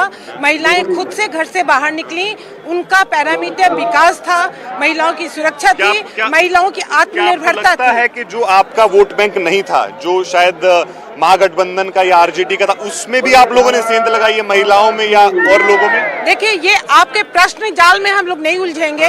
महिलाएं जागरूक हैं और महिलाएं समझ रही हैं कि उन्हें क्या करना है. ये सब जो आपकी भाषा है मीडिया की, उसके लिए जय श्री राम. अच्छा, आप बताइए कि इन्होंने तो कह दिया कि जाल में नहीं फंसेंगे. आप बताइए कि इतनी बड़ी संख्या में वोट करना महिलाओं को और इतना बड़ा जो है वो नंबर मिलना आप लोगों को, तो कहीं ना कहीं जो महागठबंधन का भी सपोर्ट बेस रहा है, उसमें भी आप लोगों ने डेंट किया है? बिल्कुल किया है, और महागठबंधन यही हम लोग के तरफ से महिलाओं के लिए बहुत अच्छा काम कर रही है. नीतीश कुमार का सरकार आएगा, मोदी सरकार आएंगे तो बहुत अच्छा काम और भी आगे होगा। जैसे कि आगे आप लोग देख ही रहे हैं कि कितना बड़ा काम हुआ है जो कि आज तक कभी हुआ नहीं। They're trickling in at the Patna office. We are going to be seeing such similar scenes here in the national capital as well, at the Delhi BJP headquarters, where the Prime Minister is going to be present in about 2 hours' time. But we have more information that's now trickling in. Hectic developments are taking place both in Patna and in the national capital. We're learning that there is a key meeting that's currently underway.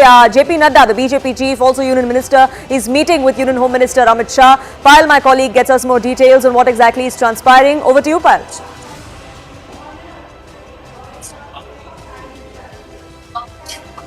Payal, if you can hear me. We'll try and reconnect that line with my colleague Payal, but Aman and Arun continue to be with us, getting us more details. Aman, these are on expected lines. The two leaders there meeting in the national capital just ahead of that victory lap that we are going to be seeing at the BJP headquarters.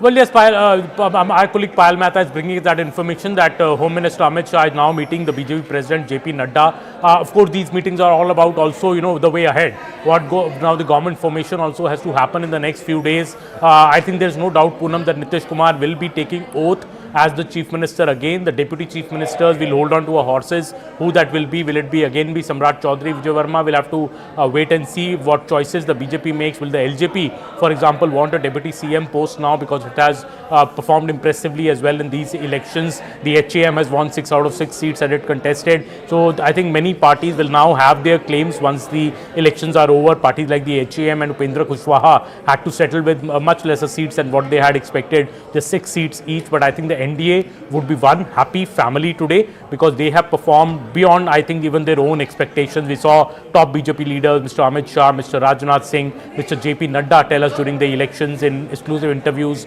that, we'll get 160, 160 plus. But I think even the BJP did not expect that it would be getting 200 plus, NDA would be getting 200 plus seats in this election. Almost a 3/4 majority is, unheard of in Bihar. This is the BJP's perhaps the best performance ever since 2010, when they also got a very big verdict. This election was also special because Chirag Paswan was for the first time part of the alliance. So I think ahead of the big celebration, all the party leaders would be there today. Absolutely, and Payal, who's getting us that information, is with us in this broadcast as well. Aman, do stay on with us. Payal, we're understanding that there is a key meeting that's currently underway between Union Home Minister and JP Nadda. Yes, the Home Minister is currently at his residence, and BJP's National President JP Nadda has gone to Amit Shah's residence. The two are having a meeting. I'm sure the phone lines are also being worked on with the other alliance partners, with the fact that they would want to congratulate each and every alliance being part of this great alliance, or this grand alliance, if I may say so. The BJP well on track and the NDA alliance well on track to in fact beat the record of 206 seats that they got, earlier as well. That's something they will actually eye for. But what really happens from here on, because there's no doubt, like Aman was saying, that Nitish Kumar will become the state chief minister, but the other issues also have to be handled very, very carefully, because you do not want any, bad blood happening after such a great win as well. So obviously phone lines have been worked. BJP has had a cohesive unit. They fought the election together like a strong unit as well. That's something which is going to be worked out for. The BJP will also want to elect its legislative party leaders, for which the party will have to send central observers. Lot is going to happen. So obviously BJP doesn't want to waste any time, because in the past the opposition has taunted the BJP, saying that the BJP likes to keep everything in its control and does not have state chief ministers really happen so fast. Maharashtra being a classical example, where of course the chief minister announcement happened after a week or so, if I remember it correctly as well. So all eyes on the Prime Minister. The Prime Minister is expected to be at the BJP headquarters in an hour or something from now on. What message he gives to the NDA alliance is of great importance, Poonam, because many people had written of this alliance, said that in 2024 Modi's never had the alliance government ever in his life. He won't be able to handle it in Bihar. It's such a complicated state, they will not be able to handle it. But it seems that everything is going just the way the BJP would have liked, and everything is just going the way the NDA alliance would have liked. Absolutely, and we are awaiting the Prime Minister's arrival at the BJP headquarters. An inkling of what he could be saying has already come in through his message on social media. For the moment though, Payal, thank you so much for getting us the latest here on CNN News 18 all through the day. Ever since we had these leads coming in, ever since on the leaderboard the NDA was making its mark, and how we've been speaking to stakeholders, we've been speaking to candidates from on ground of what this victory means for them. Narasimhan, my colleague, in fact, spoke with musical prodigy and BJP candidate from from Alinagar, Mithali Thakur. Listen in.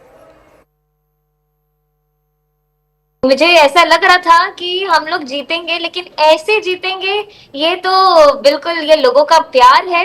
और मुझे तो अपने लिए भी ऐसा feel हो रहा था कि मैं इतनी नहीं हूँ, मैं कैसे करूंगी ये सब, लेकिन ऐसा लग रहा है कि लोगों का प्यार जो मैंने ऑन ग्राउंड देखा, और मैं इससे पहले सोशल मीडिया की बहुत बड़ी कंज्यूमर रही हूँ, और सोशल मीडिया पे जो पेड नेगेटिव पीआर करवाते हैं लोग, तो हम लोग भ्रम होता है ना हम लोग को भी कि अरे इतना किसी का विरोध हो रहा है। लेकिन जब ऑन ग्राउंड मैं गई, लोगों से मिली, तो जो नीतीश कुमार जी प्रधानमंत्री जी के लिए जो मैंने प्यार देखा सबके नजर में, सबकी बातों से, तो मैं ये अपनी जो जीत है, तो ये कहीं ना कहीं मैं डेडिकेट करना चाहूंगी एनडीए की जो जीत है, ये अपने जो दोनों वरिष्ठ नेता है जिनके लिए हम लोग को मेहनत ही नहीं करनी पड़ी, अब मुझे वोट मांगने की भी जरूरत नहीं पड़ी, तो ये उन्होंने कमाया है जनता का विश्वास। तो बिल्कुल ये तो मालूम ही था कि हम लोग जीतेंगे, आगे बढ़ेंगे। Anindya, my colleague, now joins us from the national capital. He's at the BJP headquarters. Anindya, we are going to be seeing the Prime Minister there in just a short while from now. But how BJP leaders, have BJP supporters already started trickling in? Oh, absolutely. We are at the rear end, and on the front end, actually there is a plethora. There's quite a amount of this, hundreds of them actually, particularly from the Bihari community. They have not only trickling in, they have been coming in large numbers. Some of them with garlands, some of them with dhols. Though due to security concerns, much of them are not allowed with dhols. But definitely with huge numbers, they have started coming in. But of course, as Shivani, you're mentioning, this is a landslide. This is a landslide. This is a tsunami. This is something that much of us didn't expect, but probably something that something BJP leadership expected. That's the difference, and something that probably we need to figure out that what probably figured in that went for the BJP, that went for the NDA, that actually walked tremendously well, and probably in the days to come we will figure in. But some of already we can say that particularly the dig of Rahul Gandhi at Chhat Puja, that went against the entire Mahagathbandhan. The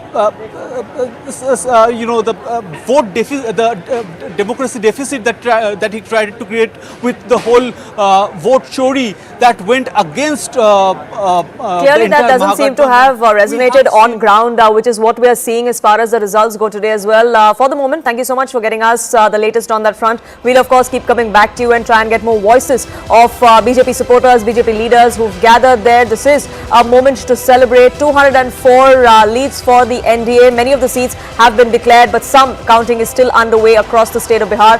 We'll keep a track of that and every single development that comes in from Patna here on CNN News 18. For now though, it's time for a quick break.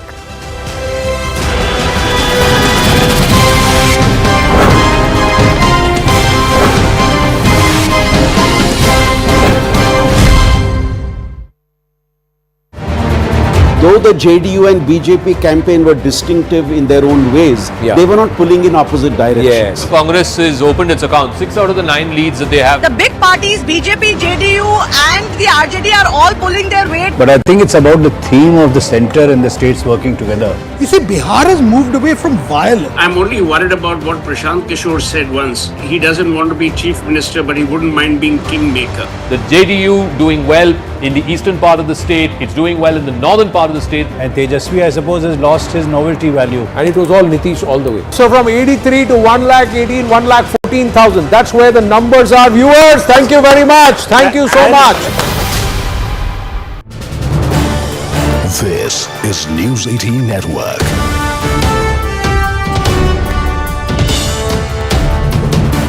India's largest news network. Let's go straight across to BJP MP Ravi Kishan ji. Ravi Kishan ji, namaste. This is Anand Narasimhan here. बधाई हो आपको. नमस्ते. ये आपको मैं अलग कहूं कि ये कहूं कि कौन कौन है जिनको घमंड है अभी, जबकि उनका स्कोर कार्ड बहुत झंड दिख रहा है। आपको मेरी आवाज आ रही है? जी जी आ रही है रवि किशन जी। जी पूरे बिहार को मैं प्रणाम करता हूं। प्रधानमंत्री मोदी जी, नीतीश बाबू पर विश्वास। पर एक बात, ऐतिहासिक जो जीत हुई है ये अनबिलीवेबल था, लेकिन इतना पता था 160 विल क्रॉस, बट ये नहीं मालूम था कि तो ये why did you think you will cross 160 Ravi ji? Because see, this is a market you own. यहाँ के आप सुपरस्टार हैं।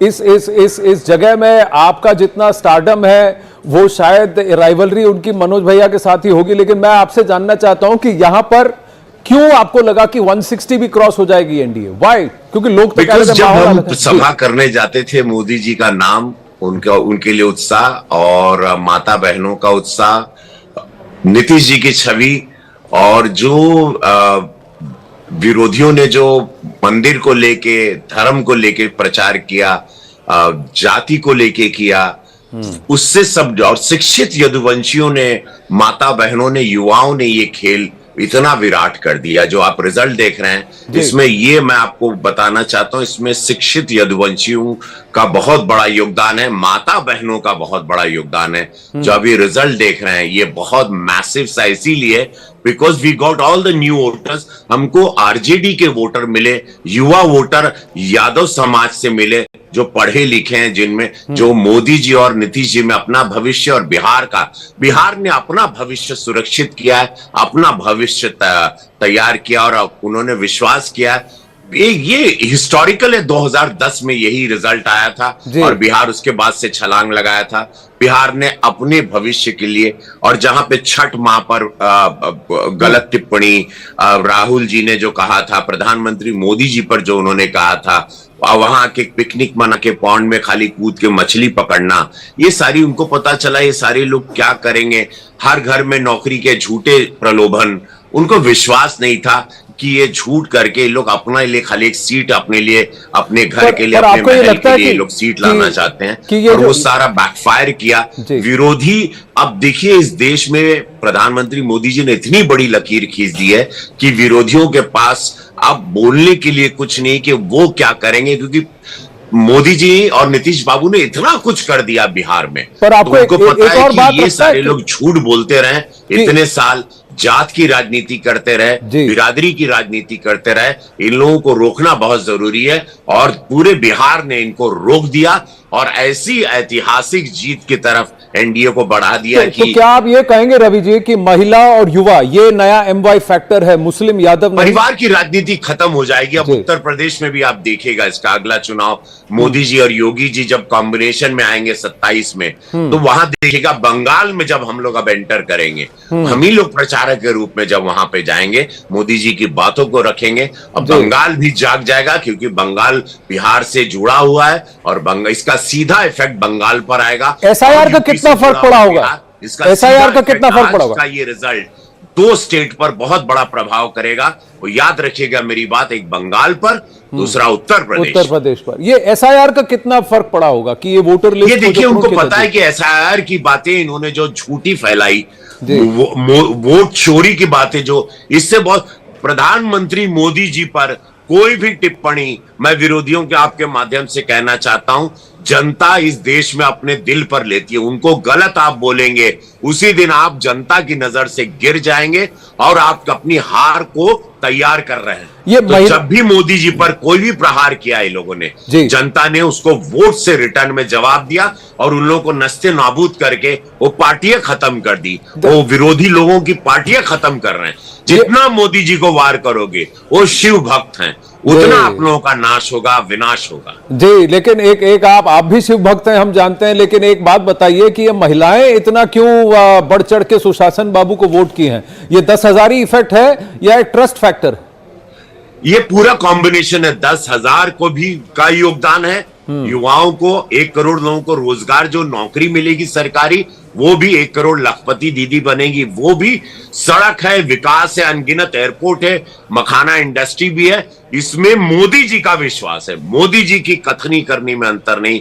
उन्होंने अगर वचन दिया, खत्म बात, वहां पर देश मान जाता है कि मोदी जी ने बोला फिनिश नाउ, फिनितो, ये होना ही होना है। नीतीश बाबू का चेहरा, एक ऐसी छवि जिन्होंने अपना जीवन खपा दिया बिहार को बनाने में, ऐसे एक दाग नहीं उनके कुर्ते पर। ऐसे व्यक्ति के साथ बिहार ने बहुत सुंदर, और बिहार ने साबित कर दिया कि ये चाणक्य की भूमि है, ये चंद्रगुप्त मौर्य की भूमि है, आर्यभट्ट की भूमि है, गुरु गोविंद जी की भूमि है। मां जानकी का मंदिर बनने के लिए बिहार ने ये वोट किया है, विकास के साथ साथ। अंतिम प्रश्न आपसे पूछना चाहूंगा कि मान लीजिए इतनी बड़ी भारी बहुमत से सरकार बन रही है, तो इस पर इससे अपेक्षाएं भी ज्यादा होंगी, तो बिहारी को बाहर ना जाना पड़े, आपको लगता है कि ये सबसे बड़ा चैलेंज होगा? उनकी नीतियां भी बहुत बड़ा काम कर गई।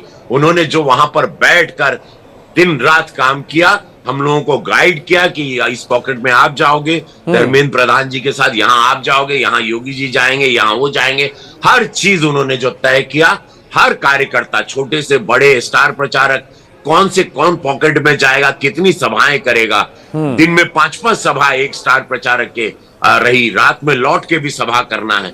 ये दिन रात जो प्रचारक ने काम किया, एक कार्यकर्ता ने काम किया, बूथ लेवल पे काम हुआ, छोटे छोटे स्तर के कार्यकर्ताओं ने भी जान झोंका, उसका रिजल्ट है। मैं सभी संगठन के कार्यकर्ताओं को प्रणाम करता हूं, ये सभी की जीत है। चाणक्य रहे अमित शाह जी, उनको सत नमन प्रणाम। जी रवि जी, आप तो भोजपुर का Motorola Edge 60 Pro, the true flagship killer. Gandhi was Rahul sort of Gandhi part-time. disappeared for 2 months. Now, he disappeared for eventually 2 months. the people want to see who they're voting for, and if you have no message, no presence, then guess what? There are no vote. ये लड़ाई BJP, Congress, RJD, JDU की नहीं रही। अब ये लड़ाई सीधा ज्ञानेश कुमार गुप्ता और भारत की जनता की लड़ाई। नीतीश कुमार मुख्यमंत्री के पद की बागडोर संभालने जा रहे हैं। In these 124 constituencies, the women have outvoted the men by 10%. Wow. The opposition alliance, they didn't get the chemistry of the alliance right at all. They just come out with SIR. Well, I mean, it's like teaching the people what to do. Congress 18% strike rate, out of the game at halfway.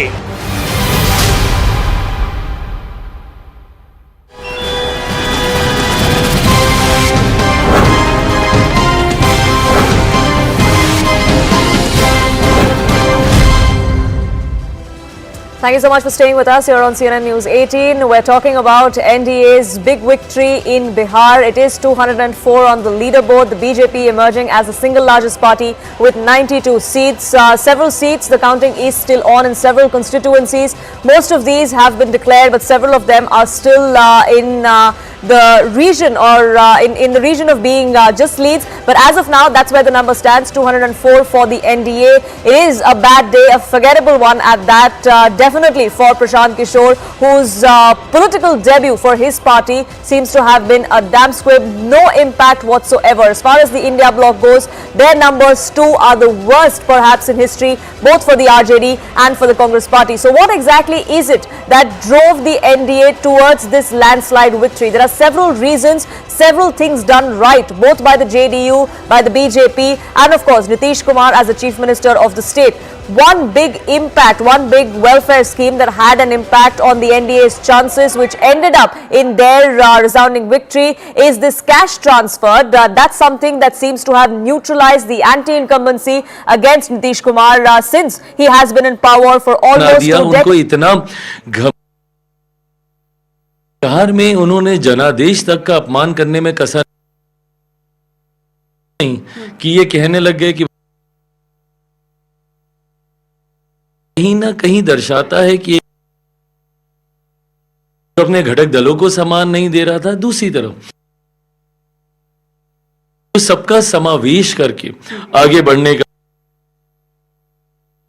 का नहीं था। जनता ने पूरी तरीके से की सरकार पे अपना विश्वास। राष्ट्रीय पार्टियों की अगर हम बात करें तो राहुल गांधी लगातार दौरा करते रहे, सोचा भी शायद नहीं होगा कि इतनी कम सीट आएंगी। राहुल जी का आना बड़ा नुकसान कर गया। जिस तरीके से उन्होंने शब्दों की मर्यादा को काम किया, ये चौकीदार चोर है। अब ये नैरेटिव गढ़ना कि वोट चोरी हो रही है, संस्कारी लोग हैं बिहारी, नहीं इन सब बातों को पसंद करते हैं। ऐसे में उनका ये तक कहना कि प्रधानमंत्री तो वोट के लिए किसी भी मंच पे नाचने लग जाएंगे, उनकी मां को लेकर उन्हें गाली देना, जिस तरीके से राहुल जी ने शब्दों की मर्यादा को तार तार करते हुए और जिस तरीके से गठबंधन के भीतर एक वर्चस्व की लड़ाई, मुझे पहले उप मुख्यमंत्री घोषित करो तो मैं गठबंधन में, मुझे इतनी सीटें दो तो मैं गठबंधन में, मुझे लगता है इन तमाम चीज़ों ने कोलैप्स करने का काम किया है महागठबंधन का। आप पे एक हमेशा लगते थे कि 100% स्ट्राइक रेट चिराग पासवान का रहा है, विधानसभा में चिराग जादू नहीं चलेगा, चल गया जादू। चल गया जादू, आप भी इस बात की गवाह हैं। 4, 5, 6, 7 अगर बहुत होगा तो वही 7 सीटें। डबल डिजिट का तो कोई बोल ही नहीं रहा, डबल डिजिट कोई मान ही नहीं रहा था कि मैं मेरी पार्टी पार कर पाएंगे। बट मेरा विश्वास, मैंने हमेशा कहा है कि मैं सर्वेश से ज़्यादा अपनी मेहनत पे मैं विश्वास रखता हूँ और मुझे ये विश्वास था कि हमारी मेहनत ना सिर्फ मेरी पार्टी का प्रदर्शन अच्छा रहेगा बल्कि गठबंधन का भी प्रदर्शन बेहतरीन रहेगा। और अब इससे खूबसूरत क्या, जिस मेहनत, जिस मजबूती के साथ हम लोग सरकार बनाने जा रहे हैं, but this comes with a lot of responsibility also. अब जिम्मेदारी हम लोग के कंधे पर है कि जनता से जो वादे किए और उनको जो विश्वास दिलाया, अगले 5 सालों पे उस पर खरा उतरना है। चिराग तले लोग कहते हैं कि अंधेरा रहता है, लेकिन जहां चिराग है वहां सिर्फ रोशनी ही रोशनी नजर आ रही है। सरकार बन गई है एनडीए की। चिराग पासवान के कितने मंत्री इस बार रहने वाले हैं? क्योंकि ऐसा एक ऐसी पार्टी जिसके विधानसभा में एक भी सीट नहीं थी, अब वो सिर्फ 29 सीट उन्हें मिली नहीं बल्कि प्रचंड जीत के साथ बिहार में सरकार बना रहे हैं। देखिए, मुझे लगता है अब ये गठबंधन की मर्यादाओं वाले सवाल हैं। एक बार गठबंधन के भीतर हम लोग बैठेंगे, कौन कितने मंत्री, किसकी क्या भूमिका सरकार में रहेगी, इन तमाम विषयों को, कब हमारी सरकार शपथ लेगी, इन तमाम विषयों को मुझे लगता है 1 से 2 दिन में सहमति डिप्टी सीएम का कुछ है। जैसा मैंने कहा कि सारी बातें अब गठबंधन के भीतर, मैंने कभी भी गठबंधन की मर्यादाओं को तोड़ा नहीं। सीटों की संख्या की बात हो, उनके चयन की बात हो, प्रत्याशी की बात हो, जब तक गठबंधन के भीतर तय नहीं होती, मैंने कभी सार्वजनिक मंचों पे बोला नहीं। पर मुझे लगता है कि मैटर ऑफ टाइम है, इसको जल्दी गठबंधन के भीतर सुलझा लिया जाएगा एंड हमेशा की तरह आपको जरूर पहले जानकारी दी जाएगी। एक महत्वपूर्ण सवाल, आखिरी महत्वपूर्ण सवाल, जहां भी आपकी सभा में आपके साथ गई, चिराग पासवान को लोग सीएम कैंडिडेट के तौर पर खासकर आपके कार्यकर्ता देख रहे थे। 25 में आपने कह दिया मुख्यमंत्री नीतीश कुमार ही बनेंगे, इस पर अभी कायम है आप? बिल्कुल 100% मैं मानता हूं कि मुख्यमंत्री जी एक बार फिर से मुख्यमंत्री पद की शपथ लेंगे और साथ ही में अब एक अगले पड़ाव की ओर हम लोग अग्रसर होंगे। बिहार को विकसित राज्य बनाना, बिहार को फर्स्ट और बिहारियों को फर्स्ट बनाना। अपना सवाल पूरा कर लूं, इस बार मुख्यमंत्री नीतीश कुमार रहेंगे। 2030, 2035, 30 से चिराग पासवान आ रहे हैं फुल फ्लेज में, क्योंकि जिस तरीके से परफॉर्मेंस रहा है अब संभावना और ज्यादा हो गई है। बिल्कुल 30 से पूरी फुल फ्लेज भूमिका में आप मुझे देखेंगे। 25 का चुनाव में नहीं लड़ पाया बिहार विधानसभा का, इस बात की थोड़ी सी मलाल है मुझे, बट मैं मानता हूं कि 2030 में मैं ज़रूर लड़ूंगा। हैविंग सेड दैट, उससे पहले एक और बड़ा पड़ाव है 2029, मेरे प्रधानमंत्री को 4थी बार देश का प्रधानमंत्री बनाना। अपनी माँ को सब कुछ लौटा दिया, आज एक बड़ी खुशी दी है आपने। बिल्कुल जिस तरीके से आपके पापा लड़कर आए थे, चुनाव जीत कर आए थे, आज आपने वो भी खुशी लौटा दी। बिल्कुल, मैं मानता हूं कि पापा जहां कहीं होंगे वो बहुत खुश होंगे, माँ ज़रूर बहुत खुश हैं। माँ ने भी उतना ही संघर्ष देखा मेरे साथ जितना संघर्ष मैंने किया, तो मैं मानता हूँ कि उनके चेहरे पे ये मुस्कुराहट देखकर जितना मैं खुश हूँ उतने पापा भी खुश होंगे। बहुत बहुत धन्यवाद और बहुत बहुत बधाई आपको। Thank you, thank you, thank you. केंद्रीय राष्ट्रीय लोक जनशक्ति पार्टी रामविलास के राष्ट्रीय अध्यक्ष हैं, साफ तौर पे कह रहे हैं ये जीत प्रचंड है और पीएम नरेंद्र मोदी जिस तरीके से वो देश को आगे ले जा रहे हैं, यही वजह है कितनी बड़ी जीत हुई है। और ये सिर्फ एनडीए की जीत नहीं, ये बिहार की जीत है। कैमरामैन राहुल के साथ Vinita Mishra, news 18 Patna.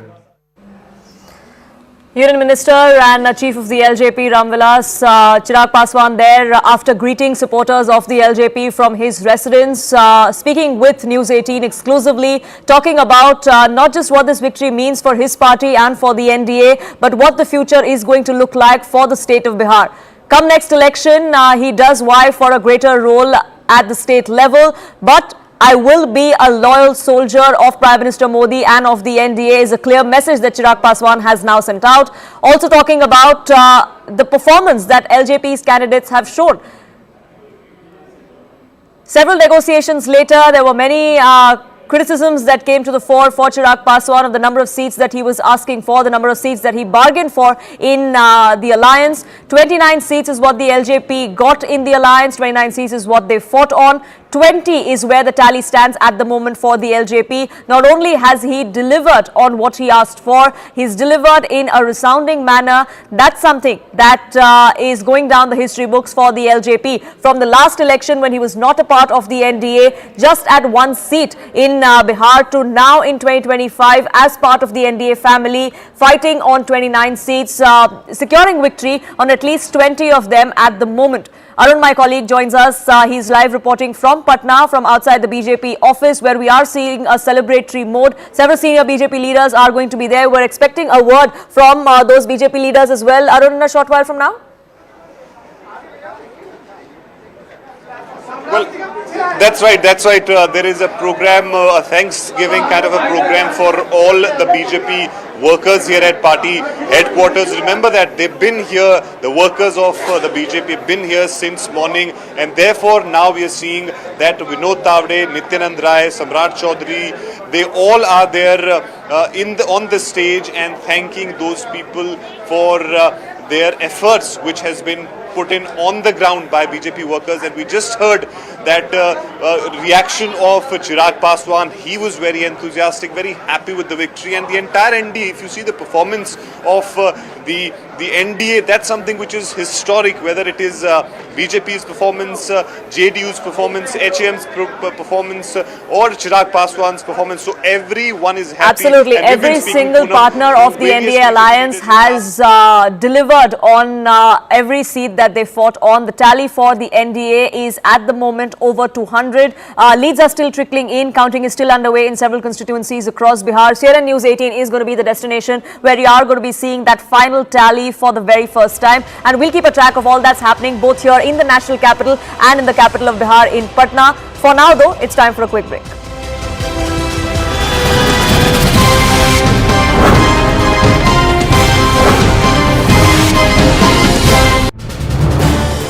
This is News 18 Network.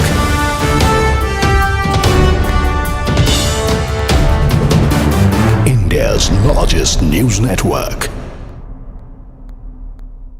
Let's go straight across to BJP MP Ravi Kishan ji. Ravi Kishan ji, namaste. This is Anand Narasimhan here. बधाई हो आपको. नमस्ते. ये आपको मैं अलग कहूं कि ये कहूं कि कौन कौन है जिनको घमंड है अब भी, जबकि उनका स्कोर कार्ड बहुत झंड दिख रहा है. आपको मेरी आवाज आ रही है? जी आ रही है रवि किशन जी. जी, पूरे बिहार को मैं प्रणाम करता हूं. प्रधानमंत्री मोदी जी, नीतीश बाबू पर विश्वास. पर एक बात, ऐतिहासिक जो जीत हुई है ये अनबिलीवेबल था, लेकिन इतना पता था 160 विल क्रॉस, बट ये नहीं मालूम था कि तो ये. Why did you think you will cross 160, Ravi ji? Because see, this is a market you own. यहाँ के आप सुपरस्टार हैं. इस जगह में आपका जितना स्टारडम है वो शायद राइवलरी उनकी मनोज भैया के साथ ही होगी, लेकिन मैं आपसे जानना चाहता हूं कि यहाँ पर क्यों आपको लगा कि 160 भी क्रॉस हो जाएगी एनडीए? व्हाई? क्योंकि लोग तो जब हम सभा करने जाते थे, मोदी जी का नाम, उनके लिए उत्साह और माता बहनों का उत्साह, नीतीश जी की छवि, और जो विरोधियों ने जो मंदिर को लेके, धर्म को लेके प्रचार किया, जाति को लेके किया, उससे सब, और शिक्षित यदुवंशियों ने, माता बहनों ने, युवाओं ने ये खेल इतना विराट कर दिया. जो आप रिजल्ट देख रहे हैं, इसमें ये मैं आपको बताना चाहता हूं, इसमें शिक्षित यदुवंशियों का बहुत बड़ा योगदान है, माता बहनों का बहुत बड़ा योगदान है. जो अभी रिजल्ट देख रहे हैं ये बहुत मैसिव सा, इसीलिए because we got all the new voters. हमको आरजेडी के वोटर मिले, युवा वोटर यादव समाज से मिले, जो पढ़े लिखे हैं, जिनमें जो मोदी जी और नीतीश जी में अपना भविष्य, और बिहार ने अपना भविष्य सुरक्षित किया है, अपना भविष्य तैयार किया, और उन्होंने विश्वास किया. ये हिस्टोरिकल है। 2010 में यही रिजल्ट आया था और बिहार उसके बाद से छलांग लगाया था। बिहार ने अपने भविष्य के लिए, और जहां पे छठ माह पर गलत टिप्पणी राहुल जी ने जो कहा था, प्रधानमंत्री मोदी जी पर जो उन्होंने कहा था, वहां के पिकनिक मना के पौंड में खाली कूद के मछली पकड़ना, ये सारी उनको पता चला ये सारे लोग क्या करेंगे। हर घर में नौकरी के झूठे प्रलोभन, उनको विश्वास नहीं था कि ये झूठ करके लोग अपने लिए खाली एक सीट अपने लिए, अपने घर के लिए, अपने महल के लिए लोग सीट लाना चाहते हैं, और वो सारा बैकफायर किया। विरोधी, अब देखिए इस देश में प्रधानमंत्री मोदी जी ने इतनी बड़ी लकीर खींच दी है कि विरोधियों के पास अब बोलने के लिए कुछ नहीं कि वो क्या करेंगे, क्योंकि मोदी जी और नीतीश बाबू ने इतना कुछ कर दिया बिहार में। पर आपको तो पता है कि ये सारे लोग झूठ बोलते रहे इतने साल, जात की राजनीति करते रहे, बिरादरी की राजनीति करते रहे। इन लोगों को रोकना बहुत जरूरी है, और पूरे बिहार ने इनको रोक दिया और ऐसी ऐतिहासिक जीत की तरफ एनडीए को बढ़ा दिया। तो क्या आप ये कहेंगे रवि जी कि महिला और युवा ये नया एमवाई फैक्टर है, मुस्लिम यादव परिवार की राजनीति खत्म हो जाएगी। अब उत्तर प्रदेश में भी आप देखिएगा इसका अगला चुनाव, मोदी जी और योगी जी जब कॉम्बिनेशन में आएंगे 27 में, तो वहां देखिएगा बंगाल में जब हम लोग अब एंटर करेंगे, हम ही लोग प्रचारक के रूप में जब वहां पे जाएंगे, मोदी जी की बातों को रखेंगे, अब बंगाल भी जाग जाएगा, क्योंकि बंगाल बिहार से जुड़ा हुआ है और इसका सीधा इफेक्ट बंगाल पर आएगा। एसआईआर का कितना फर्क पड़ा होगा? एसआईआर का कितना फर्क पड़ा होगा? ये रिजल्ट 2 स्टेट पर बहुत बड़ा प्रभाव करेगा।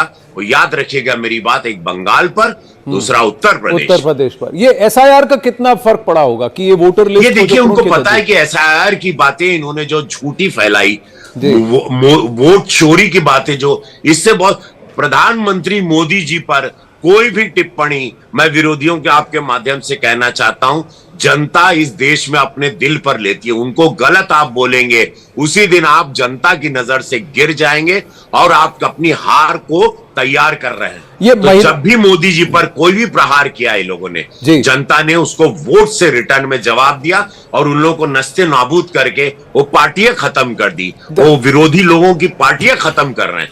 जितना मोदी जी को वार करोगे, वो शिव भक्त हैं, उतना आप लोगों का नाश होगा, विनाश होगा। जी, लेकिन एक आप भी शिव भक्त हैं, हम जानते हैं, लेकिन एक बात बताइए कि ये महिलाएं इतना क्यों बढ़ चढ़ के सुशासन बाबू को वोट की हैं? ये 10,000 ही इफेक्ट है या एक ट्रस्ट फैक्टर? ये पूरा कॉम्बिनेशन है। 10,000 को भी का योगदान है, युवाओं को, 1 करोड़ लोगों को रोजगार, जो नौकरी मिलेगी सरकारी, वो भी 1 करोड़ लखपति दीदी बनेगी, वो भी, सड़क है, विकास है, अनगिनत एयरपोर्ट है, मखाना इंडस्ट्री भी है। इसमें मोदी जी का विश्वास है, मोदी जी की कथनी करनी में अंतर नहीं। उन्होंने अगर वचन दिया, खत्म बात, वहां पर देश मान जाता है कि मोदी जी ने बोला फिनिश नाउ, फिनितो, ये होना ही होना है। नीतीश बाबू का चेहरा, एक ऐसी छवि जिन्होंने अपना जीवन खपा दिया बिहार को बनाने में, ऐसे एक दाग नहीं उनके कुर्ते पर। ऐसे व्यक्ति के साथ बिहार ने बहुत सुंदर, और बिहार ने साबित कर दिया कि ये चाणक्य की भूमि है, ये चंद्रगुप्त मौर्य की भूमि है, आर्यभट्ट की भूमि है, गुरु गोविंद जी की भूमि है। मां जानकी का मंदिर बनने के लिए बिहार ने ये वोट किया है, विकास के साथ साथ। अंतिम प्रश्न आपसे पूछना चाहूंगा कि मान लीजिए इतनी बड़ी भारी बहुमत से सरकार बन रही है, तो इस पर इससे अपेक्षाएं भी ज्यादा होंगी, तो बिहारी को बाहर ना जाना पड़े, आपको लगता है कि ये सबसे बड़ा चैलेंज होगा? उनकी नीतियां भी बहुत बड़ा काम कर गई। उन्होंने जो वहां पर बैठकर दिन रात काम किया, हम लोगों को गाइड किया कि इस पॉकेट में आप जाओगे, धर्मेंद्र प्रधान जी के साथ यहाँ आप जाओगे, यहाँ योगी जी जाएंगे, यहाँ वो जाएंगे, हर चीज उन्होंने जो तय किया, हर कार्यकर्ता, छोटे से बड़े, स्टार प्रचारक, कौन पॉकेट में जाएगा, कितनी सभाएं करेगा, दिन में 5-5 सभा एक स्टार प्रचारक के रही, रात में लौट के भी सभा करना है। ये दिन रात जो प्रचारक ने काम किया है, कि कार्यकर्ता ने काम किया, बूथ लेवल पे काम हुआ, छोटे छोटे स्तर के कार्यकर्ताओं ने भी जान झोंका, उसका रिजल्ट है। मैं सभी संगठन के कार्यकर्ताओं को प्रणाम करता हूं, ये सभी की जीत है। चाणक्य रहे अमित शाह जी, उनको सत नमन प्रणाम। जी रवि जी, आप तो भोजपुर का Motorola Edge 60 Pro, the true flagship killer.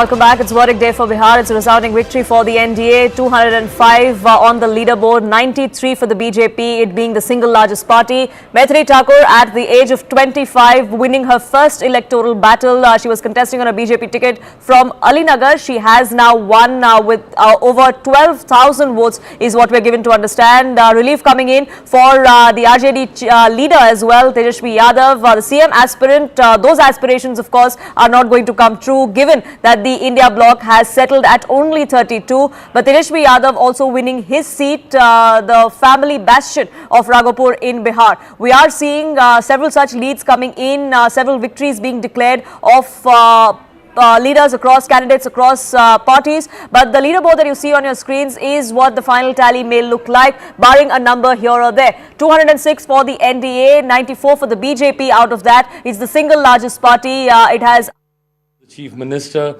the kind of belief the people of my state had in this double engine ki sarkar, and also adding a little X factor of Bihar first, Bihari first. Bihar first, Bihari first. Anand, any question that you have for Mr. Paswan? Congratulations, congratulations on a fantastic victory. My question to you is, Thank you, Anand bhai, so much. What is next for you? What is next for you? Do you miss not contesting this election? Well, next is to fulfill the hope and the belief of the people of Bihar, you know, that they have showered on us. It comes with a huge responsibility.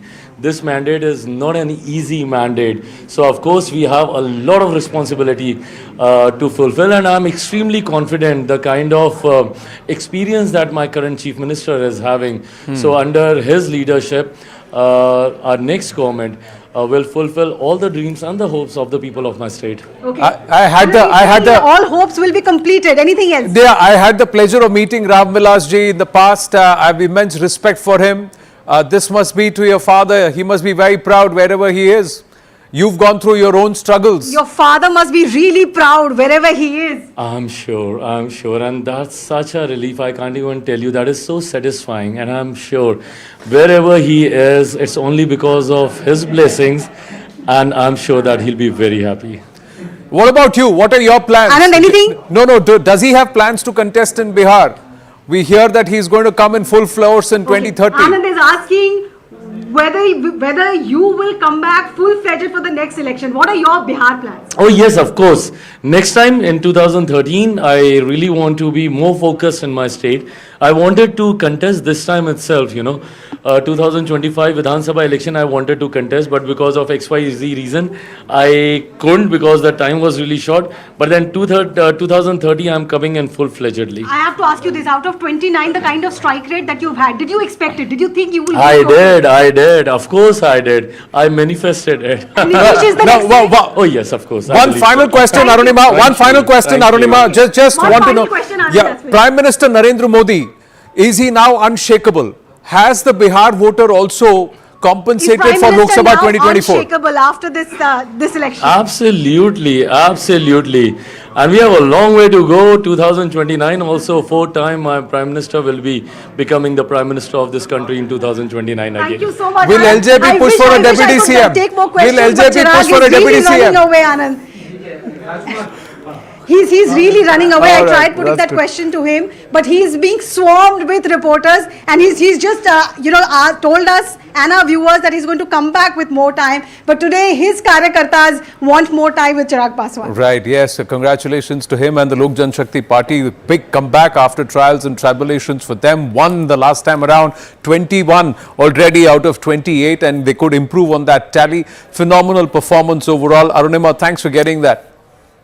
Back to you, Poonam. Thank you so much for that, Anand, and Arunima for that conversation. It is a celebratory mode in Patna for all parties involved as far as the NDA camp goes. The BJP, the JDU, the LJP there, all in celebratory mode across their party offices. In fact, Arunima, my colleague, was, before speaking to Chirag Paswan, was at the JDU's office, and this is what the mood looked like there.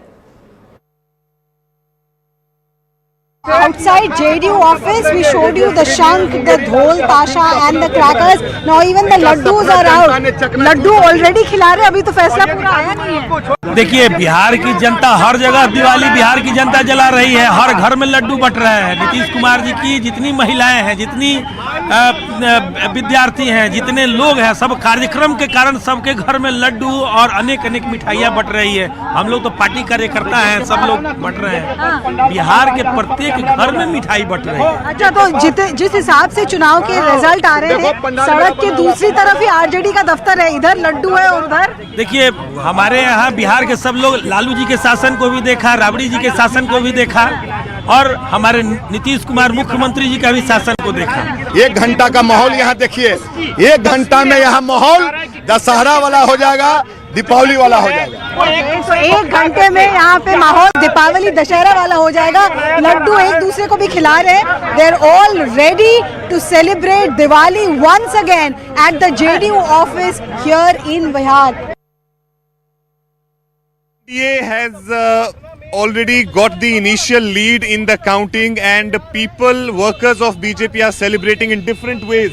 And this is a unique way in which we are seeing a Modi Rath has been made, and a BJP worker is the one who's leading it. Let's speak to them and find out the unique way of celebration. क्या नाम है आपका? फूल सिंह।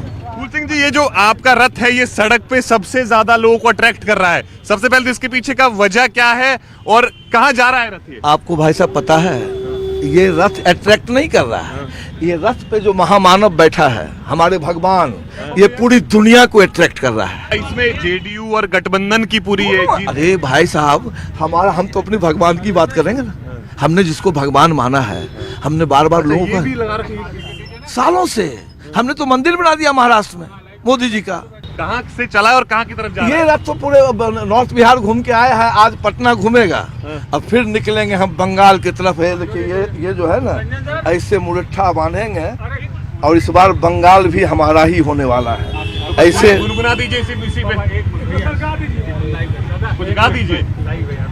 देखिए, हम तो उसके लिए बराबर गाते थे, ये तेजस्वी के लिए, कि फिर वही चौराहे होंगे, अरे प्यासे आंख उठाए होंगे, सपनों की भी बातें होंगी, मीठी मीठी रातें होंगी, मालाएं पहनानी होगी, फिर ताली बजवानी होगी। हर गांव में जाके कहते थे कि आने वाला है जुआरी, तेरे गांव में जनता थी चिंता की मारी, मेरे गांव में।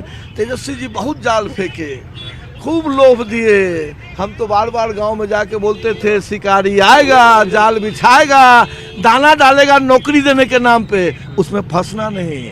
और वही हुआ। देखिए, आज भोलेनाथ की ऐसी कृपा हुई कि बम बम हो गया। You can, and I would want my camera person to just show a glimpse of this Rath. You also have Prime Minister's photo on the backside, and he seems to be an ardent fan and supporter of Prime Minister. You can see this photograph. In fact, he has that that card shot that he has made in his around his neck.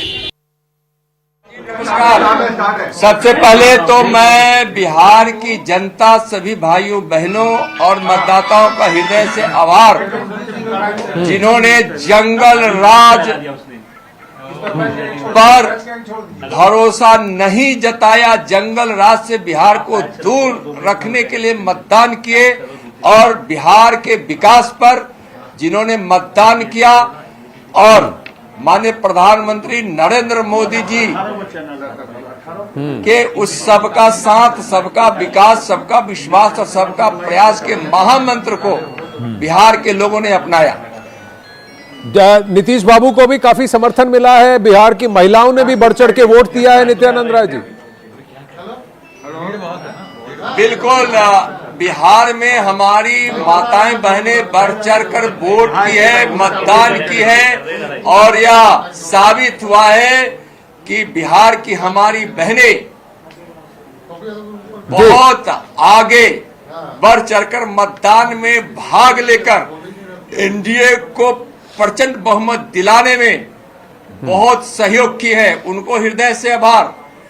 160 का लक्ष्य था। प्रधानमंत्री जी के अन्य 3 स्तंभ, एक तो महिला है ही, गरीब, युवा और किसान, सभी उनके विकसित भारत के स्तंभों ने सब मिलकर प्रचंड बहुमत एनडीए को दिलाई है। भरोसा हमारे माननीय प्रधानमंत्री जी, जो गरीबों के मसीहा है, विकास के भगीरथ है, दुनिया के सबसे लोकप्रिय नेता है और जो भारत के कर्मयोगी प्रधानमंत्री है, उन पर भरोसा, एनडीए के सभी साथियों पर भरोसा बिहार की जनता दिखाई। 160 का अनुमान था, लक्ष्य था। नित्यानंद राय जी, अंतिम प्रश्न 200 टच करने वाले हैं, ये तो अप्रत्याशित है। नित्यानंद राय जी, एक अंतिम प्रश्न है, थोड़ा सा नहीं, अंतिम प्रश्न आपसे। 160 का लक्ष्य था एनडीए का, 200 टच करने वाले हैं, इसके लिए आप बिहार वासियों के लिए क्या वादे करेंगे? हाँ, बिहार वासियों के साथ जो भी वादा एनडीए की है, हमारे प्रधानमंत्री जी किए हैं, सब वादा हम सब मिलकर पूरा करेंगे पांडव दल। It's celebratory mode for the BJP, both in Patna and in the national capital. These visuals coming in from the BJP headquarters here in Delhi, where the Prime Minister is expected in just a short while from now. Senior BJP leaders, BJP karyakartas, foot soldiers of the BJP already present at the BJP headquarters to celebrate this resounding mandate that Bihar has handed out to the NDA. The BJP is the single largest party at the moment in Bihar. 206 is where the leaderboard is at currently for the NDA, with 94 for the BJP. Prime Minister Modi is expected to arrive there in about an hour's time. Several senior leaders are already there. We're given to understand. Payal is now with us. She's reporting from the BJP headquarters. Payal, what's the mood like? When are we expecting the Prime Minister? Well, the Prime Minister is expected to come sometime very, very soon is what we're given to understand. But look at the mahal at the BJP headquarters. There are, of course, posters over here that people are carrying of Prime Minister Narendra Modi. That poster they are carrying in terms of celebrating the success. So young, old, all extremely excited as far as this win is concerned. It's a massive win. It's a landslide win. Probably one of the highest that Bihar is seen as well. Let me speak to some of the supporters. आप प्रधानमंत्री को सुन रहे हैं, प्रधानमंत्री क्या बोलेंगे आज? देखिए, इतनी बड़ी जीत तो किसी मीडिया को, किसी को जोश में नहीं पता था कि ऐसा ये होगा। वो करिश्मा है मोदी जी का, अमित शाह जी का और नीतीश जी का और काम का। आप मुझे एक चीज बताइए बहन जी, आप बात करिए किसी से, पर ये इलेक्शन है, इसमें महिलाओं का रोल बहुत अहम रहा, इसको आप किस तरह से देखते? ये महिलाओं की तरफ से तेजस्वी यादव के मुंह पे तमाचा है और ये बताया गया है कि जिस तरीके से उसने उनके बच्चों और पति की जिंदगी, उनका परिवार बिगाड़ा था, बर्बाद किया था गुंडा राज के थ्रू, वो सबका खात्मा हुआ और न्याय की जीत हुई। सच। आप क्या कहना चाहें, कहाँ से आए हैं? हम बिहार से तो आई हैं और ऑलरेडी दिल्ली में रहते हैं हम। और बाकी देखिए, ये बिहार के मन में कापा तो नहीं है, कापा किसे रहेगा? मोदी बा नीतीश बा? हाँ, मोदी और नीतीश का, दोनों का बहुत बढ़िया संगठन रहा और नीतीश का बिहार में बहार बा और मोदी की चमकार बा। बिल्कुल है सर, मोदी और yes, excited supporters over here waiting for the Prime Minister to really come. Seeing so many of them trickle in, several senior leaders of the BJP there also reaching, awaiting the Prime Minister's arrival. Sorry to cut you off there, Payal. We'll keep coming back to you though. I do have to wrap up here on this edition, but this broadcast of Verdict Day in Bihar of NDA's resounding victory and what comes next will go on here on CNN News 18. In fact, my colleague Shivani Gupta joins you next from Patna.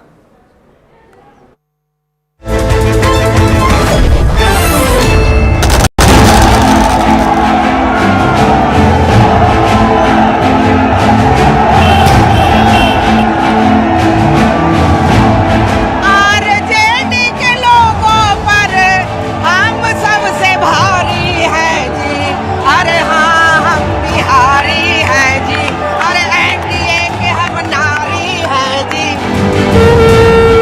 If you look at the numbers, then clearly it's a shanknaad of the BJP and the JDU record performance. Bihar को अब विकास चाहिए, अपने बच्चों को और अपना भविष्य चाहिए। बिहार को अब जंगल राज नहीं चाहिए। चल रही है जो चीज, इसको भी स्वीकार करना पड़ेगा। बिहार की जनता अमन, चैन, शांति के लिए वोट दिया है।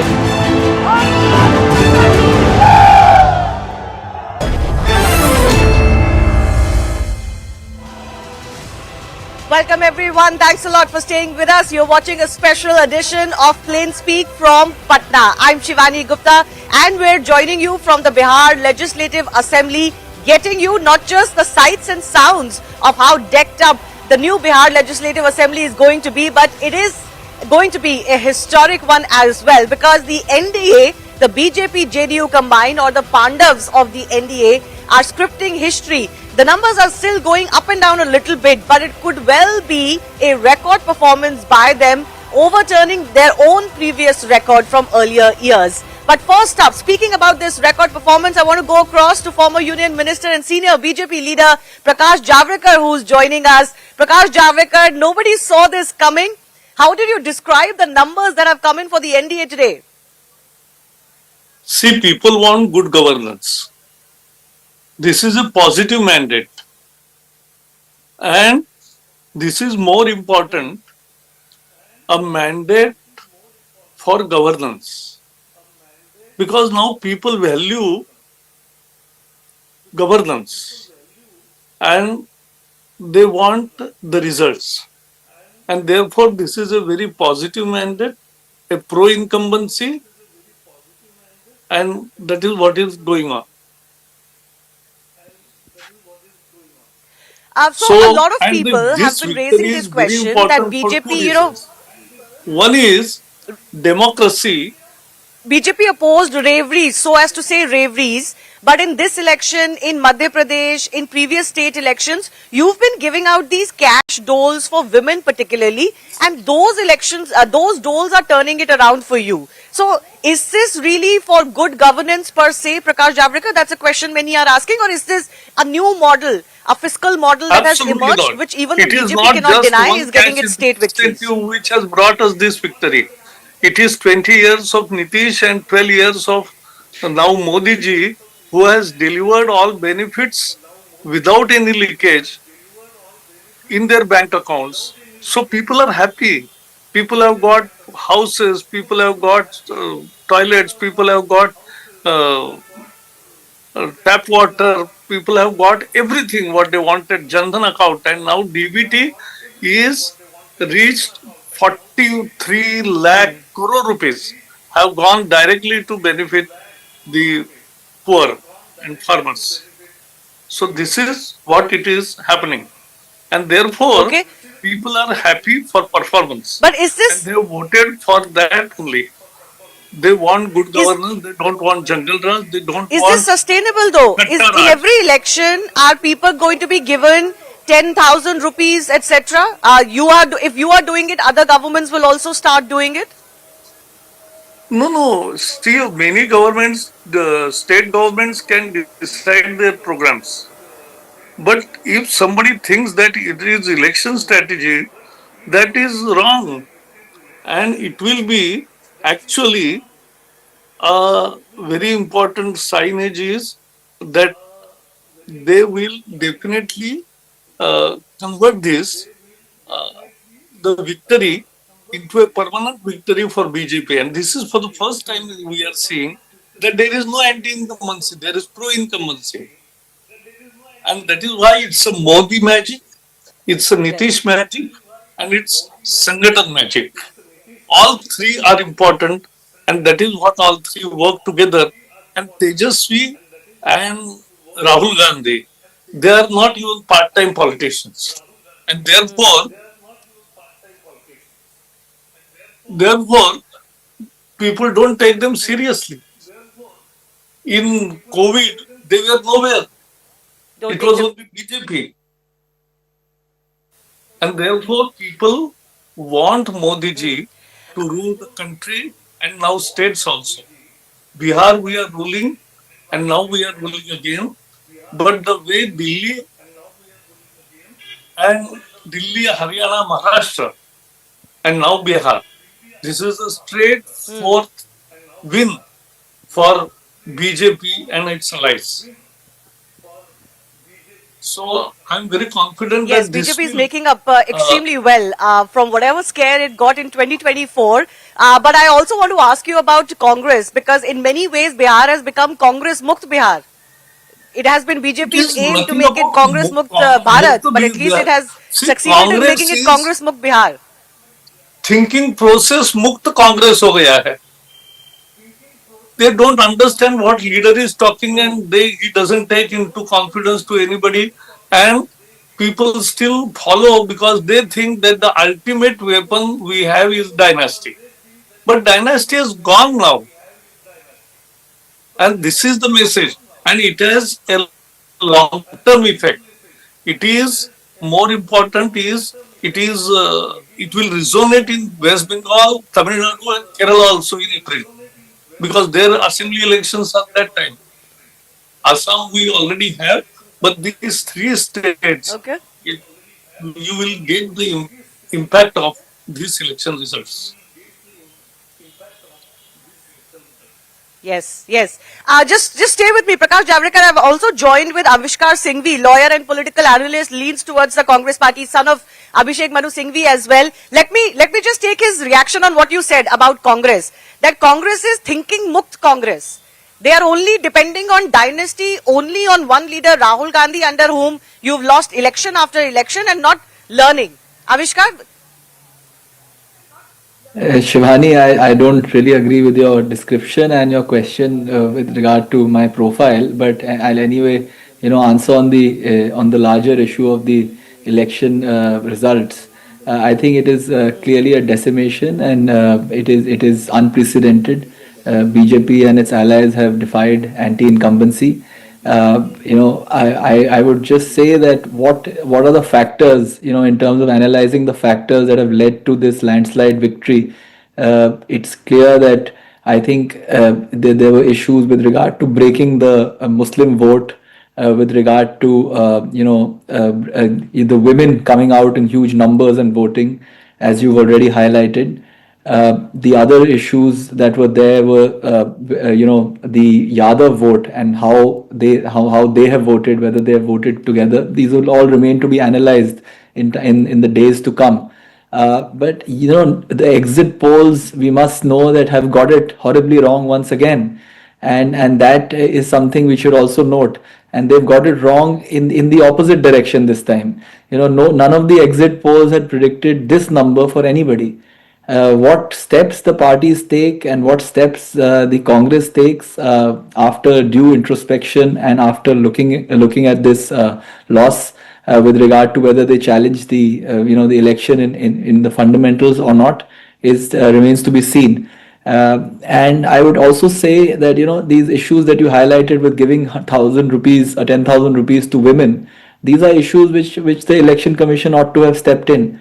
But all in all, nobody could have predicted these numbers. Everyone thought 90 or 100 was the Congress governments were announcing their guarantee after guarantee. Nobody said this when the Aam Aadmi party ran on quote-unquote freebies for 10 years in the national capital. Now you want the EC to step in. And I'm all for it. We've been discussing it, that there has to be some sort of fiscal responsibility showed when it comes to making promises. But look at the promises that the Mahagathbandhan made this time around. There was no fiscal responsibility or even fiscal common sense there. Let me also bring in our other guests who are joining us. Siddharth Yadav, spokesperson of the BJP. I'm joined by Rahul Verma, senior fellow of CPR. And also with me here in Patna is Avinash Paswan, spokesperson of the JDU.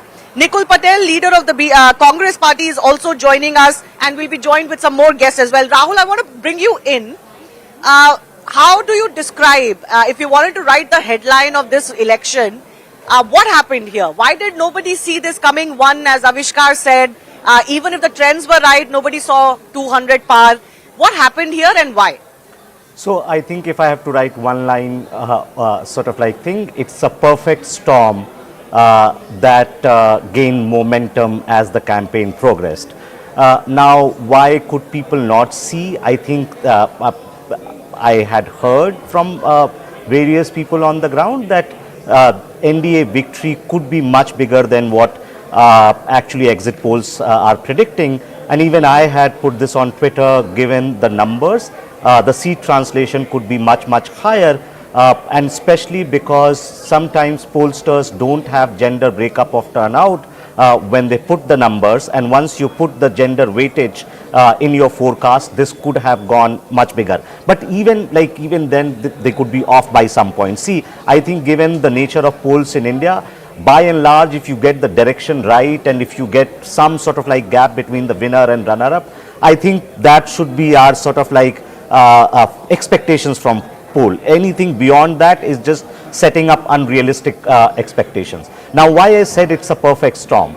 See, NDA started with a bigger social coalition to begin with. If you think of like the 4 parties that are part of the NDA, they bring different social blocks together. Second, I think their alliance arithmetic worked well compared to MGB, where MGB till the last minute was not able to decide its candidate. On 11 seats, they had friendly fight. Nothing of that sort happened within the NDA. The third, if you think of the top 2 leaders of each side, on one hand you have Narendra Modi and Nitish Kumar, on the other hand you have Rahul Gandhi and Tejashwi Yadav. Now, Modi plus Nitish brings years of both political experience as well as governance experience. So comparatively, they also had a leadership advantage.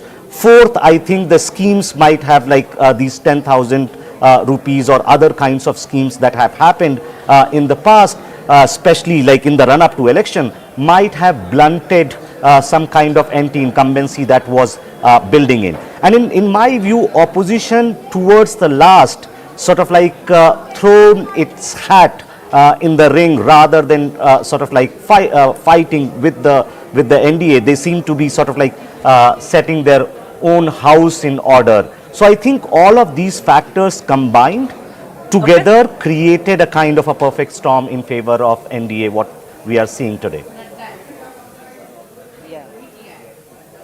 Yes, and then you have that whole female factor, you have, the jungle Raj optics hanging over as far as the electorate is concerned. Let me bring in Mr. Paswan here, Avinash Paswan. If I have to ask you, JDU has performed so well and a lot of this election was about Nitish Kumar. According to you, what is that one big reason that these results have become reality today for JDU and BJP? See, the one big reason is that we have a continuous good governance that we have started right from 2005. And more to that is the inclusive development that we have started, and especially the welfare schemes that we have started for women, basically. So right from the reservation that we have provided women in, 35% reservation in government jobs, also 50% reservation in panchayatis, and also most strikingly is the Jivika Yojana that we launched, which was also appreciated by the World Bank. For that matter, if you see, and recently, though people might say that we have provided freebies in the form of 10,000 rupees that we have given in the form of... You bought votes. It's not just freebies. People allege that doing it so close to the Model Code of Conduct announcement was literally like buying votes. So, but I have a different opinion. Reason being that is not a freebie or we did not provide the money to the women just for, in air. Rather, we also asked them to invest this money into the market to generate smaller, employment for themselves, so that this money can multiply itself into the market, so that it can, come bigger into the economy. No, and we cannot deny the fact that, the informal economy that we have in India or also around the world plays a major role, though it is not counted in the organized economy. Yes, Anukriti, spokesperson of Jan Suraj, is also joining us. But Siddharth Yadav, I want to come to you first up. The Prime Minister is all set to come to the BJP headquarters. What everybody is talking about is that after the 2024 elections, we've seen Maharashtra, Haryana, Delhi, and now Bihar. And it's not just NDA wins or BJP wins. These are sweeping wins that the BJP is getting. Is it because you feel your supporters let you down in 2024 and now they're making up for it? Do you think that effect is playing out? No, Shivani, I think there can be multiple reasons for such consecutive wins, but one reason which is consistent is the performance of the NDA, the performance of the Bharatiya Janata Party, and the growing love for Prime Minister Modi. One thing that BJP and NDA has established in the politics of our country is the factor of pro-incumbency. And I say this, I come from a place where if this has to be analyzed, you would see that Congress party in the last 15 years has not repeated a government wherever they won in any state or for the matter in the center.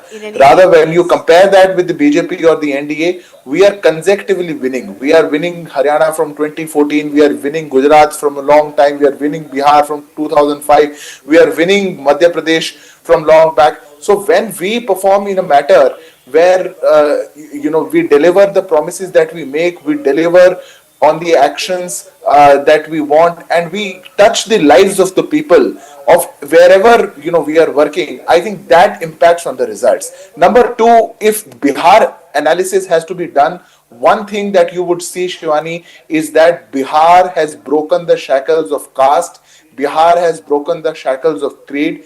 All people coming from all castes, all creeds, coming from all religions have voted for Bharatiya Janata Party and NDA. People coming from all classes have voted for the Bharatiya Janata Party and NDA. I have a counter question to that, but these are also visuals coming in from the BJP headquarters. JP Nadda, BJP President, Home Minister Amit Shah, who was very keenly involved in the Bihar elections. He is in most elections, and especially since 2024, he has been very involved in the elections in every state because it has become a matter of prestige for BJP. It almost was a wake-up call, both for the organization and for its supporters as well, it looks like. But Siddharth, you said that people have risen above caste and creed.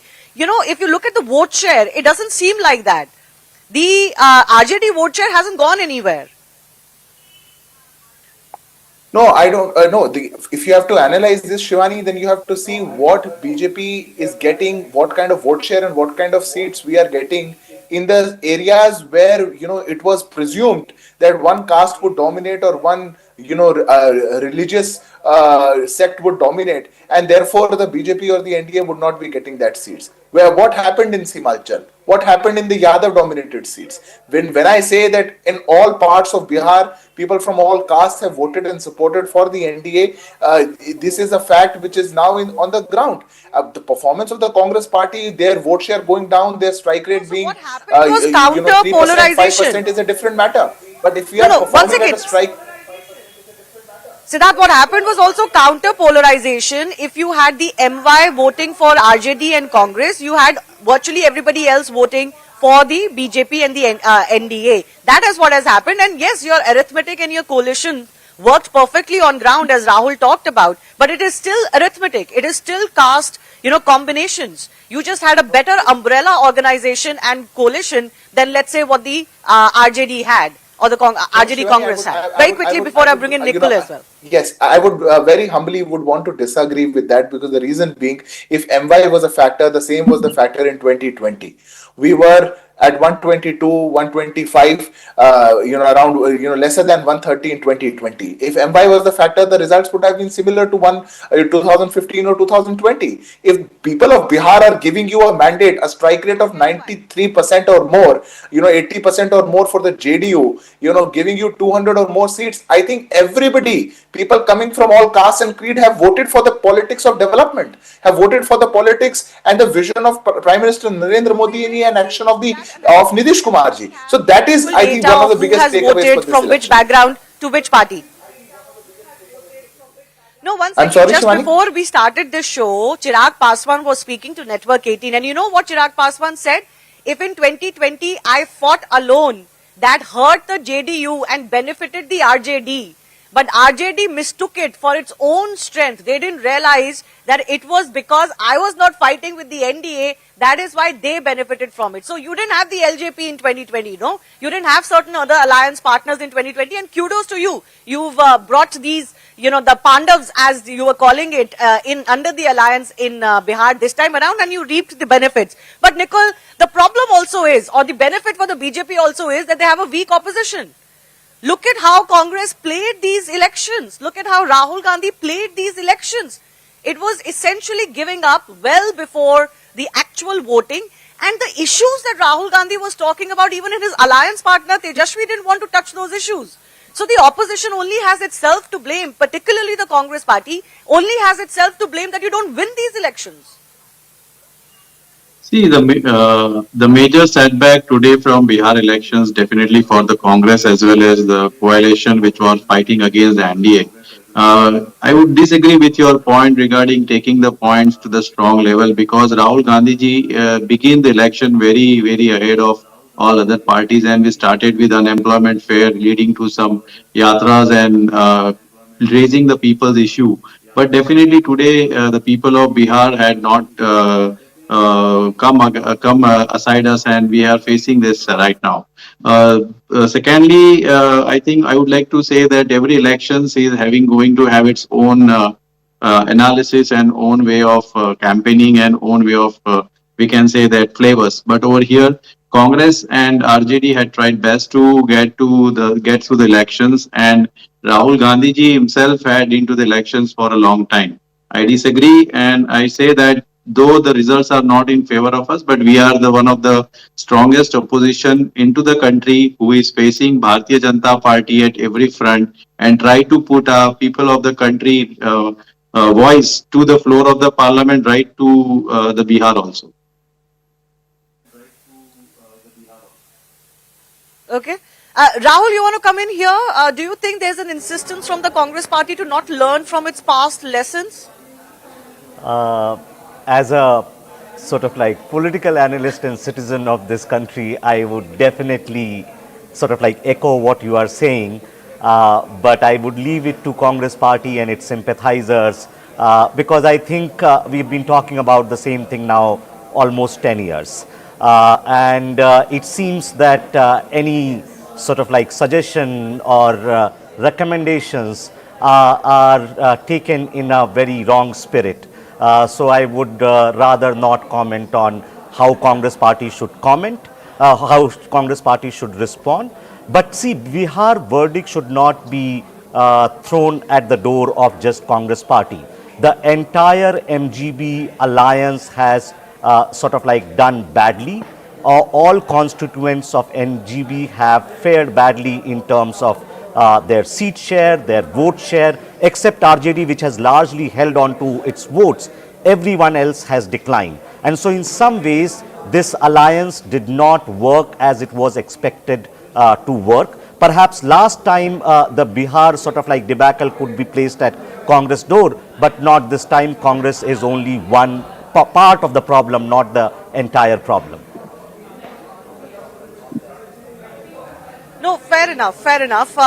In that is also the mix of dynasty, jungle Raj, that optics of that hangover of it, that clearly hurt the RJD as well. In fact, we have a very special conversation coming in from one of Bihar's leaders from the BJP, Rajiv Pratap Rudi, and I asked him this question about the future of RJD, and you would be very interested to hold on and listen to that because he had a very interesting take on why the RJD is doing as badly as it did this time around. But Anukriti, I want to come to you as well. Prashant Kishore, everybody is reminding him of that statement today that if JDU wins more than 25 seats, he's going to quit politics. I hear he's going to speak to the media in a couple of days' time. But tell us more of what is in store for you. Of course he will. He's not going to go anywhere. He's not going to run away. We are all going to stay here in Bihar. We'll continue our work. Now this whole, the timing of that statement has to be, really critically analyzed. When did Prashant say that? Prashant said that when we were all on the ground and we did find, see, it's been 20 years, no matter what the results are today, I have spoken to a lot of BJP people off the record, off the camera, and they themselves are shocked. Nobody was expecting this kind of clean sweep. So much so that they are not even mentioning JDU in their, accolades, which is very unfair to Nitish Kumar, I would say, because the whole election has been fought on his name. Now, when we actually went and checked, there was a lot of anti-incumbency sentiment. Prashant Kishore was unfair to Nitish Kumar. No. Once again. You didn't see it coming either. You said only when he went 25 seats. Only when he went with NDA did Prashant Kishore make the statement, and after that After that, the coffers opened like nobody's business. Suddenly, 10,000 rupees, they actually use the Jivika scheme to bribe the voters. They, increase the Vriddhavastha pension to 1100, which had not become even 410 in 10 years. They had suddenly increased the, Jivika, Didis ka mande, nurses ka paisa, rasoiyon ka paisa, everything suddenly went up. Now the plus, of course, the 125 unit bijli free. So my only contention here, humble submission rather here, is that JDU was in fact in a situation where this whole 25 seats could have become a grim reality, but they, of course, having the back of Avinash, their you want to great respond to that? ally, they managed to do a disaster. It's not just Prashant Kishore. Even Tejashwi was very caustic about Nitish Kumar. He had talked about his mental stability, his senility, and all of that. You want to respond very quickly, then Siddharth. By the way, personally about now Nitish because Kumar, we've never the spoken. mandate We've has never come to us, and we know that what the people have voted for. Prashant Kishore was never taken seriously by the people of Bihar, and in that manner, the way he actually tried to mobilize people, and today the statements that comes from the spokesperson of Jansuraj that the people of Bihar needs to be taught more, so that they can fight against this, pre-occurring system. But I don't think that is a good statement, politically correct statement. Buddy, who are you because, quoting here? Because these are we not cannot my words. doubt the Who are you mandate quoting? and No, 1 second. When did thinking the process which of people of spokesperson of Bihar, and that Jansuraj is why. said this? Also, Which spokesperson? our fight was simply against the corruption, which was, You're lying on which camera was prevailing during that time, and that we have ended right from 2005 till till 2025, and we will continue this in years to come. Yes, Siddharth, very quickly, let me take final comments. Siddharth, you wanted to come in? No, Shivani, if I heard my learned friend from Jansuraj party correctly, I think what she was trying to refer to was that after Prashant Kishore made the statement that if Nitish Kumar is going to win 25 seats, I will leave politics. All of that happened in the world. What we are seeing happened only after that. And if that is true, I would just say that because the I'm model very code of sorry conduct was because of the implemented, and within 10 days, I was not speaking while you were speaking, ma'am. And with all humility, you must accept what has happened. You must accept what has happened. Nota se bhi chota hai. Nota se bhi chota hai Jansuraj party ka result. और जब लोगों ने people have gone ahead and voted more for Nota and lesser for you. That doesn't give you the right to be smug. Why are you getting tired, man? Why are you getting? People have given their mandate. No. Why are you getting tired? People have given their mandate. Accept what people did. If you want to, if you have credibility and integrity, Prashant Kishore said that if JDU wins 25 seats, with all his confidence, I will leave politics. Go and ask your leader whether he is going to leave politics or not. Whether it was Shivani, I don't want to get into this banter today. 10,000 rupees coming. Results have come out. People of Bihar have given their mandate. I love the enthusiasm of our Jansuraj panel member. No seats, but a lot of gusto. And fair to you, I wish you all the gusto for future politics as well. But today is a day to accept that possibly Nitish Kumar had too much going for him. Apart from those schemes and apart from those money given in the hands of women in Bihar, because this win is not just on the back of that. Well, let's accept that. Let me take a final comment from Avishkar as well. Avishkar, lessons for the Congress party here. Can they look beyond Rahul Gandhi? Can they look beyond the issues that Rahul Gandhi is bringing to the table, like vote chori and election chori, or is this going to be more of the same? No, my response would be that the bellwethers of this victory were not seen by anyone, and this is a time for introspection, not just for the Congress but for all people in the Mahagathbandhan, because nobody saw this kind of defeat.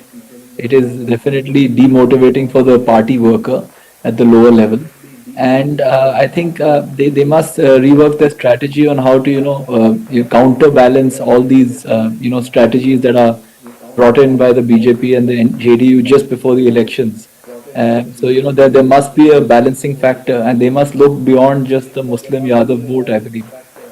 So I think that those are my observations, and I do I think there's a that, message here in this election results that no party can take it for granted that there's a certain vote bank that you have and it's not going anywhere.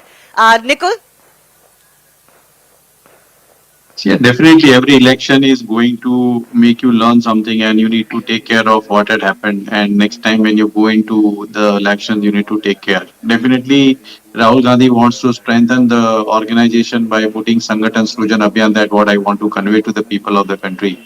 And we have started from Gujarat. I think entire India is going to see that organizational restructure, and we hope that that will work out for the Congress and make Congress more strong at up to grassroots level. You can But I only assure learn if you you that don't question the process, sir.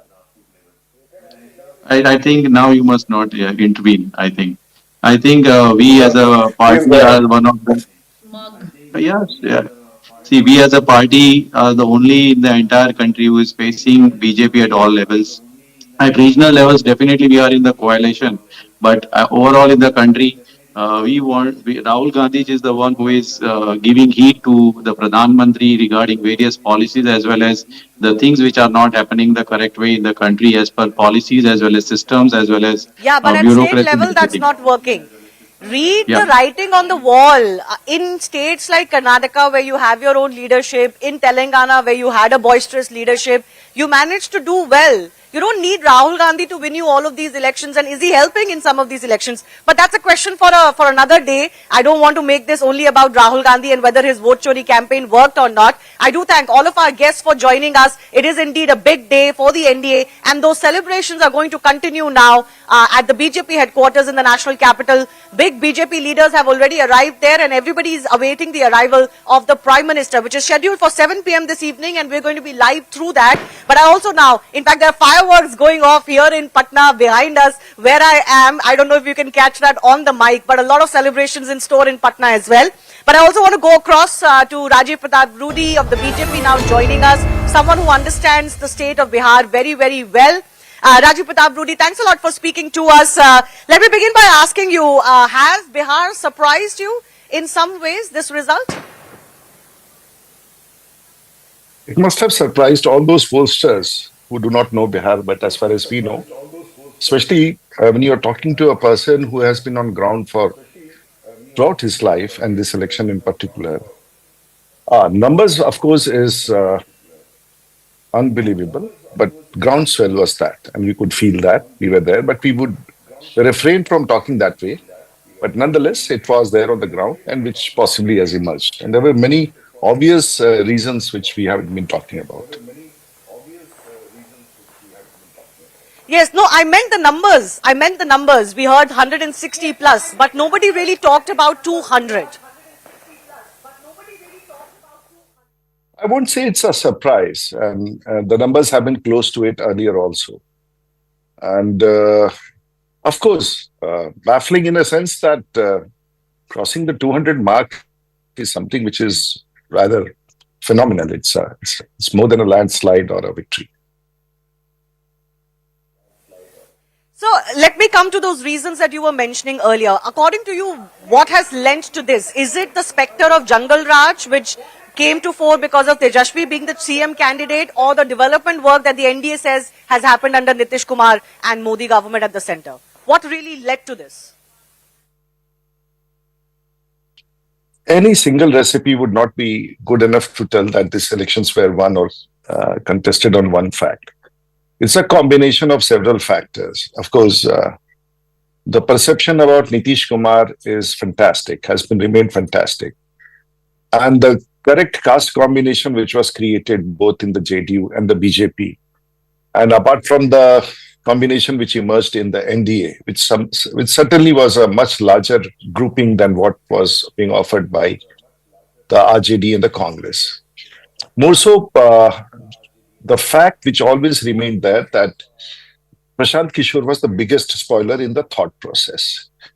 And I'm just very surprised that how he would have offered consultancy across the country could not himself predict what was happening. And he was working for no one. He was working for himself because he was completely off mark.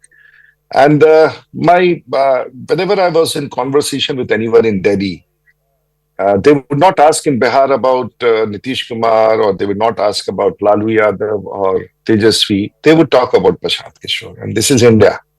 And that India kept on talking of numbers which were not even closer to what we are talking. So we do not confront that India which talks about Bihar, but we have been communicating to that India which lives in Bihar. And certainly I could see that. And Bihar has a very positive feeling now. It had a very positive feeling. The phase, you see in the campaign, the phase of Tejaswi never emerged, because I personally feel Tejaswi takes, not be fair to say now that they have lost, but he took politics very casually.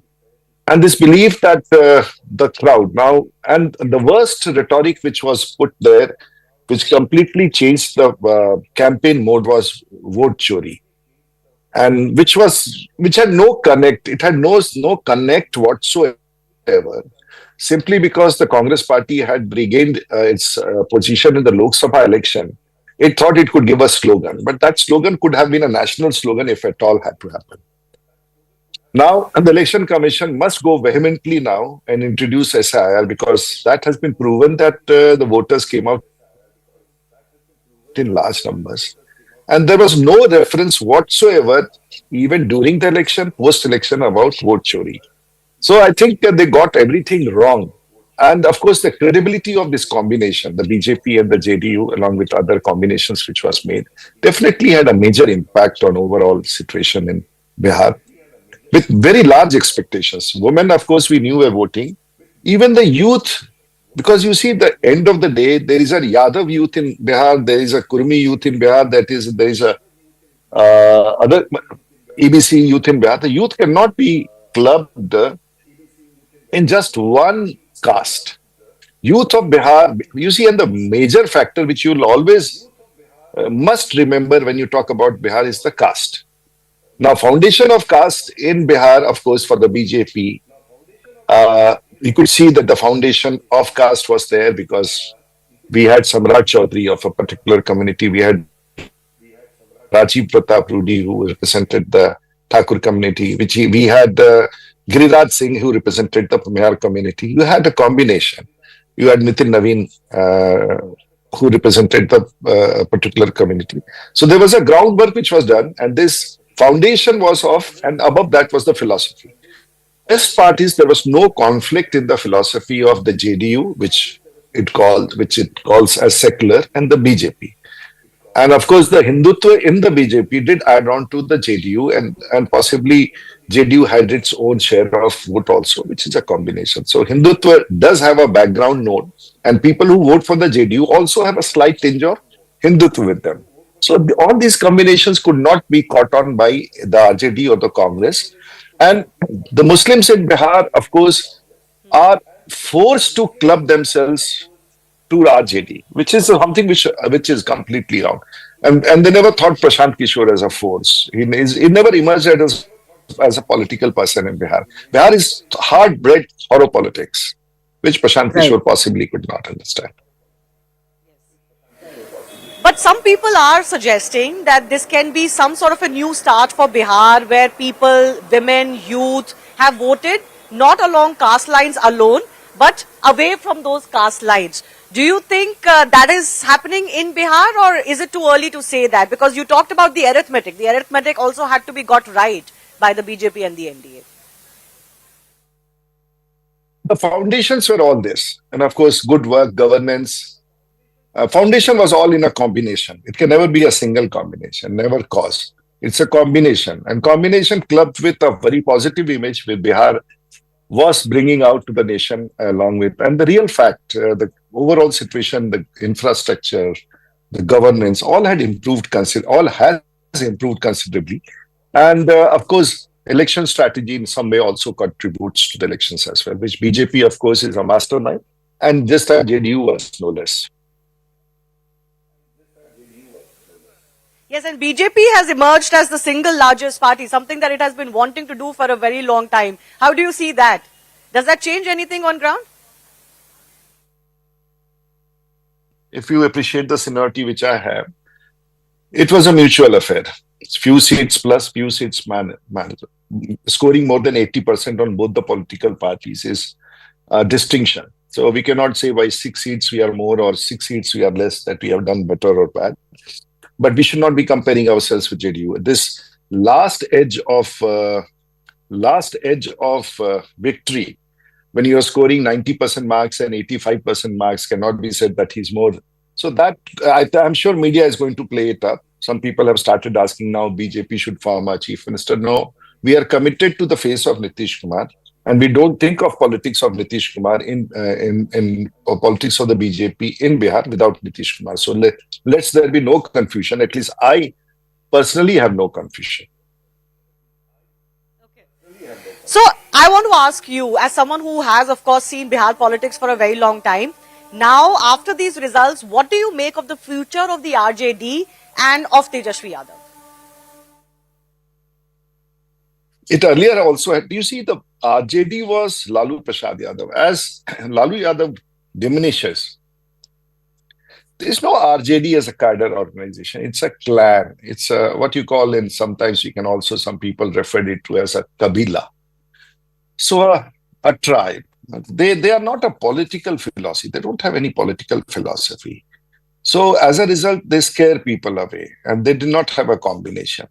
So Bihar somehow, RJD, as long as Lalu Prasad's face emerges, I don't think there is any reprieve which will appear or come to the Rashtriya Janata Dal and the Congress. Possibly, I would not like to comment on the strategy. If they had asked me, I would have suggested certain things, but RJD is not a political party. It does not have a mandate to be a political party. Lalu Yadav was a cult figure. With him diminishing, they cannot carry that cult following with any other leader inside there. And with charges, because everyone, if you talk, will not believe Lalu family, because they will not believe them at all. Question of belief is also, Nitish Kumar, they believe in. But Lalu Prasad Yadav, unfortunately, they are not to be believed. This has gotten in the public now. Certainly that hurt Tejashwi Yadav. But some people also feel, Rajiv Pratap Rudy, that these results in state elections, including now Bihar, after 2024 is also a reflex of the public that felt that, okay, BJP got too less and now they are compensating for it in some ways, that your supporters are coming out in large numbers and making sure that you win these elections with a huge margin. Is that what you also felt? I didn't see anything like this happening in Bihar. I didn't see. At least in Bihar. Bihar is completely separate. 14 crore people think differently. And Nitish Kumar's master stroke was when he divided the OBCs into EBCs, Dalits into Mahadalits. So new combinations he created, and he became a leader of that. And that still is intact fully with the Nitish Kumar. So another 15, 20 years, at least in our lifetime, we are not going to see a politics in Bihar. And politics in Bihar, we have tested without Nitish Kumar. For BJP, it has not worked out. Let us see if there is, but I don't foresee anything like that in future. So how long do you see Nitish Kumar continuing as the CM of Bihar? We should not be asking that question. As of now, he is the chief minister. Future will decide, and he will decide. So no one can raise a question about his leadership and why and how. And we have to be honest to him in any extent. No, I mean, at least post 2030, certainly that question will arise, right? Of what happens after Nitish Kumar. Then we'll talk about it. I'm not an analyst. And I will talk about it when that time comes. Okay. My final question to you, Rajiv Pratap Rudy. BJP's mission has been Congress Mukt Bharat. In some ways, it has become Congress Mukt Bihar. Your comments on that? The Congress was never there. They left Bihar 30 years ago. And they have been piggy riding some political party or the other. So unfortunately, there's no Congress in Bihar. Even Parliament, I think they just have one seat. And it is for they're doing at the national level, which has impacted them at the state level also. So that is over. That is over. Okay, that is over. All right, Congress was never there in Bihar. And RJD, not really a political party, but a clan. which will not really live beyond the cult of Lalu Prasad Yadav. Rajiv Pratap, thanks a lot for joining us. Many congratulations to you, your party and all of your workers for this stupendous performance on ground. Speaking of that performance, you can see those crowds that have collected out at the BJP headquarters in the national capital. I think I see more BJP leaders, including Delhi Chief Minister Rekha Gupta, now arriving. My colleague Payal is tracking the developments there. Payal, everybody waiting for the Prime Minister's arrival. Just give me a sense of how the BJP at the central leadership level is looking at this win today. Well, of course, it's a massive win as far as their confidence is really concerned, with the fact that many people have doubted what the NDA would be able to do as a cohesive unit. That's a big win. Shivani, as far as that is really concerned, they do understand that this is only going to get bigger and bigger from here on, as the Prime Minister speaks about bringing in 2047 as the Viksit Bharat year as well. That's something which we are really seen as well. And having said that, you could see the body language of Home Minister Amit Shah, the man who has taken the entire responsibility upon himself to make sure that we win this election, we win it comprehensively as well. And it's just a matter of telling the Prime Minister will come to. Let's find out from them what it means for them. Ma'am ये बताइए कि जो ये election है कितना बड़ा है BJP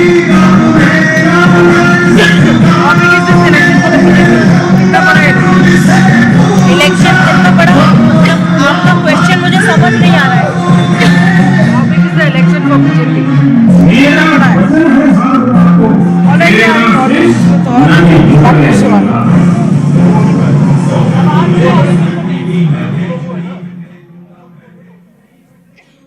Right. So big win for the NDA one more time, and certainly this has become now 4 elections for the BJP after the 2024 setback of sorts. That they have actually swept state elections, and this must be sending some worry signs as far as the opposition camps are concerned. There are key elections coming in. We were speaking to Prakash Javadekar earlier, Payal, and he's already mentioning Bengal, he's mentioning Tamil Nadu, Kerala. I mean, these are the states that the BJP hasn't managed to do very well, either on its own or in alliances. So, is that something that they will be now looking at? The BJP, Shivani, has been moving from strength to strength. Nobody really thought that there would be a force to reckon with when it comes to even the Orissa elections, but they were able to sweep the Orissa elections, not just in the assembly but also the Lok Sabha as well. So that is the BJP, that is the kind of work that they actually put in. Nothing is impossible for them because they put in preparation seriously from top to bottom. Leadership is involved everywhere. We were just learning from somebody that how much of effort has been put in to make sure that every voter has been tracked to bring him to the voting booth as well. That's something which the BJP has been following as a matter of exercise as well. So it's the BJP's well-oiled machinery that you really see. While I see that there's a lot of people behind you, a lot of noise behind you as well. But we're continuing to get these visuals. Lots of, female workers and supporters of the BJP also out there. Many of them were out there in full strength in Patna as well. And it's that female connect or the Mahila connect that once again has worked for them. You suspect that the Prime Minister would possibly talk about that because Prime Minister has made one tweet on this victory. He has called it a victory for good governance, for social justice, samajik nyay ki jeet hai, sushasan ki jeet hai, and of course the development and vikas that he has talked about. But in all of this, the one thing that is almost becoming a political study now, Payal, is how BJP is managing to garner that female vote, even though all parties are going for it. All parties are wooing the female vote. But it is BJP or BJP allied parties that are getting the faith. This started in 2020 when the women actually turned around the election in Bihar, in the favor of Prime Minister Narendra Modi, in the favor of Nitish Kumar, largely at the back of, Sharab Bandi which was implemented, and that Prime Minister Narendra Modi's government did not let them sleep hungry right at the back of COVID as well. From there on, the BJP started taking this very, very seriously.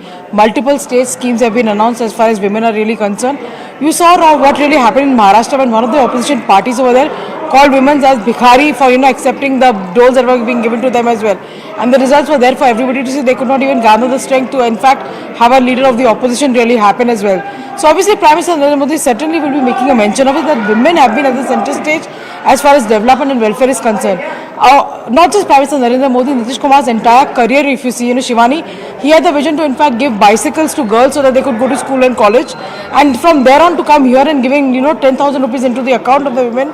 It has been a huge jump that one has really seen as well.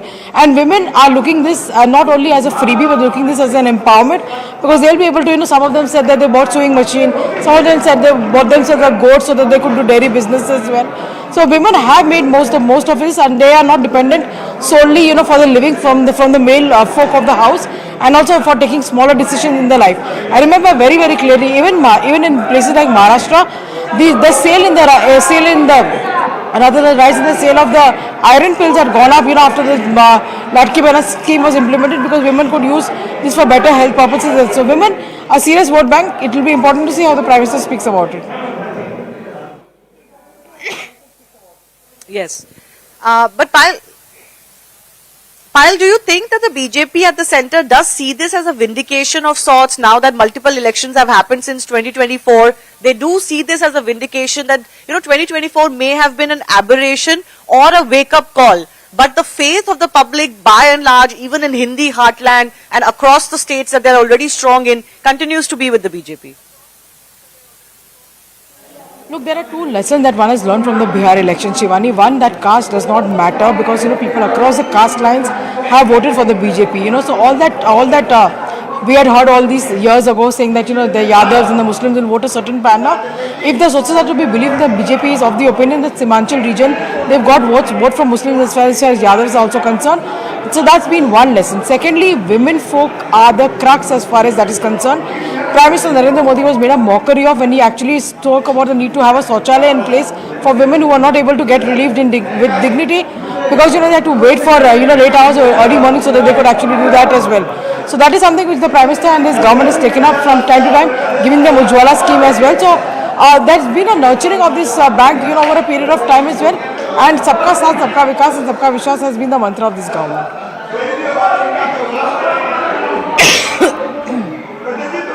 Getting some updated visuals now. I believe this is the carcade of the Prime Minister now coming in towards the BJP headquarters. Prime Minister Narendra Modi's carcade there. All the other dignitaries and functionaries and ministers, chief ministers of the BJP are already there at their headquarters. And this headquarters has also become the site of many speeches by Narendra Modi, victory speeches by Narendra Modi. Today, though, of course, is going to be possibly a little bit different and more somber than usual, because the Prime Minister is also in a fight mode per se, because of the Delhi blasts that have taken place for the first time in the national capital in 11 years, or since 2011 in fact. So certainly a lot of the energies and a lot of the thought process is going into that, into ensuring that there are no more scares, and of course, as he said, in catching all of those perpetrators. But currently the focus indeed will be in celebrating what has been a near historic win for the NDA. Certainly for the BJP, this has been a historic one. They've been wanting to be a single largest party in Bihar Assembly for a very long time. They have come close, sometimes by vote share, but not by seats. This time around, they have, of course, taken the march, even on its regional partner, the JDU in Bihar. Those are the visuals of the Prime Minister now arriving at the BJP headquarters. There is confetti in the air. There are rose petals on his car bonnet. And the Prime Minister is now coming out. He will be greeted by the BJP functionaries there. He will be presented with some sort of a memento or a token as JP Nadda, the BJP president, welcomes the Prime Minister. How many times we've seen this, and certainly while it was a bit of a teary-eyed evening last year in 2024 when the results were announced, because of the numbers, the strength going down, since then Narendra Modi has celebrated many state wins for the BJP, including in Delhi, in Haryana, in Maharashtra, states that nobody really gave to the BJP. The Prime Minister flying his gamcha to greet the people there. These are BJP supporters, workers, leaders, party members who are there at the party headquarters. Big moment this for the BJP, Payal, given that they are also the single largest party in Bihar now.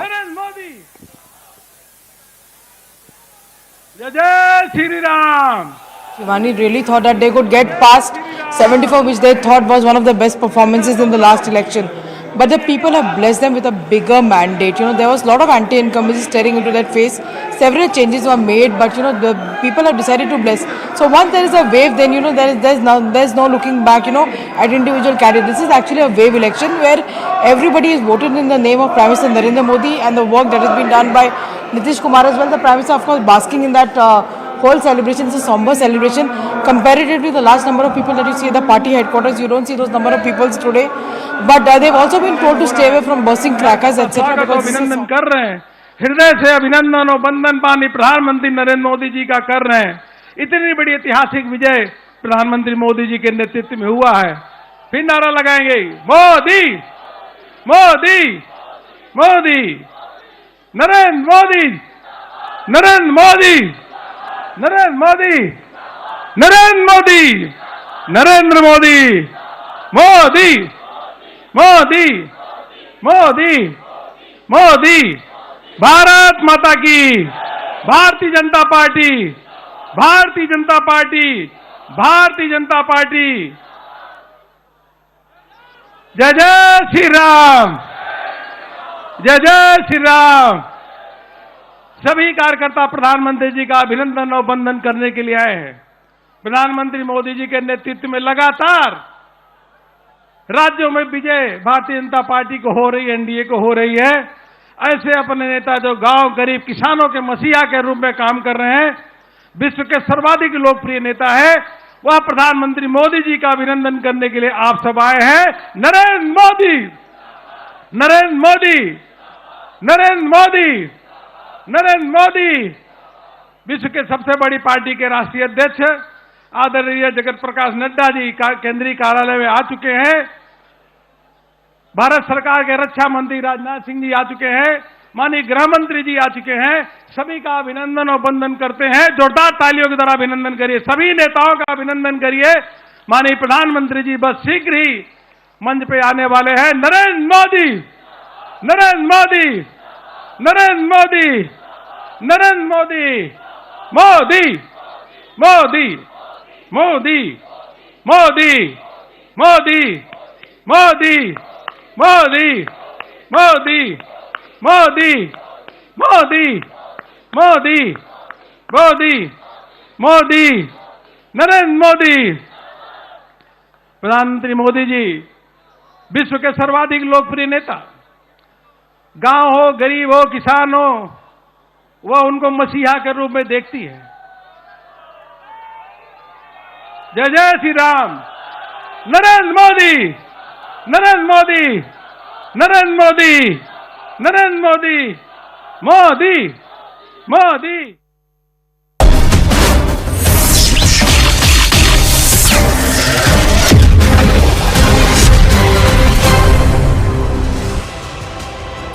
It is a landslide NDA victory in Bihar. Result day live has come as a shock both to the incumbent and the challenger. The challenger has been routed, and a rout that they will not forget for a long, long time. And for the incumbent, a mandate that they will take and think, how is this possible? We didn't even think about it.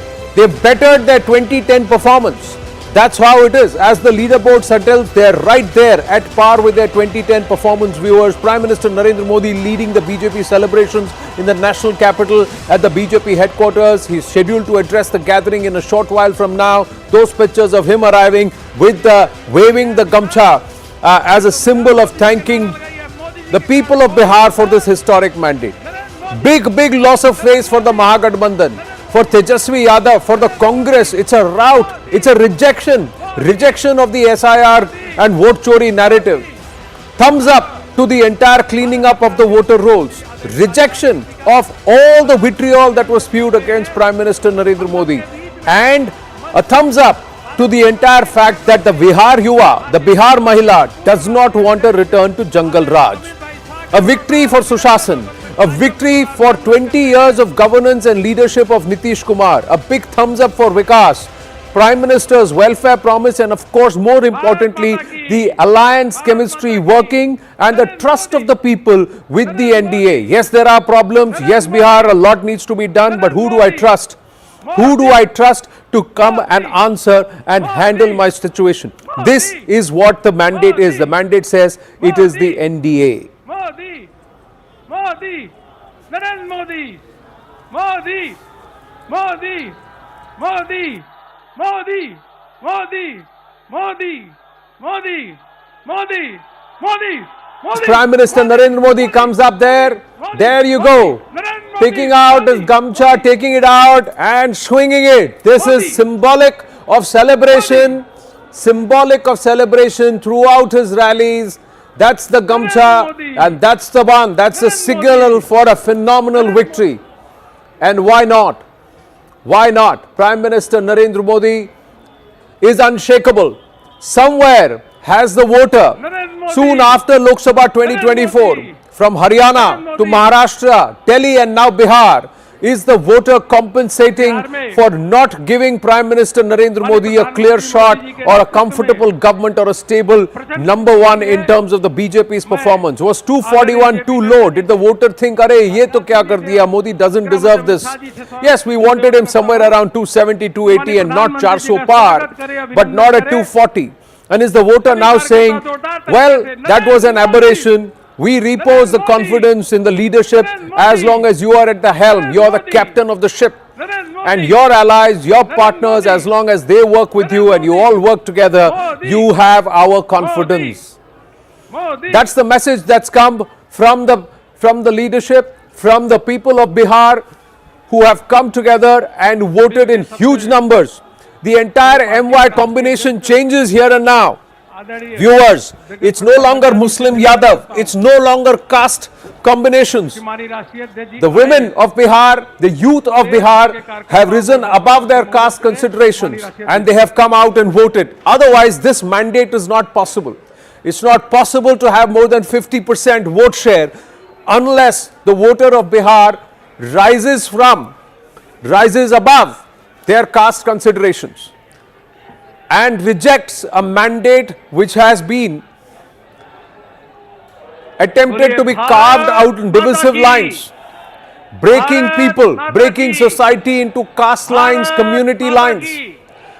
This mandate, the scorecard that is reflected on the screen, talks of people, talks of Bihar, which wants to rise above these caste lines and vote for those who are ready to take Bihar forward under the leadership of Nitish Kumar and Narendra Modi. Let's listen in to the BJP National President JP Nadda.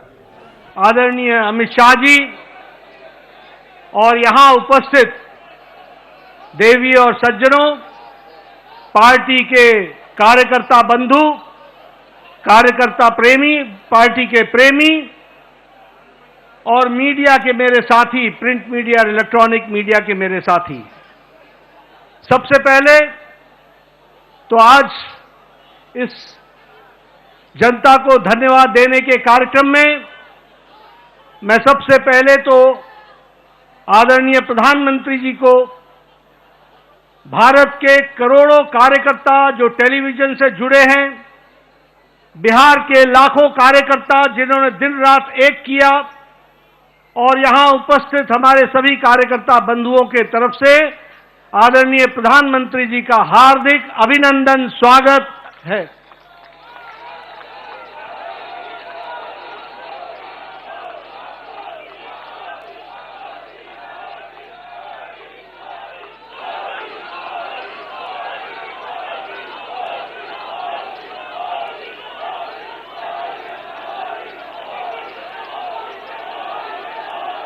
स्वागत के साथ साथ जो बिहार की जनता ने प्रचंड जो जनादेश दिया है, उसके लिए मैं सभी कार्यकर्ताओं की तरफ से बिहार की जनता का हार्दिक अभिनंदन करता हूं, स्वागत करता हूं और धन्यवाद देता हूं। इस जनादेश ने, जो जनादेश ही नहीं, नतीजे बताते हैं कि यह सुनामी है। इस सुनामी में इस बात को स्पष्ट कर दिया है, बिहार की जनता हो या देश की जनता हो, आदरणीय प्रधानमंत्री जी पर अटूट विश्वास उन्होंने व्यक्त किया है और प्रदेश को आगे ले जाने के लिए विकास की राजनीति पर मुहर लगाई है। हम जानते हैं यह चुनाव आदरणीय प्रधानमंत्री जी के नेतृत्व में बड़े स्पष्ट रूप से विकास बनाम जंगल राज के बीच था और लोगों ने विकास को जनादेश दिया, उस पर मुहर लगाई और विकास को आगे बढ़ाने का संदेश स्पष्ट बिहार की जनता ने दिया है। आदरणीय प्रधानमंत्री जी के नेतृत्व में जो पॉलिटिक्स ऑफ डेवलपमेंट है, विकास की राजनीति, प्रो रिस्पॉन्सिव गवर्नमेंट है, प्रोएक्टिव गवर्नमेंट है और जो डबल इंजन की सरकार है, उसको स्पष्ट अपना जनादेश देकर बिहार की जनता ने सुनामी के रूप में स्पष्ट कर दिया है। जैसा मैंने पहले कहा, यह रोड मैप विकास का जो था, उसने जंगल राज को बिहार की धरती पर नो एंट्री का स्पष्ट संदेश दे दिया है।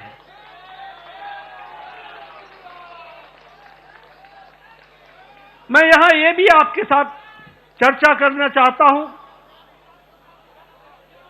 हमें जब 2024 में लोकसभा में प्रधानमंत्री मोदी जी के नेतृत्व में सरकार बनी, तो उस समय हमारी भारतीय जनता पार्टी की सीटें कुछ कम हो गई। ये घटना भारत की जनता को और भारत की मतदाताओं को नागवार गुजरा है, नागवार गुजरा।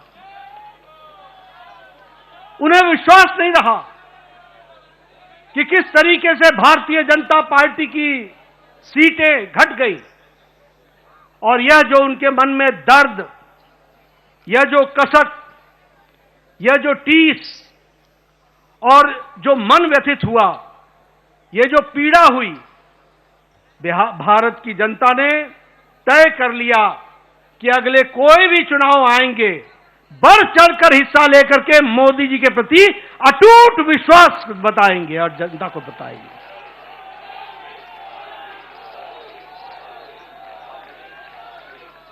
ये प्रधानमंत्री जी के प्रति अटूट विश्वास और प्रेम का नतीजा है और ये अटूट प्रेम और विश्वास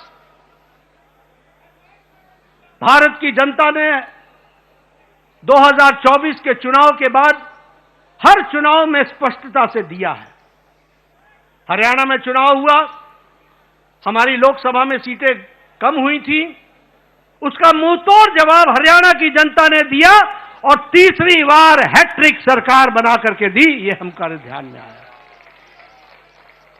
उसी तरीके से महाराष्ट्र में भी लोकसभा में कुछ हमारी सीटें कम हुई, महाराष्ट्र की जनता को पसंद नहीं आया, महाराष्ट्र की जनता को नागवार गुजरा और जब विधानसभा के चुनाव हुए तो उन्होंने सूद समेत वापसी की और पूरी की पूरी ताकत के साथ भारतीय जनता पार्टी और एनडीए की सरकार बनाई।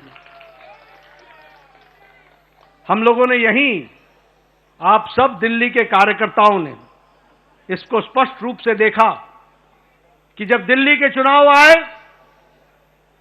तो आपके नेतृत्व पर अटूट विश्वास रखते हुए दिल्ली की जनता ने भी 3 दशक बाद पूरी ताकत के साथ भारतीय जनता पार्टी की विशुद्ध सरकार बनाई। ये जनता जनार्दन का आशीर्वाद आदरणीय प्रधानमंत्री जी को मिला और अब भारत की जनता ने यह स्पष्ट मान लिया है कि अब दोबारा ऐसी गलती नहीं होगी। हमें भारत को विकसित भारत आपके नेतृत्व में ले जाना है, आपके नेतृत्व में भारत को आगे बढ़ाना है, आपके नेतृत्व में भारत को विकास के साथ जोड़ करके चलना है और इसलिए जब जब चुनाव हो रहे हैं, बार बार पूरी ताकत के साथ अपने सारे रिकॉर्ड को तोड़ करके चुनाव में जनता वोट दे रही है, यह हमको ध्यान में रखना चाहिए। और यही हमको आज के नतीजों में भी बिहार की जनता ने बता दिया है। हाईएस्ट स्ट्राइक रेट हमको देखने को मिला है। और आपने तो बहुत पहले चुनावी सभा में बताया था कि 14 तारीख का इंतजार करें और 14 तारीख को बिहार की जनता स्पष्ट संदेश देगी, और बिहार की जनता ने स्पष्ट संदेश दे दिया है। ये अभूतपूर्व समर्थन प्रधानमंत्री मोदी जी को अटूट प्रेम और अटूट विश्वास का नतीजा है। ये डबल इंजन की सरकार बिहार की जनता को चाहिए, ये स्पष्ट संदेश है।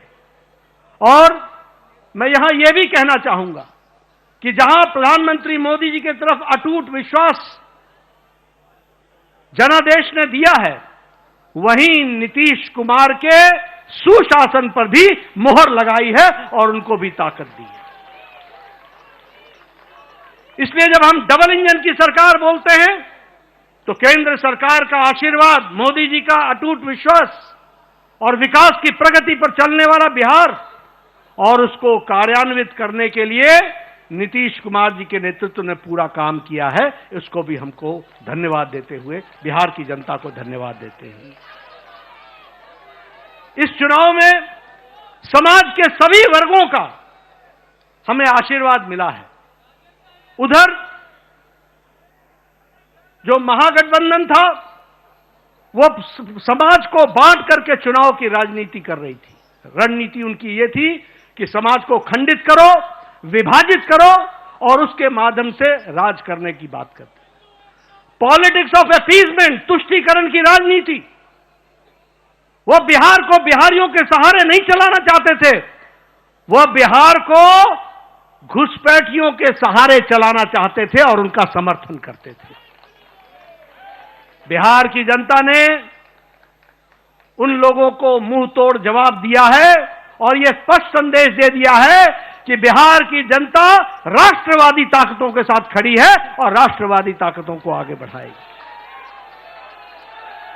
मैं महिलाओं को विशेष करके धन्यवाद देना चाहूंगा, जिन्होंने बढ़ चढ़ करके चुनाव में हिस्सा लिया और स्पष्ट संदेश दे दिया कि प्रधानमंत्री जी के नेतृत्व में बिहार आगे बढ़ेगा और नीतीश कुमार जी के सुशासन ने वहां अच्छा काम किया है, उसको उन्होंने मुहर लगाई है। युवाओं का समर्थन हम लोगों को मिला, किसानों का समर्थन मिला, मेहनत का लोगों का समर्थन मिला, समाज के सभी वर्गों ने हमको आशीर्वाद दिया है। और इस आशीर्वाद के लिए पार्टी की ओर से मैं बिहार की मतदाताओं को बहुत बहुत धन्यवाद देता हूं, बहुत बहुत धन्यवाद देता हूं। महागठबंधन ने बिहार के लोगों का कदम कदम पर अपमान किया। सारे चुनाव प्रक्रिया को देखें तो उन्होंने बिहार के मतदाताओं को अपमानित करने के काम के बजाय और कोई काम नहीं किया। यहां तक कि मोदी जी का विरोध करते करते छठी मैया का भी अपमान करने में पीछे नहीं हटे, यह भी हमको ध्यान में रखना चाहिए।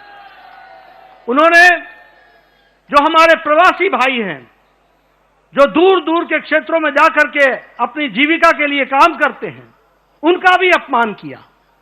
और तो और छोड़िए, प्रधानमंत्री जी की दिवंगत माता, उनको भी अपशब्द कहने से गुरेज नहीं किया, उसमें भी उन्होंने कोई कमी नहीं छोड़ी।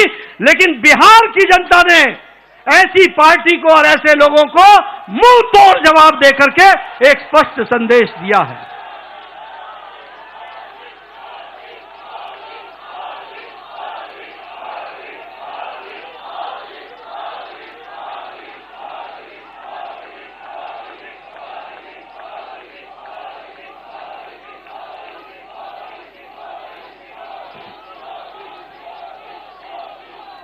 राष्ट्रीय जनता दल, राजद को तो इस चुनाव के नतीजे ने करारा जवाब दिया ही है।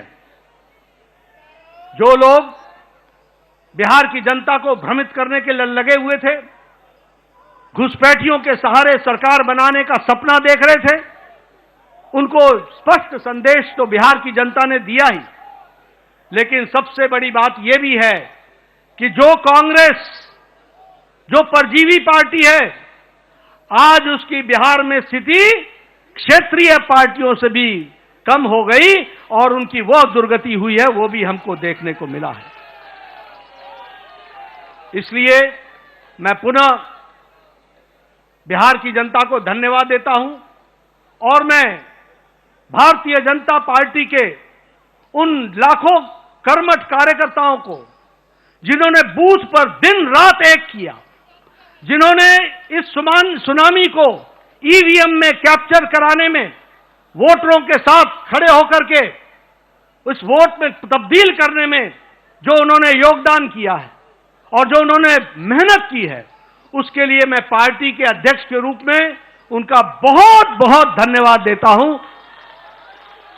और इन्हीं शब्दों के साथ आपके और प्रधानमंत्री जी के बीच में ज्यादा समय न रहता हुआ पुनः आप सबको बहुत बहुत धन्यवाद और प्रधानमंत्री जी का बहुत बहुत अभिनंदन। प्रधानमंत्री मोदी जी के नेतृत्व में बिहार में ऐतिहासिक विजय, प्रचंड विजय हुई है। प्रधानमंत्री जी का अभिनंदन करेंगे। नरेंद्र मोदी, नरेंद्र मोदी, नरेंद्र मोदी। सभी कार्यकर्ता अभिनंदन कर रहे हैं। अब मैं माननीय प्रधानमंत्री जी से निवेदन करूंगा कि कार्यकर्ताओं को संबोधित करें।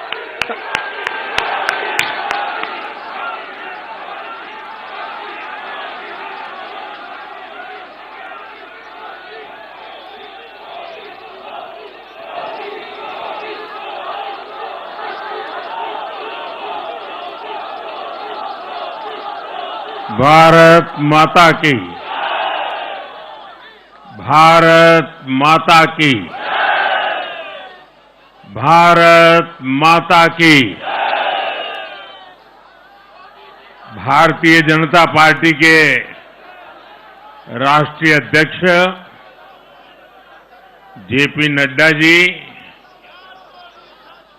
राजनाथ सिंह जी, अमित भाई, अन्य सभी वरिष्ठ महानुभाव और देश के कोने कोने में टेक्नोलॉजी के माध्यम से हमारे साथ जुड़े हुए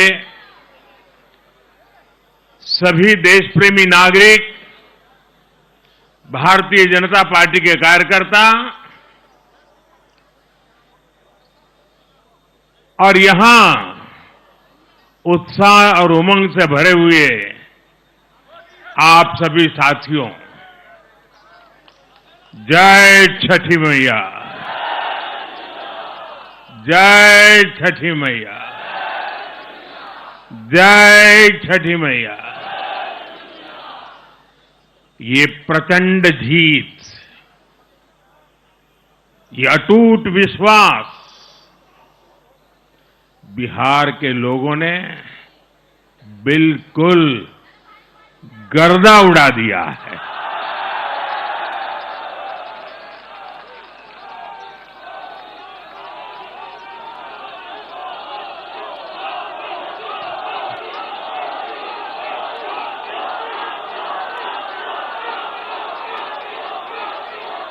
आज बिहार के घर घर में मखाने की खीर बनाना पक्का कर दिया है और मुझे खुशी हुई कि यहां भी मखाना की खीर सबको खिलाई गई है।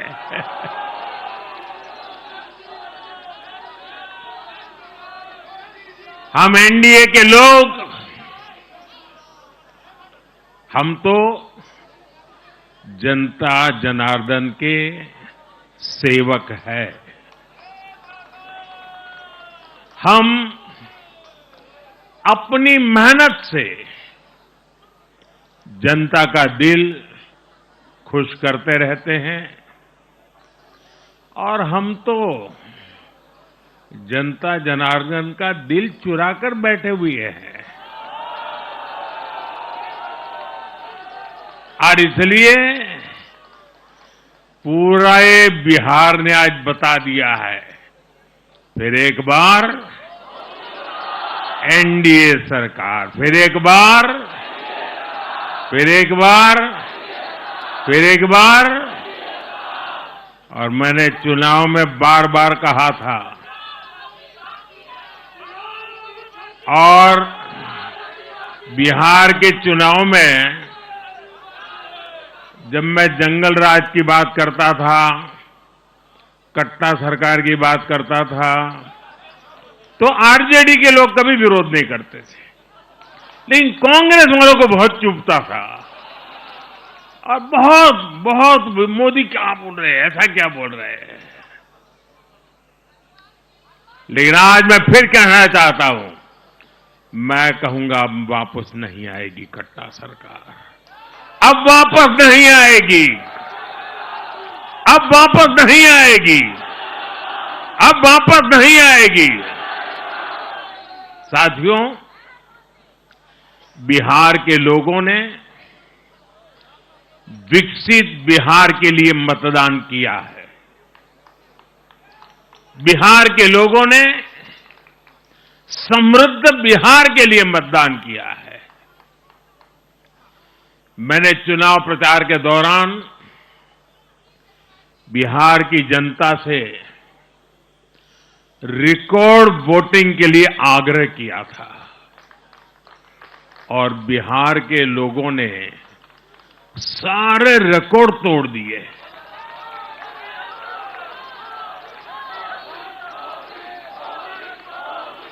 मैंने बिहार के लोगों से एनडीए को प्रचंड विजय दिलाने का आग्रह किया था।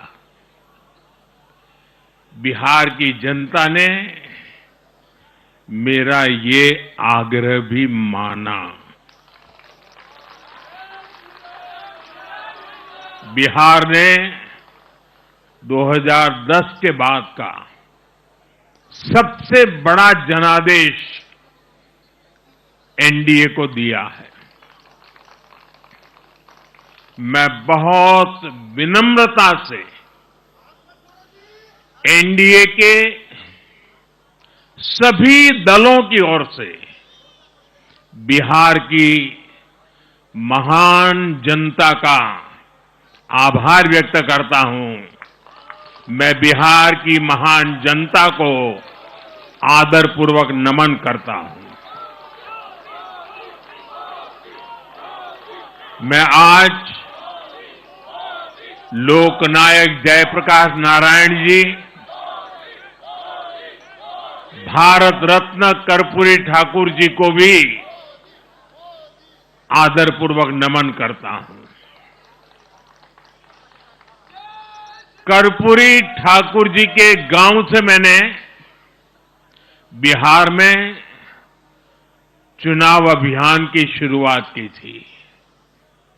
अब आज की ये विजय हमें संकल्पित कर रही है कि बिहार के विकास को नई ऊंचाइयों पर ले जाएं।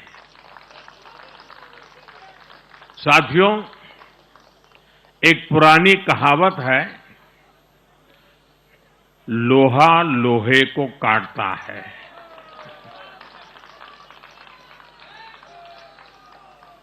बिहार में कुछ दलों ने तुष्टीकरण वाला MY माय फॉर्मूला बनाया था, पर आज की इस जीत ने एक नया सकारात्मक MY माय फॉर्मूला दिया है और ये है महिला और यूथ।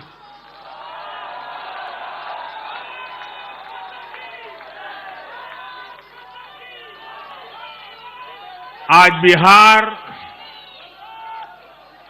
देश के उन राज्यों में है जहां सबसे ज्यादा युवाओं की संख्या है और इसमें हर धर्म हर जाति के युवा है। उनकी इच्छा, उनकी आकांक्षा और उनके सपनों ने जंगल राज वालों के पुराने सांप्रदायिक माय फॉर्मूले को पूरी तरह ध्वस्त कर दिया है। मैं आज बिहार के युवाओं का विशेष रूप से अभिनंदन करता हूं। मैं बिहार की बहनों बेटियों को नमन करता हूं। मैं बिहार के किसानों, श्रमिकों, दुकानदारों, पशुपालकों, मछली पालकों, सभी को नमन करता हूं। साथियों, मैं एनडीए की पूरी टीम को भी बहुत बहुत बधाई देता हूं। नीतीश जी ने शानदार नेतृत्व दिया। भारतीय जनता पार्टी के प्रदेश अध्यक्ष दिलीप जायसवाल जी, सम्राट चौधरी जी, विजय कुमार सिन्हा जी, उन्होंने लगातार मेहनत की। हमारे जीतन राम मांझी जी, कुशवाहा जी, चिराग जी ने बहुत बेहतरीन लीडरशिप दिखाई है। एनडीए के कार्यकर्ताओं ने भी बूथ लेवल पर तालमेल का अद्भुत प्रदर्शन किया है। मैं देश भर के भाजपा कार्यकर्ताओं का भी हृदय से अभिनंदन करता हूं। आपने बिहार के हमारे कार्यकर्ताओं के साथ मिलकर भाजपा की एनडीए की झोली को एक शानदार विजय से भर दिया है।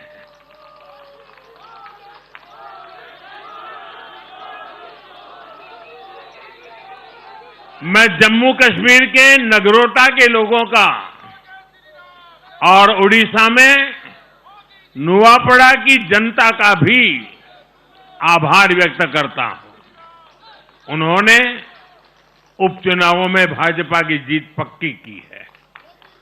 साथियों, आज सिर्फ एनडीए की विजय ही नहीं हुई है, ये लोकतंत्र की भी विजय है। भारत के लोकतंत्र पर भरोसा करने वालों की भी विजय है।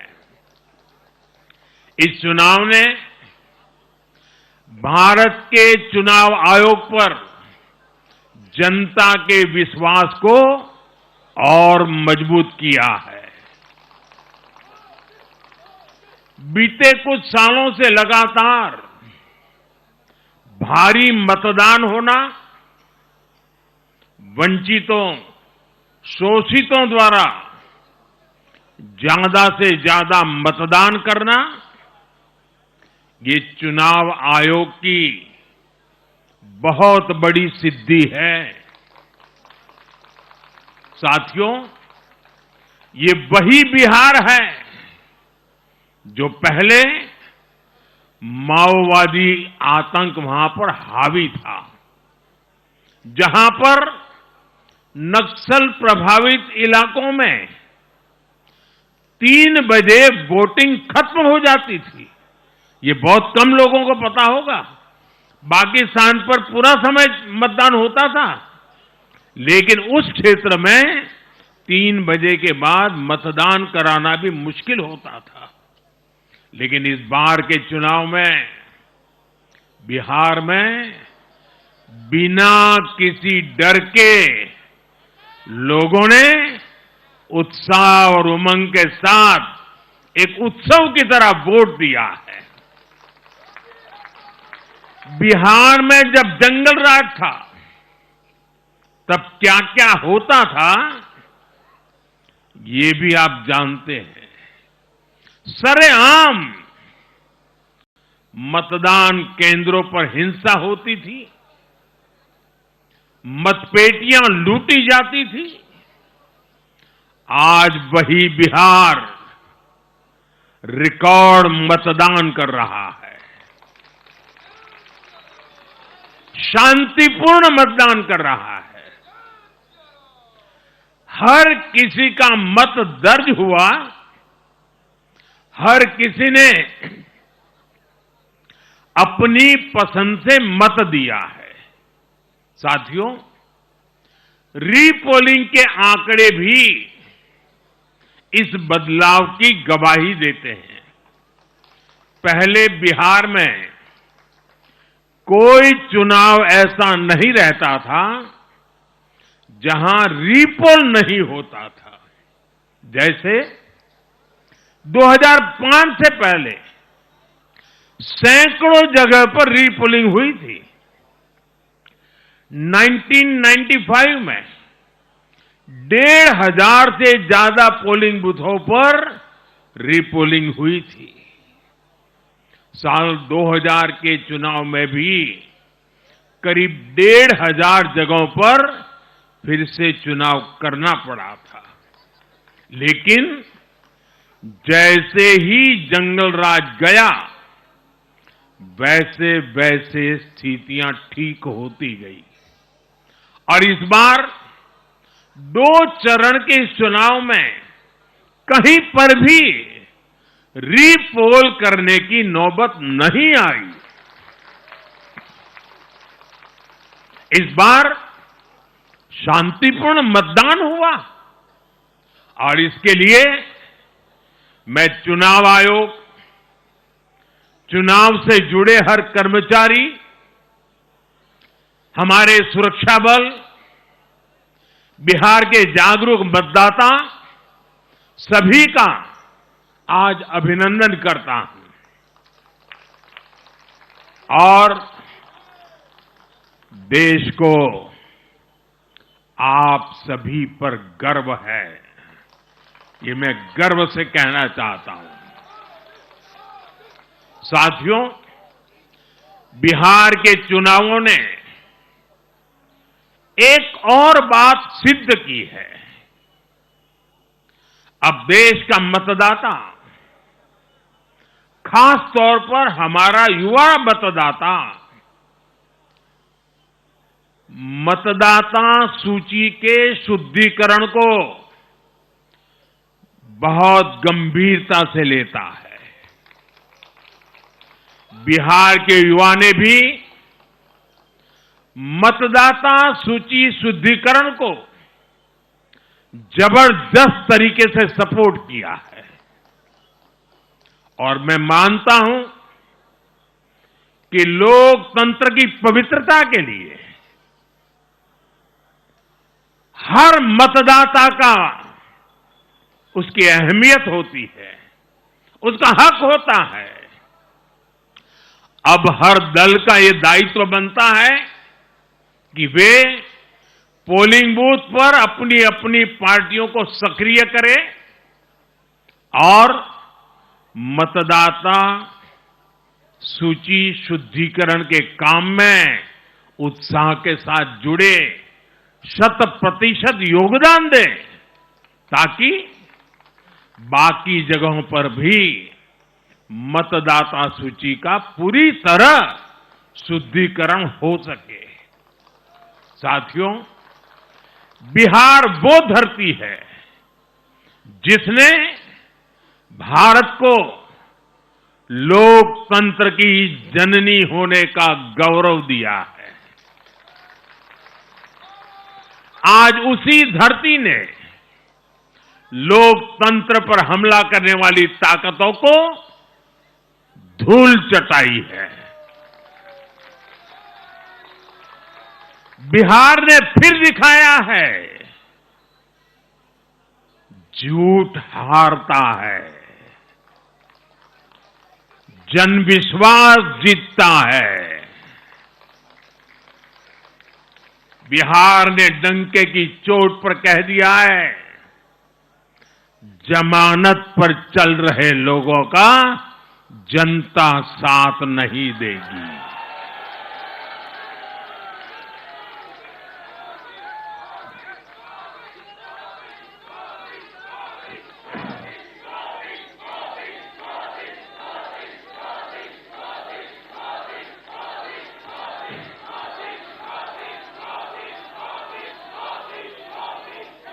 साथियों, भारत अब सच्चे सामाजिक न्याय के लिए वोट कर रहा है, जहां हर परिवार को समानता, सम्मान और अवसर मिलते हैं, और जहां अब तुष्टीकरण की कोई जगह नहीं, लेकिन तुष्टीकरण की जगह ले ली है संतुष्टीकरण ने। संतुष्टीकरण ये सबसे बड़ा मान है। भारत के लोग अब सिर्फ विकास चाहते हैं, तेज विकास चाहते हैं, विकसित भारत बनाना चाहते हैं।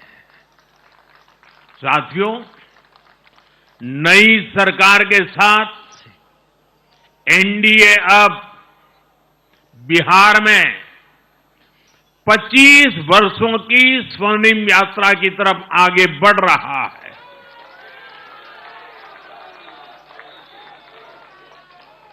बिहार ने ये सुनिश्चित किया है, बिहार की महान भूमि पर फिर कभी जंगल राज की वापसी नहीं होने वाली है। आज की ये जीत बिहार की उन माताओं, बहनों और बेटियों की है, जिन्होंने सालों तक आरजेडी के शासन में जंगल राज का आतंक झेला है। ये जीत बिहार के उस नौजवान की है, जिसके भविष्य को कांग्रेस और लाल झंडे वालों के आतंक के कारण बर्बाद किया गया। आज वो रेड कॉरिडोर,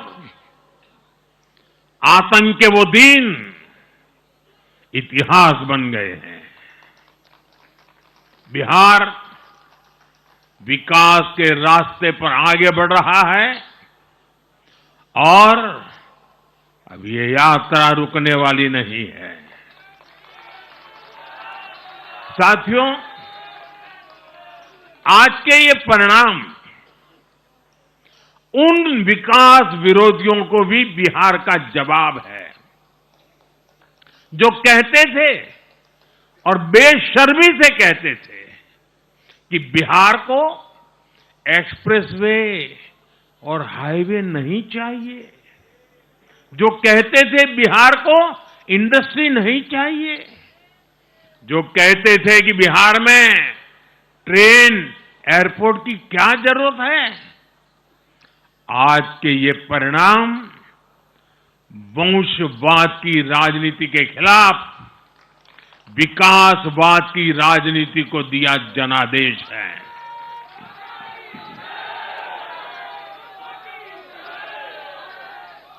साथियों, भारत के विकास में बिहार के लोगों की बहुत बड़ी भूमिका रही है, लेकिन जिन लोगों ने दशकों तक देश पर शासन किया, उन लोगों ने हमेशा बिहार की एक झूठी छवि बनाई। इन लोगों ने बिहार को बदनाम किया।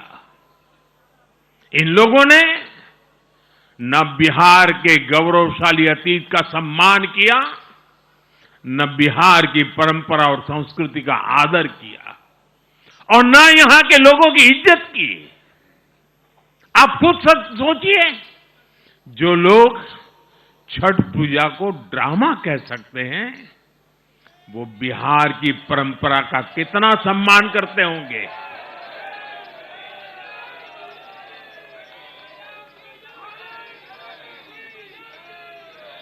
और इनकी हेकड़ी देखिए।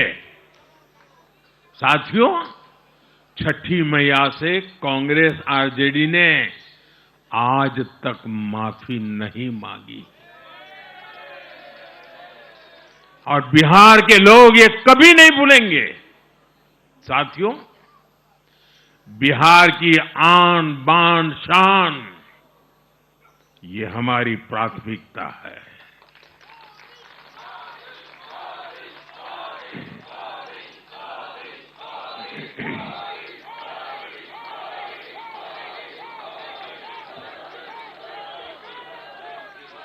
हमारी सरकार छठ को यूनेस्को की हेरिटेज लिस्ट में शामिल करने का प्रयास कर रही है। लक्ष्य ये है कि पूरा देश, पूरी दुनिया इसके महत्व से, इस संस्कृति से जुड़ सके। आपने भी इस बार देखा है कि जब इस बार छठ पूजा के दौरान रेलवे स्टेशनों पर छठी मैया के गीत गूंजे, तो हर कोई इस पावन पर्व में सम्मिलित होता दिखा। साथियों, पिछले वर्ष देश के लोगों ने लगातार तीसरी बार एनडीए को अपना जनादेश दिया था। 60 वर्षों बाद ऐसा अवसर आया जब किसी को लगातार तीसरी बार सत्ता में आने का अवसर मिला। ये देश के विश्वास का, देशवासियों के आशीर्वाद का परिणाम था। और लोकसभा चुनाव के बाद देश के कई राज्यों में भी हमें विधानसभा चुनावों में प्रचंड बहुमत के साथ जीत मिली। जिस हरियाणा की धरती ने जय जवान जय किसान की भावना को आगे बढ़ाया, उस हरियाणा ने हमें लगातार तीसरी बार सेवा का अवसर दिया। छत्रपति शिवाजी महाराज, बाबा साहब आंबेडकर और वीर सावरकर की पुण्यभूमि महाराष्ट्र में हमें प्रचंड जीत मिली। लगातार तीसरी बार महाराष्ट्र ने हमें विजयी बनाया। हम 25 वर्षों के बाद देश की राजधानी में बहुमत से जीते और आज बिहार में, जहां इतनी बड़ी जनसंख्या ग्रामीण हिस्सों में बसती है, हम वहां इतनी बड़ी संख्या में जीत कर आए हैं। साथियों, देश के हर हिस्से में, हर परंपरा में लोग एनडीए को एक विश्वास और उम्मीद के साथ देख रहे हैं। देश के महानगरों से देश के ग्रामीण इलाकों तक, देश के फाइनेंशियल सेंटर से टियर 2 और टियर 3 शहरों तक, देश की नारी शक्ति से देश के फर्स्ट टाइम वोटर्स तक, हर वर्ग, हर जाति, हर समुदाय, हर क्षेत्र ने एनडीए को अपना विश्वास, अपना आशीर्वाद दिया है और लगातार अपना आशीर्वाद दे रहे हैं।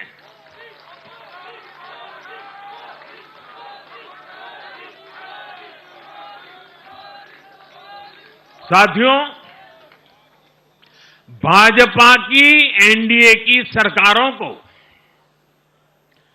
20-20 साल बाद भी अगर जनता फिर से चुन रही है, तो ये देश में pro people, pro governance, pro development राजनीति की स्थापना है। ये भारत की राजनीति का नया आधार है और इसी pro people, pro governance, pro development आधार पर चलते हुए हम बिहार को विकसित बनाएंगे, देश को विकसित बनाएंगे। साथियों, जिस पार्टी ने दशकों तक देश पर राज किया, उस पर देश की जनता का विश्वास लगातार घट रहा है।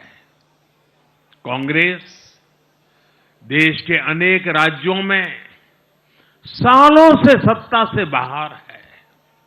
बिहार में 35 साल, गुजरात में 30 साल, यूपी में भी करीब करीब 4 दशक और पश्चिम बंगाल में करीब 5 दशक से कांग्रेस की सरकार लौटी नहीं है। साथियों, पिछले 3 लोकसभा चुनावों में कांग्रेस 3 अंकों की संख्या तक पहुंच नहीं पाई है।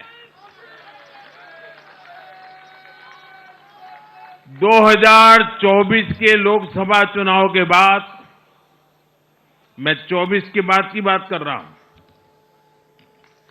2024 के लोकसभा चुनाव के बाद देश के 6 राज्यों में विधानसभा चुनाव हुए और इनमें भी कांग्रेस 100 सीटों का आंकड़ा पार नहीं कर पाई है। 6 की, मैं 6 विधानसभा की बात कर रहा हूं और आज ही के दिन सिर्फ एक चुनाव में हमारे जितने विधायक चुने गए हैं, कांग्रेस पिछले 6 चुनावों में 6 चुनाव में उतने विधायक जीत नहीं पाई।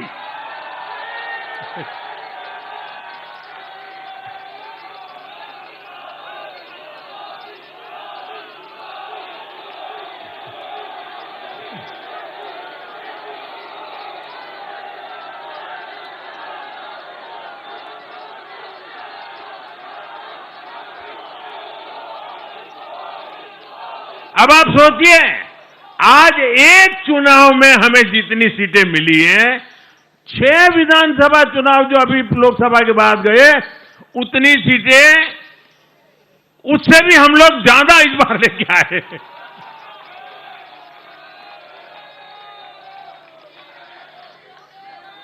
साथियों, कांग्रेस की राजनीति का आधार अब सिर्फ और सिर्फ नेगेटिव पॉलिटिक्स हो गया है।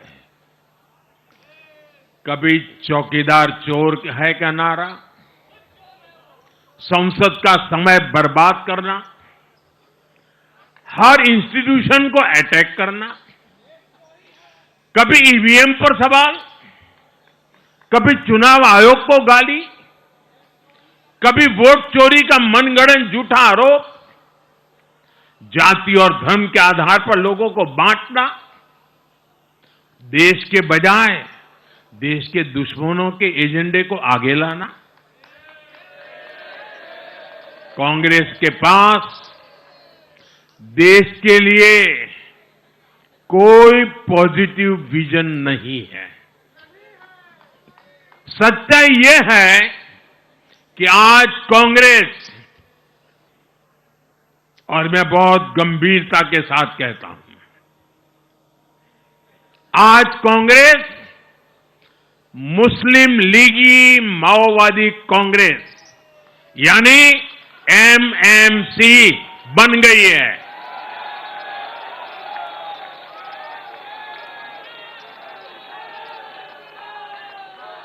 ये कांग्रेस मुस्लिम लीगी माओवादी कांग्रेस है, ये एमएमसी है।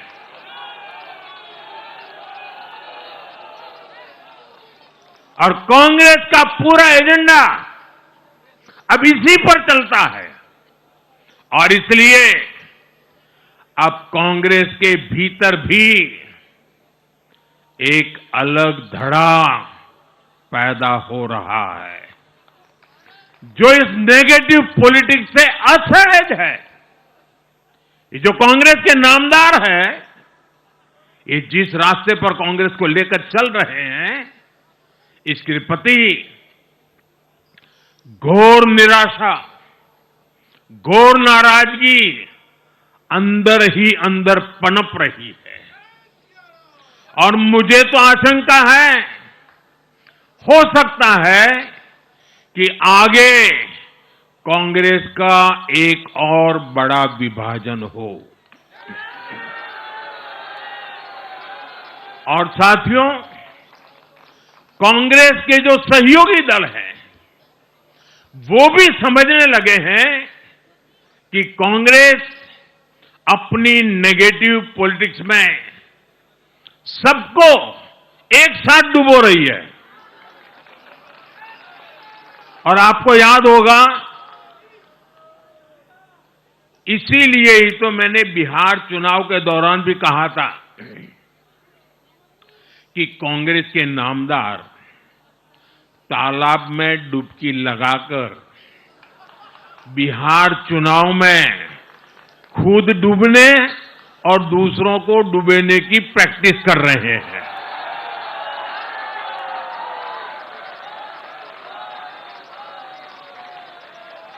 साथियों, मैंने पहले भी इसी मंच